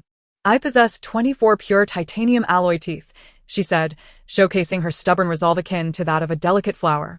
As Yan Lansheng soaked in the seawater, the unnatural flush on his face began to fade, and he regained his composure. With his mouth agape to catch the water, droplets cascaded down his chin, neck, and finally, his beautifully sculpted collarbone. You resemble a fish, Ting Tang remarked, handing him the remaining half-bottle of water. Hurry and drink. You mustn't hatch eggs in the sea. Yan Lansheng, with a flirtatious glint in his eye, replied, my mouth is a bit sore. Is it from the seawater? Your Majesty's fishing hook caught me by surprise. Ting Tang beamed. So, it seems I possess quite the fishing talent. I once caught nothing after 10 attempts, and the only thing I managed to reel in was a suitcase containing a human-sized object. Yan Lansheng felt a chill run down his back. The task of harvesting corn earned Ting Tang a handsome sum of 50 yuan, a considerable windfall indeed. However, the two of them needed to eat, and 50 yuan was evidently insufficient. What should they do in such a predicament? Ting Tang, possessing considerable experience, suggested, Teacher Yan, let us rob a bank. You go inside to steal, and I will keep watch outside. Yan Lansheng replied, what if the police arrive? Will your Majesty abandon me and flee? If I do not escape, who will deliver meals to you in prison? Ting Tang's eyes sparkled with enthusiasm. I believe this plan holds great potential. The other guests, drenched in sweat under the sweltering 39-degree heat, toiled for money, while the two of them contemplated a plan that could land them in jail for a mere meal. Was this not a form of mutual commitment? Grandma, your love for drama has finally paid off. As a mere bystander, I am calling the police. Yet, their grand scheme was heartlessly shattered by Yu Qizhou, who was vigilantly monitoring the live broadcast. He conferred with the chief director and decided to grant the guests a glimmer of hope, lest some of them, in despair, take drastic measures and end up in prison. At 4:30 in the afternoon, the guests, having received their wages, arrived at the seaside. Except for Qi Wang and Sang Qingqing, everyone had earned money. Unfortunately, Due to being attacked by monkeys in the orchard, they had damaged the bananas and owed the orchard owners several hundred yuan in compensation. If they could not earn more, they would have to subsist on nothing but the wind that evening. Qi Wang's mood improved slightly. Fishing was an easy task. Sang Qingqing, however, was focused on He Lin and Yan Shu, as the system had given her a mission that morning to help He Lin and Yan Shu become a couple and enhance their connections in the entertainment industry. She needed to devise a plan to bring them together. As Yu Tingting approached, she remarked, "Who are you trying to matchmake? Are you the leading lady or a matchmaker?" Chapter 66. Are they casting spells on the ocean? Sang Qingqing asked the system, "Do you have any good suggestions? Your advice is too vague. Could you provide something more specific and effective?" The system replied, "How about a heroic rescue?" Sang Qingqing immediately grasped the concept. Yu Tingting, observing their chat bubbles, could not suppress a yawn. She was idle enough to be meddling in other people's romantic affairs. "Teacher Yu, I found a spot for you," Yan Lanxin called from the rocks. "Let us fish here." Yu Tingting carried her fishing gear over and settled onto the small stool he had just set up. "Can you fish?" "No." Yan Lanxin shook his head. "I'll teach you." Yu Tingting perked up. "I have a brilliant idea. If we collaborate, we shall surely succeed." "Isn't that a bit off?" Qi Wang interjected, his voice dampening the mood. "Are we supposed to be in the same group?" Sang Qingqing looked at him in surprise, a flicker of disappointment in her eyes. Yu Tingting turned to him. "Oh, aren't you the one who was recently humiliated by a monkey while trying to pick bananas? You seem to have recovered quite well." Upon saying this, she realized something was amiss. Given the monkey's speed and ferocity, Qi Wang's not ending up in the hospital was a miracle. How could he stand there as if nothing had happened? Could it be that this dog was also endowed with some system cheat? On the shore, Qi Wang's face darkened. "Say what you will," he replied icily. "If we are a team, collaborating with others seems rather inappropriate, doesn't it?" Yan Lanxin crossed his arms. "Aren't you worried about hurting your girlfriend's feelings with such comments?" Sang Qingqing, gritting her teeth yet forcing a smile, added, "Indeed, Yan. Don't forget we're in the same group. You must fully cooperate with me in fishing." Can you do that? Yu Tingting said languidly. Qi Wang, internally dismissive, thought that cooperating with her was indeed expected. After he made that statement, Sang Qingqing's negative emotions surged again. However, as she was not the typical leading lady, her emotional value was limited. He needed to find a way to provoke Yu Tingting. This was not difficult. All he had to do was accidentally knock over her bucket after she caught a fish. Anyone would be furious. Qi Wang played both sides perfectly, calculating every step. Yet, Yu Tingting neither handed him a net nor asked for his assistance in fishing. The fishing rod felt a bit heavy today, and the bait was ineffective. The fish were not biting. Yu Tingting sat there, leisurely resting her chin on her hand, waiting for a fish to catch. The other guests fishing nearby were astonished and terrified, unable to express their frustration. "Do I look like bait to you? You sister. Mind your business. The fish emperor has his own methods." "What methods?" "A method of anxiety. He resembles a dried sausage hanging from the rod." "What brand of fishing rod is so durable that it can hold an adult man without breaking? Is there a link?" This was just the beginning. Yu Tingting began to shake the fishing rod, swaying it from side to side, making Qi Wang dizzy and nauseous. He could endure no longer and attempted to shake himself loose from the rod. A school of fish happened to swim by, and at the moment he touched the water, they quickly darted away. Yu Tingting remarked, "Wow, Qi Wang, your feet stink. Even the fish are fleeing from your foot odor." Qi Wang. He nearly blacked out. Without a doubt, the trending topic of the day would certainly include a segment on Qi Wang's foot odor. Was Yu Tingting specifically targeting him? "Can you please focus on being bait and not obstruct my fishing?" Yu Tingting, growing impatient, retorted, "If you can't even serve as bait properly, what use are you?" Just then, another group of fish approached Qi Wang's feet, immediately swimming away as if they had encountered a shark. The nearby guests began to wonder if Qi Wang hadn't washed his feet in days. How else could the fish react so strongly? As Qi Wang had hoped, his foot odor became a trending topic. The already precarious fan circle erupted into further chaos. Who remembers last episode when you sister spilled the tea about Qi Wang not washing his feet before bed? Oh my, how can Sang Qingqing tolerate him? "I've switched allegiances. I can handle you having a girlfriend and going on a dating show, but I cannot tolerate you not washing your feet." Your reaction is too slow. Qi Wang's diehard fans have long fled to support Tangy. Feeling the scrutinizing gazes of others, Qi Wang felt suffocated. He intended to explain that he did not have foot odor, but the more he emphasized it, the more others would doubt him. It was better to pretend nothing had happened. Clenching his jaw, Chi Wong resolved to swallow his anger and continue serving as bait to showcase his hard work. However, Ting Tang, finding him repugnant, discarded him as bait. Indeed, she threw him away. With a flick of her wrist, she sent both him and the rod into the sea. I refuse to keep this foul-smelling rod. As Chi Wong plummeted in a parabolic arc into the sea. Your Majesty, care to join me over here? Yan Lanxing waved from another rock. The air here is fresh and clean, without any foul odors. Ting Tang picked up her bucket and small stool and made her way over. Chi Wong, surfacing from the water, was on the verge of cursing. So, he had spent all that time as bait only to be treated like a monkey? How many have you caught? Ting Tang leaned closer to Yan Lanxing's bucket. Very well. Not a single one. Not only was she not alone in catching nothing, but she also felt a sense of relief. It seemed they were simply lacking in luck. Yan Lanxing crouched by the rocks and slapped the surface of the water. Perhaps the arrival of your Majesty will bring me some good fortune. Instantly, Ting Tang brimmed with confidence. Of course, my dragon energy shall protect you. No sooner had she spoken than she sensed a fish biting the hook. A school of fish swam over, eagerly competing for the bait on her line. Little swallow, get the net.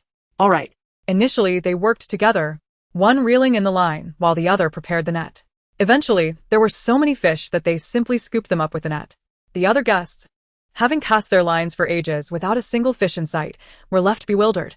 How are they pulling up bass, ribbonfish, and grouper, not to mention cod, pomfret, tuna, and king crab?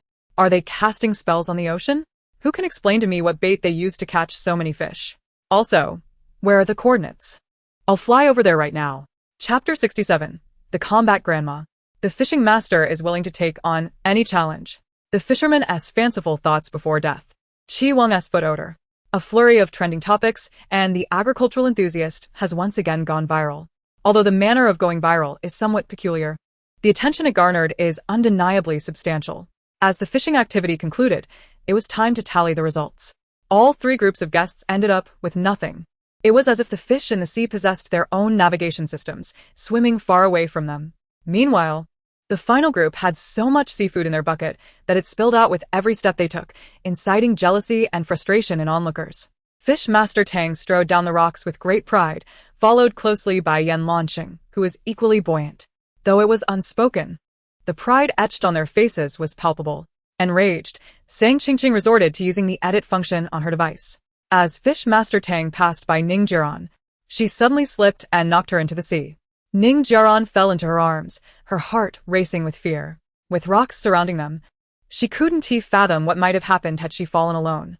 Thank you, Ning Jiaran said, caught off guard by Fish Master Tang's unexpected assistance. Fish Master Tang paid her no mind, continuing on with her bucket. However, as she walked by Sang Qingqing, she inadvertently shoved her aside with her hip. Ah! Sang Qingqing cried out as she hit the sand. What are you doing? Chi Wong demanded angrily, rushing to help her up. Wasn't it obvious that her hip was injured? Fish Master Tang merely snorted, unconcerned about the gazes upon her, striding off the beach with an air of indifference. A smile danced on Yan Lanxing's lips as he followed. Shall I lend you a hand, Your Majesty? Upon hearing this, both fell silent. Fish Master Tang turned to him. What's on your mind? I'm thinking about Your Majesty. Well, think slowly. I have matters to attend to. Yan Lanxing feigned innocence. Your Majesty, let me tell you a joke to help you forget that incident. Another cold joke? Fish Master Tang quickened her pace. I wouldn't recommend telling cold jokes by the sea. Why not? Because it might provoke a tsunami. Today's highest temperature is 39 degrees, yet you, my friends, make me feel as though I am in the depths of winter. Someone throw away all their cold jokes. My mother just asked me if I was watching two mental patients fall in love, and my spine, which is bent for a lifetime, has finally snapped. Just as they squatted down for less than half a minute, a gunshot rang out from the bank. Subsequently, a group of police officers with riot shields surrounded the entrance. The surrounding crowd immediately scattered in fear. Fish Master Tang paused. Grandma, aren't you running away? The vegetable-selling grandma took a puff of her cigarette. What's there to run from? This is just a minor incident. It will delay my vegetable sales. Your mental fortitude is quite impressive. Indeed, the vegetable-selling grandma exhaled smoke. A relaxed expression on her face. Back in the day when I single-handedly robbed a bank, the robber inside hadn't even been born yet. What era is this? Robbing a bank with a gun? What's the point? They haven't even mastered the basics of making a bomb by hand. Fish Master Tang exclaimed. Then how come you haven't even caught until now? Do you possess some special life-preserving skills? That's simple. Just kill someone and steal their identity. Then sell vegetables right in front of the bank and police station. Fish Master Tang understood. This was the dark effect of the shadows beneath the lamp. Someone approached. How much for this vegetable, Grandma? Is it fresh? Has it been sprayed with pesticides? No, the vegetable-selling grandma replied, pulling out a bottle from her basket. If you want to eat it, I can sprinkle some on for a bit more. Fish Master Tang and Yan Lansheng exchanged glances and silently set down their vegetables. Goodness. What a combat grandma. Is this a script? Who would be such a fool to spill secrets while chatting? It's hard to say. The news reported that the robber of this bank used a toy gun. What? They got caught? The vegetable-selling grandma and the toy gun robber were both taken away in a police car due to the commotion caused by her pesticide spraying, which drew the attention of the police. Fish Master Tang laughed heartily at the sight, turning to share the news with Yan Lansheng when she suddenly felt a crack in her neck. Your Majesty, what's wrong? Yan Lansheng frowned. I think my head just broke. The heartfelt cabin. Each guest wore a grim expression. Remembering how Fish Master Tang had helped her, Ning Jiaran hesitated to warn her. Teacher Yu, please don't take the small paths in the future. There are perverts running around naked over there. And there's a house that has crocodiles. One accidentally got out and chased us for a while. Lu Ran frowned. Why are you telling her this? You're not even in the same group. Ning Jiaran rolled her eyes. Isn't it my prerogative to say what I want? This young master is being too nosy. She wouldn't bother to cater to him if being friendly didn't benefit her career. Fish Master Tang applied ice to the back of her neck. The residents on this island are rather unconventional. You should be careful. Ning Jiaran felt unexpectedly flattered. All right, I will. Lu Ran rolled his eyes. Does her flattery even matter? Can she provide her resources or money? TSK, late at night. After a long day, the guests in the heartfelt cabin had fallen into a deep sleep. A shadowy figure, wrapped in a scarf, stealthily moved along the wall to the next cabin, pouring a bucket of pungent gasoline around the perimeter. After circling the area, realizing there was still gasoline left, the figure decided to pour it near the heartfelt cabin to avoid waste. Then, tossing the bucket aside, they threw a lighter. The figure fled the scene. With a loud bang, flames engulfed both cabins in an instant. Fish Chijo woke in the middle of the night to get some water and glanced at the live monitoring screen, only to witness the terrifying scene. Fish Ting Tang, wake up. Don't sleep. The house is on fire. Hurry and run. The heart-wrenching shout from the cabin's broadcast finally roused the sleeping guests. They coughed as thick smoke filled the air and scrambled out of bed in a panic. The flames grew larger, spreading throughout the cabin. Yan Lansheng emerged with a fire extinguisher, putting out the surrounding flames before looking up at the others. Teacher Yu isn't in the room. Have any of you seen her? He Lin brought a bucket of water to help, shaking his head in response. I haven't seen her. Don't tell me she's sleeping somewhere? Lu Ran scoffed. Well, she deserves it. Yan Lansheng's eyes turned cold. Shut your mouth. Chapter 68. Midnight Terror. Lu Ran felt a chill run down his spine as he caught Yan Lansheng's gaze, which bore the intensity of a deep-sea predator. Did this usually calm figure possess such a menacing aura? Lu Xiao, Ning Jiaran stammered. Why you behind you? Lu Ran impatiently raised an eyebrow. What are you babbling about? Am I being haunted? Didn't he notice the other guests' expressions had stiffened? Annoyed, he turned to see what was behind him, and in an instant, his mind went blank, blood rushing to his head. Beneath the tree behind him, in the dim light, he could vaguely see a person hanging from a rope. A woman with disheveled hair, dressed in pajamas. Her eyes were hollow and suddenly lifted her head, baring her teeth. Lu Ran instinctively twitched, his eyes rolled back, and he collapsed. The guests standing by the tree went pale, their faces devoid of color. What the hell? There's a ghost. They screamed and turned to flee. What the hell was that? Let us talk properly. Don't do close-ups. Fish Emperor. Fish Emperor. Where are you? There's a ghost. Hurry and come catch it. The fire next door is huge. The police have been called. Let us hope for a swift rescue. Are you all insane? Beneath the tree, the ghostly figure of a woman opened her mouth, struggling to articulate. Why are you running? Why do I appear like a ghost? Yet, her words fell upon deaf ears. The guests had fled in terror. As Yan Lansheng extinguished the flames and approached, her heart tightened at the sight. Your Majesty, why are you awake at this late hour? in the midst of such a fright. However, there was no place in the room where she could secure a rope. After searching, she discovered the tree in the courtyard. Strangely enough, this made her neck feel somewhat more comfortable, though standing grew tiresome. After listening to her explanation, Yan Lansheng fell silent for a moment. Come down first. I fear others may call the authorities. Ting Tang, with vacant eyes, was unable to move. Any motion elicited pain. Yan Lansheng, caught between amusement and exasperation, squatted down before her, presenting his back. Climb on, but be cautious. Do not jostle me. With great difficulty, Ting Tang managed to drape herself over him, her hands gripping her aching neck. I won tea, she assured. Yan Lansheng rose swiftly, striding toward the courtyard exit. Upon noticing Ting Tang clinging to his back, Qi Wang's face darkened. Ting Tang, was that ghost you in disguise? Are you out of your mind? Ignoring him, Ting Tang frowned. Did you hear any sounds? Yan Lansheng tilted his head. A child's crying? The fire in the small house had been extinguished, but the neighboring building was still ablaze, flames leaping from the first to the third floor in mere minutes. From earlier until now, no one has emerged from next door. With children in the house, it is impossible for the adults to be absent unless... Put me down, Ting Tang urged, tapping his shoulder as she dismounted. Qi Wang's frown deepened. Ting Tang, I am speaking to you. Why are you ignoring me? Silence, Yan Lansheng interjected, his tone icy. There may be someone trapped in the inferno, and you still have the energy to bicker? How do you know that? Qi Wang scoffed. Stop pretending. You, a mere background character, how dare you challenge me just because you come from a good family? Do you have a death wish? Is this never-ending? Ting Tang rolled her eyes and retorted vehemently, Shut your mouth. Qi Wang snickered. What are you playing at with this abstract nonsense? Do you think you're clever? Before he could finish, a fierce gust of wind surged forth, brushing past Qi Wang's ear, sending a few strands of hair tumbling onto his shoulder. He shuddered. The wind settled upon Ting Tang's hand, revealing a gleaming kitchen knife. What? Qi Wang gasped. The knife hung in the air as Ting Tang leaped, clutching her throat. Let us go. The knife soared, carrying her swiftly towards the neighboring building. How is this possible? Qi Wang exclaimed, astonished. Beside him, Lin gaped, his lips trembling. Did that knife just fly? You must be imagining it, Yan Lansheng stated calmly. He is severely nearsighted, but not blind. System, host. It is evident she is employing knife flight. Is this something a modern individual can achieve? The narrative did not indicate a cultivation background. The host's inquiry pertains to the system's knowledge blind spot. Please allow me to investigate. Sang Qingqing, I must be too tired and hallucinating. It seems I witnessed Ting Tang flying on a kitchen knife. I told you someone was secretly cultivating behind our backs.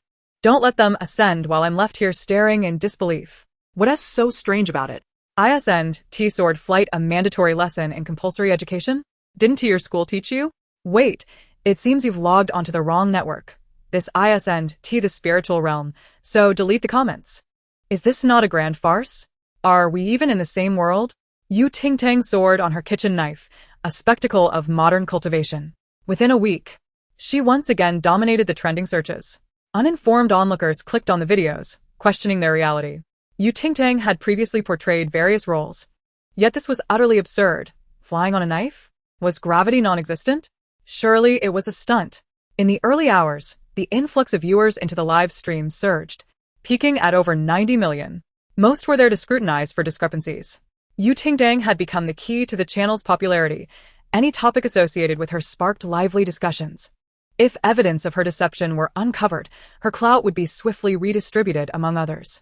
In the monitoring room, Qizhou, flabbergasted, dialed his older brother. Where exactly did you send my sister for her training?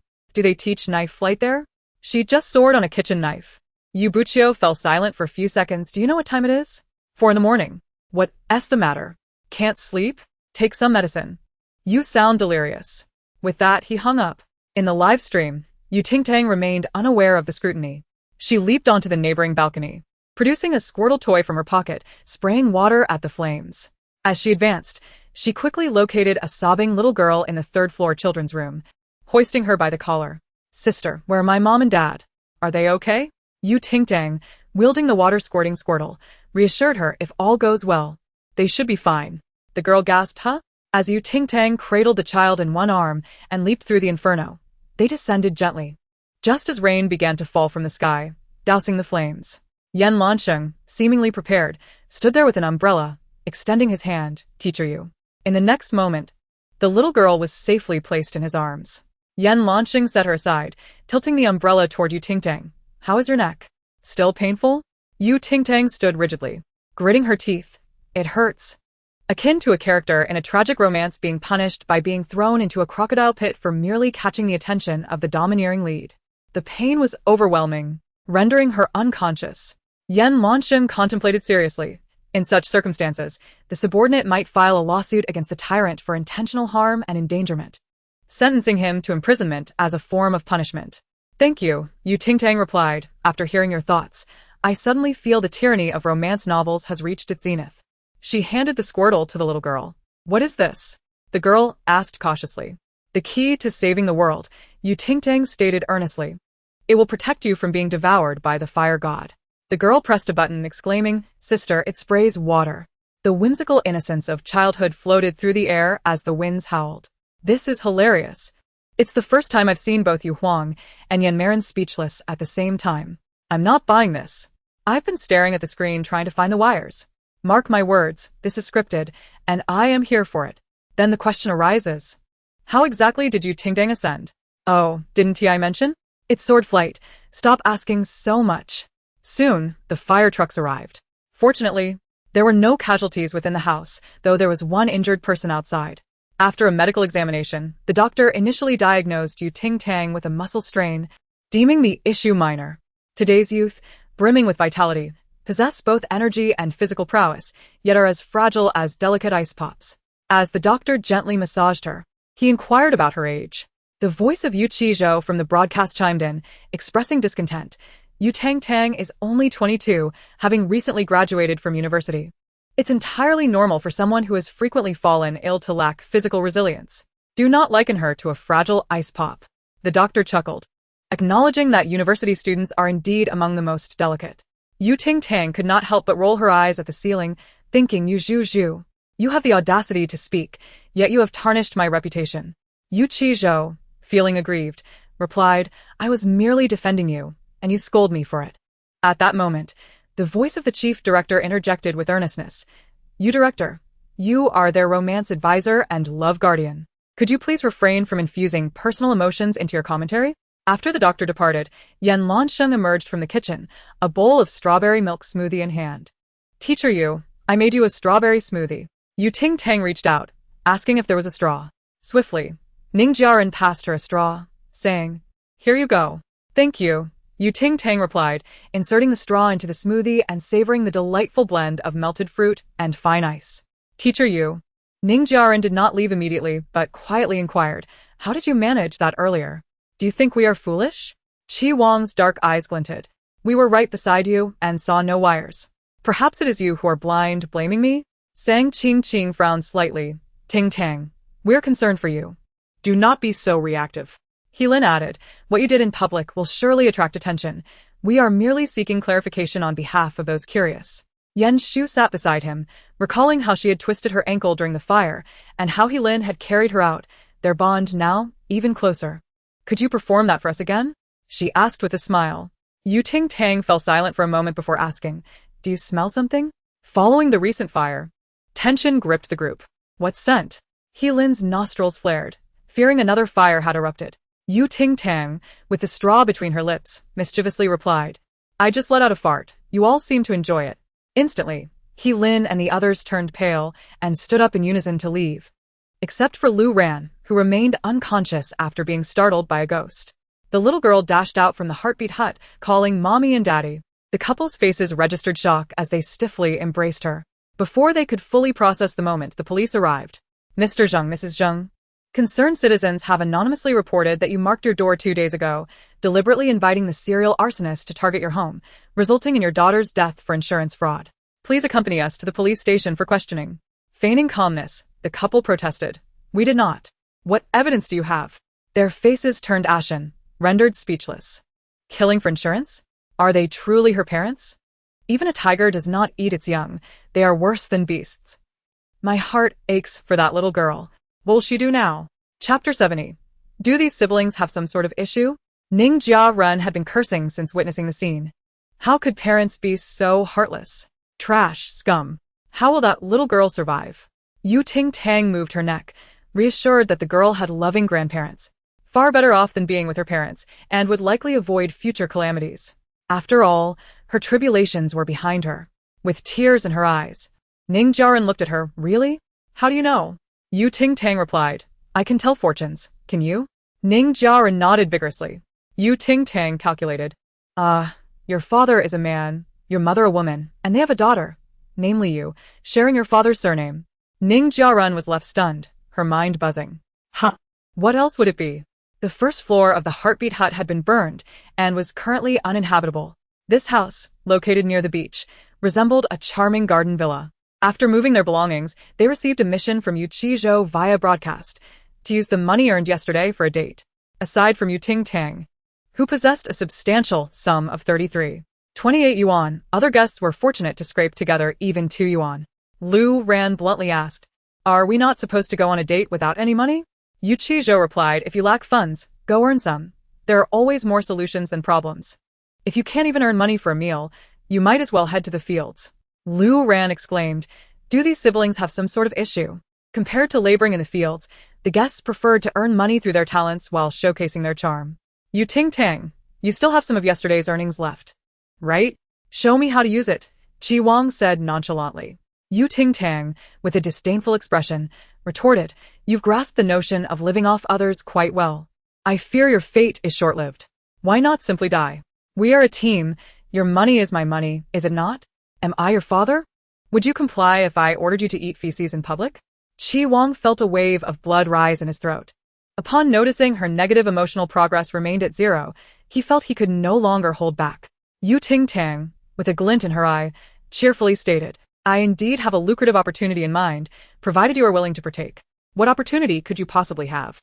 Qi Wang asked skeptically. 10 minutes later, on the street, Qi Wang sat rigidly on a bench, a book in hand, feeling the stares of passers-by without daring to lift his head. Damn it. Ting Tang, hands on her hips, declared, You sit here. I shall search for another job. Where are you going? Qi Wang inquired hurriedly. I am off to the construction site to move bricks and hand out flyers, Ting Tang casually responded. Qi Wang paused, initially finding such work humiliating. But compared to moving bricks and distributing flyers, it was a significant improvement. Ting Tang was willing to relinquish the easier work to him, while she took on the more laborious tasks. Qi Wang's expression was complicated. Has she changed? Why is she suddenly so kind to Qi Wang? What is wrong with being nice to my brother? He is handsome and fit, the top influencer. Her kindness is merely recognition. Your brother has smelly feet. Your brother is living off others. Your brother has a girlfriend, you know. Influencer fans, this is maddening. The island basked in long hours of sunlight with intense UV rays, and Qi Wang, sitting on the bench, quickly became dehydrated within half an hour. Meanwhile, Ting Tang purchased 2 ice creams, enjoying one in each hand as she strolled leisurely down the street. After a short walk, she spotted Lin and Yan Shu handing out flyers by the roadside. A car passed by, and Lin playfully pulled Yan Shu into his embrace, causing pink bubbles of delight to erupt. Fans on both sides were overwhelmed with joy, eagerly endorsing the union. Ting Tang squatted by the roadside, marveling at the scene, inadvertently dropping ice cream onto her hand. A clean, fragrant handkerchief appeared unexpectedly before her.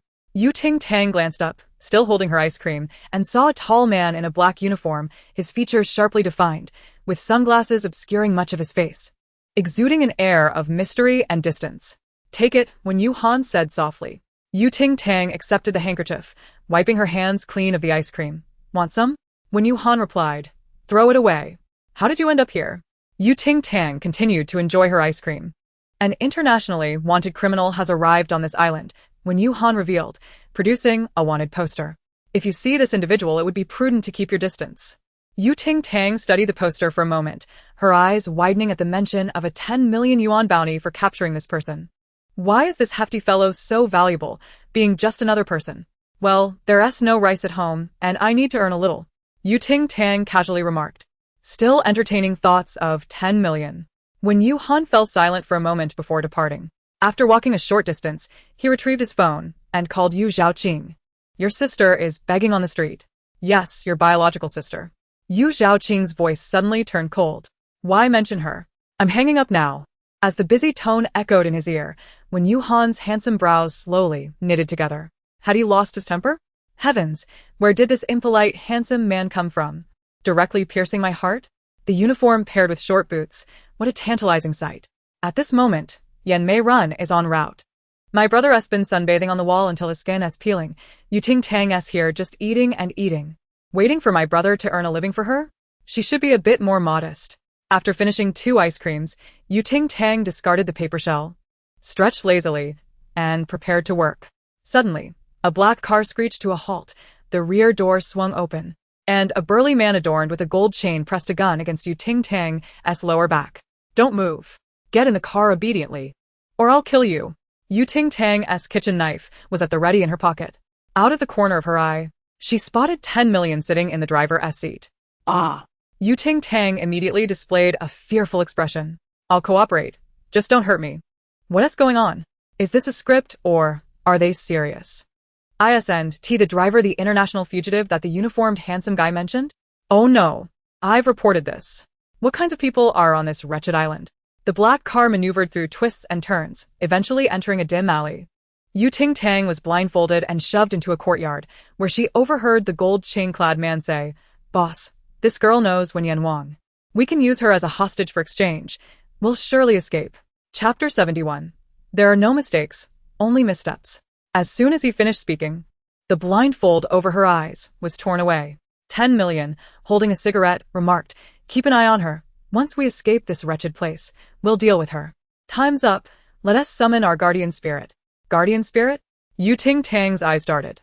No wonder these men dared to kidnap someone in broad daylight. They had another reliance. She was curious to see who could be deemed a guardian spirit by this group of desperate rogues. Before long, the guardian spirit emerged, carried by several burly men. They appeared solemn and respectful, moving cautiously, as if fearing to jostle the guardian spirit seated upon it. Thud. The guardian spirit was placed on the table at the front of the courtyard. 10 million knelt on the mat first, followed by the enraptured minions. Ting Tang gazed at the guardian spirit at the forefront, her expression gradually turning blank. What? A sexy masked Ultraman in a red bodysuit? Or a complete set of figurines? She was utterly dumbfounded.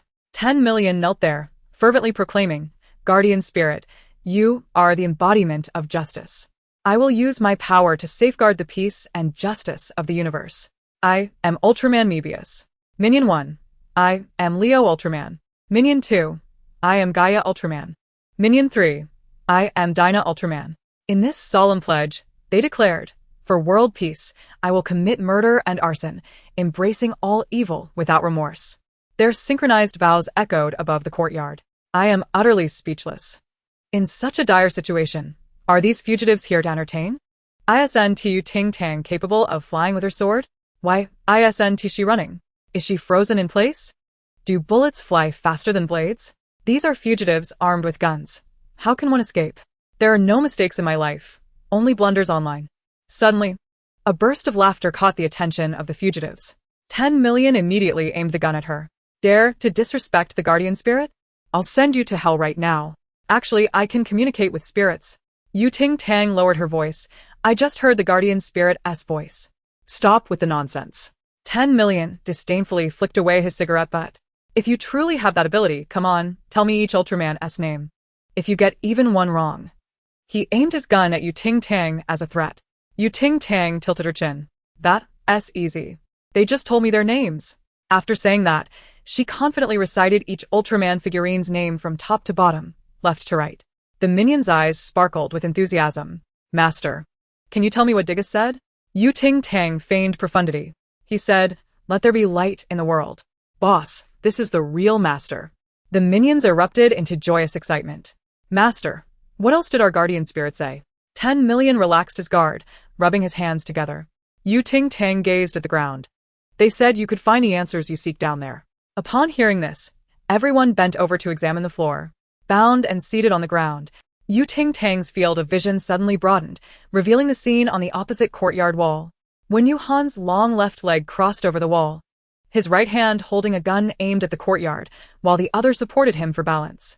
He glanced sideways at Ting Tang, forming a silent gesture. She instantly understood, and rolled aside. Bang. Bang bang bang. The bullets fired in succession, hitting the table with the Ultraman figurines and the knees of the minions guarding Ting Tang.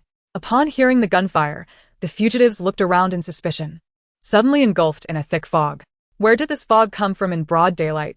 Ow, who stepped on my foot? That hurts. Stop the noise and get down. There's a sniper. My gun isn't working. In the chaos of the fog, Ting Tang rose. The ropes that had bound her long since fallen to the ground, and she stepped on her kitchen knife to leap onto the wall. He raised his hand, lightly tapping his earpiece. Go. The courtyard door was violently breached, and his subordinates rushed in, capturing all the fugitives inside. Ting Tang crouched on the wall, asking the captured fugitives, "With so many of you, how much bounty can you fetch?" When Han inquired, "Did you take this risk for the bounty? Is this considered a risk?" Ting Tang rested her chin in her hand. "Their guns are useless. They're all duds. Did you do this?" When Han narrowed his eyes, sensing something amiss. "How did you manage that?" Ting Tang patted the small brush hidden in her sleeve, smiling subtly. "I merely added a bit of toad urine to their guns." When Han.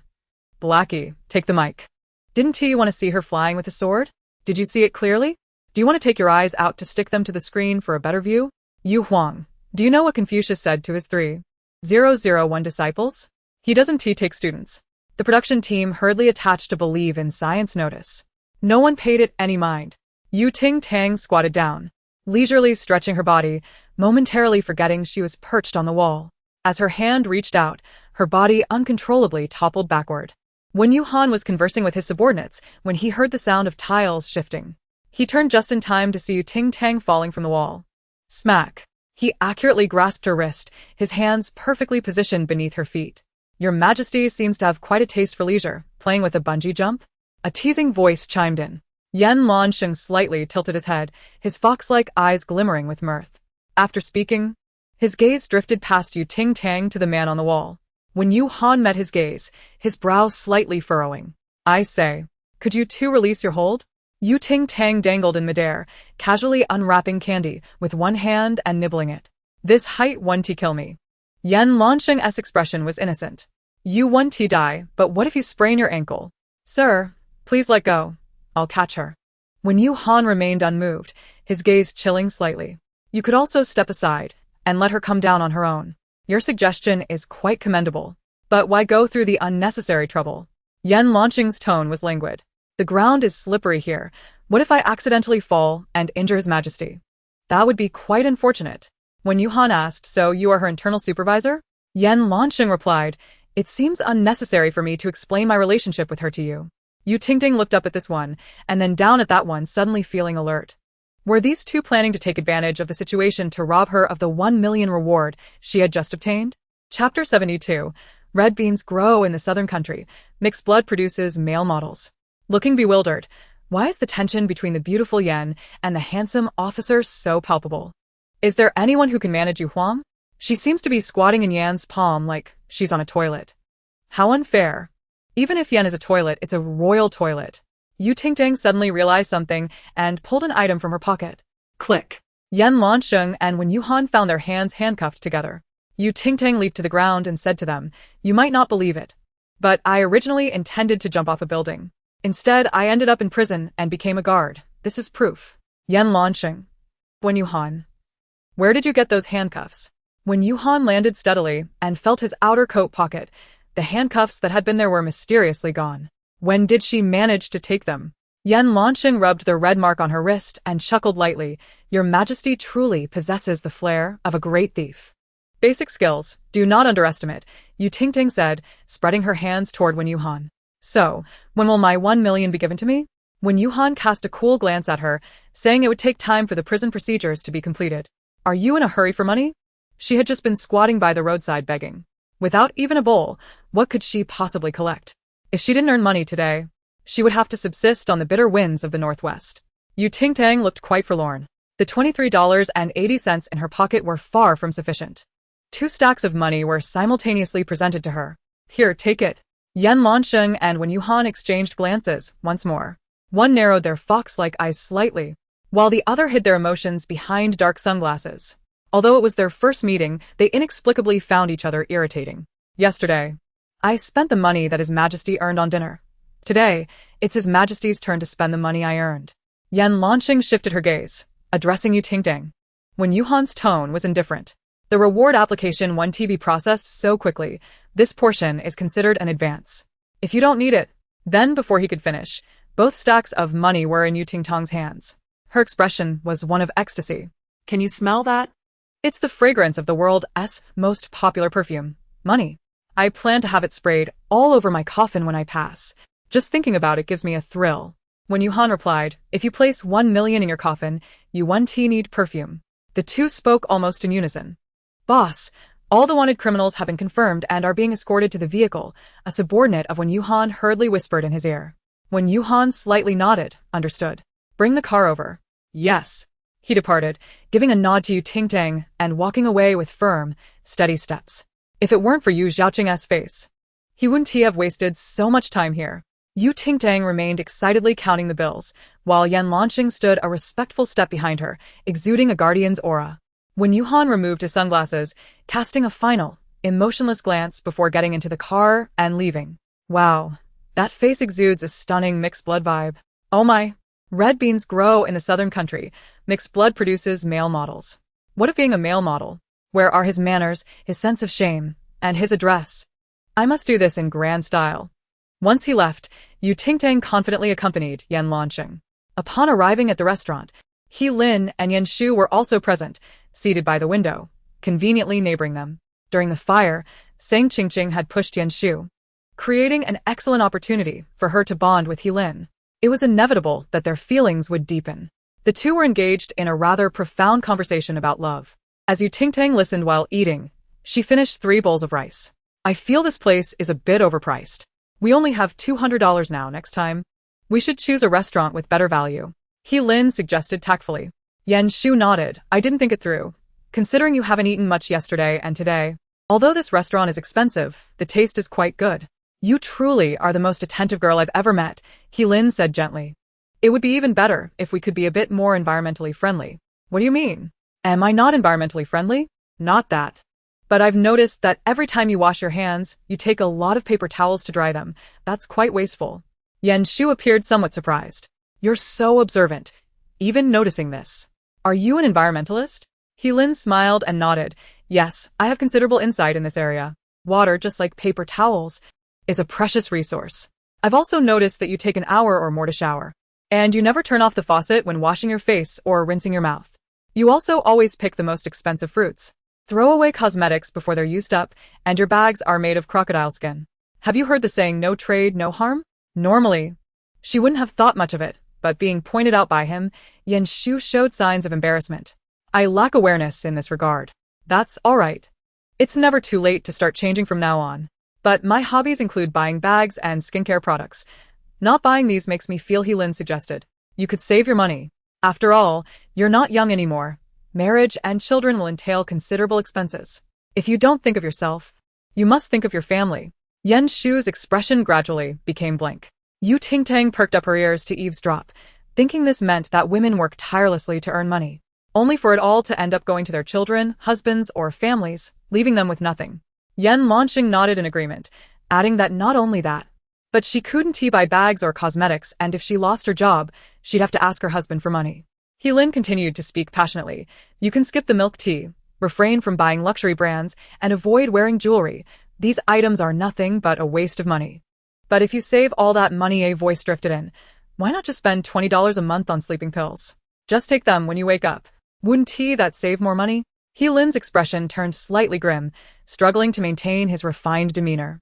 I think it's sufficient to give a token gift for the bride price. There's no need for anything extravagant. The wedding's 3 golds can be made of copper, symbolizing eternal unity. Wow. Yu Ting Tang leaned out. Then you might as well marry someone made of paper. After all, paper is short but full of feelings. Yan Lanqing chuckled. You could even have paper grandchildren, achieving 2 goals with 1 action. His wife could also be silicone or latex. Buying copper is good. Copper turns green with time. Chapter 73. Tremble, Entertainment Industry. The filter for Hindi shattered into pieces. What kind of nonsense is this? It's terrifying. He Lin could no longer endure. What do you mean by this? Are you deliberately trying to cause trouble? Yu Ting Tang sipped her watermelon juice. That's precisely the meaning. What it specifically means depends on the context. But that's the gist of it. You'll have to decipher it. Heilin felt his brain almost short-circuit. Yen Shu, seeing his face redden, couldn't help but interject. Is it really polite to interrupt our date like this? This is a public place and we paid to eat here. Ting Tang lazily propped her chin, who knew some nonsensical chatter had to drill into our ears. Disturbing our meal? Just as Heilin was about to argue, he noticed other patrons in the restaurant looking over. Xiao Shu, let us go. There's no need to stoop to their level. Waiter, please pack this up and give us 2 more packets of napkins. Yen Shu did not seem bothered. Instead, she actively took Heilin's hand, leaving together side by side. The comments began to express confusion. Xiao Shu isn't running away? Yen Shu's fans looked down on this. What's wrong with being frugal? The esteemed actor may be somewhat frugal, but at least he possesses wealth and status. There are those who simply cannot abide the sight of young couples in love. The moment the pair departed, the whispers of Ting Tang and Yan Lansheng erupted immediately. Did you not notice? It is exceedingly evident, particularly that last instance, which could not be more transparent. My, how audacious! No wonder they exude a boldness that seems impervious to criticism. Yet it is baffling, such oddities congregate. Initially, I was quite irked, observing them behave like schoolchildren gossiping behind someone else's back, a mixture of anger and amusement. Wake up. You too are public figures. Not the nosy aunts and uncles gossiping at the village gate. Just look at how the illustrious Yen Beauty was at the start. This is merely the second episode. And look at how she has been tarnished by Yu Huang. He enjoyed his elevated status for less than a day, and now his value has plummeted. Can someone decode what they are whispering about? It is driving me to distraction. By the way, don't you feel like we've forgotten something? Wait a moment.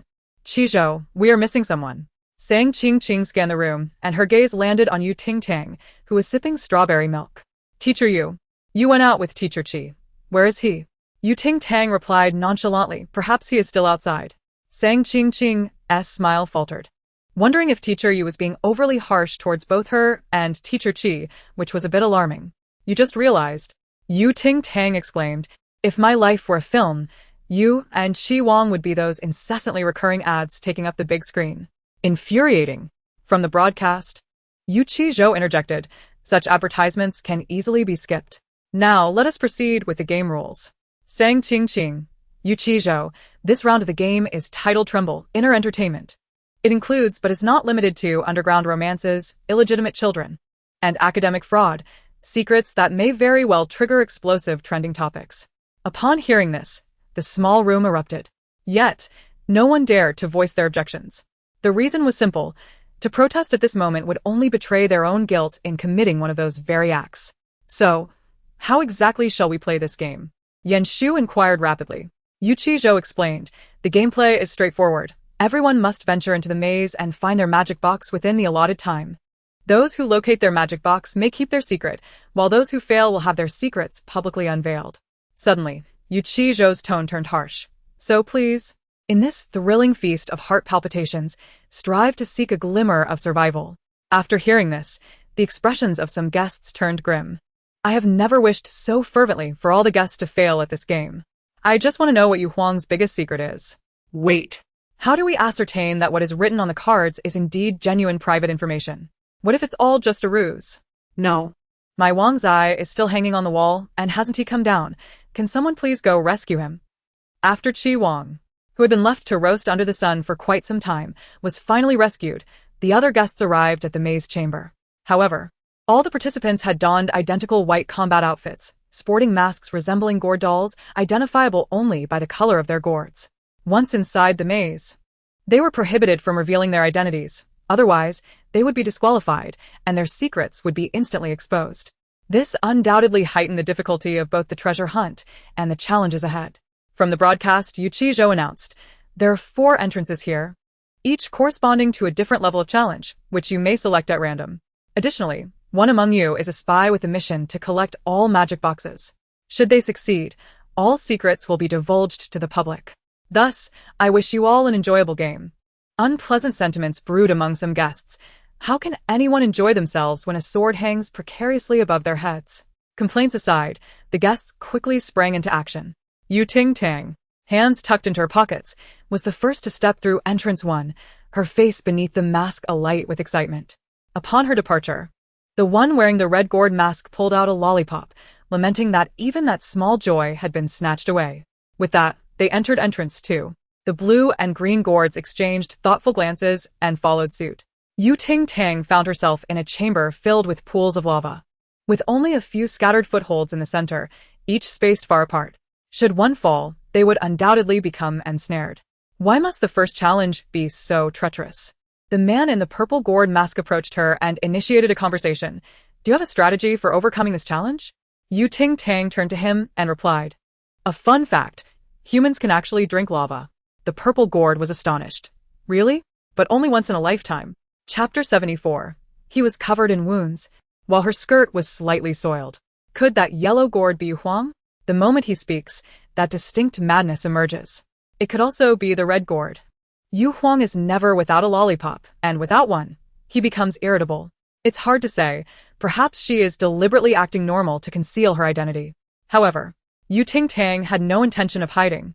She leaped to the nearest foothold by the lava pool, and without pausing to stabilize herself, she propelled herself forward. It was both steady and swift, akin to a gust of wind. Upon reaching the final foothold, she discovered it was coated in a slippery substance, causing her to lose her footing. The purple gourd, witnessing her fall, thought she was doomed. Yet, to his astonishment, Ting Tang arched her body backward. Pressing her hands against the foothold, and with a push and a jump, she landed gracefully on her feet. Is that even possible? The purple gourd exclaimed in disbelief. Did you pay for cheat to get through this level? Ting Tang replied nonchalantly. Well, as long as I have my hands, I'm good. The purple gourd, perhaps misled by Ting Tang's seemingly effortless success, believed he could also breeze through the lava pool.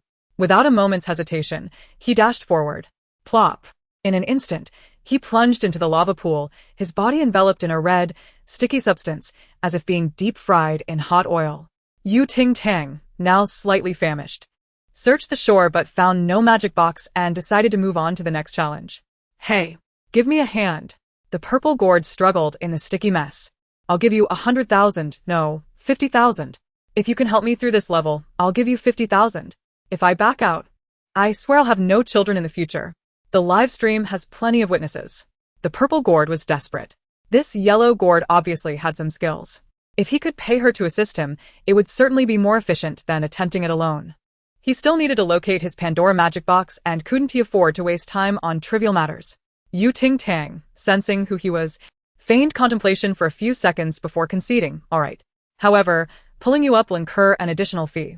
The purple gourd responded, I'll add another 50,000. Just as he finished speaking, Ting Tang grasped his shoulder and effortlessly hoisted him onto the shore. The purple gourd landed heavily, his head buzzing. The second challenge involved a precarious balance beam, where participants walked along a single log while walls on either side could suddenly protrude, knocking them off balance. Ting Tang observed for a moment, furrowing her brow. This challenge is too difficult. We need to negotiate a higher fee. The purple gourd, shaking off the red goo from his body, glanced at the challenge setup and readily agreed. I'll give you an extra 100,000. Deal. Ting Tang nodded. Now, brace yourself. The purple gourd, puzzled as to what he needed to brace for, was suddenly hoisted up. Ah, ah, ah. The entire second challenge was filled with the purple gourd-esque cries and the sounds of Ting Tang striking the protruding obstacles. Upon completing the balance beam, Ting Tang leaped onto solid ground and casually tossed the purple gourd aside, proudly declaring, I completed it without a scratch, as expected of me. The purple gourd, trembling as he stood up, was in agony all over. Did you do that on purpose? How could I? Ting Tang feigned innocence. You did pay for this. And paying means you're a god. It's true. A deity resides in heaven. The purple gourd lamented. You may have completed the challenge without a scratch. But have you considered my plight? You heartless individual. After clearing the first level, the purple gourd was battered and bruised, while the yellow gourd's hem was slightly soiled. This audacious maneuver surely indicated that the yellow gourd had been dealt a blow by the fish emperor.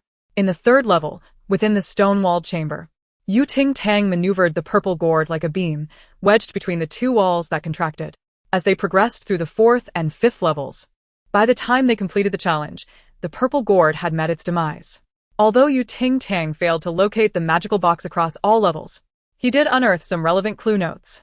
At the end of the level lay a circular hall, with only one path leading to the labyrinth. From the third exit on the right, Footsteps echoed, and soon emerged a green-gored male. Ting Tang, and he stood facing each other for a moment, before suddenly breaking the silence. 3,000 beauties in the harem. The green-gored replied, a grinding rod can be honed into a needle. Mountains and rivers are always filled with emotion. Will you seal me as a concubine? The secret signal was successfully exchanged. Ting Tang and the green gourd quickly approached each other to share clues. Did you do that on purpose? The blue gourd rushed over, pants in hand, pointing accusingly at the green gourd. During the waterfall slide level, I accidentally tore his pants, and he has been berating me ever since. Yan Lansheng protested his innocence. Was that an accident? That was clearly intentional. The electronic voice of the blue gourd twisted with anger, one hand covering his rear. You deliberately wanted to humiliate me. Ting Tang intervened to smooth things over. Oh, what's there to be angry about? Just look at your half-exposed backside. It's quite dashing. The blue gourd's fury simmered down slightly, only to hear her add, just like being dashing. The blue gourd retorted, that mouth of yours, Ting Tang, huh? You'd better hope to laugh last. The blue gourd coldly uttered this before storming off. If he were to discover their magical box, then they would see. As Ting Tang and Yan Lansheng prepared to leave, the purple gourd, lying on the ground, struggled to voice. Hey, where are you going? The purple gourd. Lu ran, gritted his teeth in frustration. Not only did he demand extra money after each level, but he was also treated as a mere tool. Was this what they called helping him clear the levels? His legs were still numb. To keep the secret from being revealed, he endured. Help me find my magical box, and I will give you 1 million. Lu Ran was putting in a hefty investment. Ting Tang feigned difficulty. How do I know which magical box is yours? Lu Ran, of course, would not foolishly reveal his identity. After some thought, he replied, you can ask me about any magical box you find. I'll check it myself. Fine, now you owe me 2,100,000. After saying this, Ting Tang and Yan Lansheng entered the green labyrinth. Surprisingly, they were not the fastest. Other gourds were frantically searching for the magical boxes, in a state of disarray. The urgency was heightened by the countdown in the broadcast. Treasure hunt time, 15 minutes remaining. The tension in the maze escalated sharply. Searching while walking is too troublesome, just wait. Ting Tang rolled up his sleeves, climbed atop the maze's walls, and stood surveying the entire labyrinth. There, a magical box hung from the treetop, distinctly visible from this vantage point. The red gourd also spotted the magical box, tiptoeing to retrieve it in vain, then found a stick to poke at it. After much effort, she knocked the magical box down and reached out to catch it. Smack! A hand deftly swooped in from above, snatching the magical box. Thanks, the red gourd exclaimed. Hey, give that back to me. Ting Tang glanced at the name on the magical box. Oh, it's Sang Qingqing's magical box. The red gourd, Sang Qingqing, protested. You better return it to me. Chapter 75. They were playing the temptation of not returning home. Just as Ting Tang finished speaking, he directly opened the magical box and loudly declared, Sang Qingqing's secret. Every Friday, I must go to the Tianshang Club to order 10 male models to cuddle and hold me. That little brat eats better than I do? Ting Tang felt a pang of unfairness. She had never even ordered male models. Sang Qingqing screamed, interrupting, shut your mouth. The rules of the game don't say that guests can expose each other's secrets. ISNT that of foul play. The voice of Yu Qizhou on the broadcast chimed in. Do you understand, or do I? Ting Tang, say more. I love to hear it. I love to hear it too. Is it true? Does Sang Qingqing's hobby get known by Qi Dinglu? When the 10 male models were cuddling and holding, how come I wasn't knocked out? This wretched life can't go on. I ordered a cup of Luckin coffee at full price and made myself furious. I'll use sleep pants every day until my period comes. The audience, who were initially enjoying the show, found themselves in disarray. They had been ridiculing the deluded fans just yesterday, only to realize that now it was their fans' world. The outcome was unexpected. When you ordered male models, were you thinking of their abs, or your boyfriend waiting for you at home?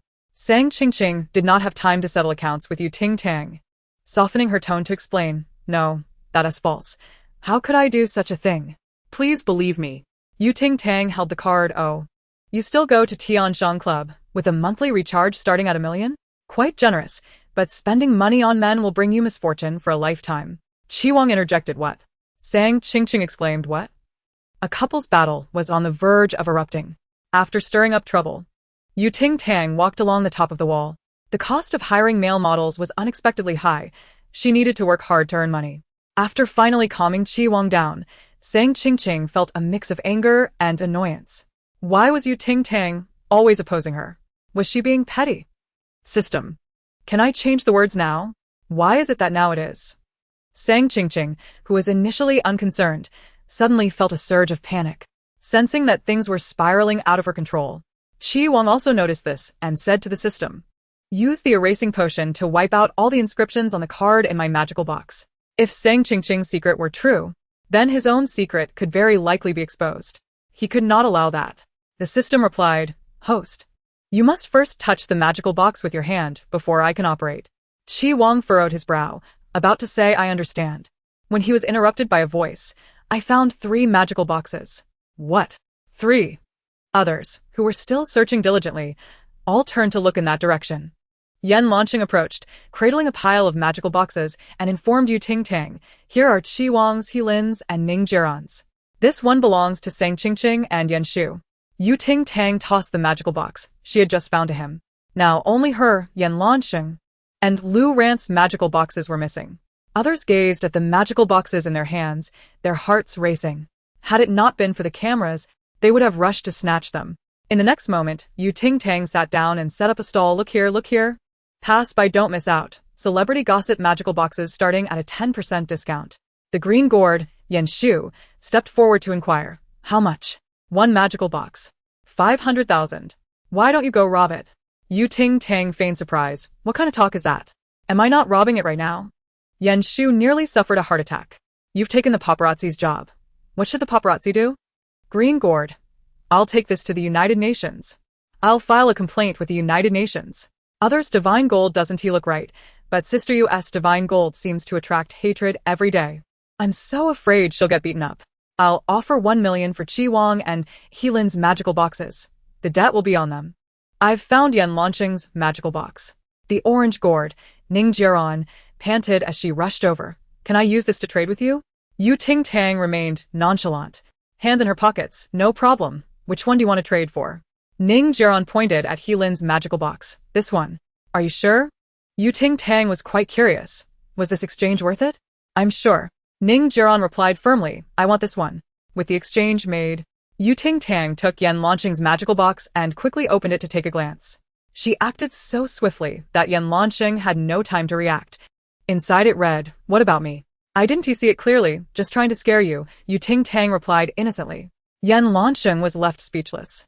Seeing others watching without purchasing, Ting Tang promptly opened another magical box. "Let me see what's inside Qi Wang's magical box. I'll buy it." Qi Wang stepped forward, "But first, let me see if this is really mine." Upon encountering the situation, he immediately commanded the system to erase the words. "Whether you believe it or not." Ting Tang opened the card and recited, "Qi Wang's secret. You are at the Li Mountain Villa. $500,000 each, right?" I'll pay. Qi Wang, in a fit of exasperation, interrupted her, fearing that her next words would tarnish his reputation irreparably. Ting Tang tucked away the card and requested, "Bring me paper and pen." "All right," Yan Lanqing responded, taking out a notebook and pen he had prepared earlier and placing them before Qi Wang. Had it not been for the blue gourd mask obscuring his face, Qi Wang's pallor, which had turned a sickly green, would have been evident. After writing the IOU, he coldly stated, "Give me the magic box." Ting Tang tossed the magic box to him. Caught off guard, Qi Wang failed to catch it, and the magic box fell to the ground, causing the card to drop out. It read, "Qi Wang's secret. Every month, he visits the Li Mountain Villa to watch internet celebrities perform provocative dances. A slap for the woman, and 2 for the man." In a moment of panic, Qi Wang bent down to retrieve the magic box, neglecting to cover his backside. The tattered fabric of his trousers slid down, exposing half his rear. Behind him, Ning Jiran exclaimed, "Ah, pervert." As Qi Wang scrambled to pick up the magic box, he clumsily grabbed the loose fabric. His anger and embarrassment boiling over as he demanded, "Did you do this on purpose? Can't take responsibility for your own actions and blame others for your misfortune?" Ting Tang snorted dismissively, hastily moving away. "You perverted man with a bare backside." Qi Wang. The broadcast countdown announced, "Treasure hunting time, 5 minutes remaining." The silent black gourd, Helin, suddenly lunged towards Ting Tang's stall and made a direct grab. Yan Shu, inspired, followed suit. Chapter 76. He is, in fact, a fish killer. Ting Tang picked up the magic box from the ground, swiftly maneuvering as Yan Lansheng blocked Lin, and opened the box to recite, Yan Shu's secret. Pregnant before marriage, husband unknown. Yan Shu trembled with rage, her lips quivering beneath the mask. Ning Jiran's secret is hidden. Stop reading, master. Stop reading. Ning Jiran lunged forward, clutching Ting Tang's thigh. It's just 500,000. I can give it to you. Spreading rumors can lead to legal consequences. My Shu is pure. She doesn't even have a boyfriend. How can you slander her like this? How do you know it's false? The examples of Qi Wang and Sang Qingqing don't prove anything? The live broadcast was filled with various comments, while the guests at the Storm Center wished they could tear apart the yellow gourd with their bare hands. Ting Tang collected Ning Jiran's IOU and continued to unveil the magic box, Yan launching secret. As for her magic box, it was inconsequential, unimportant. No one noticed that Lin seized the opportunity to take his own magic box that had fallen near Ning Jiran's feet, retreating step by step. With a thud, he collided with someone behind him, and the magic box fell to the ground. Lin turned to see the purple gourd and, without a moment's hesitation, rushed to retrieve the magic box. Lu Ran hastily picked up his own magic box as well. At the entrance, all the guests stood in a line, awaiting judgment. Yu Qizhou declared, the game results are as follows. All the gourd children failed to guard their secrets. Grandpa Spy successfully completed the mission. Impossible. Lu Ran protested. I have found my magic box. How can the spy have succeeded? Lin nodded in agreement. Me too. Is that true? Ting Tang removed her mask, revealing another mask resembling her grandfather's underneath. She dramatically opened her coat, revealing it was lined with magic boxes, akin to a con artist selling fake IDs on a bridge. Tremble, grandsons. All your magic boxes are with Grandpa. The other guests. When did she manage to swipe Lu Rance and Lin's magic boxes? Was it when she bumped into them at the entrance? I was wondering why the Fish Emperor seemed unsteady. Turns out she was waiting here. Wait. What was the spy supposed to do after winning? Yu Qizhou announced, congratulations to Grandpa Spy for completing the task successfully. All secrets contained in the magic boxes will soon be revealed. Ting Tang paused her laughter. Am I included? What are you thinking? Didn't we say that when the spy wins, all secrets would be revealed? Yu Qizhou responded with glee, of course you will too. Ting Tang. This is bad. I was having too much fun, and forgot about that. Ting Tang suddenly froze in the wind, her magic boxes no longer enticing. Ha ha ha. Those who gloat will have a poor ending. Lu Ran pointed at her, mercilessly mocking, you deserve it for stealing my magic box. Ting Tang shot him a glance, directly demonstrating what it means for a villain to perish due to excessive talk. Lu Ran's secret. He is infertile. Infertile. Infertile. Lu Ran is infertile. Lu Ran. You bastard.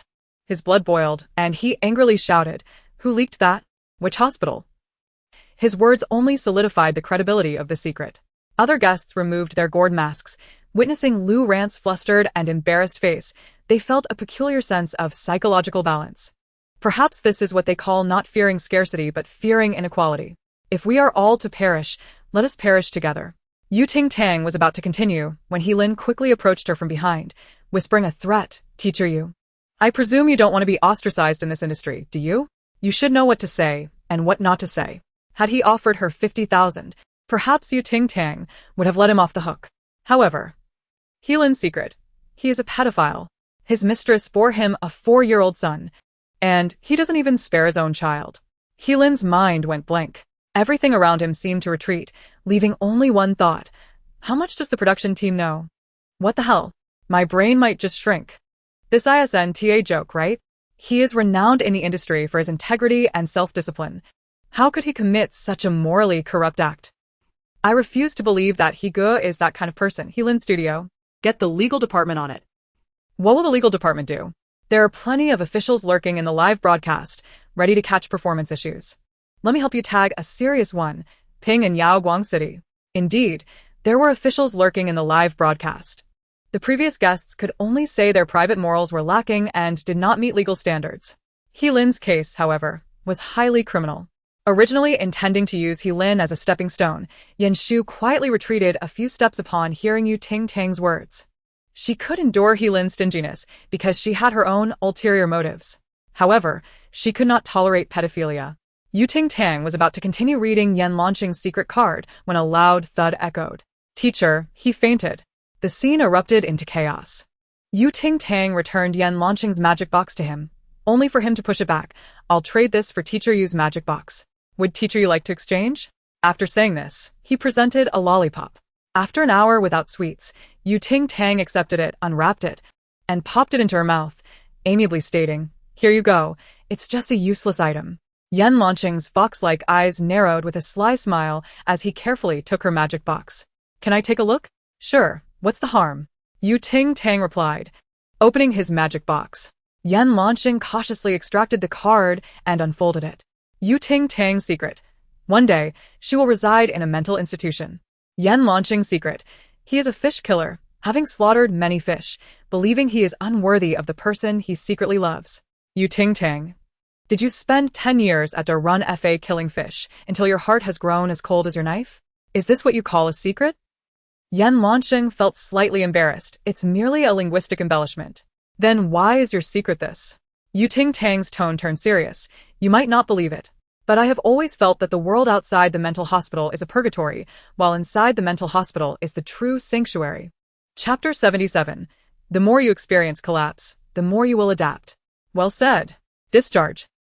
If I, the Fish Emperor, am to enter a mental institution, and Yan Marin is a fish killer, is that not enough devastation? Indeed, taking a step back, could it not be that both of them have descended to a level of immorality so profound that there exists nothing left on a moral plane to tarnish? I am truly amazed by your fans. It's no wonder you are infatuated with them, as they are remarkably alike. Investing in Tang Yi's enterprises is undoubtedly worthwhile. Now, there is a grand clearance sale, and with your participation, you will receive a delightful gift of exquisite fish delicacies. The production team has placed all the secret cards in the announcement board of the live broadcast room, accompanied by a statement. The gossip content for this session is sponsored by the enthusiastic individual, Teacher Yu, and is intended solely for entertainment purposes. We bear no other responsibilities. Note: only the gossip from Teacher Yen is provided by himself. This declaration ignited the ire of He Lin's fans. Alright, it's you again, Ting Tang. Dare to malign our leader, and you shall face dire consequences. However, before they could rush into the live broadcast and create chaos, the main figure had already vanished. Healy's lover stepped forward to declare, "Indeed, we do have a child." I was unaware of the actions he took concerning the child. It was only after watching the live stream and inquiring further that I learned of his clandestine dealings. I am willing to cooperate with the police investigation and take responsibility for my words. This revelation ignited an explosive surge in trending topics across various entertainment platforms. Healy, having debuted for many years, amassed numerous accolades and garnered a highly esteemed status within the industry.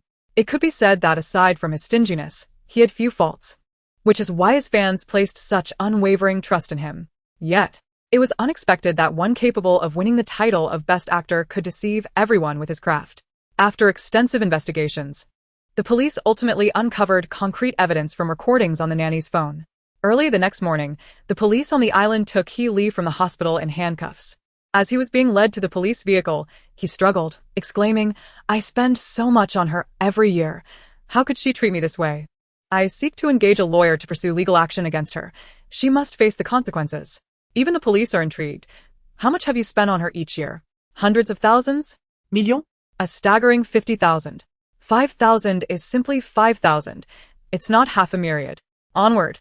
His speed was akin to that of a rocket. Consequently, he acquired a new moniker within the entertainment industry, half-won Best Actor. Shortly thereafter, Yen Shu cited health issues as her reason for abruptly withdrawing from the recording. Speculation arose that her exit was due to a secret being revealed. However, the truth was that the mere sight of Ting Tang's face instilled in her a profound fear that her other secrets might also be discerned and exposed to the glaring light of day. Unable to bear the psychological torment, she chose to withdraw completely.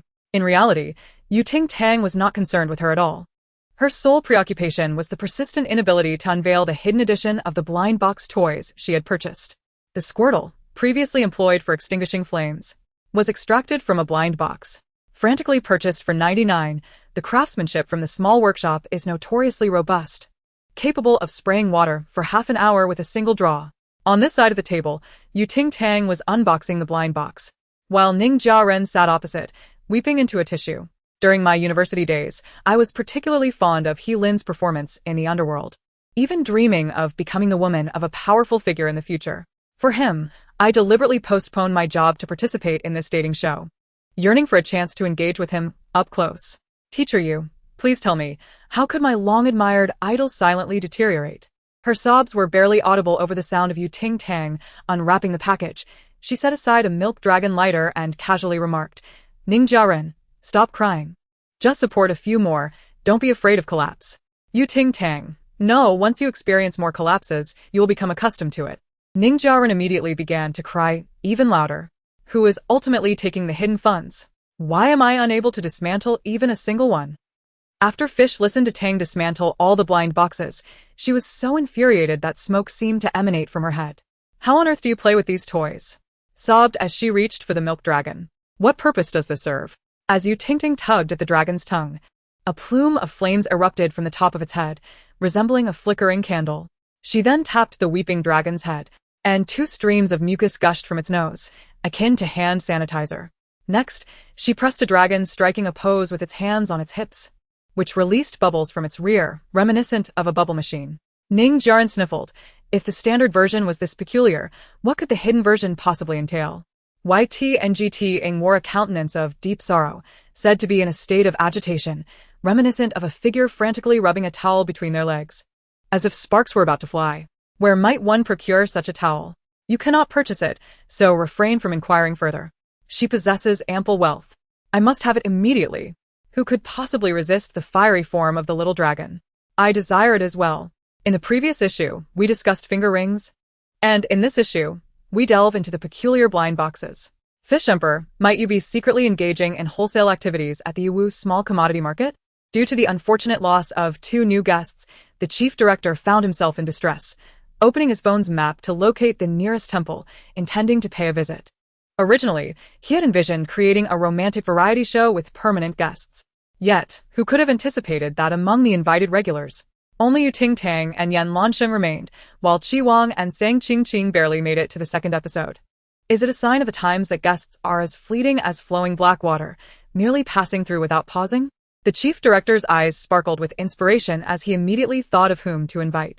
Teacher Zhou, you are simply a genius. Fish Qizhou, do not call me Zhou Zhou. Go away.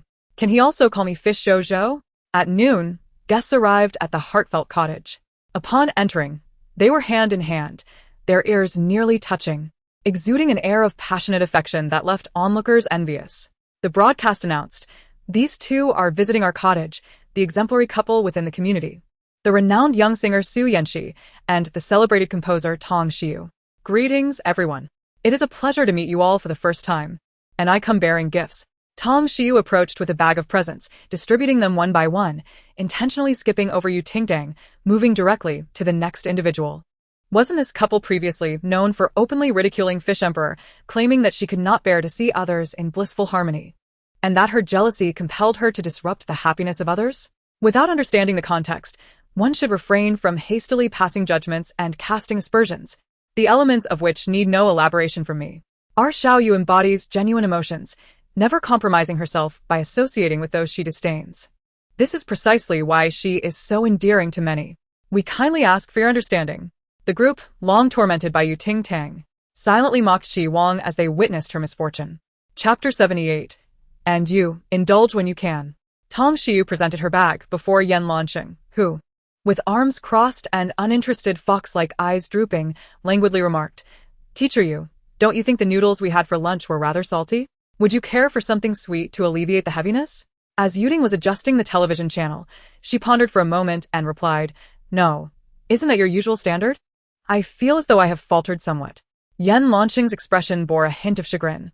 Thus, as a gesture of atonement, I shall prepare a strawberry milkshake for you shortly.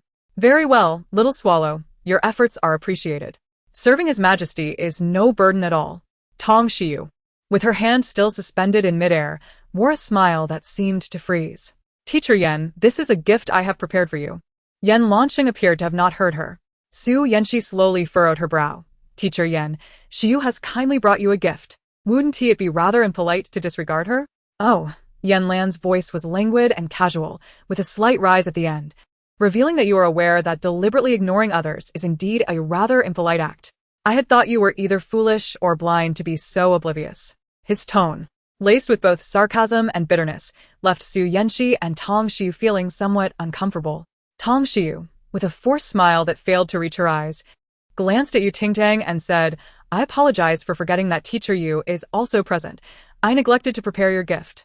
You wouldn't hold that against me, would you? Yu Ting Tang turned her head and said to Yan Lan, the tea I brewed is not as delightful as yours. How could I dare to embarrass myself in your presence? Perhaps it is due to Yan Lanqing's prolonged intonation, accompanied by a twinkle of mirth in her eyes.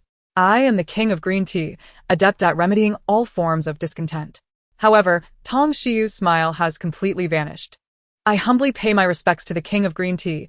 May the king live for 1,000 years, 1,000 years, and a myriad of years. The subtle intentions of Tong Xiu to intimidate the fish emperor should not be too overt. Has she truly elevated herself to a status of significance? Who does she think she is? I shall not permit anyone to show disrespect towards His Majesty in my presence. Wait, what is the fish emperor watching? Yu Ting Tang is engrossed in a boy band performing a lively dance, utterly captivated. Form is emptiness, and emptiness is form. Yan Lanqing closed her eyes and sighed, stating, and you, my sovereign, indulge in both form and emptiness. Profound indeed. I reward you with a strawberry milkshake. Very well. Though the sofa in the living room was crowded with people, the two of them managed to isolate everyone with their conversation, leaving Su Yanxi and Tong Xiu feeling like unfamiliar neighbors serving a half-cooked dish of stewed potatoes and meat. The atmosphere, once warm from the exchange of gifts, turned suddenly frigid. Ning Jiaoren moved closer to watch television with Yu Ting Tang. Lu Ran remained lost in the embarrassment of having his secret exposed, his spirit adrift. Qi Wang stood beside her, gently nodding, welcome. Should you need anything or have any queries, feel free to approach us. This couple, well known in the entertainment industry, would be beneficial to befriend.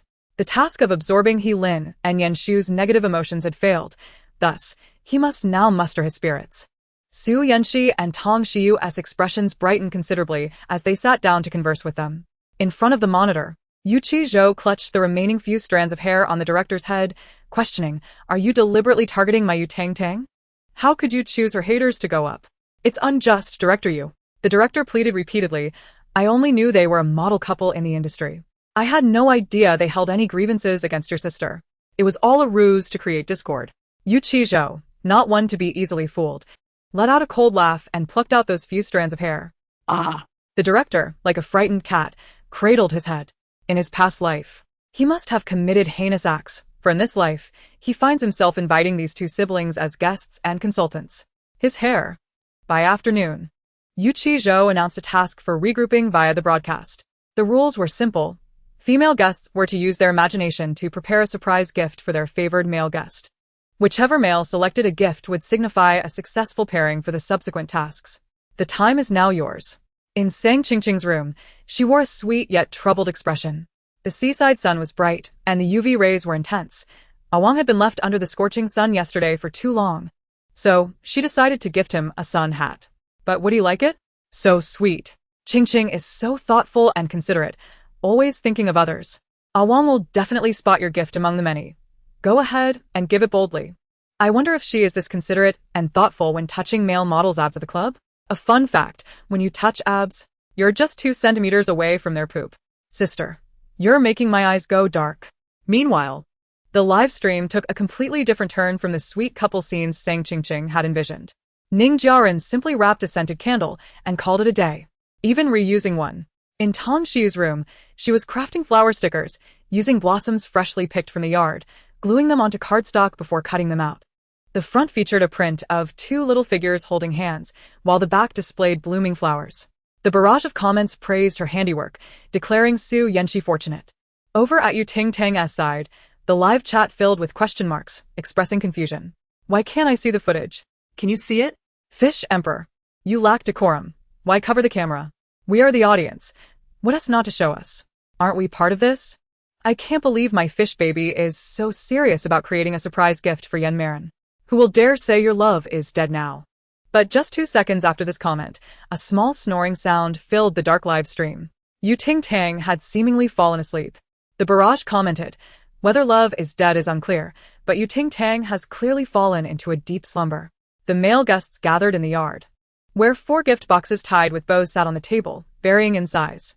The first 3 gifts were quite straightforward, and Qi Wang and Su Yanqi guessed immediately who had sent them. "I'll take this sun hat," Qi Wang declared, retrieving it. This action rejuvenated the heartbroken fan base of Awang. Su Yanqi chose the sticker, declaring, "I'll pick this one." Su Yanqi was thoroughly enamored. 2 gifts remained. Lu Ran showed no interest in the scented candle and opened the adjacent box. Upon opening it, Lu Ran shrieked and recoiled, tossing the lid aside. "What the hell is this? Who put this cursed thing in here?" Chapter 79. I want to break free from this web of love. Lu Ran, frightened, spoke in a trembling voice, his face paled. "These rich young masters are so dramatic. What's in the box, a dinosaur or a venomous snake? I am truly baffled. What's so cursed about a gift prepared by the Fish Emperor after 2 hours of black screen? Fish fans are furious. Can't we respect someone as hard work?" Seeing Lu Ran's reaction, Qi Wang and Su Yanqi frowned, and were about to investigate when Yan Lansheng exclaimed, pulling out the contents of the box and cradling it in her palm. Lo and behold, it was a large, shiny, pitch-black cockroach, about the size of a basin. Qi Wang and Su Yanqi quickly retreated, their faces drained of color. "Who brought a cockroach? Are you out of your mind? It's fake. What's there to fear?" Yan Lansheng held the cockroach as one would a child and pulled the string from its back. To their surprise, it glowed and had wheels underneath, allowing it to move. Yan Lansheng led it around the yard, her eyes sparkling with delight. "This gift is so timely. I've always wanted a well-behaved pet." Qi Wang and the others were left speechless. "I could accept this as a dinosaur or even a prehistoric crocodile, but it absolutely cannot be a cockroach. Earlier, I preached respecting others' hard work. Now, I can understand Lu Ran. The Fish Emperor is indeed the ultimate victor in this segment. While it seems Yan Marin is walking a cockroach, she is actually leading everyone." The hyper-realistic cockroach crafted by Ting Tang unexpectedly trended on social media. Unscrupulous marketing accounts added captions. "Elderly people alone at home, feeling bored and lonely, what should they do? You need a well-behaved pet like this to accompany the elderly and provide care. The elderly might discern between dying of old age or fright." Some curious bloggers even bought tools in an attempt to recreate the large cockroach, but thus far, they have not succeeded. Unaware of the chaos her creation had incited, Ting Tang sat with the other female guests in the living room awaiting the results. Upon seeing Yan Lansheng parading the large cockroach inside, she gave a thumbs up. "Little swallow, I knew you had good taste." To repay his kindness, she decided to help him fulfill this dream. Yan Lansheng's lips curled into a slight smile. How could I disappoint the carefully prepared gift from His Majesty? He strode over, completely disregarding the other female guests who fled in terror. How could there be such a large cockroach? Ning Jiaren's face turned pale as she distanced herself. "Isn't it adorable?" Yan Lansheng picked it up with one hand, and it even glowed. Ning Jiaren, in despair, exclaimed, "Even if it gets excited, it's still a cockroach. It's made of leaves and newspapers. It one tea bite." Ting Tang rested her chin on her hand. "Actually, I originally intended to create a butterfly." Yan Lansheng paused, holding the cockroach. "A butterfly?" "Yes, but during the process a little mishap occurred. Have you heard the tale of the silkworm transforming into a butterfly? This silkworm experienced a genetic mutation during its metamorphosis and became a cockroach." Speaking, Ting Tang waved her hand dismissively, "But it doesn't matter. They're all just insects after all. The differences are negligible." Ning Jiaren and the others retorted, "The differences are substantial, okay?" Thanks to this large cockroach, Su Yanqi and Tong Shiyu's romantic relationship, portrayed on a reality show, failed to create much of a stir. After all, their sweetness was not a recent development. The following morning, as the other male contestants were busy grooming themselves, exuding masculine charm, one might wonder what Yan Marin was up to. This question is easy. He went for a morning jog, someone quipped. And he took his precious cockroach along. No kidding. If he continues to walk that wretched cockroach, it might as well take a swim in the ocean. You all don't understand. That isn't just a cockroach. It's the token of affection bestowed upon him by His Majesty. A token of affection.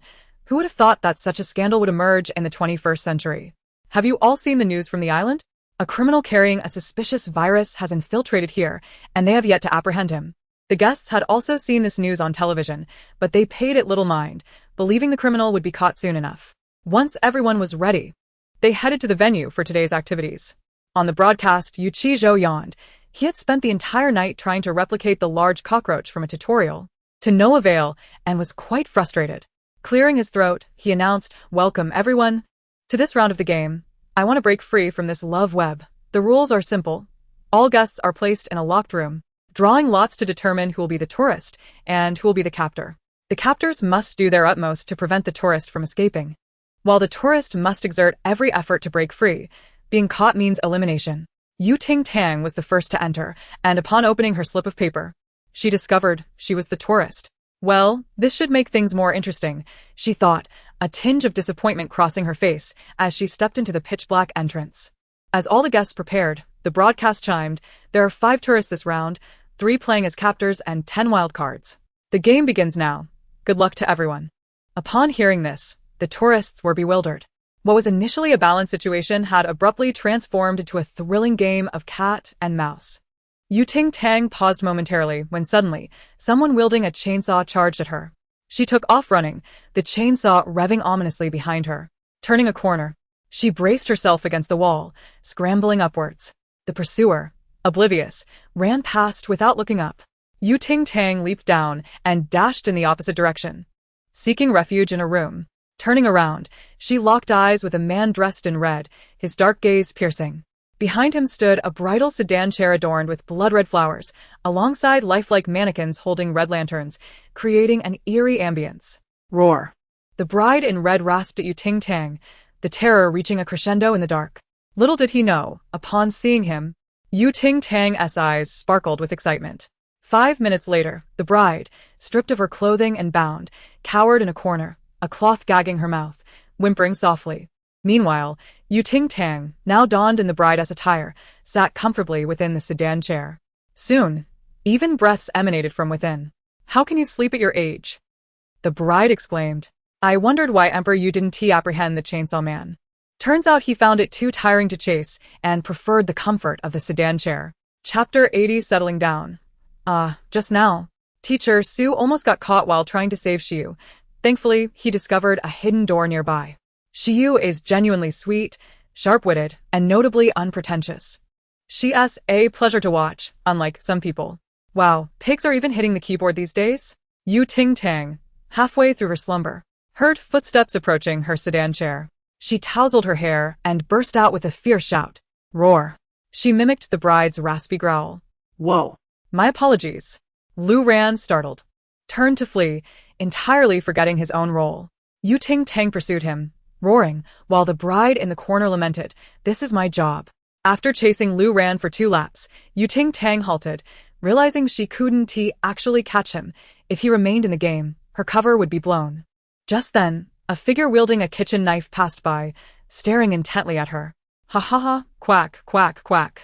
Ting Tang stifled a series of manic giggles, twirling away.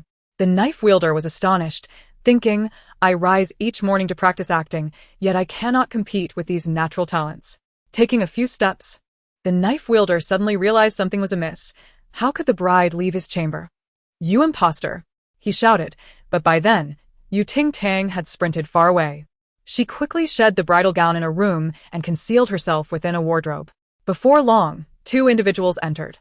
"Don't be afraid.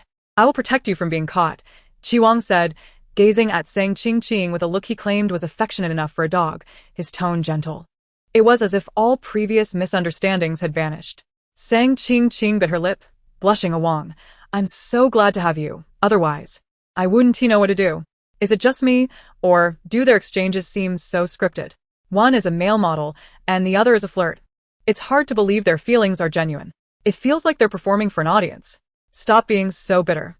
Are you jealous that this little couple has love while you do not? Words can deceive, but can actions? Wang's instinctive gesture must be authentic. He truly loves her." A burn mark marred his hand, looking quite alarming. Sang Qing's eyes welled with tears, distressed. "Let's stop playing. I'll take you out to bandage that." "No, I'm fine," Wang patiently reassured her. "It's just a small injury. Really, believe me, I'm not that fragile." Moments later, their lips seemed poised to touch. Ting Tang, hidden in the wardrobe, observed the scene up close. She noticed Wang's hand discreetly retreating behind his back. In the dim candlelight, she saw his wound vanish, leaving only a faint redness. "Interesting," she mused, It seems this fellow must possess some sort of system as well.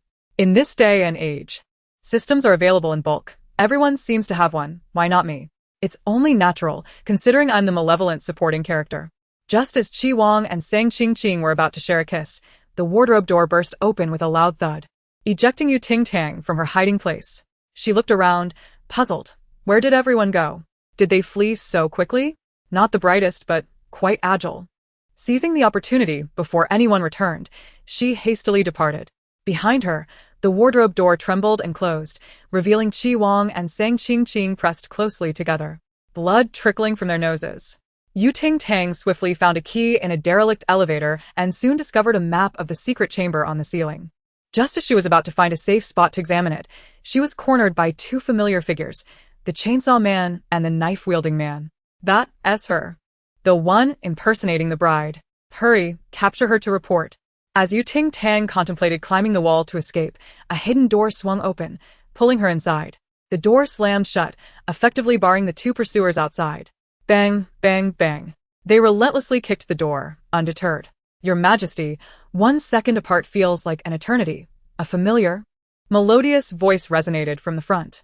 What was once a shabby prison garb now appeared elegant and exquisite, accentuated by his tall, handsome figure. Indeed, his demeanor was captivating. Ting Tang felt a surge of excitement upon seeing him. Little Swallow, you arrived just in time. Hearing her cheerful tone, Yan Lansheng paused, taken aback. Did her joy stem from seeing him? Quick, hold this. Ting Tang handed him a milk dragon, tearing off its tongue, flames flickering atop her head. Using the dim light, she swiftly examined the map. Yan Lansheng obediently held the milk dragon, occasionally leaning closer to help her see clearly. The atmosphere was palpable, as Chi Wong and Sang Ching exchanged knowing glances.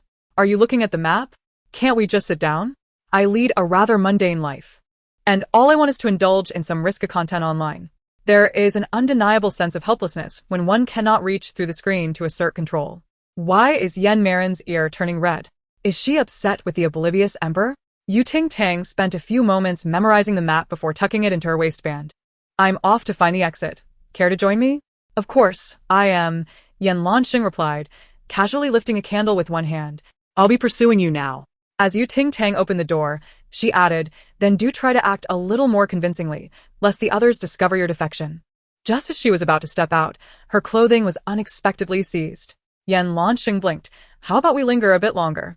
It feels rather dangerous outside. Ting Tang decisively extended her hand. Companionship is charged at 50 per second. You can charge 1,000 or even 10,000, but it cannot be 50. Why not? Because I truly have that amount on me. Ting Tang's lips twitched, then stop wasting time and follow me. Yan Lansheng genuinely followed her out, mimicking a chase. Ting Tang feigned flight while simultaneously searching for an exit, binding and discarding any obstacles into a dark room. Midway through their escape, an announcement blared. We have just received a notification from the police regarding a suspect carrying a virus who may have infiltrated our secluded area. The game is now terminated. Please evacuate swiftly under my guidance while ensuring your safety. Upon hearing this, the expressions of all present shifted dramatically. How can something so outrageous happen? A piercing scream from Ning Jiaran echoed from the corridor. Someone's been murdered. Chapter 81. Gratitude and Sacrifice. Ning Jiaran, hindered by her pace, was seized by Ting Tang, who flung her away to escape the murderer's pursuit. The others, fully aware of the killer behind them, could not maintain their composure. Those who could run did so, while others clung to a false sense of security, hiding. Chi Wong instinctively locked the door upon entering a room, leaving Sang Ching outside, who had no choice but to continue running. In the oppressive darkness, the murderer's chilling laughter danced upon the nerves of those present. Run faster, or we'll be caught. Chi Wong turned to lock the door, as if making a resolute decision. When did Sister Yu and Yan Marin hold hands? They dare to hold hands before marriage. How will they manage kissing after? Presently, Yan Lansheng was closest to the murderer, merely a few steps away from being overtaken. This way, Ting Tang called from around the corner. Yan Lansheng, with long strides, rushed forward. In the next moment, overturned furniture obstructed the murderer's path. Ting Tang grasped his arm, sprinting away and finally widening the gap between them and the killer. They dashed towards the exit. Amidst the crowd, someone shouted that the murderer was closing in. The scene descended into chaos as everyone jostled for exit. Ting Tang, struck by inspiration, exclaimed, "Someone's pants have fallen down." Instantly, everyone bent down to adjust their trousers. Yan Lanxing seized this opportunity to carve a path, pulling Ting Tang along. The more others struggled to exit, the more they became entangled, with the murderer advancing relentlessly. At the rear, Su Yanqi slipped and fell, yet paid little mind as she scrambled forward. Finally, they burst out into the light. In that moment, everyone was clear on what they witnessed. Su Yanqi was riding on Tong Shi's back, galloping out. "Brother, I have urgent business. Sister-in-law, I'm taking my leave. I apologize. I know this is pressing, but I simply couldn't resist." Su Yanqi is quite sweet. Even in a life-or-death escape, she remembers to provide some entertainment for everyone. Ting Tang did not flee like the others, but pointed at Su Yanqi riding Tong Shiyu, laughing uproariously. "Are we in a center story? This is hysterical." Ting Tang rummaged through her empty coat pockets, searching. "Where's my milk dragon candle?" "Over there," Yan Lanxing pointed beside the exit railing. The murderer, clutching a knife, accidentally stepped on it, squashing it flat. Ting Tang was left speechless. Her candle, worth merely $1.80, had only been used once. Everyone freeze. The murderer spat, drawing a gun from his waistband and firing a few shots into the air. "Stand still and don't move." Upon hearing the gunfire, others instinctively shielded their heads. A swift kick struck the killer's decaying face, distorting it and sending the gun clattering to the ground, a few feet away. The murderer convulsed before collapsing into unconsciousness. Ting Tang retrieved her flattened milk dragon candle, squeezing it until it puffed back into shape, though the footprint on its surface was glaringly evident. Nevertheless, it was damaged and in need of replacement. The announcement from the broadcast left Yuchizhou astonished. "This round of the heated game, I want to break free from this emotional snare, has concluded. May I ask our special guest murderer, are you still alive?" Ting Tang looked up. "Special guest?" The guests crouched on the ground murmured, "Astute. Every word is a gem. Give the expert a drumstick. Ning Lu has a 15 emotional intensity. How come my Tang E cannon only has 0? I refuse to believe it.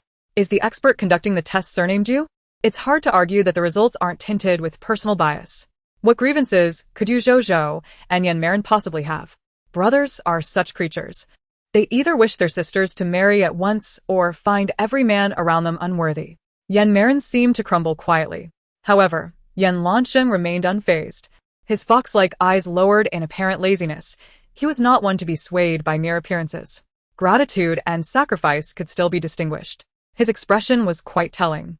Qi continued to apologize to Sang Qingqing for the earlier incident, inwardly cursing women for being troublesome. He hadn't complained about her hindering him. What reason did she have to complain? Why couldn't she be a bit more independent like Ting Tang? Not to mention, instead of waiting for him to save her, she could have kicked the assailant away when danger approached.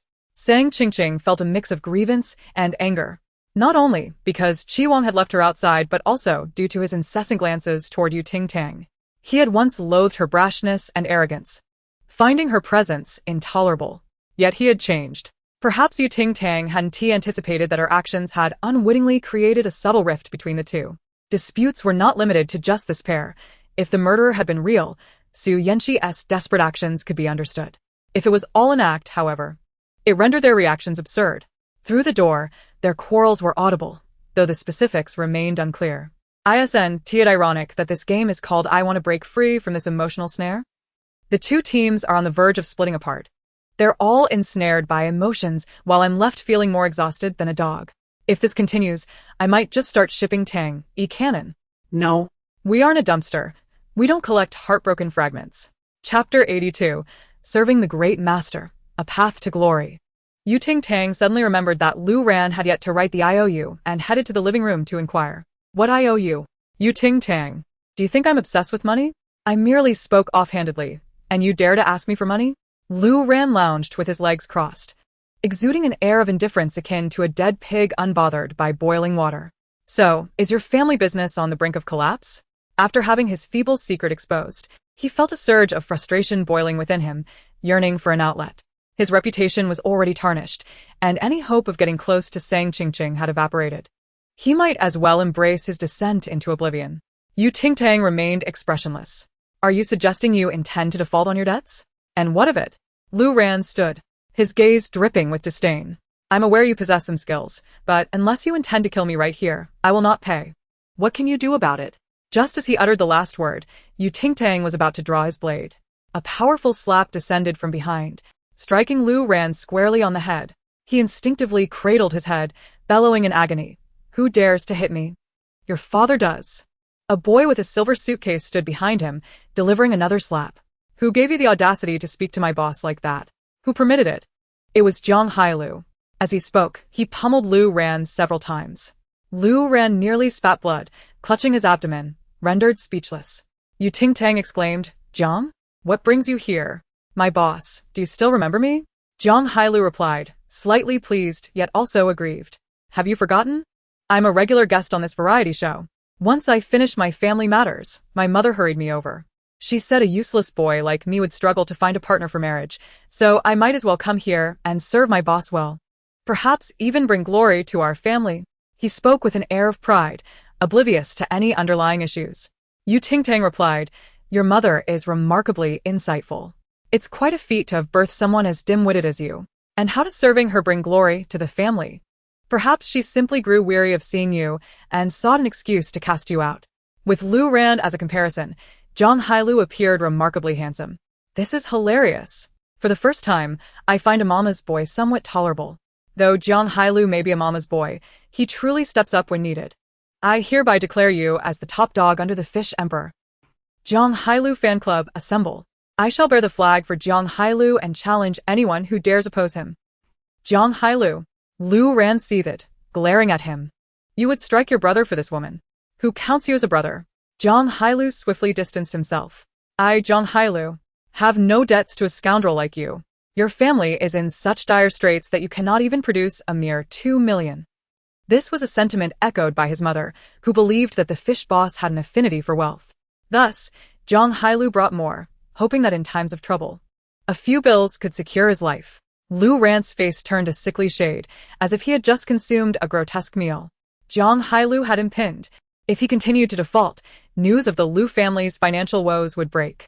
The ripple effects would jeopardize Lu family stocks and invite his father's ire, making him look inferior to his half-brother. It's just 2 million, a mere month's allowance, Lu Ran scoffed.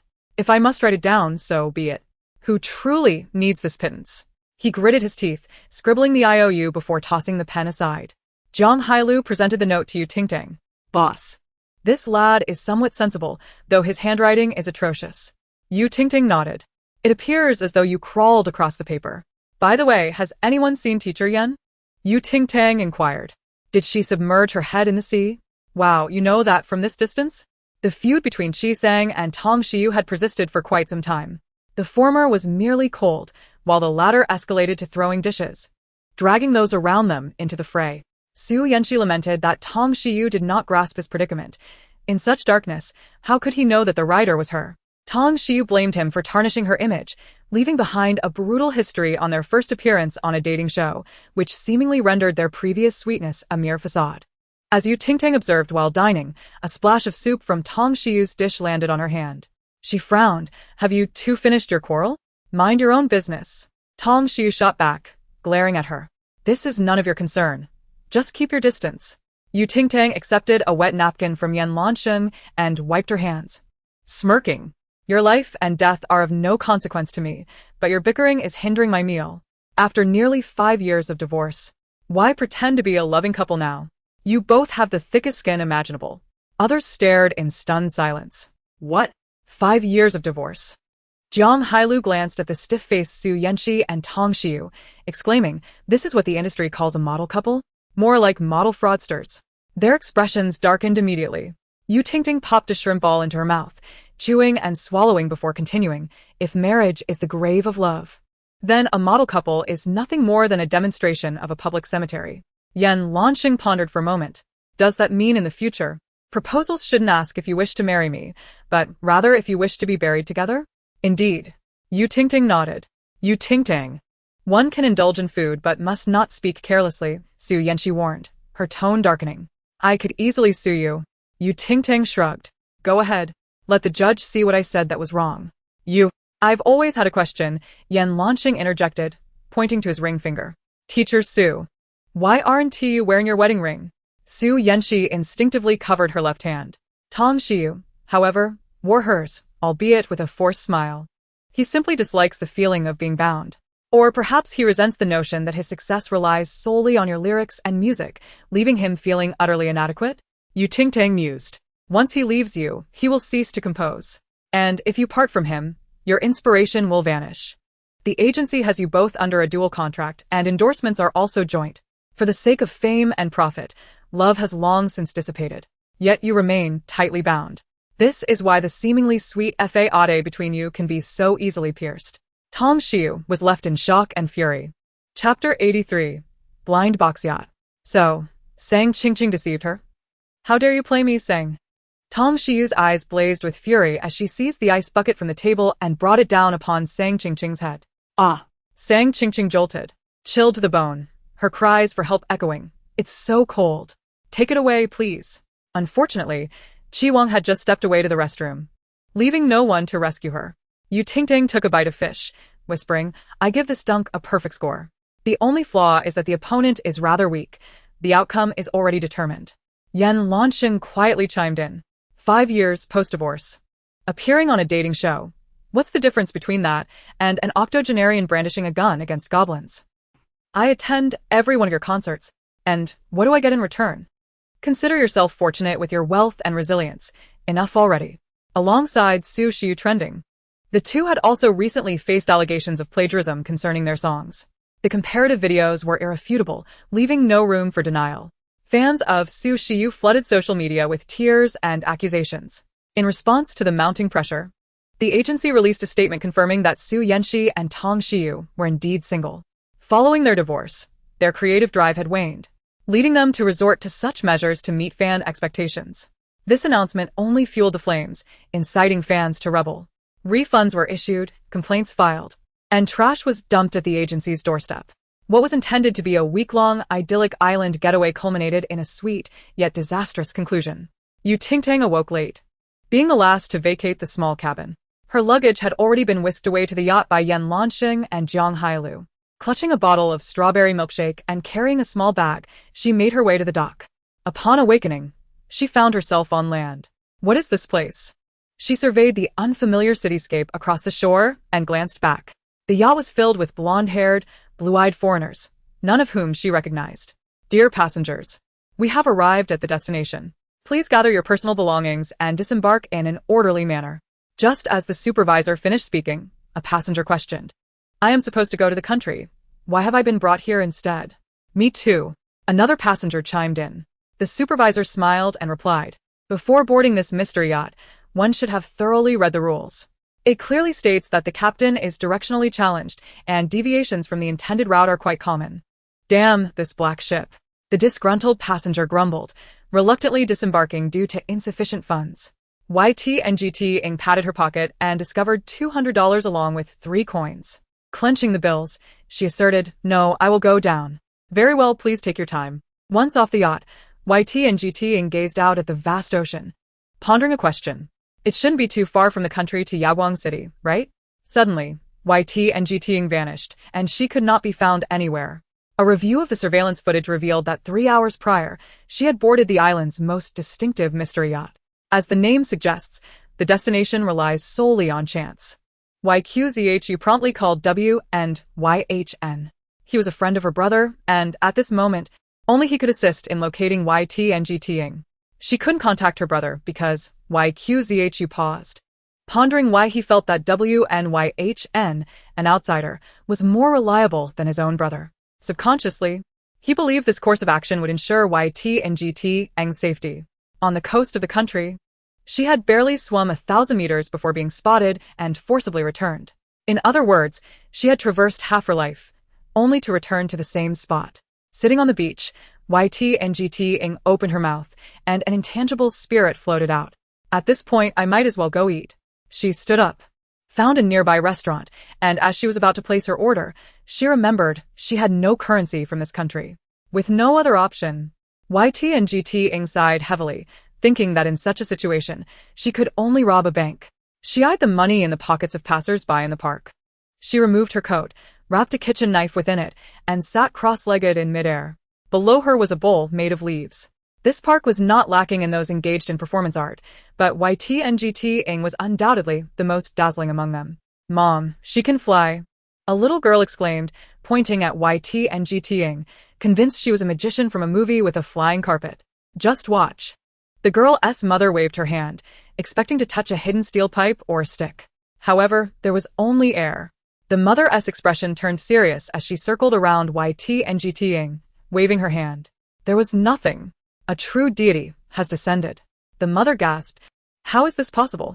Their spectacle attracted an increasing crowd, all attempting to uncover the secret behind YT and GTing's magic. YT and GTing yawned and lay sideways in the air. The money in the leaf bowl grew plentiful, nearly overflowing. Observing this, she slowly descended to the ground, lifted the leaf bowl, and performed a bow to the gathering crowd. Today's performance concludes here. May we meet again by fate. With that, she soared away without descending. The onlookers exclaimed, "She must be a foreign magician." They eagerly shared the event online, expressing excitement and admiration. Meanwhile, YT and GTing, now laden with wealth, indulged in a sumptuous meal at the restaurant. After feasting, she realized the remaining funds were sufficient for her to stay at a 5-star hotel's flower bed. YT and GTing savored a sour plum candy taken from the restaurant's front desk, her hands stuffed into her pockets as she ambled along the roadside, contentedly reflecting, "This restaurant has delightful flavors. I shall return when I have more money." The remaining coins could even buy a newspaper, which would serve as her blanket for the night. Nothing could daunt her. "Didn't TYZH as you mentioned someone was in the country?" YT and GTing suddenly recalled, touching her ear and sinking into thought. Chapter 84. Here is captivating yet not seductive, truly beautiful. On the asphalt road, a black Maybach cruised smoothly. The man seated in the back, casually glancing at his emails, caught sight of a familiar figure passing by the window. Before his brain could register, he instinctively uttered the words, "Stop the car." "Yes, Mr. Y." The driver halted by the roadside. The back window lowered, revealing a stern and sharp visage, his brow and eyes seeming chiseled, with a striking red teardrop birthmark at the corner, enchantingly alluring. Mr. Y scanned the street nonchalantly. There were few pedestrians, only the bright windows of shops reflecting the hues of dusk. "Mr. Y, is there an issue?" his assistant inquired cautiously. "Ever since the shortage of strawberry milk, Mr. Y's temperament had grown increasingly volatile. He barely dared to breathe too forcefully. As YT and GTing paused to notice the job postings plastered on the wall, she read, $1 million offered for hiring. Requirements: female, must be hardworking, possess a spirit of sacrifice, and most importantly, willing to execute robbery on behalf of others. $50 sought for a healthy, intact heart. Interested parties please contact 199. $1 million offered for skilled individuals with gun experience, capable of disarming bombs, and daring enough to crash helicopters into buildings. We await your joining. Generously seeking a son, must be handsome and proficient." YT and GTing, her expression devoid of emotion, mused over the absurdity of finding a normal job in this day and age.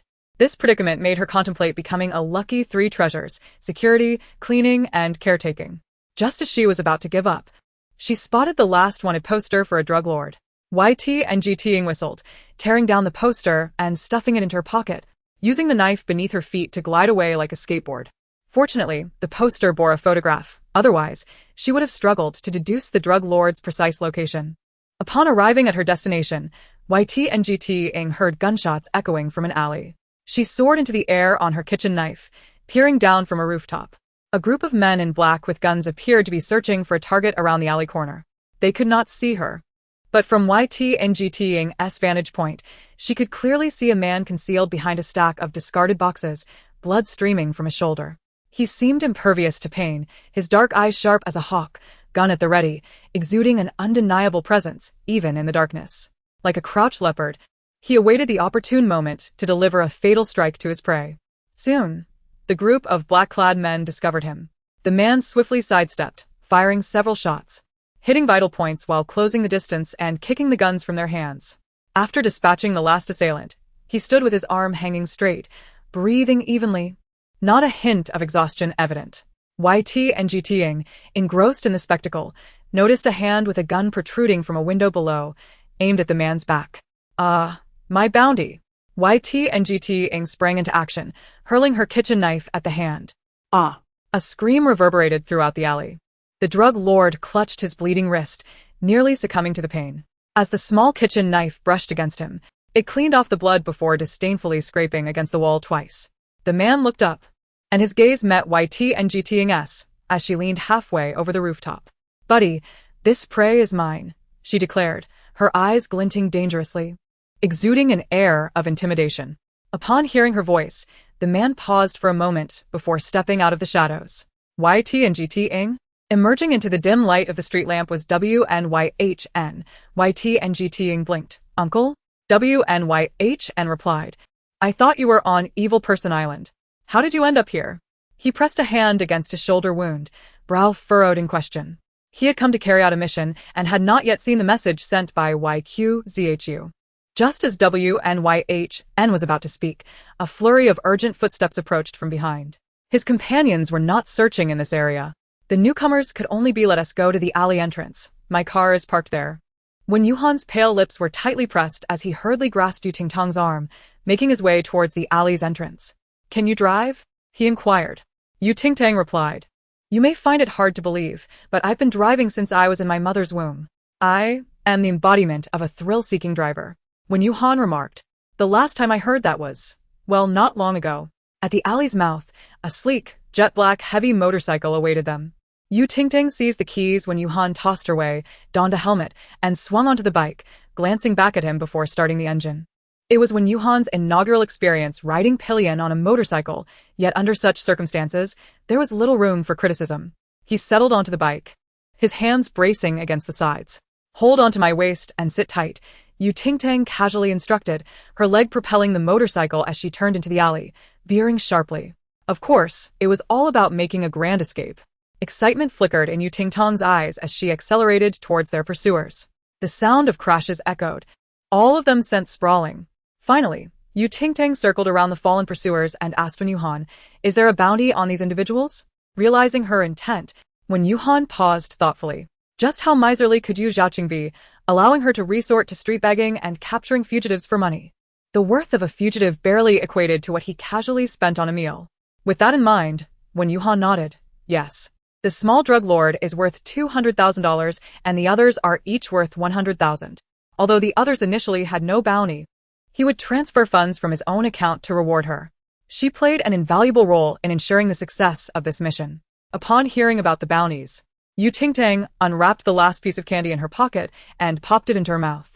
She had intended to save it for the next day, but it seemed unnecessary now. Shortly thereafter, when Yuhan's companions arrived to clear the scene, he preferred to avoid hospitals, and the minor injuries he sustained could be attended to by himself. His residence, much like him, was starkly minimalist yet exuded understated luxury. The furniture was predominantly in shades of gray and black, and the expansive floor-to-ceiling windows offered a breathtaking view of the city skyline at night. Suddenly, her craving for the cybernetic emperor re-emerged. Turning around, she noticed when Yuhan had collapsed, a bloodied bullet lying on the floor beside him, unconscious. Ting Tang gasped. "Isn't it your forte to act decisively? How can you just fall unconscious like this during a gunfight?" Chapter 85. I'll make do on the tank for a night. With one hand, Ting Tang lifted when Yuhan onto the sofa, shaking his head gently. "Hey, wake up. Where's your first aid kit?" He remained utterly still. "Nod or shake your head to tell me," she urged, lifting his head up and down, but he remained unresponsive. His complexion appeared even more ashen. Feeling for his breath, she sighed in relief. He was still alive. Fainting from a gunshot? Today's youth are truly fragile, she muttered, rising to search for the first aid kit. Upon finding it, she rolled up her sleeves and set about treating his wound. With a swift tear, she ripped open his collar, disinfected the injury, absorbed excess moisture with a cotton ball, applied ointment, and sprinkled some powder. "Oops, did I use too much salt?" she thought, quickly wrapping the wound in a large bandage. After completing the task, Ting Tang stood, stretching her wrist. "I'm so tired. I'm starving." Cooking is indeed a physically demanding job. Surveying her surroundings, she noticed the absence of a kitchen and decided to search each room. In the first room, she discovered a small shooting range, walls adorned with an array of firearms. The second room was a boxing ring, where several faces she recognized from wanted posters appeared.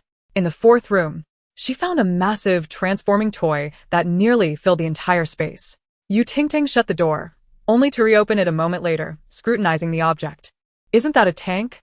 You can't enter here," When Yuhan's voice suddenly emerged from behind her, his tone indifferent yet tinged with an almost imperceptible weakness. Pointing at the colossal item, Ting Tang exclaimed, "You keep a tank at home?" "It's merely a collector's item," When Yuhan explained coolly. "It only operates when there's a burglary." Ting Tang mused that the thief would have to be extraordinarily unlucky to attempt to steal from him. She closed the door and asked, "Where's your kitchen?" "I don't have a kitchen," When Yuhan replied, lowering his gaze. What do you eat then? "Base cafeteria food, instant noodles." Ah. "I can see how you've managed to survive so long," Ting Tang conceded, resorting to a compromise. "Instant noodles will suffice." When Yuhan nodded, "How many packets do you want?" "Eating too much late at night can be hard to digest. 10 packets will do." When Yuhan raised an eyebrow in disbelief. "That as hard to digest? How many would you eat if you planned to digest?" "Right." Ting Tang followed him into the living room, her gaze occasionally darting to his chest. "I accidentally tore your shirt while applying the ointment." When Yuhan glanced at the large bandage on his shoulder, a bit rough around the edges. But he could sense her skill in applying the medication was commendable. The warmth in his dark eyes was less frigid than before. "It's fine, thank you." "That half-exposed outfit looks quite appealing," she teased. Though his home lacked a kitchen, he managed to find hot water and utensils. Ting Tang devoured half a box of instant noodles before pushing the bowl away, declaring, "I'm full. Where will I sleep tonight?" When Yuhan remained silent for a few seconds. "I don't have a bedroom." "Then where do you usually sleep?" "On the sofa." Ting Tang was encountering someone even less particular than herself for the first time. While she had the option of finding a picturesque flower bed to sleep in, he was reduced to the sofa. Noticing her mixed feelings, when Yuhan relented, "You can take the sofa." Hearing this made Ting Tang feel a pang of sadness. And you? "I'll make do on the tank for the night." Ting Tang was no monster. She couldn't bear to let a patient sleep on the cold, hard tank. It was definitely not out of jealousy that he had the tank to sleep on. Generously, she ceded the sofa to him, dragged a glass table aside, laid down a blanket and reclined on it. The table was a bit short, so she propped her legs up with a knife for comfort. When Yuhan observed her entire maneuver, his gaze lingering on the knife. "Is this some new high-tech gadget? Could you assist me without letting Yu Xiaoqing know?" When Yuhan tilted his head towards the table, "Your brother's hotel isn't far from here. Would you like to visit him tomorrow?" Ting Tang shot up, "I just saved you. Isn't it a bit much to want me to meet my death?" She suddenly remembered something vital. "Oh. "I forgot that Yu Xiaoqing is on a business trip in this country." She was trying to avoid him, and now when Yuhan was suggesting she go to her doom? When Yuhan was taken aback by her reaction, picking up a wanted poster from the table, "Isn't it safer than confronting a fugitive?" Her sudden appearance in that alley clearly indicated she was penniless, once again targeting these walking banknotes. But she could easily seek out Yu Xiaoqing instead. Her brother may lack in many areas, but his wealth and power were immense. Ting Tang forced a weary smile. Between seeking out Yu Xiaoqing and dancing the cha-cha with a fugitive, I'd prefer the latter. When Yuhan questioned, "Is your relationship that strained?" "Not exactly," she replied. "I actually brought him a gift this time." "What did you prepare?" "A full magazine." When Yuhan's finger hovered over the call button, nearly dialing Yu Xiaoqing's number before pausing. After hearing her words, he decided against it. "We'll discuss this tomorrow." At this moment, some individuals might not see the dawn of another day. Like the director, who had just been robbed of the last strands of his hair by Yu Qizhou. Lu Ren gulped down several mouthfuls of seawater, furious as he swam towards the shore, ready to confront Yan Lanxing. Suddenly, his foot slipped, and he tumbled down the stairs. Ouch. Lu Ran cried out in pain, his body convulsing as he remembered to reach for the protective charm in his pocket. It was empty. The following morning, the doorbell at Wen Yuhan's residence rang abruptly. Wen Yuhan, a light sleeper, instantly opened his eyes at the sound, his mind awakening in an instant as he rose to answer the door. The visitor was none other than the impeccably dressed Yu Xiaoqing, whose tall and upright figure exuded an air of authority. "I heard you were shot," Yu Xiaoqing remarked, raising an eyebrow as he scrutinized Wen Yuhan's pallid complexion. "It seems your injuries are quite severe."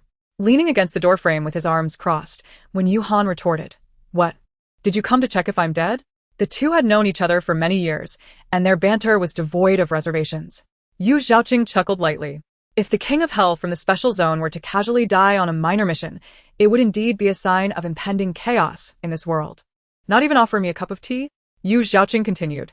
When Yuhan stepped aside, replying, "Only tap water available." As the conversation turned towards more serious matters, Yu Xiaoqing's expression shifted. You subsist solely on instant noodles at home? He observed, noticing the half-empty boxes of noodle wrappers near the entrance. Perhaps you should consider taking some vitamin supplements to avoid being diagnosed with long-term malnutrition in the event of an autopsy. As they entered the living room, Wen Yuhan suddenly recalled that Ting Tang was still asleep at the table. Being the sister of a good friend, it seemed inappropriate for him to allow her to sleep there. Just as he contemplated stopping Yu Xiaoqing, it was too late. Yu Xiaoqing raised his thick brows in surprise. Aren't you a severe germaphobe? Why did you bring a corpse into your home? Wen Yuhan replied hesitantly, she is not dead. Just then, Ting Tang turned in her sleep, a few strands of hair peeking out from under the white cloth covering her, thus confirming his statement. A woman? Yu Xiaoqing inquired, skepticism lacing his tone. It's not what you think, Wen Yuhan said, his expression complex. I have no relationship with her. Yet the connection between the two of them was substantial. If Yu Xiaoqing were unaware of Wen Yuhan's aversion to strangers invading his private space, he might have believed him. However, he glanced at the familiar blanket beneath the white cloth, clearly one that Wen Yuhan often used. Is your germophobia on holiday today? With a smirk, Yu Xiaoqing quipped, no need to hide it from me.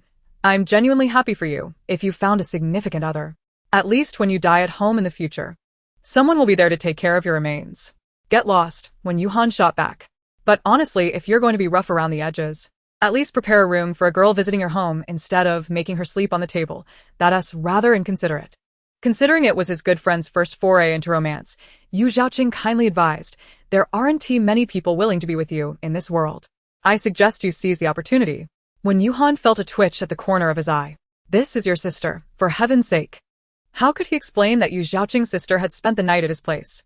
Recalling Yu Ting Tang's words from the previous night about confronting Yu Xiaoqing, Wen Yuhan opted for silence. Yu Xiaoqing, surprised to witness his good friend's embarrassment, mused, I was merely teasing. Is this woman truly your girlfriend? The skies must be preparing to rain nuclear bombs, he thought. Wen Yuhan motioned for Yu Xiaoqing to sit on the sofa while he poured him a glass of tap water. Yu Xiaoqing, however, would not accept it, asking, You wouldn't be serving your girlfriend tap water, would you? Wen Yuhan paused. There was bottled water in the cabinet, but it had been used for Yu Ting Tang's noodles. I told you, she is not my girlfriend. Drink if you want. His expression remained impassive as he inquired, What brings you here today? Did the company building get blown up? Someone certainly wishes to, Yu Xiaoqing replied, and with that, their demeanor shifted from casual to grave as they delved into the topic at hand. Amidst their serious discussion, a small snore emanated from the side.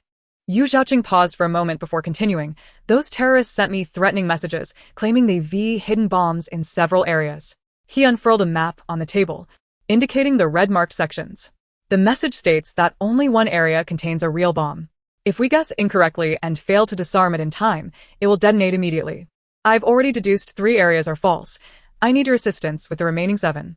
Yu Xiaoqing pressed his fingers to his temples, remarking, Your girlfriend seems to have a remarkable quality of sleep. Wen Yuhan clenched his jaw. I said she's not my girlfriend. Can you not comprehend simple words? Don't be shy. If you two marry someday, don't forget to invite me to the head table, Yu Xiaoqing jested. Wen Yuhan closed his eyes briefly, then opened them again, expressionless as he muttered, Idiot. Just then, Yu Ting Tang sprang up, her hair disheveled, eyes barely open, and rasped, Where's the bathroom? Her voice was hoarse, as if she had consumed 10 plates of fiery peppers. Wen Yuhan was torn between relief for Yu Xiaoqing and concern for Yu Ting Tang's voice, realizing that all those instant noodle packets had certainly taken a toll on her. Turn left out of the living room and walk straight ahead. I have a guest, he advised, hoping to prevent an awkward encounter with Yu Xiaoqing. Got it. Yu Ting Tang yawned as she made her way to the bathroom.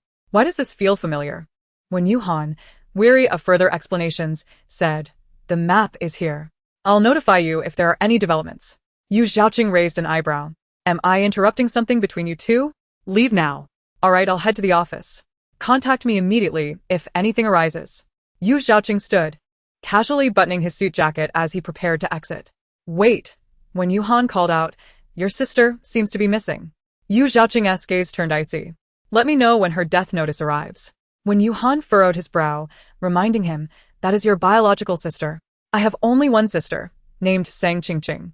As for Yu Ting Tang, Yu Xiaoqing's eyes radiated a chilling detachment, devoid of any warmth.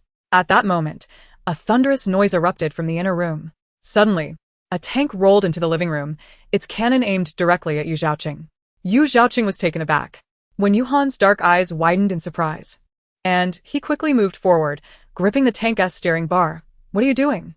Ting Tang, gritting her teeth, her voice a furious rasp, shouted, Don't stop me. I'm going to blow him to smithereens and send him to the sun for a fiery showdown. Recognizing her anger, Wen Yuhan was at a loss for how to console her. After a moment of silence, he suggested, Why not just give him a warning shot? At least you can preserve his house and his cherished collection of rare toys. Ting Tang was on the verge of firing when she paused, calming slightly at Wen Yuhan's words. I'll take him down. With a fierce determination, she clambered atop the tank, executing a dramatic somersault and aimed herself at Yu Zhaoqing. Wen Yuhan had no time to intervene. The next sound was a resounding crash as Yu Zhaoqing was caught off guard, his pupils dilating as he gradually lost consciousness. He collapsed onto the sofa, a visible red mark forming on his smooth forehead. Ting Tang, sporting a matching red mark, stood tall, dragging Yu Zhaoqing up from the sofa. Where are you taking him? Wen Yuhan leaped down from the tank, attempting to stop her. I'm tossing him out. What kind of brother is he? Ting Tang declared, lifting the unconscious Yu Zhaoqing in a clean motion and tossing him into the trash can with a perfect arc. The trash can emitted a pitiful creak, unable to bear the weight. Wen Yuhan was acutely aware that if he did not say something soon, this pair of siblings might very well face a fate where one would descend into a vegetative state while the other would be left in tears behind iron bars. Your brother is merely a rather unpleasant person with a sharp tongue, but his sins do not warrant death. Wen Yuhan stated, I have arranged for breakfast to be ordered downstairs at the restaurant. You should wash up and go eat. I will handle matters here. Upon hearing the word breakfast, Ting Tang's gaze towards Wen Yuhan transformed entirely. Bro, you are different from him. You are a good person. How about this? In the next life, no matter if you toil like a beast of burden, I will repay you by pulling weeds for you. Wen Yuhan raised an eyebrow. In the next life, can't he just be a person? Shortly after Ting Tang left, Yu Zhaoqing awoke. He sat amidst the debris of the trash can, propping his forehead with his hand, elegant fingers gently brushing over the reddened skin, eliciting a sharp hiss. Wenjiu, what was that yellow torpedo-like object you just threw at me? Wen Yuhan replied, Your sister. Moreover, after a considerable pause, Yu Zhaoqing inquired, What were we discussing before I lost consciousness? About your sister's disappearance. Ting Tang is missing? Yu Zhaoqing's eyes sharpened, the narrow phoenix-shaped pupils turning icy. How did she disappear?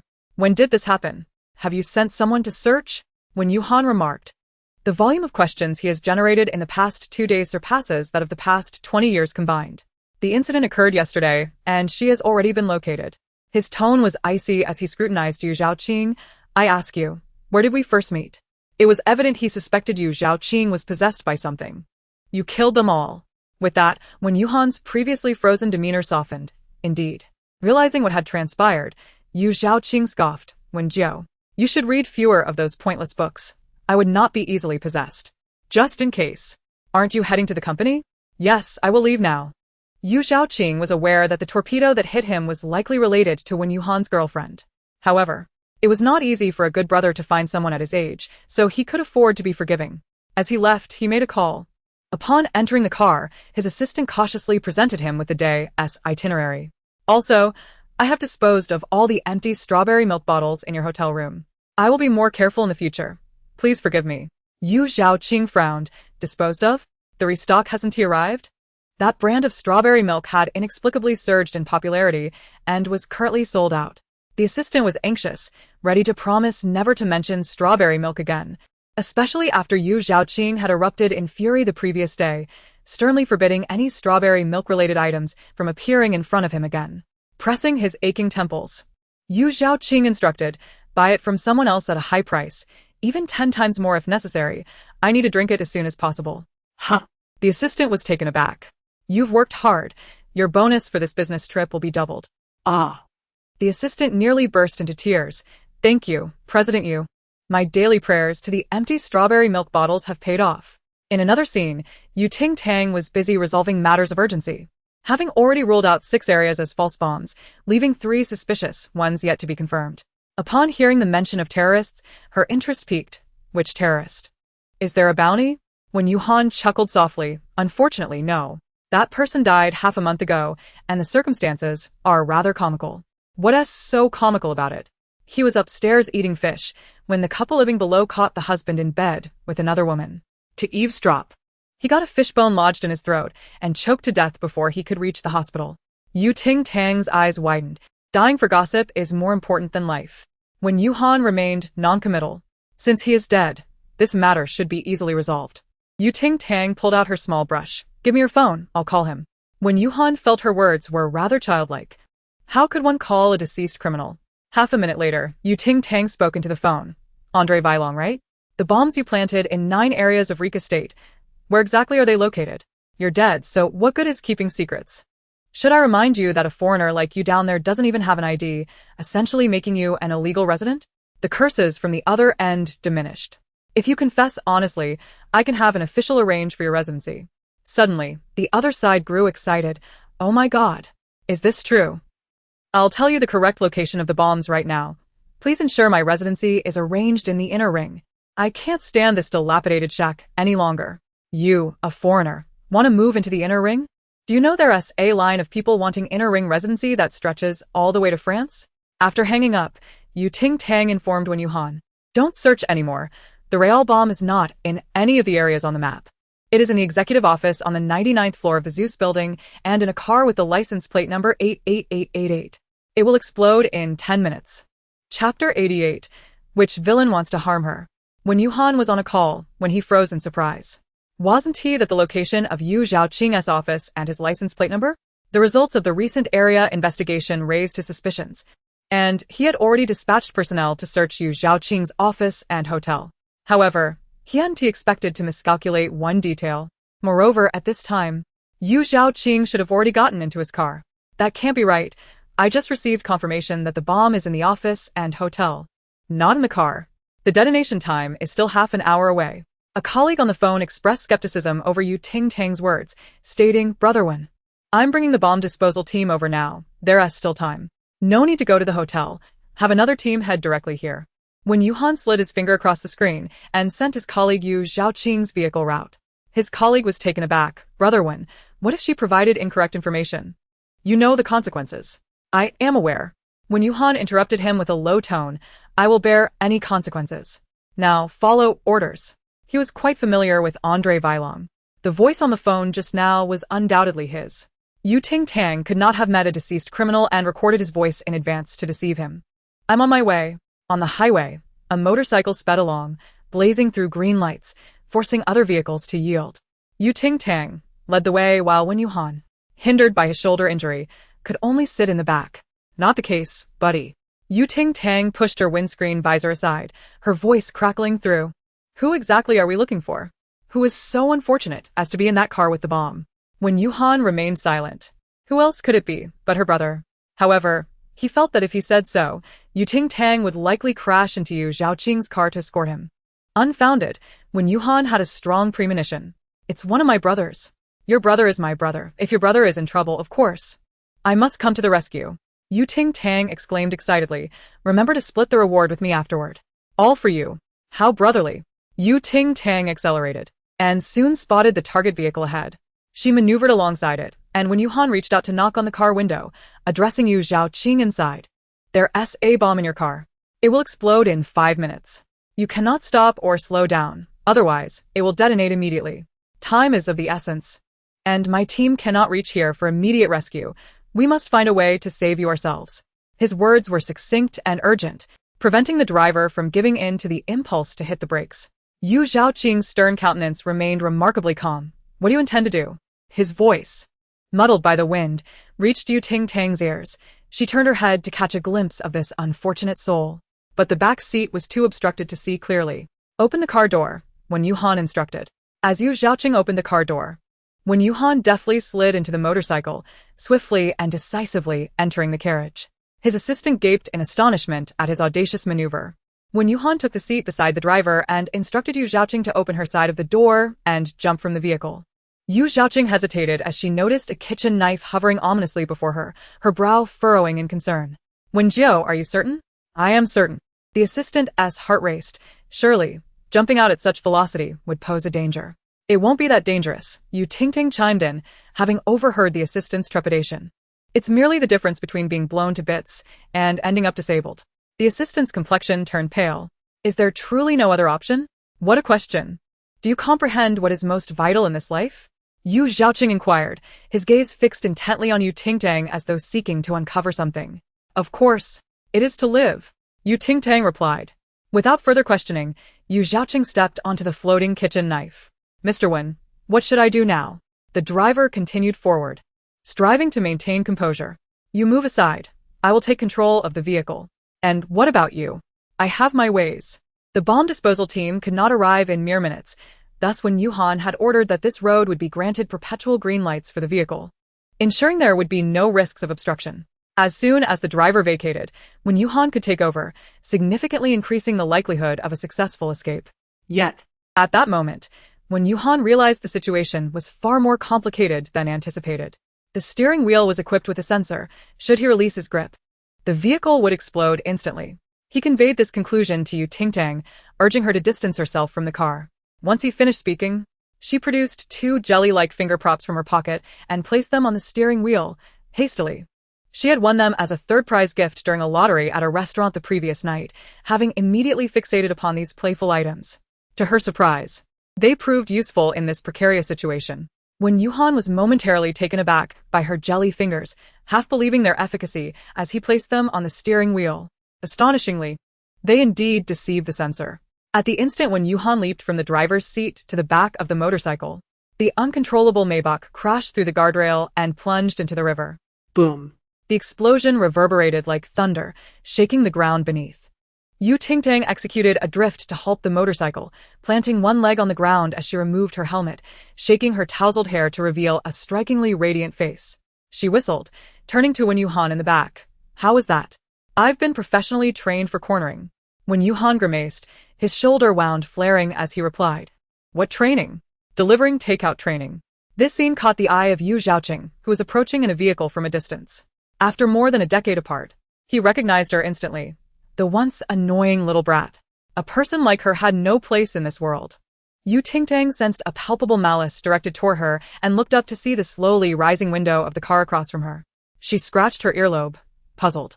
Which rogue wishes to harm me? By the way, when will you pay me the bounty from yesterday and this time's prize? I can hardly wait to indulge.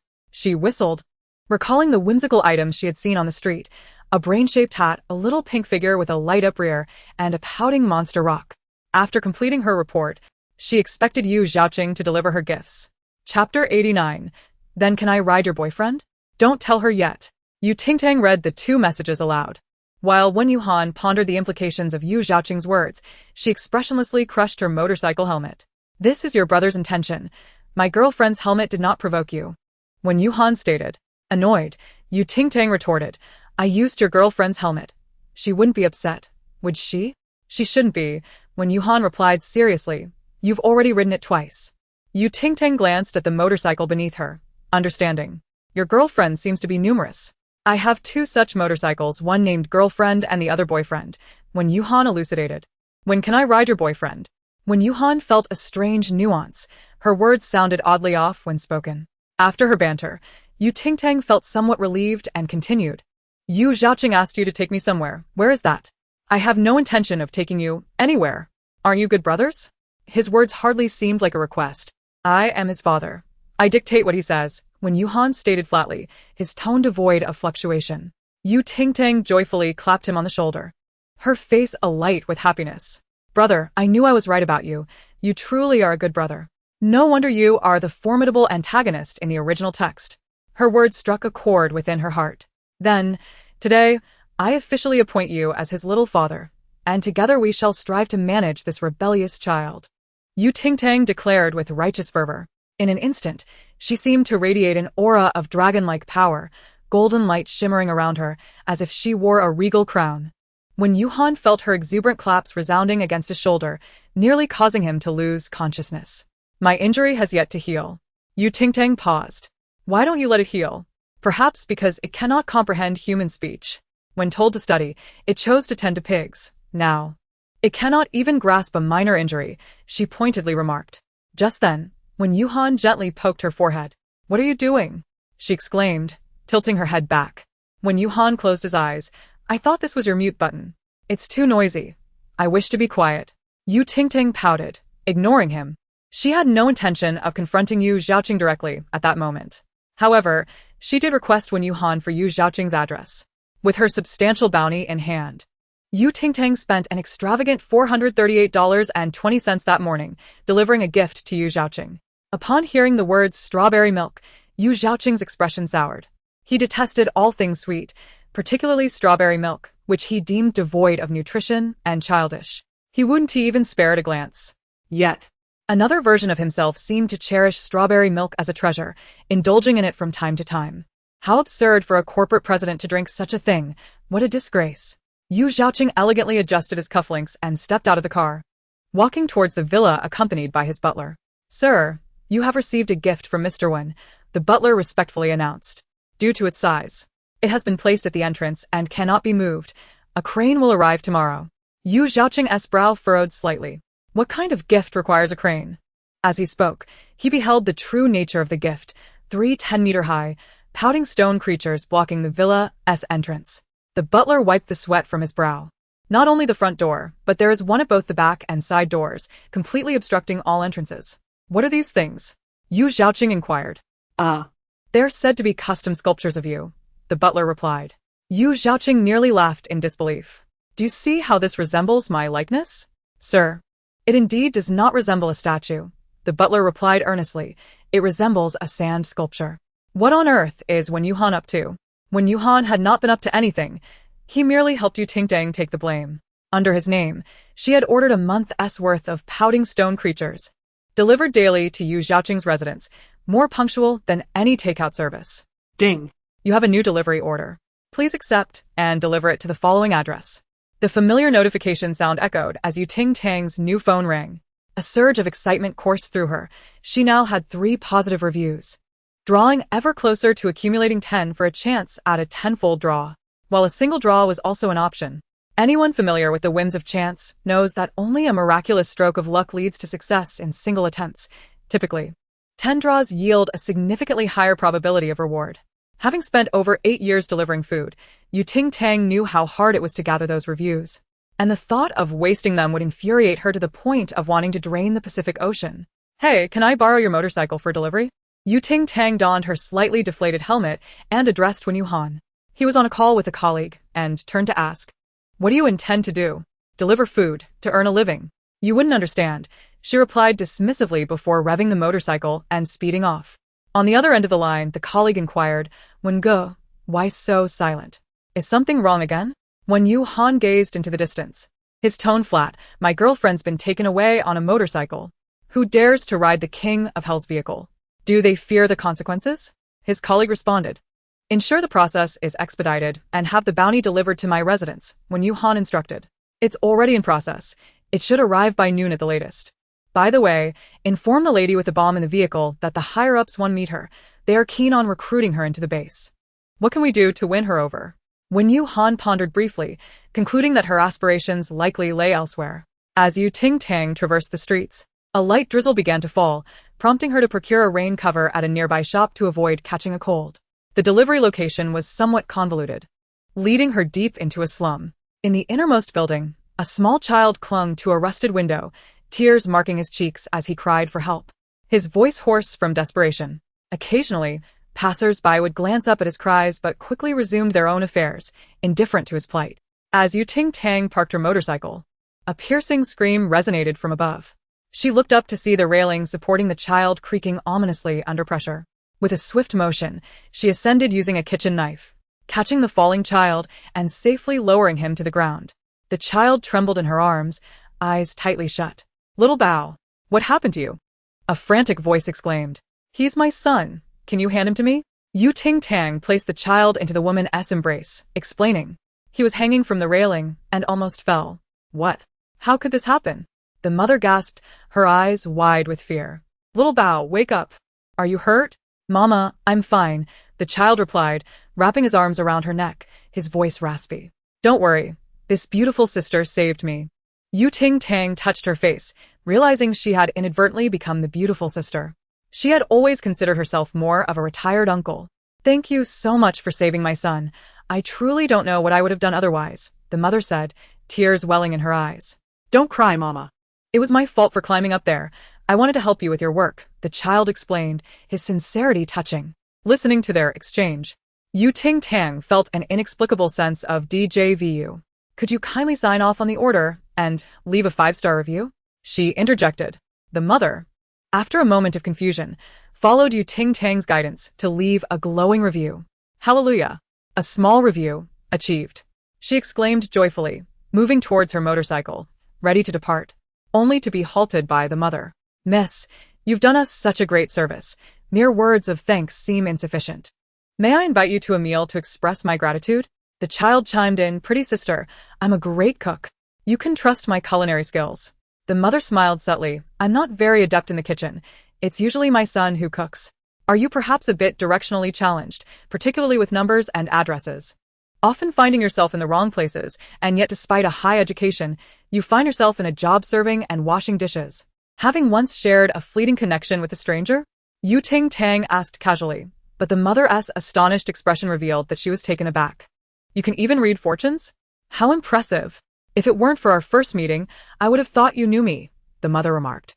She indeed can tell fortunes. But this time, she didn't, Ting Tang clarified. It's merely experience gathered from listening to stories. Ultimately, Ting Tang declined the mother's invitation for a meal and attempted to leave, but was once again stopped. Hey, what was that high-tech contraption you were riding? A leading thug demanded. Frightened, the mother pulled her child back, warning Ting Tang, these men are notorious thugs. You mustn't confront them directly. I'll call the police. Before she could finish, Ting Tang brandished her kitchen knife. Is this what you want? Hand it over, or you won't be leaving here unscathed. The thug's eyes gleamed with interest as they leered at her. Ting Tang shrugged and tossed the knife towards them. The mother gasped, what are you doing? You need to keep the knife, for safety. In the next instant, the knife spun through the air, slicing towards the thug's throats, blood spraying forth. Ah, my neck. I'm fainting from the sight of blood. The thugs stumbled back, clutching their bleeding necks.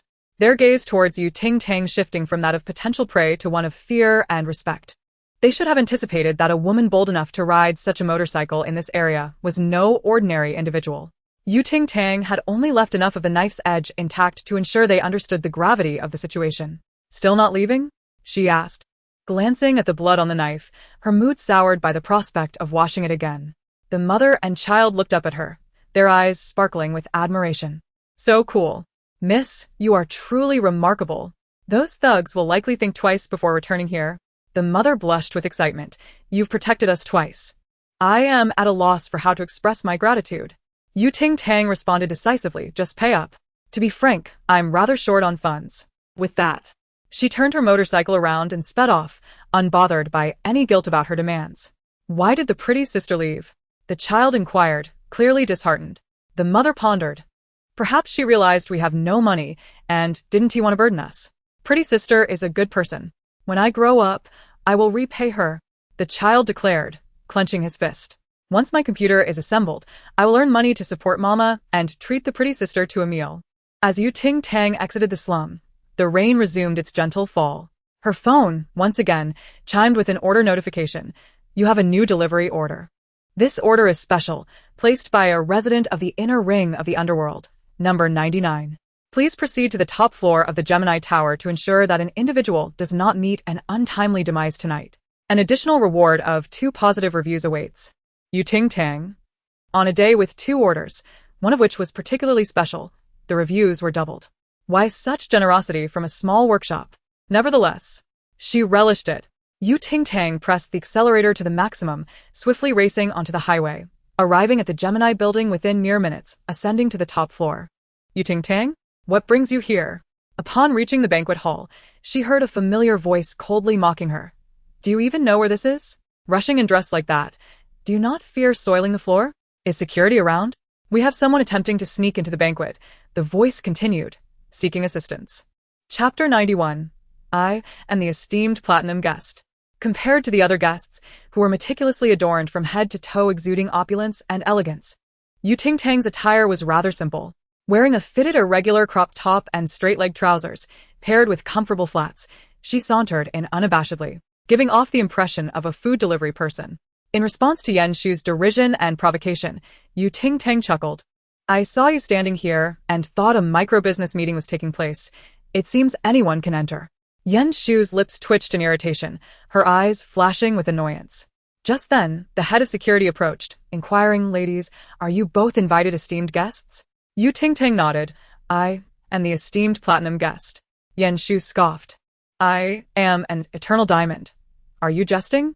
Before she could finish, Ting Tang produced a black invitation with gilded edges for the official. After reviewing it, the official's demeanor shifted instantly, bowing respectfully. "Esteemed platinum guest, please, allow me to escort you." Yan Shu exclaimed, "What nonsense is this? There are no platinum guests at this banquet. You two must be in cahoots." The official maintained his smile, explaining, "Our platinum invitations are limited to only 10, reserved for select guests. Mixue's invitation is among the top tier of platinum guests. It is understandable that you are unaware." His explanation, rather than clarifying, left Yan Shu feeling utterly humiliated. Her face flushed crimson, biting her lip as embarrassment washed over her. Meanwhile, Ting Tang had already wandered into the banquet hall, searching for food. As a customer of the orders, she decided to set aside her worries and fill her own belly first. "Which family does the lady with the platinum invitation belong to? She seems unfamiliar," someone remarked. Even the second son of the oil tycoon couldn't secure a platinum card. It must be quite an extraordinary background. While others engaged in socializing or business, she was solely focused on eating, embodying the relaxed demeanor of a privileged child from a prominent family. The delicacies in her hands seemed to radiate an air of refinement and grandeur. As she chowed down on a pig knuckle, Ting Tang scanned the room for potential targets. Not spotting anyone, she asked the chef for another pig knuckle. "Could you make the edges crispy? That's my preferred texture." With a cheerful nod, the chef replied, "Sure, I'll prepare a few more. Take your time enjoying them." The Michelin-starred culinary team stood nearby, their expressions stern as they observed. Their expertise in Western pastries paled in comparison to the greasy, hard-to-chew knuckle. Ting Tang resolved to study how to make it herself. Knowing oneself and the enemy is essential for victory in every battle. While she was savoring her meal, the lights in the venue suddenly converged on the crystal spiral staircase. Tonight marked the birthday celebration of the young master from the venerable Durant family and his father. The head of the family beamed with pride. Next was the star-picking ceremony, a rite of passage for the aristocracy. The young master ascended the star-picking staircase, accompanied only by his bodyguards. Suddenly, the lights in the banquet hall went dark, plunging everything into pitch blackness. Gasps of surprise echoed among the guests, instinctively reaching for their phones only to remember they had been left at the front desk. A scream erupted from the crystal staircase, raw and panicked, akin to nails scraping against a chalkboard, sending chills down the spine. Ting Tang finished her knuckle, taking a sip of juice in satisfaction. It was time to act. Wiping her mouth, she pulled a flashlight from her bag. With a click, the banquet hall and the sky outside illuminated, prompting nearby individuals to rise for breakfast, preparing for school and work. Simultaneously, it shed light on the scene at the crystal staircase. The young master nearly tumbled over the railing, only narrowly catching himself with the bodyguard's aid to avert disaster. Whether it was fear of the dark or something else, he yelled and clawed at the bodyguard's arm, desperately trying to ascend, leaving crimson streaks on the bodyguard's arm. "Quick! Save him!" The head of the Durant family roared, commanding his bodyguards. Before they could intervene, the young master yanked the bloodied arm of the bodyguard down into the depths. The sight of the sharp crystal columns below horrified the guests, who gasped in shock and covered their mouths in screams. Ting Tang, standing atop a knife, propelled both individuals into the adjacent pool. With a splash, water erupted 3 meters high. Ting Tang squatted on the knife, whistling, 2 drowned rats, successfully served. "Double reviews are just a matter of handling," she exclaimed. "Quickly, rescue the young master. A bunch of useless fools. How could you not even protect the young master?" Watching the head of the Durant family berate his subordinates like a scorned husband, Ting Tang mused that his so-called noble demeanor must have gone down the drain. After the young master was pulled to safety by other bodyguards, the once injured bodyguard silently crawled onto the shore. As soon as he stood, a swift slap struck his face. The blindfold covering the bodyguard's eyes fell to the ground, revealing a pale, gloomy face that seemed to exude a sense of world weariness. A fragile ice beauty. The head of the Durant family, livid, shouted, "Useless. You couldn't even take care of the young master." Seemingly unable to contain his anger, he struck again. A slender, strong wrist seized his hand. "I say, uncle, are you done slapping?" At this rate, the entire banquet hall will catch a cold. Who are you? The head of the Durant family questioned incredulously, trying to discern her identity. Ting Tang lifted her chin. I am the esteemed platinum guest, and I shall remain the glorious ruler. The head of the Durant family's expression softened slightly. Even if you are a platinum guest, you have no right to interfere with my disciplining of my own people. Who said I wanted to stop you? Ting Tang retorted, turning to the bodyguard. Take out your phone and order me a delivery marked as delivered and give it a 5-star rating. The bodyguard, not even glancing at her, with his eyes drooping in frustration, replied, I don't have a phone. Is this the delivery marked as delivered? Came the young master's voice, filled with gritted teeth from behind Ting Tang. He held up his phone, displaying the button that read delivered, uncertain of its significance. But remembering how Ting Tang had previously tossed him into the pool, he pressed the button and gave a 1-star review. Ting Tang quipped, you, a mere delivery person, dare to masquerade as a noble and intrude upon our banquet? The young master pointed an accusing finger at her. I see you are tired of living. Throw her out. The bodyguards rushed forward in response. Ting Tang, expressionless, merely blew on her palm. Chapter 92. Where is your place? The bodyguards swiftly dodged, unaware that she was merely feigning a move. With a sweeping kick, she sent them all tumbling into the pool. Fat pigs, down you go. You too. Ting Tang was not yet satisfied and delivered a kick to the faces of the Durant father and son, sending them into the water for a swim. Daring to give her a poor review? Anyone who had previously given her 998 bad ratings had been dealt with severely, sent down to the depths of hell. These two were asking for trouble. And GT-ing squatted by the edge of the swimming pool, ready to strike as the dumplings dared to poke their heads above the surface. With a swift motion of her kitchen knife, she brought it down with a resounding thud, sending ripples through the water. The other guests, hesitant to intervene for fear of reprisal, trembled at a distance. Could she possibly be the daughter of a crime lord? Her ruthlessness was alarming. Security patrols arrived, and suddenly, the bodyguard standing behind and GT-ing interjected, urging her to leave quickly. Do not pull me. Today, I shall ensure these foolish birds are sent to the depths of the earth. She ranted, her words flowing like a stream of invective. How dare they rate her poorly, such uncouth creatures who live only to consume. With her kitchen knife raised, she continued her tirade, her path adorned with the fragrance of blossoms and the melodies of chirping birds. Not satisfied with merely venting her frustration at Durant, she dialed a customer from her orders, unleashing a new wave of invective. Was your birth certificate issued at a slaughterhouse?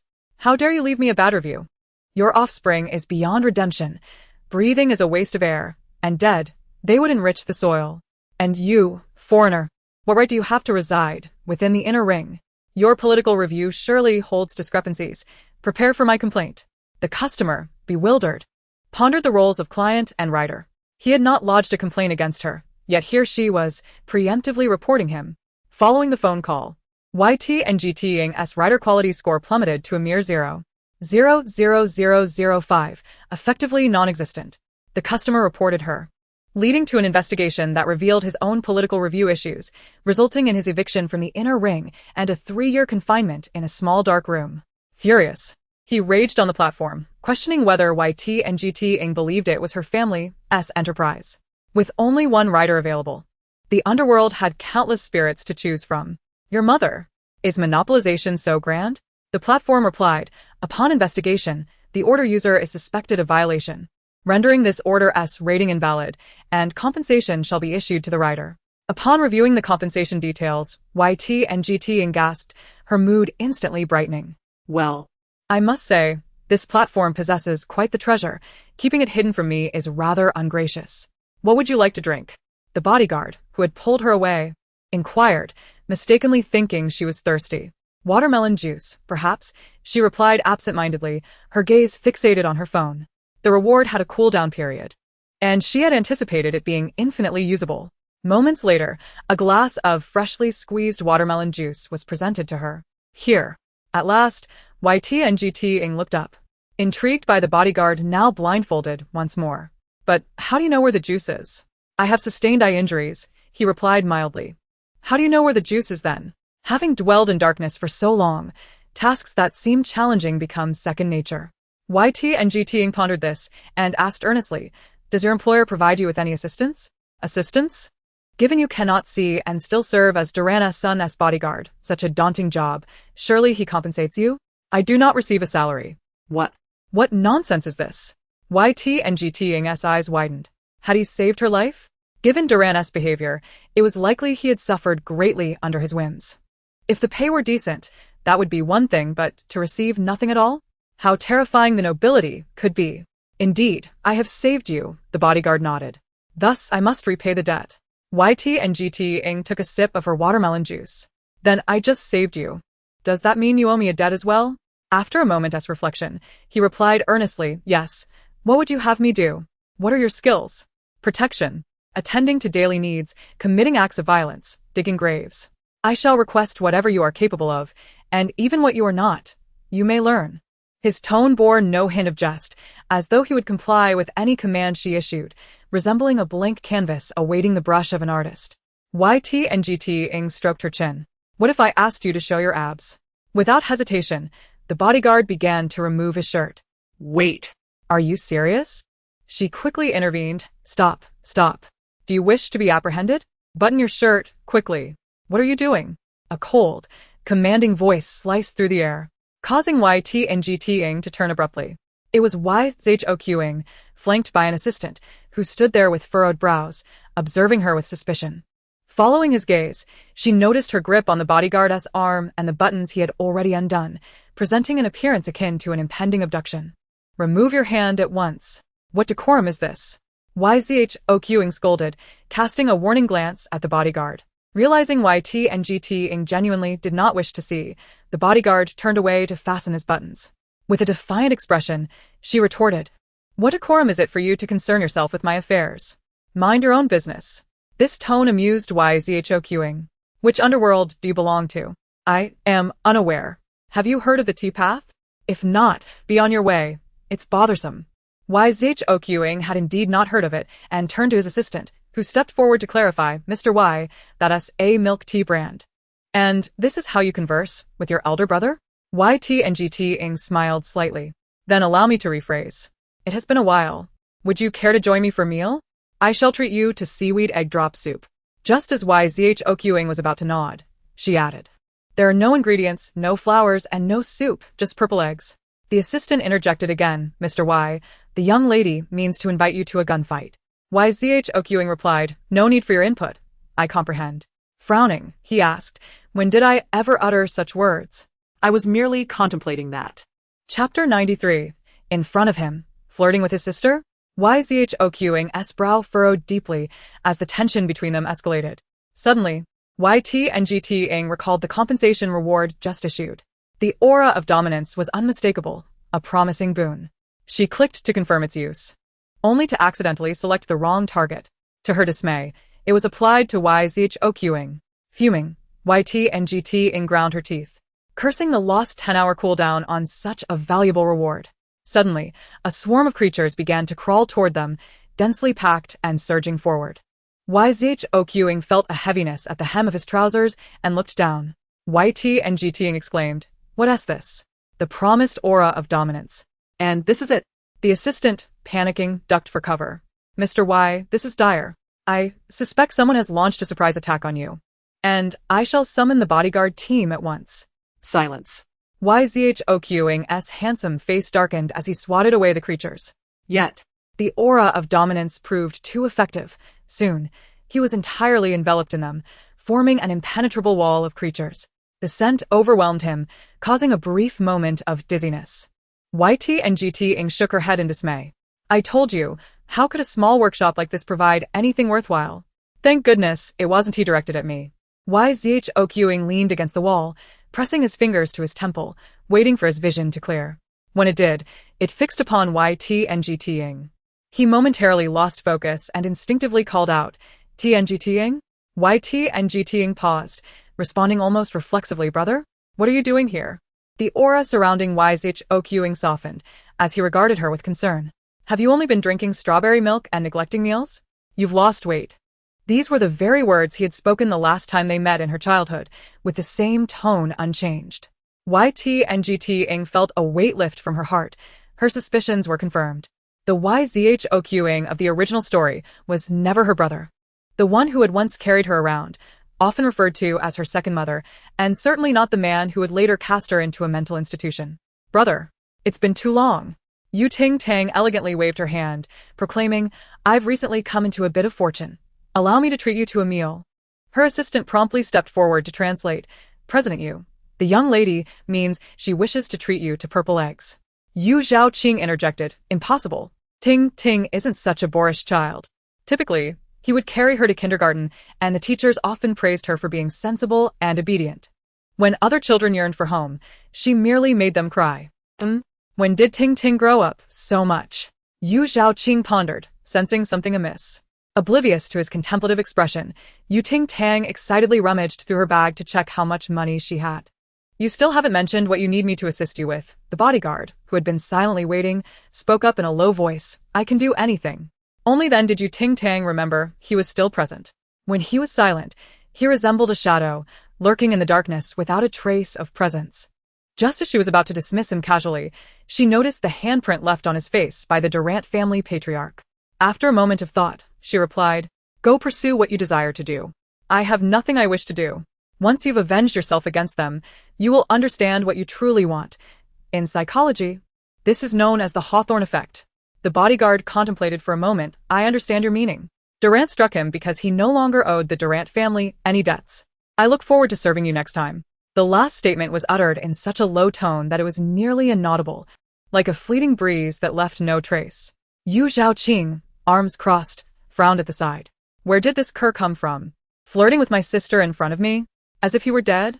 In the restaurant as the dishes were served, Ting Tang was just about to dig in when Yu Zhaoqing coldly remarked, Is this what you meant by treating me to a meal, these lowly, tasteless dishes? Ting Tang looked up to see the sardonic expression on Yu Zhaoqing's face, her own expression immediately falling. This was not her brother. This was the Yu Zhaoqing from the original story. Yu Zhaoqing crossed his legs, exuding an air of elegance, laced with disdain. Has the Yu family treated you poorly, or is your taste in food simply beneath notice? Indeed, you've discovered my secret. Ting Tang abruptly stood up, grasping Yu Zhaoqing's shoulders and shaking him vigorously. What a delightful feeling it is to be exposed. I am astonished. I struggle. I cannot cease. The torment of maintaining this fade for over a year has been so effortlessly laid bare by your words. Truly, it is exhilarating. Brother, do say more. Suddenly, in a fit of frenzy, she poured ice water from the table over Yu Zhaoqing's head. Ladies and gentlemen, we gather here today to celebrate the 27th birthday of our dearest friend, Mr. Yu Zhaoqing. May his future be as refreshing as this bucket of ice water. Following this, Ting Tang let out a maniacal laugh, spinning away from the restaurant, having also swiped a piece of bread. All that remained were the stunned patrons of the restaurant and Yu Zhaoqing, whose expression darkened to the point of resembling spilled ink. Ting Tang strode out confidently, leaving all embarrassment to Yu Zhaoqing, along with the bill. Ridiculous. He's not even my brother. Why should I treat him to a meal? Naturally, she seized the opportunity to make a swift exit before he could react. Upon reaching downstairs, she spotted a police car parked below. Report? Who did that? Ting Tang recalled encountering Yan Shu at the entrance of the banquet hall. Could it be her? After a while, when Yuhan sent another message, some documents require your brother's signature. Should you notify him? Ting Tang replied, no need. The mountain man has his own clever schemes. When Yuhan, what clever schemes? When Yuhan, is she serious or merely playing abstract? As night fell, there was certainly no chance of being sent back like before. She sent Wen Yuhan a final message. I've parked your motorcycle downstairs. As a token of gratitude for your hospitality, I've made a small decoration for your bike. I believe it will delight you. A hint of bewilderment crossed Wen Yuhan's face. Decoration? Is it something like cartoon stickers or figurines? She had indeed put in some effort. After escorting the national police officers, Wen Yuhan descended to see his girlfriend, only to find her surrounded by a crowd. As he approached, his steps froze. There, on his sleek black heavy motorcycle, was a small floral canopy affixed atop it. The transparent material ensured clear visibility. Even the dashboard sported a charm for safe travels. When Yuhan closed his eyes, hoping this scene was merely a figment of his imagination. Yet upon reopening them, the illusion persisted. He could hear the whispers of those around him, whose centenarian is so fashionable, riding a heavy motorcycle. Truly, age does not deter. Indeed, while it was effective for rain protection, it likely also hindered his stylish image. One by Sui, the fashionable centenarian, when Yu Han lamented internally. At the seaside, Yu Ting Tang joyfully leaped into the water, embarking on a sprint. Was there a more economical mode of transport? The more she swam, the more invigorated she felt. When fatigue set in, she playfully floated on a knife, enjoying a moment of sea surfing, fortunate to remain undetected. Just as this thought crossed her mind, she found herself ensnared by a fishing net. A familiar voice echoed from above. "Look what I've caught. Is this a mermaid from the sea?"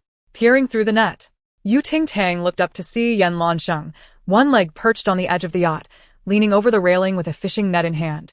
Her fox-like eyes gleaming with amusement. Yan Lansheng lazily raised her arm. "Your Majesty, what a coincidence. I just came out for sea fishing and happened to catch you. While Jiang Taigong knew to fish for those willing, do you Yan Taigong only know how to forcibly haul them in?" Yu Ting Tang removed the net, unable to resist teasing. With an innocent expression, Yan Lansheng extended her hand to pull her up. "How could I know your Majesty would still be out in the water this late? You truly did not know? I could pretend not to know as well." Yan Lansheng offered her a blanket, pointing to the little stove beneath the table. "Would you care for some seafood hot pot?" Yu Ting Tang pondered, rubbing her stomach. "I suppose I'm about 40 inclined." "Very well." The two, wrapped in the small blanket, sat beside the table, savoring a steaming hot pot of seafood. Once they had nearly finished, they arrived at Yaoguang City. Yan Lansheng languidly remarked, "I have another place to go. Your ride has arrived." A black Bugatti approached, the window rolling down to reveal the captivating visage of Yu Buqiu. Tonight, he was not wearing glasses, tapping the steering wheel with one hand, appearing somewhat impatient. In the back seat, Yu Qizhou leaned eagerly against the window, peering outside. "I'm off then." Yu Ting Tang waved her hand to Yan Lansheng, yawning. "Teacher Yan, be careful, your foxtail is showing." Yan Lansheng paused, then laughed. "Isn't it already in your hands?" Once in the car, Yu Ting Tang was promptly enveloped in a blanket by Yu Qizhou, resembling a dumpling. Struggling to breathe, she exclaimed, "Do you even worry about me? I thought you only stole my face masks." "Absolutely not. I haven't stolen anything these past few days," Yu Qizhou retorted loudly. "So you did steal before?" Yu Ting Tang scoffed. "You zhuzhua, you are quite something. Did I not mention my face masks were nearly depleted, yet you still use them in secret?" Seizing his short black hair, she demanded, "Return it with your life." As the war of words erupted, the siblings found themselves at odds once more. Yu Buqiu, behind the wheel, observed silently the entire time. After a considerable pause, he finally spoke.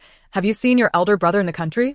From childhood, Yu Ting Tang had been inseparably attached to Yu Zhaoqing, needing him to carry her while walking, feed her during meals, and soothe her to sleep. Like his little shadow, what is there to boast about? Yu Buqiu thought indifferently, loathing such followers. Yu Ting Tang blinked curiously, asking, "What did you buy for me?" Second brother casually mentioned that he had purchased several buildings and a few sports cars for delivery purposes. Yu Qizhou eagerly chimed in, "And I bought you something too." "What did you buy?" "I bought you a cold."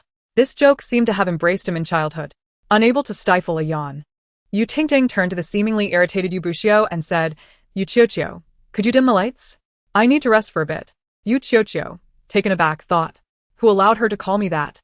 The car's lights dimmed, and Yu Ting Tang lazily reclined, just as she was about to close her eyes when she was startled.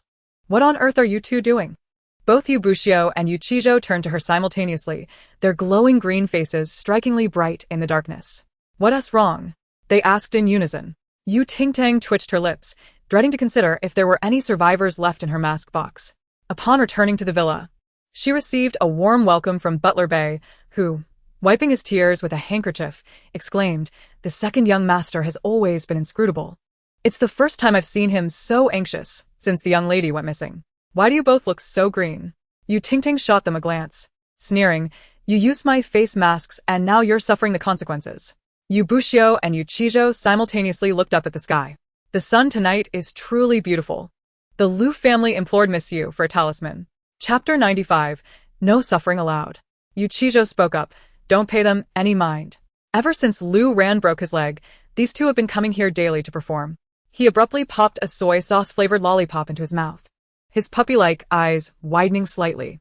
"Eat up." Yu Ting Tang unwrapped a blueberry-flavored candy, her curiosity piqued. "So, what happened after Liu Ran broke his leg?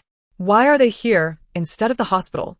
I heard his body is shedding skin like a withered tree, and he's nearing his end. Yu Qizhou frowned, looking almost possessed. Not just him. Several others who attended the charity gala have been in a coma since then. Their families sought renowned doctors and masters, but no one could ascertain the cause. Meanwhile, the Lu family had fortuitously acquired a safety talisman painted by Yu Ting Tang and placed their last hope upon her. Yu Ting Tang understood. It was only when disaster loomed that they finally realized their folly. Yu Qizhou remarked, though the words are coarse, the truth is undeniable. Yet your expression is rather crude. Mixue, we are aware of your extraordinary abilities. Surely you can save our son. Please, we implore you. The Lu couple cried out once more, desperate enough to almost break down the door. I cannot save him. Yu Ting Tang replied nonchalantly. Having warned him before that he wouldn't last long with such malevolent forces afflicting him, if he didn't heed her advice, who could he blame? This prompted a cold glance from the otherwise silent Yu Bushio, his phoenix eyes narrowing slightly. Your son brought this upon himself. Do you intend to blame Yu Ting Tang? Did Mrs. Lu truly perceive them as soft targets? He stood behind Yu Ting Tang, arms crossed, casting an invisible pressure with his cold gaze. Mrs. Lu fell silent, unable to respond. Mr. Lu shot her a glare, quickly trying to appease. A parentess' love can make one desperate. Please do not take offense. If Mixue is willing to save my son, I would gladly pay you 10 million as a reward. Yu Qizhou scoffed. Does Mr. Lu truly believe that a life is worth merely 10 million?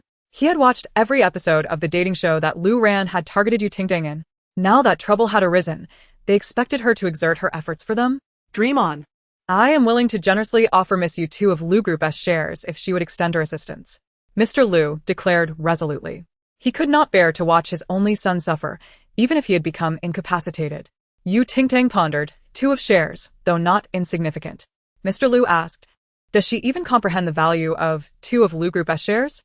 It was equivalent to allowing an ordinary person to live without working, indulging lavishly, until their last breath. Such a paltry offer. Mr. Lu was rather miserly. Another middle-aged man stepped out of a car, striding towards them with a serious expression.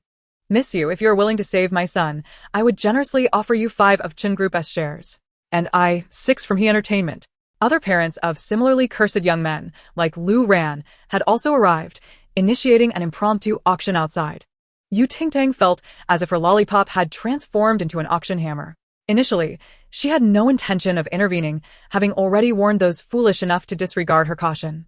Yet their offers were simply too generous. Yu Ting Tang couldn't help but murmur, having wealth is not my concern. How about you pay me 5 million first? The next moment, her phone chimed with a notification. 100 million has been credited to your bank account. Yu Bushio, expressionless, asked, is that enough? Shall we proceed? Yu Ting Tang looked at him and nodded vigorously, yes. Who would complain about having too much money? Yu Bushio clenched his jaw, feeling an inexplicable urge to pinch her. Unfortunately, she was no longer that mischievous child who could be toyed with. She might just bite back now. At Yaoguang City Hospital, the young men from the Lu family and several others shared the same floor for convenience of treatment. Yu Ting Tang first visited the room of the He family's young master, whose symptoms were comparatively milder. He lay there like a desiccated corpse, drained of vitality. Yu Ting Tang ordered everyone out, declaring, I must begin my performance. I'm not leaving.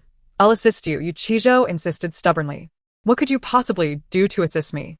Yu Qizhou pulled out a bag of glutinous rice he had taken from the kitchen before leaving. If he suddenly turns into a zombie and tries to bite you, I'll make him regret it. Yu Ting Tang let him be, closing the door to commence her work. She retrieved a small brush from her pocket and began to chant, Key of hidden dark powers, reveal your true strength before me. Yu Qizhou thought. Is she casting a spell or performing magic? He had watched enough ghost exorcising dramas to know that such incantations were not standard.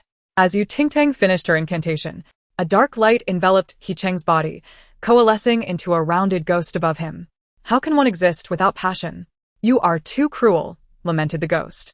Yu Ting Tang swatted at it with her small brush. No passion allowed. Be gone. The ghost, sulking and holding its head, vanished into thin air. Yu Qizhou stared in disbelief at the scene. Is she serious? This is actually happening? Alright, Yu Ting Tang blew on her brush next. Yu Qizhou silently clutched the bag of glutinous rice, feeling suddenly that it was of little use. The symptoms of the other young men were similar. By expelling the pesky ghosts that clung to them, they could essentially be restored. With gradual care, there was still hope. After completing her ritual, only Lu Ran, who was in the most critical condition, had yet to awaken. The malevolent spirit afflicting him was gone, but healing his broken leg would not be so simple. Upon learning this outcome, Mrs. Lu broke down, exclaiming, "Why is it that everyone else has recovered, but my son remains in this state? You took our money and did not perform as promised. What sort of master are you?" Chapter 96. Cooking with Chi's top star. Ting Tang, cradling a stack of share transfer documents, was in high spirits and completely oblivious to Mrs. Lu's outburst. "Does your son not recognize his own behavior? He often wanders about carelessly, biting indiscriminately. Now that he faces backlash, who can he blame?" Yu Qijo strode over, his face dark and challenging Mrs. Lu. "Do not presume your human compassion will sway me. I will not hesitate to contact the slaughterhouse." Mrs. Lu gritted her teeth, her eyes brimming with resentment. Although Mr. Lu did not utter a word, witnessing others recover while his own son remained in distress was equally disheartening for him. "Brother Lu, please don't go too far, mister," he interjected, attempting to mediate. "If it weren't for Miss Yu's timely intervention, our sons might have lost their lives." Mr. Lu replied, "What does it matter to save a life when my son has lost a leg? How can he inherit the family business now?" Upon hearing this, Ting Tang kindly reassured Mr. Lu. "Oh, uncle, your son hasn't lost a leg. He has actually lost two." She flashed a bright smile, nearly causing Mr. Lu to faint on the spot. He almost forgot that his son was now incapable of fathering children. The lineage was utterly extinguished. As soon as they exited the hospital and got into the car, Ting Tang asked Yu Qijo, "Weren't you also tormented by the lewd specter? Did it not do anything to you?" "What?" Yu Qijo looked bewildered. "It did disturb me in my dreams, but it was unsuccessful." "What kind of disturbance?" "It kept calling me, 'Brother, come quickly and enjoy.' I told it I preferred a slow life." Ting Tang remarked, encountering a 20-year-old lewd specter. "And even it is at a loss." Just when they thought the matter was settled. The next day, a flurry of defamatory information about Ting Tang's alleged fraudulent activities surfaced online. An anonymous source claimed that Ting Tang had impersonated a master to exorcise the evil from Lu Ran, resulting not only in failure but worsening his condition. Furthermore, they attached documents regarding the transfer of shares in the Lu Group and photos of Lu Ran bedridden, attempting to sway public opinion and tarnish Ting Tang's reputation. After all, it was widely known that she had a plethora of detractors. However, it was puzzling. "We merely referred to Ting Tang as the customer service of the underworld in jest. How can anyone take that seriously? Is there any scholarly research to back such claims? Yu Huang is merely an ordinary star with a modicum of talent in magic and fortune-telling. Please do not elevate her to a level beyond her means. If you're unwell, seek a physician. Yu Huang is not a healer." After airing 2 episodes of Love is Less Fulfilling Than Farming, Ting Tang's popularity surged, with recent hints that she might even surpass Qi Wang, the current top star. The days of her black fans having the loudest voice were over. The Lu family sought to sully her reputation through online discourse, while Ting Tang herself was oblivious to the fact that she possessed any reputation at all. Upon learning of this farce, Qi Wang and Sang Qingqing found that the online narrative had already solidified. Qi Wang opened the system interface, his expression grave as he observed, Ting Tang's awakening value, 100. Ting Tang's heroine attribute value, 29. If this column were to also reach 100, everything he had done in the past would amount to naught. In the realm of female-centric novels, the male protagonist's status is always defined by that of the female lead. What Qi Wang yearned for was to become the absolute male protagonist of this world, transforming this female-centric narrative into one suited for male readers. This way, he could bypass the rules governing female narratives and navigate entirely according to male-oriented frameworks. As long as the authentic heroine, Ting Tang, remained, his success would be impossible. Frowning, Qi Wang knew he needed to devise a plan. The following morning, Ting Tang received a call from her agency, summoning her to discuss upcoming announcements. It took a while for her to remember that she indeed had an agency. In her pursuit of Qi Wang, she had hastily signed with this company. However, they hardly managed her career, failing even to assign her a manager. She had applied for the dating show Love is Less Fulfilling Than Farming entirely on her own, and was fortunate to be selected. Ting Tang remembered that prior to her confinement in a mental institution, this agency had publicly disparaged her. They were clearly up to no good. Upon arriving at the office of the agency's owner, Mr. Luo, a corpulent man, she inquired, "What do you need from me?" "Miss Yu. It's quite a challenge to have you here given your busy schedule," Mr. Luo chuckled, his eyes crinkling with mirth. "You see, Previously, our resources were scarce, and we were unable to assist your career adequately. Please do not take offense. Ting Tang expressed surprise. How could that be? I'm not one to hold grudges. Mr. Luo momentarily faltered, chuckling awkwardly. The company now has new plans for you, and will assign a manager and an assistant to support you. Well then, Ting Tang replied, reclining on the sofa. Mr. Luo continued, based on your performance in love is less fulfilling than farming, we've devised a short-term plan to elevate your popularity. That is, to create buzz with Qi, the top star. Ting Tang burst into laughter. Are you out of your mind? Are you unaware that Qi Wang is dating Sang Qing, or do you expect me to intrude? Oh, come now. In the entertainment industry, that's not called intrusion. It's called riding the wave of popularity. Mr. Luo feigned innocence. Currently, the online sentiment toward them is overwhelmingly negative. You need not do much. Just a bit of intimate interaction with Qi, and the traffic will naturally come. After all, those who recognize the times are the true heroes. Ting Tang scrutinized him. A dead pig loves to wallow in another's field. Mr. Luo's lips twitched. He was merely looking out for her interests. Those fans will only temporarily favor you. If you wish to retain them and become a true star, you must be willing to take risks. You certainly take risks with that large face of yours. I have yet to see you let the elderly and children take precedence, Ting Tang retorted disdainfully. Mr. Luo's mouth twitched continuously, taken aback by her utter lack of respect for him. He adopted a stern demeanor. Ting Tang, what is this attitude? The company has invested considerable effort on your behalf. Cannot you cooperate? I have no desire to engage in idle chatter with you. Do you wish to experience my ancient heritage? She brandished a kitchen knife towards Mr. Luo. Having you all studied love is less fulfilling than farming and still fail to grasp who I am? The last person who spoke to me like that is still behind bars. Mr. Luo, confronted by the glinting knife, paled instantly. Please, let us discuss this rationally. We can negotiate. Ting Tang sneered. Now you see the need for rational discussion? Where was that earlier? Draft me a contract for termination, and also tell me whose terrible idea it was to concoct this scheme. With a resounding clang, Ting Tang stabbed the knife into the office desk, signaling that unless she received an explanation today, Mr. Luo would find himself in dire straits. Mr. Luo swallowed hard, his lips quivering, yet he was unwilling to let go of this lucrative opportunity. As the eldest daughter of the Yu family, now a rising star, the wealth she could generate for him was undeniable. Only a fool would sever ties with her. Miss Yu, please calm down. I was only trying to lighten the mood. Mr. Luo wiped the sweat from his brow, awkwardly smiling. If you're unwilling, that's perfectly fine. We will certainly prioritize your personal wishes. Ting Tang scoffed. Termination. Spare me the pleasantries. Your contract lasts 5 years, and terminating it now will incur a penalty. Moreover, it wouldn't be wise to create a scandal right as you're gaining fame. That could reflect poorly on you. Mr. Luo's words dripped with veiled threats. Miss Yu, you might want to think this through. Ting Tang contemplated for a moment, and then acquiesced.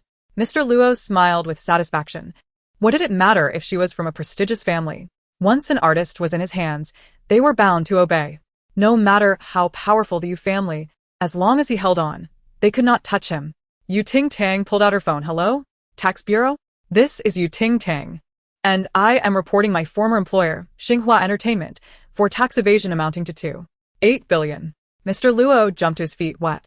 How could she possibly know about this? Miss Yu, let us discuss this calmly. Ting Tang replied calmly. Who speaks calmly every day? If you fail to understand human words, I will escalate matters. In less than 2 hours, news broke that Mr.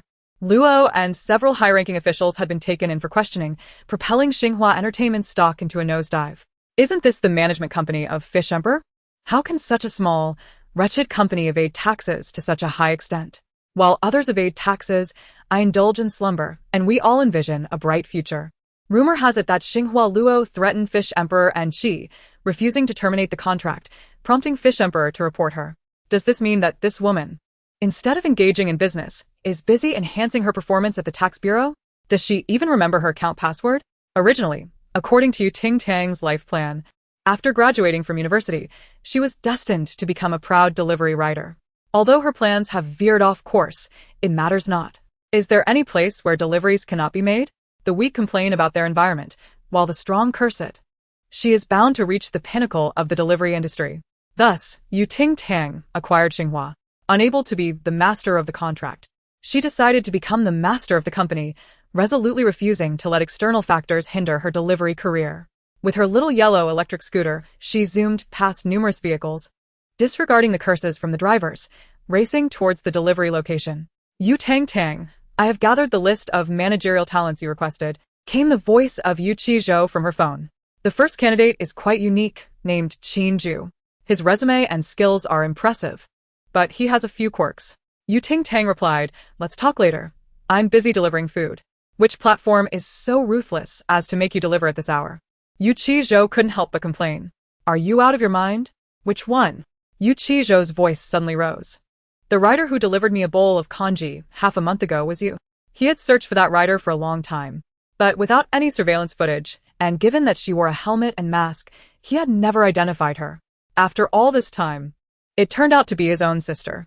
Annoyed by his noise, Ting Tang hung up the phone. Upon arriving at the delivery address, she carried her items into the elevator. Once inside, a person standing in the corner lifted their head in surprise. Ting Tang, what are you doing here so late? Ting Tang pressed the floor button while glancing at the person. Sang Qing, noticing her carrying a delivery bag and wearing earphones, seemed to grasp the situation. A hint of glee flickering in her eyes. Ting Tang, are you delivering food? How exhausting. She guessed that Yu Buqiu wouldn't be too fond of Ting Tang, but she never expected her to fall to such depths. The esteemed eldest daughter of the Yu family, reduced to delivering takeout. How embarrassing it would be if this got out. Ting Tang crossed her arms, lazily casting her gaze at her. What is it to you? I'm just concerned for you, no other intentions, Sang Qing replied sweetly. But seriously, how can your brother allow you to do such hard work? Are you really that short on money? Ting Tang retorted. Yes, I am. Will you donate some? No. If you have no money, don't speak so grandly. You sound as if you've never brushed your teeth in your life. Ting Tang distanced herself from her in disdain. Sang Qing's sweet face stiffened, and she couldn't help but cover her mouth, checking if there was indeed an odor. Ding. The elevator arrived. Ting Tang stepped out with the delivery, ignoring the grimace on Sang Qing's face behind her. Sang Qing took out her phone, stealthily snapping a few pictures of Ting Tang's back. System. Who is she delivering for? Host, there is no receipt on the bag, so it cannot be determined. All right.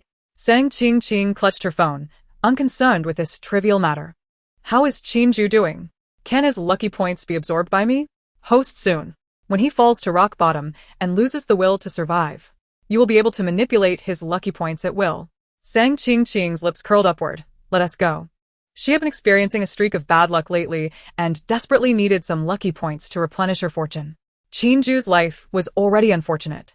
She was merely helping him find his liberation early. After all, she wasn't a villain. Wearing high heels, Sang Qing elegantly departed from the scene.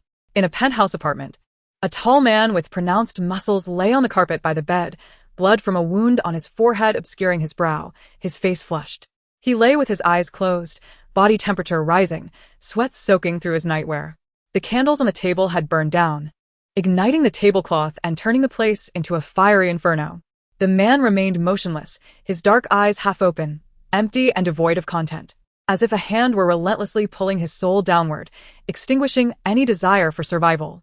He closed his eyes, hands resting on his abdomen, lying straight, as he had severe obsessive-compulsive disorder and did not wish for his corpse to be seen in a distorted or unseemly manner after death. Chapter 98. He can't be a fool, can he? Upon entering, Ting Tang was stunned to find a seemingly deceased delivery customer amidst the flames. Would her good review be ruined again? Swish. Ting Tang pulled out a fire extinguisher and aimed it at the flames, fortunately managing to extinguish it before it spread further. She grabbed the man from the ground and rushed out of the room, laying him down and shaking him vigorously. Wake up, buddy. Don't die. What will happen to my good review? Come back to life. The man was dazed, having lingered too long in the fire. His consciousness slipping away, his breathing sporadic, 1 foot nearly in the underworld. Just then, a voice as thunderous as a storm pierced through his eardrums, accompanied by a violent shaking, jolting him awake. Her good review. The anxious and worried expression on her face nearly brought him to tears, leaving him momentarily stunned. Perhaps it was his illusion. However, at that moment, he felt that being alive was an immensely grateful thing for her. His previously numb heart seemed to be infused with a spark of life. Buddy, can you hold on? Where's your phone? Ting Tang quickly inquired. The man hoarsely replied, "In my jacket pocket." Thank you. She must be intending to call an ambulance for him. Ting Tang took out his phone, confirmed the order, and held the screen up to him. "Could you give me a good review? If not, that is fine, but your phone is about to die." She needed him to call for help. His brain was still sluggish, automatically interpreting her words as a request for assistance, and he sincerely typed out a glowing review. Ding. Congratulations to the writer for receiving their 5th career review, successfully unlocking a new reward and lifting the monthly hell connection limit of 1010, which would otherwise lead to blood loss. Please continue to strive for more good reviews to enhance your personal quality level. Ting Tang chose to ignore the last sentence. Seeing that the man had already passed out, she called the police and requested an ambulance, given that he was generous with his reviews. She remained gentle with such customers. Meanwhile, Sang Ching sat in a CAF at a windowside booth, across from a handsome man wearing glasses, softly discussing the recent misfortunes of his company. "Every time I chat with you, I feel the pressure and burden in my heart lighten considerably." The man's gaze was tender enough to melt ice. Ching, you truly are my understanding flower. Please don't belittle yourself. To me, you are my remedy. If you keep saying that, I might feel embarrassed. Sang Ching's beautiful eyes curved. "Don't worry. The troubles you've been facing will be resolved soon." Upon hearing this, the man's expression relaxed. "Whenever you say that, it feels as if I have divine assistance. Everything I do turns out successful. If this bidding goes well, I will definitely treat you to a meal." Sang Ching shook her head. "No, a Wong doesn't like me getting too close to you." Her boyfriend furrowed his brow and gently remarked that she was being rather stingy, unlike himself, who only cared about her happiness. This elicited a laugh from Sang Ching. Suddenly, the system interrupted, stating it would transfer 5 points of luck to him. However, it quickly followed up with a warning that the transfer had been interrupted, and she would need to extract luck from others instead. Sang Ching paused, bewildered. How could this be? Hadn't it been said that he was doomed this time? The system clarified that he had been saved by someone and had rekindled his will to survive. Unless he fell into despair, once more, the system could no longer seize his luck points. Sang Ching's smile faltered, yet the man across from her remained oblivious, engrossed in his musings about competing alongside his legitimate child after successfully winning the bid. The following morning, she asked, "Aren't you hiring professionals to help manage Xinhua? I've contacted a few good candidates. We should go see them today." Ting Tang, eyes shut, replied, "Didn't you say the first one was good? Let us go with him." Chizhou, hands on hips, countered, "But I told you he has quirks." His previous partner couldn't stand them and fled with the cash after the company went public. "Are you not worried about future unpleasantness in your collaboration? What if he hampers your progress?" "Not at all," Ting Tang murmured against her pillow. "I have more experience than he does." Chizhou felt a chill run down his back. What dangerous endeavors was his sister involved in? Ultimately, Ting Tang yielded to Chizhou. After all, who could tolerate a towering man silently squatting by their bed, fishing with a bottle of strawberry milk? After a hasty breakfast, she stepped out with the strawberry milk in hand. Upon arriving at the hospital, Chizhou repeatedly cautioned her. This individual is notoriously known in the industry for his harsh demeanor. It is said he can be violent at the slightest provocation. If there's any danger, remember to hide behind me. Zhou, you talk too much. Zhou immediately fell silent, pouting in grievance. His sister was discontent with him again. "You'll go in for the interview alone. I've already spoken with him on the phone." "I have somewhere else to be," Chizhou said, feigning indifference as he turned away. "Where are you going?" Ting Tang inquired, puzzled.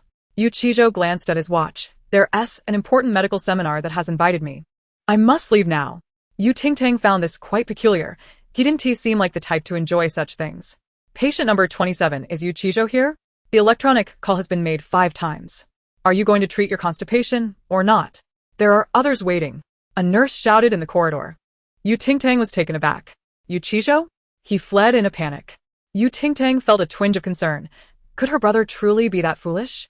Shaking her head, she knocked on the ward door. The person who emerged was not the management talent Chizhou had mentioned, but rather Sang Ching. "Ting Tang, what a coincidence. We meet again," Sang Ching said, tucking a strand of hair behind her ear. "Are you here to visit my friend?" Chapter 99. At worst, it will shut down. Ting Tang raised an eyebrow, about to speak when the ward door swung open, revealing a man with a stern expression. "Miss Sang, it seems you are unable to comprehend human speech. I have made it clear that I do not require your assistance. You would do well to keep your distance and not reappear." The man rudely tossed the fruits and flowers Sang Qingqing had brought, his already somber face appearing even more intimidating. Sang Qingqing fumbled and dropped the fruit basket onto her foot, her smile instantly vanishing, replaced by a hint of annoyance. Did this Qin Ju not understand the concept of cherishing the delicate? Just as Qin Ju was about to close the ward door, he caught sight of Ting Tang, his dark eyes widening momentarily. "It's you?" Ting Tang, thoroughly entertained by the unfolding drama, blinked in surprise. "I was just looking for you." Qin Ju's voice, once gravelly, softened. "You saved me from the fire yesterday, urging me not to abandon hope. You stayed by my side, worried about me." Ting Tang was momentarily dumbfounded. Huh? Me? "Who?" Qin Ju replied earnestly. "If not for you, I would have perished in that fire, leaving behind a grotesque corpse that would never find peace." After listening for a while, Ting Tang couldn't help but ask sincerely, "Are you sure your eyesight is fine?" "Thank you for your concern. But the doctor said aside from needing to recuperate from smoke inhalation, I have no other issues," Qin Ju answered gently. "As long as you are happy," Ting Tang remarked. Was this person truly incapable of distinguishing between flattery and sincerity? Qin Ju took her words to heart. "I will, and I hope you remain happy as well." Meanwhile, Sang Qingqing, thoroughly ignored, was left bewildered. "System, what is happening?" "Host, are you certain your eyesight is fine?" the system retorted. Sang Qingqing exclaimed, "So last night, Ting Tang met Qin Ju and saved him from certain death, causing me to lose my luck points?" "Host, do not fret. Qin Ju has already been marked as a cannon fodder character. Regardless of his future accomplishments, he will eventually fall into despair. His luck points will soon be yours." "So when will he fall?" "Sooner within a month, later within half a year." Sang Qingqing nearly ground her teeth in frustration. "That long? Must I seek out another piece of cannon fodder for sustenance?" "You are the leading lady. Please do not shy away from completing your task. You and your grandmothers."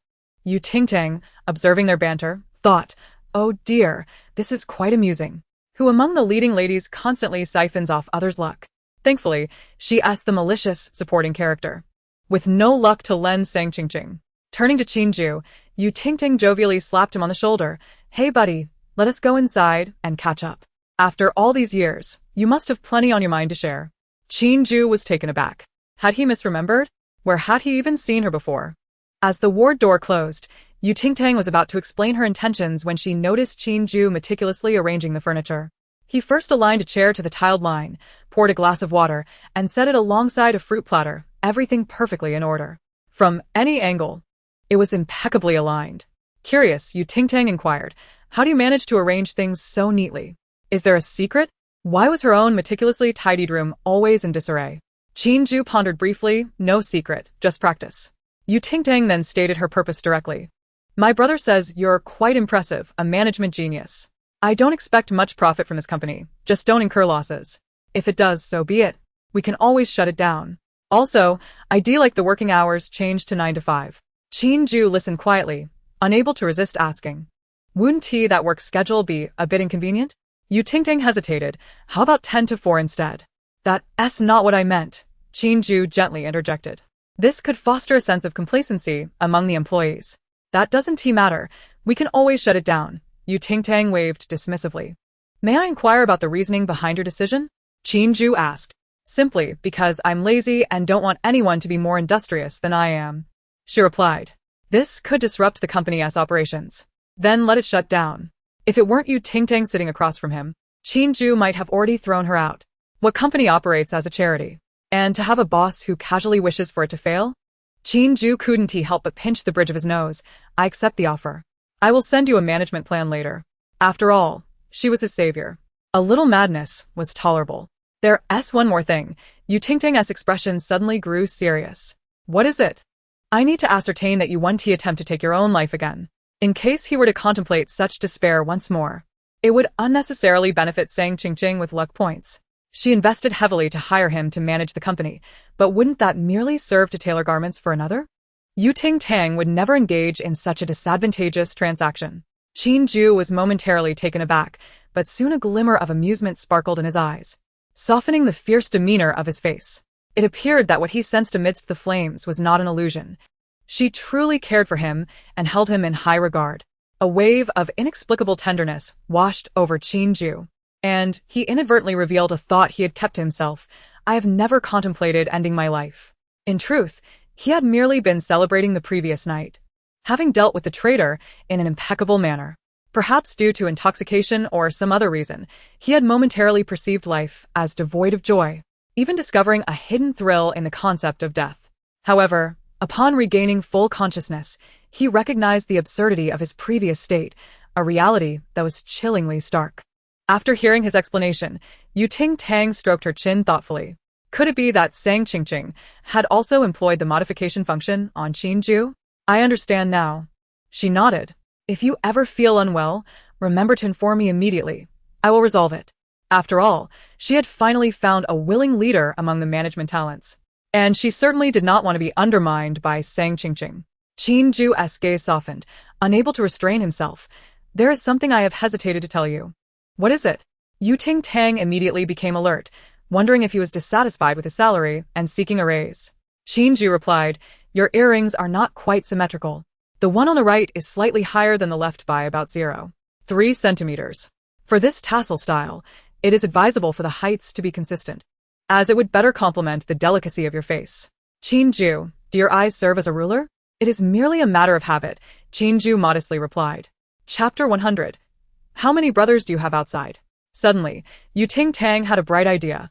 Could you assist me in assessing the thickness of the bank vault? What magnitude of explosive would be required to breach it? After assuming his position, Qinju decisively cleansed the management of Xinhua. Initially, some attempted to band together in resistance, leveraging their seniority to pressure Qinju. However, before the situation escalated to Ting Tang, it was swiftly quelled. There were those who harbored grievances. But before they could act, Xinhua Entertainment relocated from its former headquarters, still under a zero-rent agreement. The seasoned members of the Xinhua management sensed the impending danger and promptly ceased their opposition. They were not fools to have reached their current positions. Recognizing they could not outmatch him, they opted for compliance and officially rebranded as Mixue Entertainment. Ting Tang, you have drawn attention. Just as Ting Tang finally lay down to apply a facial mask, Qizhou burst in with a tablet in hand, announcing, your parents have gifted their entertainment company to Sang Qingqing. She now intends to challenge you. He presented the tablet to her, saying, look, the marketing headline has already been crafted. The heiress and the adopted daughter of a wealthy family engage in an underground battle. Mixue Entertainment versus Jinli Entertainment. One has just faced scandal, while the other shines brightly. Who do you think holds more promise? Of course, it is our Qingqing's Jinli Entertainment. Just the name alone wins half the battle, does it not? Moreover, it was a gift from Mr. and Mrs. Yu to Qingqing. One need not elaborate on who is the true daughter of the Yu family. Sometimes, she truly admired the fervor of the princess fans. Though lacking in beauty, they certainly possessed audacity. In this era, where even buying candied fruit can be photographed and posted online, how have you managed to refrain from tweeting about acquiring a company? Perhaps I have overcome an addiction. In any case, I cannot help it. Jinli Entertainment boasts popular young star Yuji, alongside rising boy bands and talented actresses, while Mixue Entertainment has two scoundrels embroiled in tax evasion. Cease looking down your nose at us. Our Yu Emperor stands tall, capable of outmatching an entire battalion. Judging by appearances, Jinli Entertainment indeed had greater odds, given its origins as a subsidiary of the UNU Group, ensuring a more favorable start. When Yu Qizhou learned of this development, he was nearly furious enough to explode. His elder brother had usurped the position of the UNU Group, and these two were still leveraging their familial ties to vex his sister. They had been gifted the company, and now they were allowing Sang Qingqing to rename it Jinli Entertainment, clearly intending to oppose his sister. Why are you upset? It is not your film's box office being disparaged, Ting Tang remarked as she patted her face mask, finding the online negativity rather entertaining. I am merely infuriated on your behalf. Where's the humor in this? Good food. Compared to the overt Sang Qingqing, Ting Tang felt less concerned. The barking dog does not bite. Qi appears far more perilous than the brooding Sang Qingqing. Moreover, he possessed a system, though she had yet to discern its exact nature. However, the original text did not describe or establish the male protagonist having a system. Ting Tang speculated that either Qi Wang had awakened as well, or he was a transmigrator. Thus, the question arose, did Sang Qingqing know that her male lead was so extraordinary behind the scenes? The more Ting Tang pondered, the more thrilling it became. She tore off the completed mask and flung it at Yu Qizhou, declaring, consider it a gift. Oh! Yu Qizhou exclaimed with delight as he sat down, patting his face. Admittedly, Ting Tang's laser mask may be somewhat unsightly, but it is indeed incredibly hydrating. Each time he used it, his face felt as though it had received a water infusion, particularly dewy. Yuchijo showed no awareness of being his sister's trash can, reveling on the sofa as he enjoyed the experience. Ting Tang went downstairs to collect a package, noting the sender's address as vaguely familiar, originating from a temple. The sender was Jiang Fuyi. As she passed by, Yu Qiu, adorned with a watch, squinted and inquired, "Who sent you a package? Your elder brother?" Yu Qiu. "How many brothers do you have outside?" Returning to her room, Ting Tang opened the package, and suddenly a puff of white mist erupted.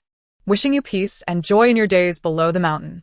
An annotation read, "Senior brother has recently acquired several exquisite outfits, which are truly beautiful, but due to gender constraints, he cannot try them on. Soon." The white mist dissipated, accompanied by emoticons. Ting Tang mused, "I knew my senior brother would not seek me out for no reason. I had long told him that there are no magical girls, nor is there such a thing as magic. He ought to watch more." Yet, watching was insufficient. He had even sent her the attire to wear. Was she to transform into a pink-haired maiden, or discover a transformation device? Ting Tang sighed deeply. Realizing it had been a while since she had actively contacted her senior brother after descending the mountain, and a twinge of guilt emerged in her heart. "Uncle Bei, Yu, come out quickly. I have a great place for you to enjoy." Fishing required no bait. All it took was a word from Ting Tang. Half an hour later, the trio found themselves at a comic convention. "Miss, third young master, do you think we are truly fine dressed like this?" Uncle Bei, usually cheerful, appeared somewhat bashful, fidgeting with his hands. Yuchijo confidently placed his hands on his hips. "What problem could there be? I often dressed this way when I was young. Ting Tang's parents are too conservative and even accused me of tarnishing my reputation. Being a boy is quite challenging. However, in this setting, any fashion choices would be deemed as expressions of individuality." Ting Tang wholeheartedly agreed. "Uncle Bei, do not be afraid. Be bold. We are here to support you." Though she said this, Uncle Bei shyly stamped his foot. "Miss, could you not provide me with a pair of safety shorts? I feel this skirt is a bit short." "What do you need safety shorts for? There are none in your size. Did I not already cut a pair of thermal pants for you to wear? Just bear with it." "Indeed, Uncle Bei, look at me. I am not wearing a skirt." "Where did my skirt go?" Yuchijo exclaimed in terror. "Oh no, it's up there. Yu, hurry and retrieve it. Have you lost your mind? You want me to go retrieve it with my bare rear?" Chapter 101. I and the Emperor. How could the Emperor be wrong? To their utter surprise, it was Yuchijo's backside that attracted so much attention. "What is that over there? Sakura Chizuki and some bare-bottomed rain sign?" The rain sign was seated atop a cloud, which should not pose a problem, right? However, it became evident that the rain sign was wearing checkered pants. Wow, this rain sign is quite the charming figure. In the eye of the storm, three individuals found themselves entangled in an awkward situation. Ting Tang raised her hand to shield her face, urging everyone not to look up, and to feign ignorance of the incident, employing silence as a means to conquer embarrassment. "I told you the rain-themed outfit was inappropriate. Yet you insisted I wear that cloud skirt." Yuchijo gritted his teeth, lamenting, "What now? Everyone is staring at my backside. It's sheer harassment." Uncle Bei consoled him. "It's all right, third young master. Just close your eyes. This comic convention will soon pass." As Uncle Bei kept an eye on him, Ting Tang hurried to retrieve the cloud skirt. Yuchijo, in a panic, clutched the back of his shirt, exclaiming, "Wait. If you leave, who will shield my backside? Use your hands." The convention had barely begun when an unfortunate incident transpired. A certain scantily clad figure, Rain Pai, and a certain girl named Sakura, who had stumbled while retrieving a skirt from a fountain, became the center of attention. Alongside them was Chais, who, while attempting a dramatic split for a photo, had injured her back. They formed an unforgettable spectacle at the convention. Ting Tang's meticulously planned magical girl costume was abruptly rendered moot, but fortunately, she had prepared a backup outfit. 20 minutes later, "Miss, is this truly appropriate?" Uncle Bei sensed something amiss. Ting Tang assured him, "Absolutely. Given your discomfort, this is the perfect fit for you." "And what about me? Is my pose correct?" Yuchijo inquired, turning his head, completely lacking in modesty. Upon hearing this, Yuchijo blissfully closed his eyes. Ting Tang adjusted their angles, ensuring everything was perfect before taking a seat nearby, her head tilting to the side. She succumbed to sleep, likely exhausted from the earlier commotion. As her rhythmic breathing filled the air, Yu Qizhou and Uncle Bei also fell asleep. In a quieter area, an unsuspecting passerby chanced upon them, instantly paling at the sight. Trembling, she retrieved her phone. "Hello? Is this 911? A murder has occurred at the convention." Shortly thereafter, the police arrived, establishing a perimeter. The scene was gruesome. The lifeless body of Ting Tang, with her abdomen eviscerated, lay in a pool of coagulated blood. The officer shook his head, stating, "This method of crime is beyond human capability. Captain, look at this young man. Both his legs are broken, his facial expression contorted in agony. It is evident how much he suffered." The technician noted, shaking his head. Ting Tang, still in a haze, caught snippets of conversation and tilted her head slightly. Suddenly, a scream pierced through the air. "Ah, that female corpse just moved." The shriek startled Yu Qizhou awake. He rubbed his eyes, bewildered by the commotion. "It wasn't me." Uncle Bei, with a beer bottle still atop his head, opened his eyes, only to meet the gaze of the recording technician. Realizing they were being observed, Ting Tang offered a subtle smile. "I must have disheveled myself while sleeping." The technician exclaimed in shock. The scene erupted into chaos. The three sat in the corridor, resembling obedient quails, their heads bowed low for the afternoon, until they finally broke the silence. Ting Tang concealed her face, addressing her companions, "Fear not, dear family. This is merely a fresh, exhilarating day at the police station. No tickets required, and others would envy our opportunity." "Indeed," Yu Qizhou exclaimed indignantly. "How do you plan to compensate me, Ting Tang?" "I require 5 peaches, 2 fresh lotus pods, and a potted wind chime," he demanded. "Why not just steal them?" Ting Tang's eyes widened. "When did you start spying on my deliveries?" As the siblings began to squabble, Uncle Bei intervened to prevent Yu Qizhou from unintentionally harming Ting Tang. Their guardian, Yu Buqiu, arrived after receiving a call from his assistant, hastily abandoning his work. "What's going on?" "I can understand the words, but not the context," he remarked, adjusting his glasses and casting a discerning glance at the three. "Come now, explain whose idea this was," he inquired calmly. Ting Tang and Yu Qizhou pointed at each other while Uncle Bei pointed to himself. "This predicament stems from Yu Zhu's poorly worn skirt. Or perhaps it was Ting Tang's fault for retrieving the skirt from the water. If anyone is to blame, it should be the old servant for failing to capture a photograph of third young master in a state of undress." Yu Buqiu responded with incredulity. "No wonder my colleagues entrusted the educational responsibilities to me. Are you all admitting fault?" "I am the sovereign. How could I be at fault?" Ting Tang adamantly denied. "I am Yu Zi, and I am blameless," Yu Qizhou echoed. Uncle Bei opened his mouth to speak, but was interrupted by Yu Buqiu, who warned, "Keep your voices down." "Is this a matter of pride? If you persist in this behavior, you 3 shall spend the night at the police station." His tone turned serious, the charming demeanor replaced by a commanding presence. Ting Tang raised her hand. "May I sleep on the top bunk? I prefer the air up there." "Then I shall take the bottom bunk for convenience," Yu Qizhou declared. "The old servant can take the floor," Yu Buqiu remarked, exasperated. At times, he truly wished to call the police. After showering, he sank into a single sofa, towel-drying his hair with his eyes half closed, contemplating the situation. A head peeked through the door. "Yu Qiu, I need to speak with you." Chapter 102. "Are you the reincarnation of a red bean?" Ting Tang nudged the door open, cautiously peering inside. She heard Yu Buqiu chuckle lightly, without lifting his gaze. "Call me Yu Qiu once more, and I shall throw you out." "Now, speak." Ting Tang stepped inside, hands clasped behind her back, circling him. Yu Buqiu set down his towel and glanced at her. "What are you doing?" "Spinning a small hot pot," she replied. "Are you aware that elder brother exhibits signs of a split personality?" Ting Tang asked straightforwardly, resting her elbow on the sofa's back. Surprised by her inquiry, Yu Buqiu nonetheless responded, "He does not have a split personality. He possesses a dual personality." "So you were aware?" "As twins, I cannot be oblivious to his changes," he continued, drying his hair with a nonchalant tone. "It's not just him. Sometimes, I suspect I may share the same affliction." Ting Tang leaned in closer, curious. "What do you mean?" Yu Buqiu explained. "Occasionally, I hear an inexplicable voice in my mind, urging me to act against my own intentions. It was subtle at first, but it has become increasingly frequent. He often harbors thoughts of wanting to expel Ting Tang, distancing her as far as possible. However, for someone with strong self-awareness like Yu Buqiu, resisting such impulses is not difficult." Ting Tang's mind raced. If that were the case, then in the original narrative, she was sent to a mental institution and starved to death, not an intention of Yu Chio and elder brother, but rather a plot-driven action. She realized her awakening allowed her to defy the original storyline while they remained oblivious. Ting Tang scratched her head, feeling overwhelmed and pained, as though someone were siphoning her intellect.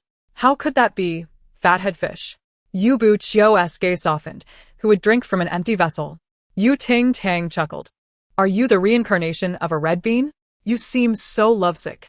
After her conversation with Yu Ting Tang felt a clearer sense of direction for her next steps. Since she could awaken, it stood to reason that her brother, her uncle, and even her pet could awaken as well. It was merely a matter of time. The immediate priority was to accumulate 10 favorable reviews for takeout, enabling her to embark on a 10-fold draw to uncover the treasures hidden within the prize pool. For a gambling enthusiast, the allure was irresistible. However, as the third episode of Love is Not As Good As Farming commenced, Ting Tang had yet to receive any orders.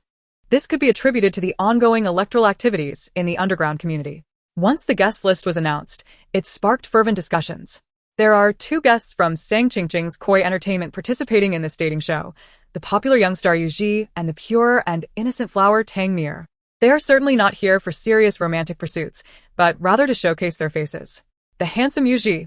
I've become a fan of his mother. Tang Mir's beauty is absolutely stunning, exuding an air of refined elegance. With a top-tier boyfriend and 2 hot artists, Chingching truly holds a winning hand. In contrast, it seems that Ting Tang lacks any notable artists on her side. Will MOU Entertainment be closing down tomorrow? On the lawn, Ting Tang yawned and unwrapped a lollipop, discovering it had a gasoline flavor. Looking around, she realized she wasn't tea at home. Teacher Yu, what's wrong? Yan Lansheng approached her and, noticing her scanning the surroundings, asked softly, have you eaten breakfast yet? Ting Tang inquired. Not yet. Here, have this. She offered him the lollipop. Yan Lansheng, with his hands in his pockets, leaned down and took the candy, his fox-like eyes slightly raised. Thank you for your gift, Your Majesty. The gasoline flavor hit him, causing his porcelain-like face to flush instantly. He shifted the candy in his mouth, reluctant to spit it out. Teacher Yu, why did you buy so many bizarre flavors of candy? Ting Tang replied earnestly. They were on sale, 99 yuan for 5 pounds, so I bought a few. Are there other flavors? Blue cheese, herring, stinky socks, and even saliva flavor. Yan Lansheng suddenly became serious. I believe Jiang Melu serves as an excellent trash bin. Wouldn't you agree? How so? His mouth is quite large. Oh, that makes sense. Just as Jiang Hailu stepped out of the car, he sneezed, rubbing his nose. Someone is thinking of me right after waking up? What a handsome man's dilemma. As the guests began to arrive, the chief director raised his newly purchased megaphone. The previous one had been taken by Yan Lansheng when Ting Tang went missing and had never been seen again. Ahem. Welcome everyone to this episode's recording site. Alongside our new additions, Yu Ji and Tang Mir, we also have 2 mysterious guests. Let us welcome jewelry designer Wenya. Wenya, dressed in a flowing white dress, entered the frame with a soft and graceful demeanor. Hello, everyone. I am Wenya. Ting Tang felt she looked familiar and, upon closer inspection, recognized her as the girl who had been hanging on a balcony. So her name is Wenya. The chief director continued. We have another mysterious guest who will arrive later due to scheduling conflicts. Now, let's play a little game to help everyone get acquainted. This game is called Toast Stick Together. As the name suggests, 2 people will place a slice of toast between their faces, and whoever holds it the longest wins. If the toast falls, they lose. What a thrilling start. I misjudged you, director. You truly are a genius at producing dating shows. Hurry up. I want to see the Fish Emperor and Yen beauties, lips touching. Kissing is meaningless. We came to watch a dating show, not a kissing show. The game would be organized by drawing lots, with same-colored teams regardless of gender. Ting Tang stared at the toast on the table when a long, beautiful hand suddenly appeared before her. Teacher Yu, lend me some luck. Yan Lansheng's deep voice, laced with charm, beckoned her. I'll give you 2 large pearls. She grasped his hand but felt it was rather cold for a hot summer day. Yan Lansheng blinked his fox-like eyes innocently. Because I'm nervous. What are you nervous about? I don't want to be grouped with those obnoxious men. At this point, his typically languid tone took on an edge of disdain. Those empty-headed beings, whose brains could hardly weigh 2 ounces, are not worthy of intimate contact with my esteemed majesty. Chapter 103.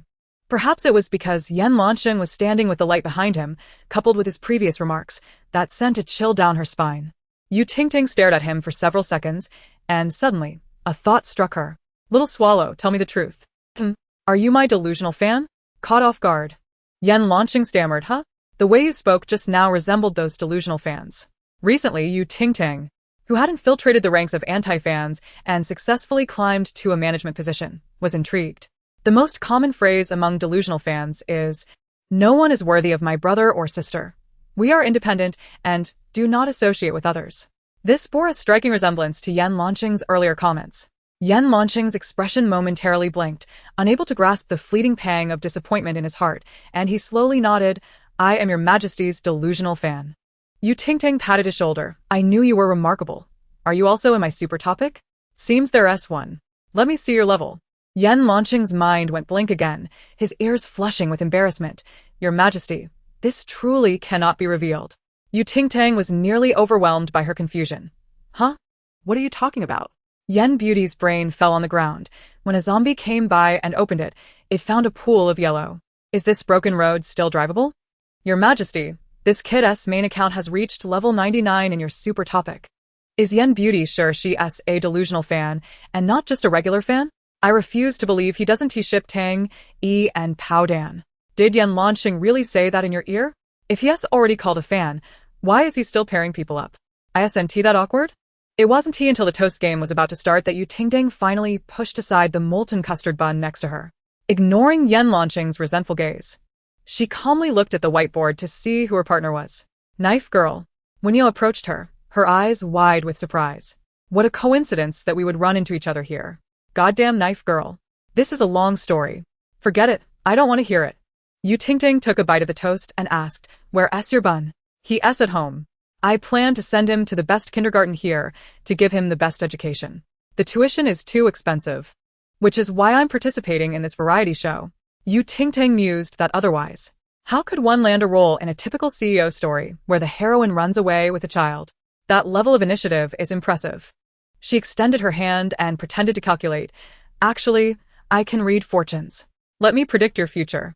When Yu believed her without question, nodding eagerly, "Sure. Well, In a few months, you will experience great fortune." "What kind of fortune? Is it wealth, career, or romance?" When Yu's eyes sparkled, Yu Tingting swallowed the last bite of toast and casually replied, "Spring transportation." When Yu, taking advantage of Wen Yu's moment of bewilderment, Yu Tingting snatched the toast from her hand. "This is the fee for the fortune-telling." Then she devoured it in a few bites. The chief director could no longer bear it. "Teacher Yu, consuming game props is prohibited. Please be reasonable and let us get started. I've only had a few pieces." "Why are you so stingy?" Yu Tingting protested. "There's an empty plate of toast over there." "Director, do you even have a sense of how empty it is?" I thought she was going to take a whole big one. Instead, she ended up with a big lump. "Don't laugh. In a few months, we will all experience great fortune. Let's see who doubts the Fish Emperor." This team-up is thrilling. Qi Wang with Tang Mir, Yu Ji with Wen Yu, Fish Emperor with Sang Qingqing, Zhang Malo with Ning Jiran. Everyone has been paired differently. Why is Yan Beauty alone? Yu Tingting pointed at the solitary Yan director. "There's still a fish that slipped through the net." Yan Lansheng blinked, forming a telephone shape with her hand and placing it to her ear. "Hello, it's me. The live broadcast is paused. Immediately deploy the aircraft carrier to bring my straw doll girlfriend over." The moment she uttered this, those who understood the jest erupted in laughter. "You really have a knack for these new media little programs, haha."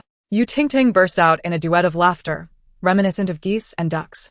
Yan Lansheng couldn't help but be captivated by her gleeful expression. The chief director, of course, lacked the ability to summon Yan Lansheng's straw doll via aircraft carrier. Another guest was also unable to attend temporarily, necessitating a sudden change in rules, allowing Yan Lansheng to become the disruptor of the game. Every successful pair of stickers meant he lost. As the game commenced, each group of guests was tightly adhered together by a slice of toast. Yu Tingting and Sang Qingqing appeared to be the most relaxed duo, yet the latter was inwardly seething. Why did she have to be paired with Yu Tingting? Sang Qingqing felt a sense of injustice, especially when she noticed Yu Tingting, while sticking to the bread, was more focused on others. Could she not take this seriously? Yu Tingting, however, was engrossed in observing the antics of others. To her right, Qi Wang and Tang Meyer's group was so shy that their toast fell apart twice before they managed to reattach it, their faces flushed with embarrassment. Yan Lanxing chimed in. Wow. You two are blushing so beautifully. Your heartbeats are so loud I can hear them from here. This remark nearly shattered Sang Qingqing's composure. Yan Lanxing continued. Why are you staring at her so intently? Are you planning to devour her like toast? Yu Ji interjected. Are you starving or something, trying to nibble on props? Ning Jiren, closely adhering to her slice of toast, began to scold. Just stop eating it, will you? Internally, she reminded herself that he was the young master of the Jiang family to calm her nerves. Yan Lanxing approached. He wants to kiss you while devouring the whole slice of toast. Considering his earnest intentions, don't let him off the hook. Ning Jiren was instantly infuriated. Zhang Hailu. You fool, if you eat me, I'll eat your mother. The two began hurling insults across the piece of toast, and unsurprisingly, it fell to the ground. Both stepped back in distaste, narrowly avoiding sticking together. Finally, Yu Tingting noticed Yan Lanxing approaching her side, pondering his intentions. Suddenly, something heavy settled on her head. The sun is quite strong today, teacher Yu. Please remember to apply sunscreen. Yan Lanxing placed a sun hat atop Yu Tingtang's head, a playful smile in her eyes. Chapter 104. The initial kiss in the dating show. Yan Marin to others. Never soft-spoken. To Yu Huang. Only soft-spoken with you. Where's the toughness, sister? Yu Huang, with a wary expression. Oh, so it was just me scaring myself. Qi Wang and Tang Meyer have quite a connection. It feels oddly pleasant. A glance from Qingqing's deep admiration. Your parents don't want you anymore. Fans exclaimed, what a lunatic. Feeling the sunlight above her head vanish, Yu Tingting blinked and, pressed against the toast, murmured to Yan Lanxing, lower your head. Yan Lanxing obediently bent down. Yan Lanxing touched the soft slice of toast on her head, pausing in silence for a few seconds. The chief director was so guarded against her. Where did this slice of toast come from? She began to tease others while wearing it. What?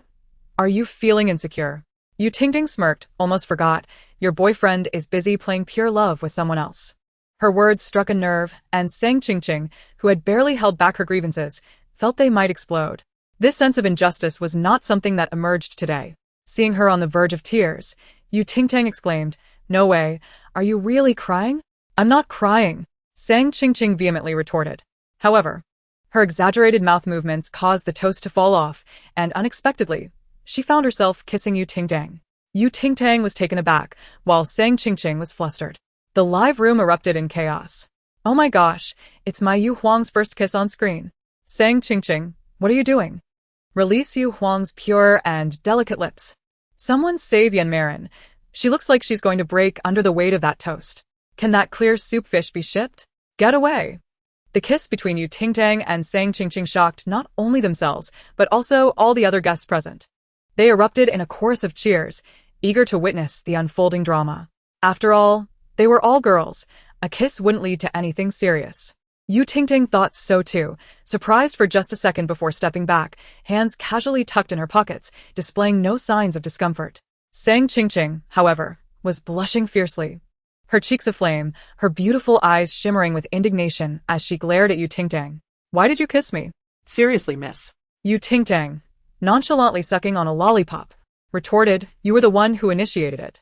I could accuse you of taking advantage of me, yet you're turning it around? Sang Qingqing, utterly mortified, wiped her mouth furiously, retreating to escape this embarrassing situation. However, she stumbled over something protruding beneath her feet, losing her balance and falling backward. Yu Tingting, in a swift motion, executed a pirouette and caught Sang Qingqing, steadying her. Come on, stand firm. Remember to shift gears while walking. Sang Qingqing's eyes widened in astonishment. The system chimed, heart rate detected exceeding normal limits. Would you like to initiate physical calm? How do I calm down? You should die. Sang Qingqing could no longer contain her frustration. The system replied honestly, apologies, but as a non-living entity, I can only be physically destroyed. Ah. Yu Tingting and Sang Qingqing's kiss on the dating show became a sensation. This episode's explosive nature shocked onlookers, prompting them to tune in to witness Yu Tingtang's first kiss.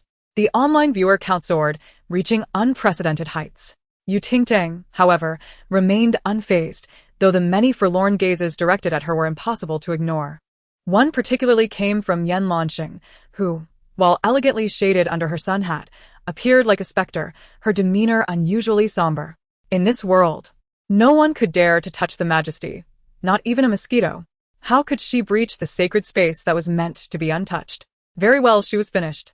As Ting Tang approached, she overheard Yan Lanqing's low murmurs, raising her lollipop, as if in contemplation. She then turned and shoved it into Jiang Heilu's mouth, saying, "Here, you earned it." Jiang Heilu was deeply touched. "Wow, you actually shared some candy with me. What is this, like socks that have been under the bed for 10 years? Oozing sour juice." Malu collapsed unconscious. "I need to report animal abuse here." Malu is still too naive. It's been 2 episodes, and she still hasn't learned her lesson. What kind of good thing would you, Huang, willingly share? Honestly, I still don't understand how Ting Tang became popular. I just don't get it. Ting Tang, witnessing Malu's unfortunate state, cautiously retrieved a strawberry-flavored lollipop, delightfully savoring it. Looking up, she found Shi Wang gazing at her with a complex expression. She could understand his gaze, considering his girlfriend had just kissed her in front of him. But what was with Sang Qingqing's mournful eyes?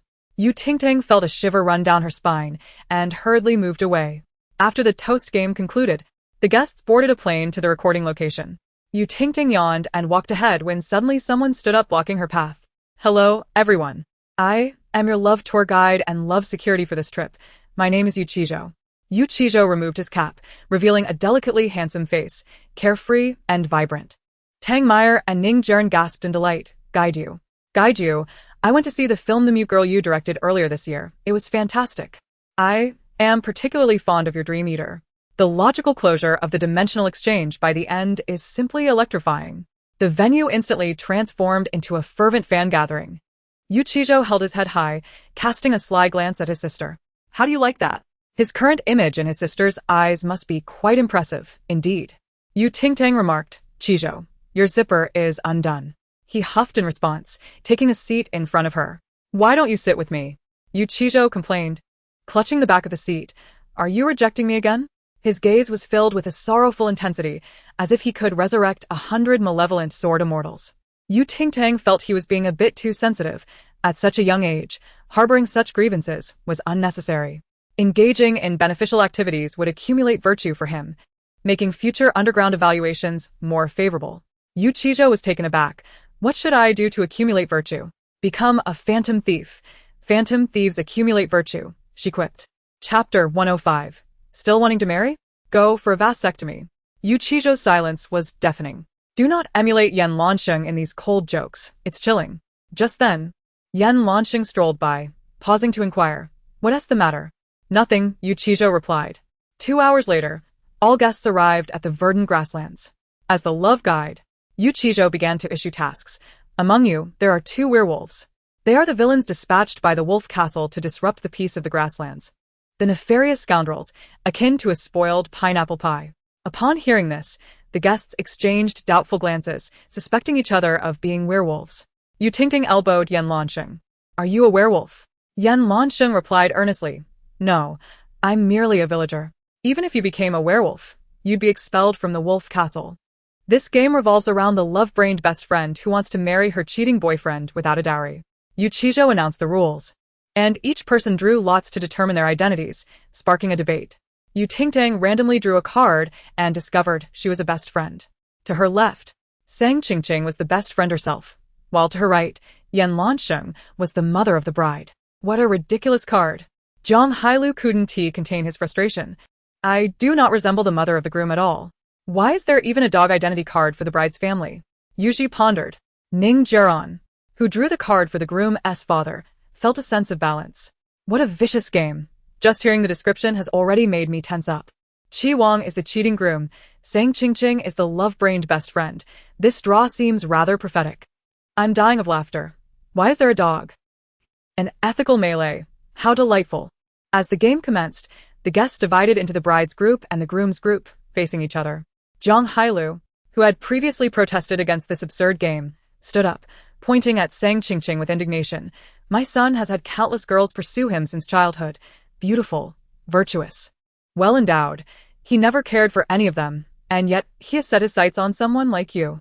The love-brained Sang Qingqing, feeling oppressed, complied. "Auntie, we are true love." Jiang Heilu's voice became shrill. "True love? How much is true love worth these days? If you want to enter my household, remember the family rules. There will be no dowry, no wedding. It's just a dream. The 3 golds are merely a remedy for prostate issues. Yu Tingting chimed in. ISNT that right. Jiang Hailu rolled his eyes. The 3 golds are nothing but a delusion.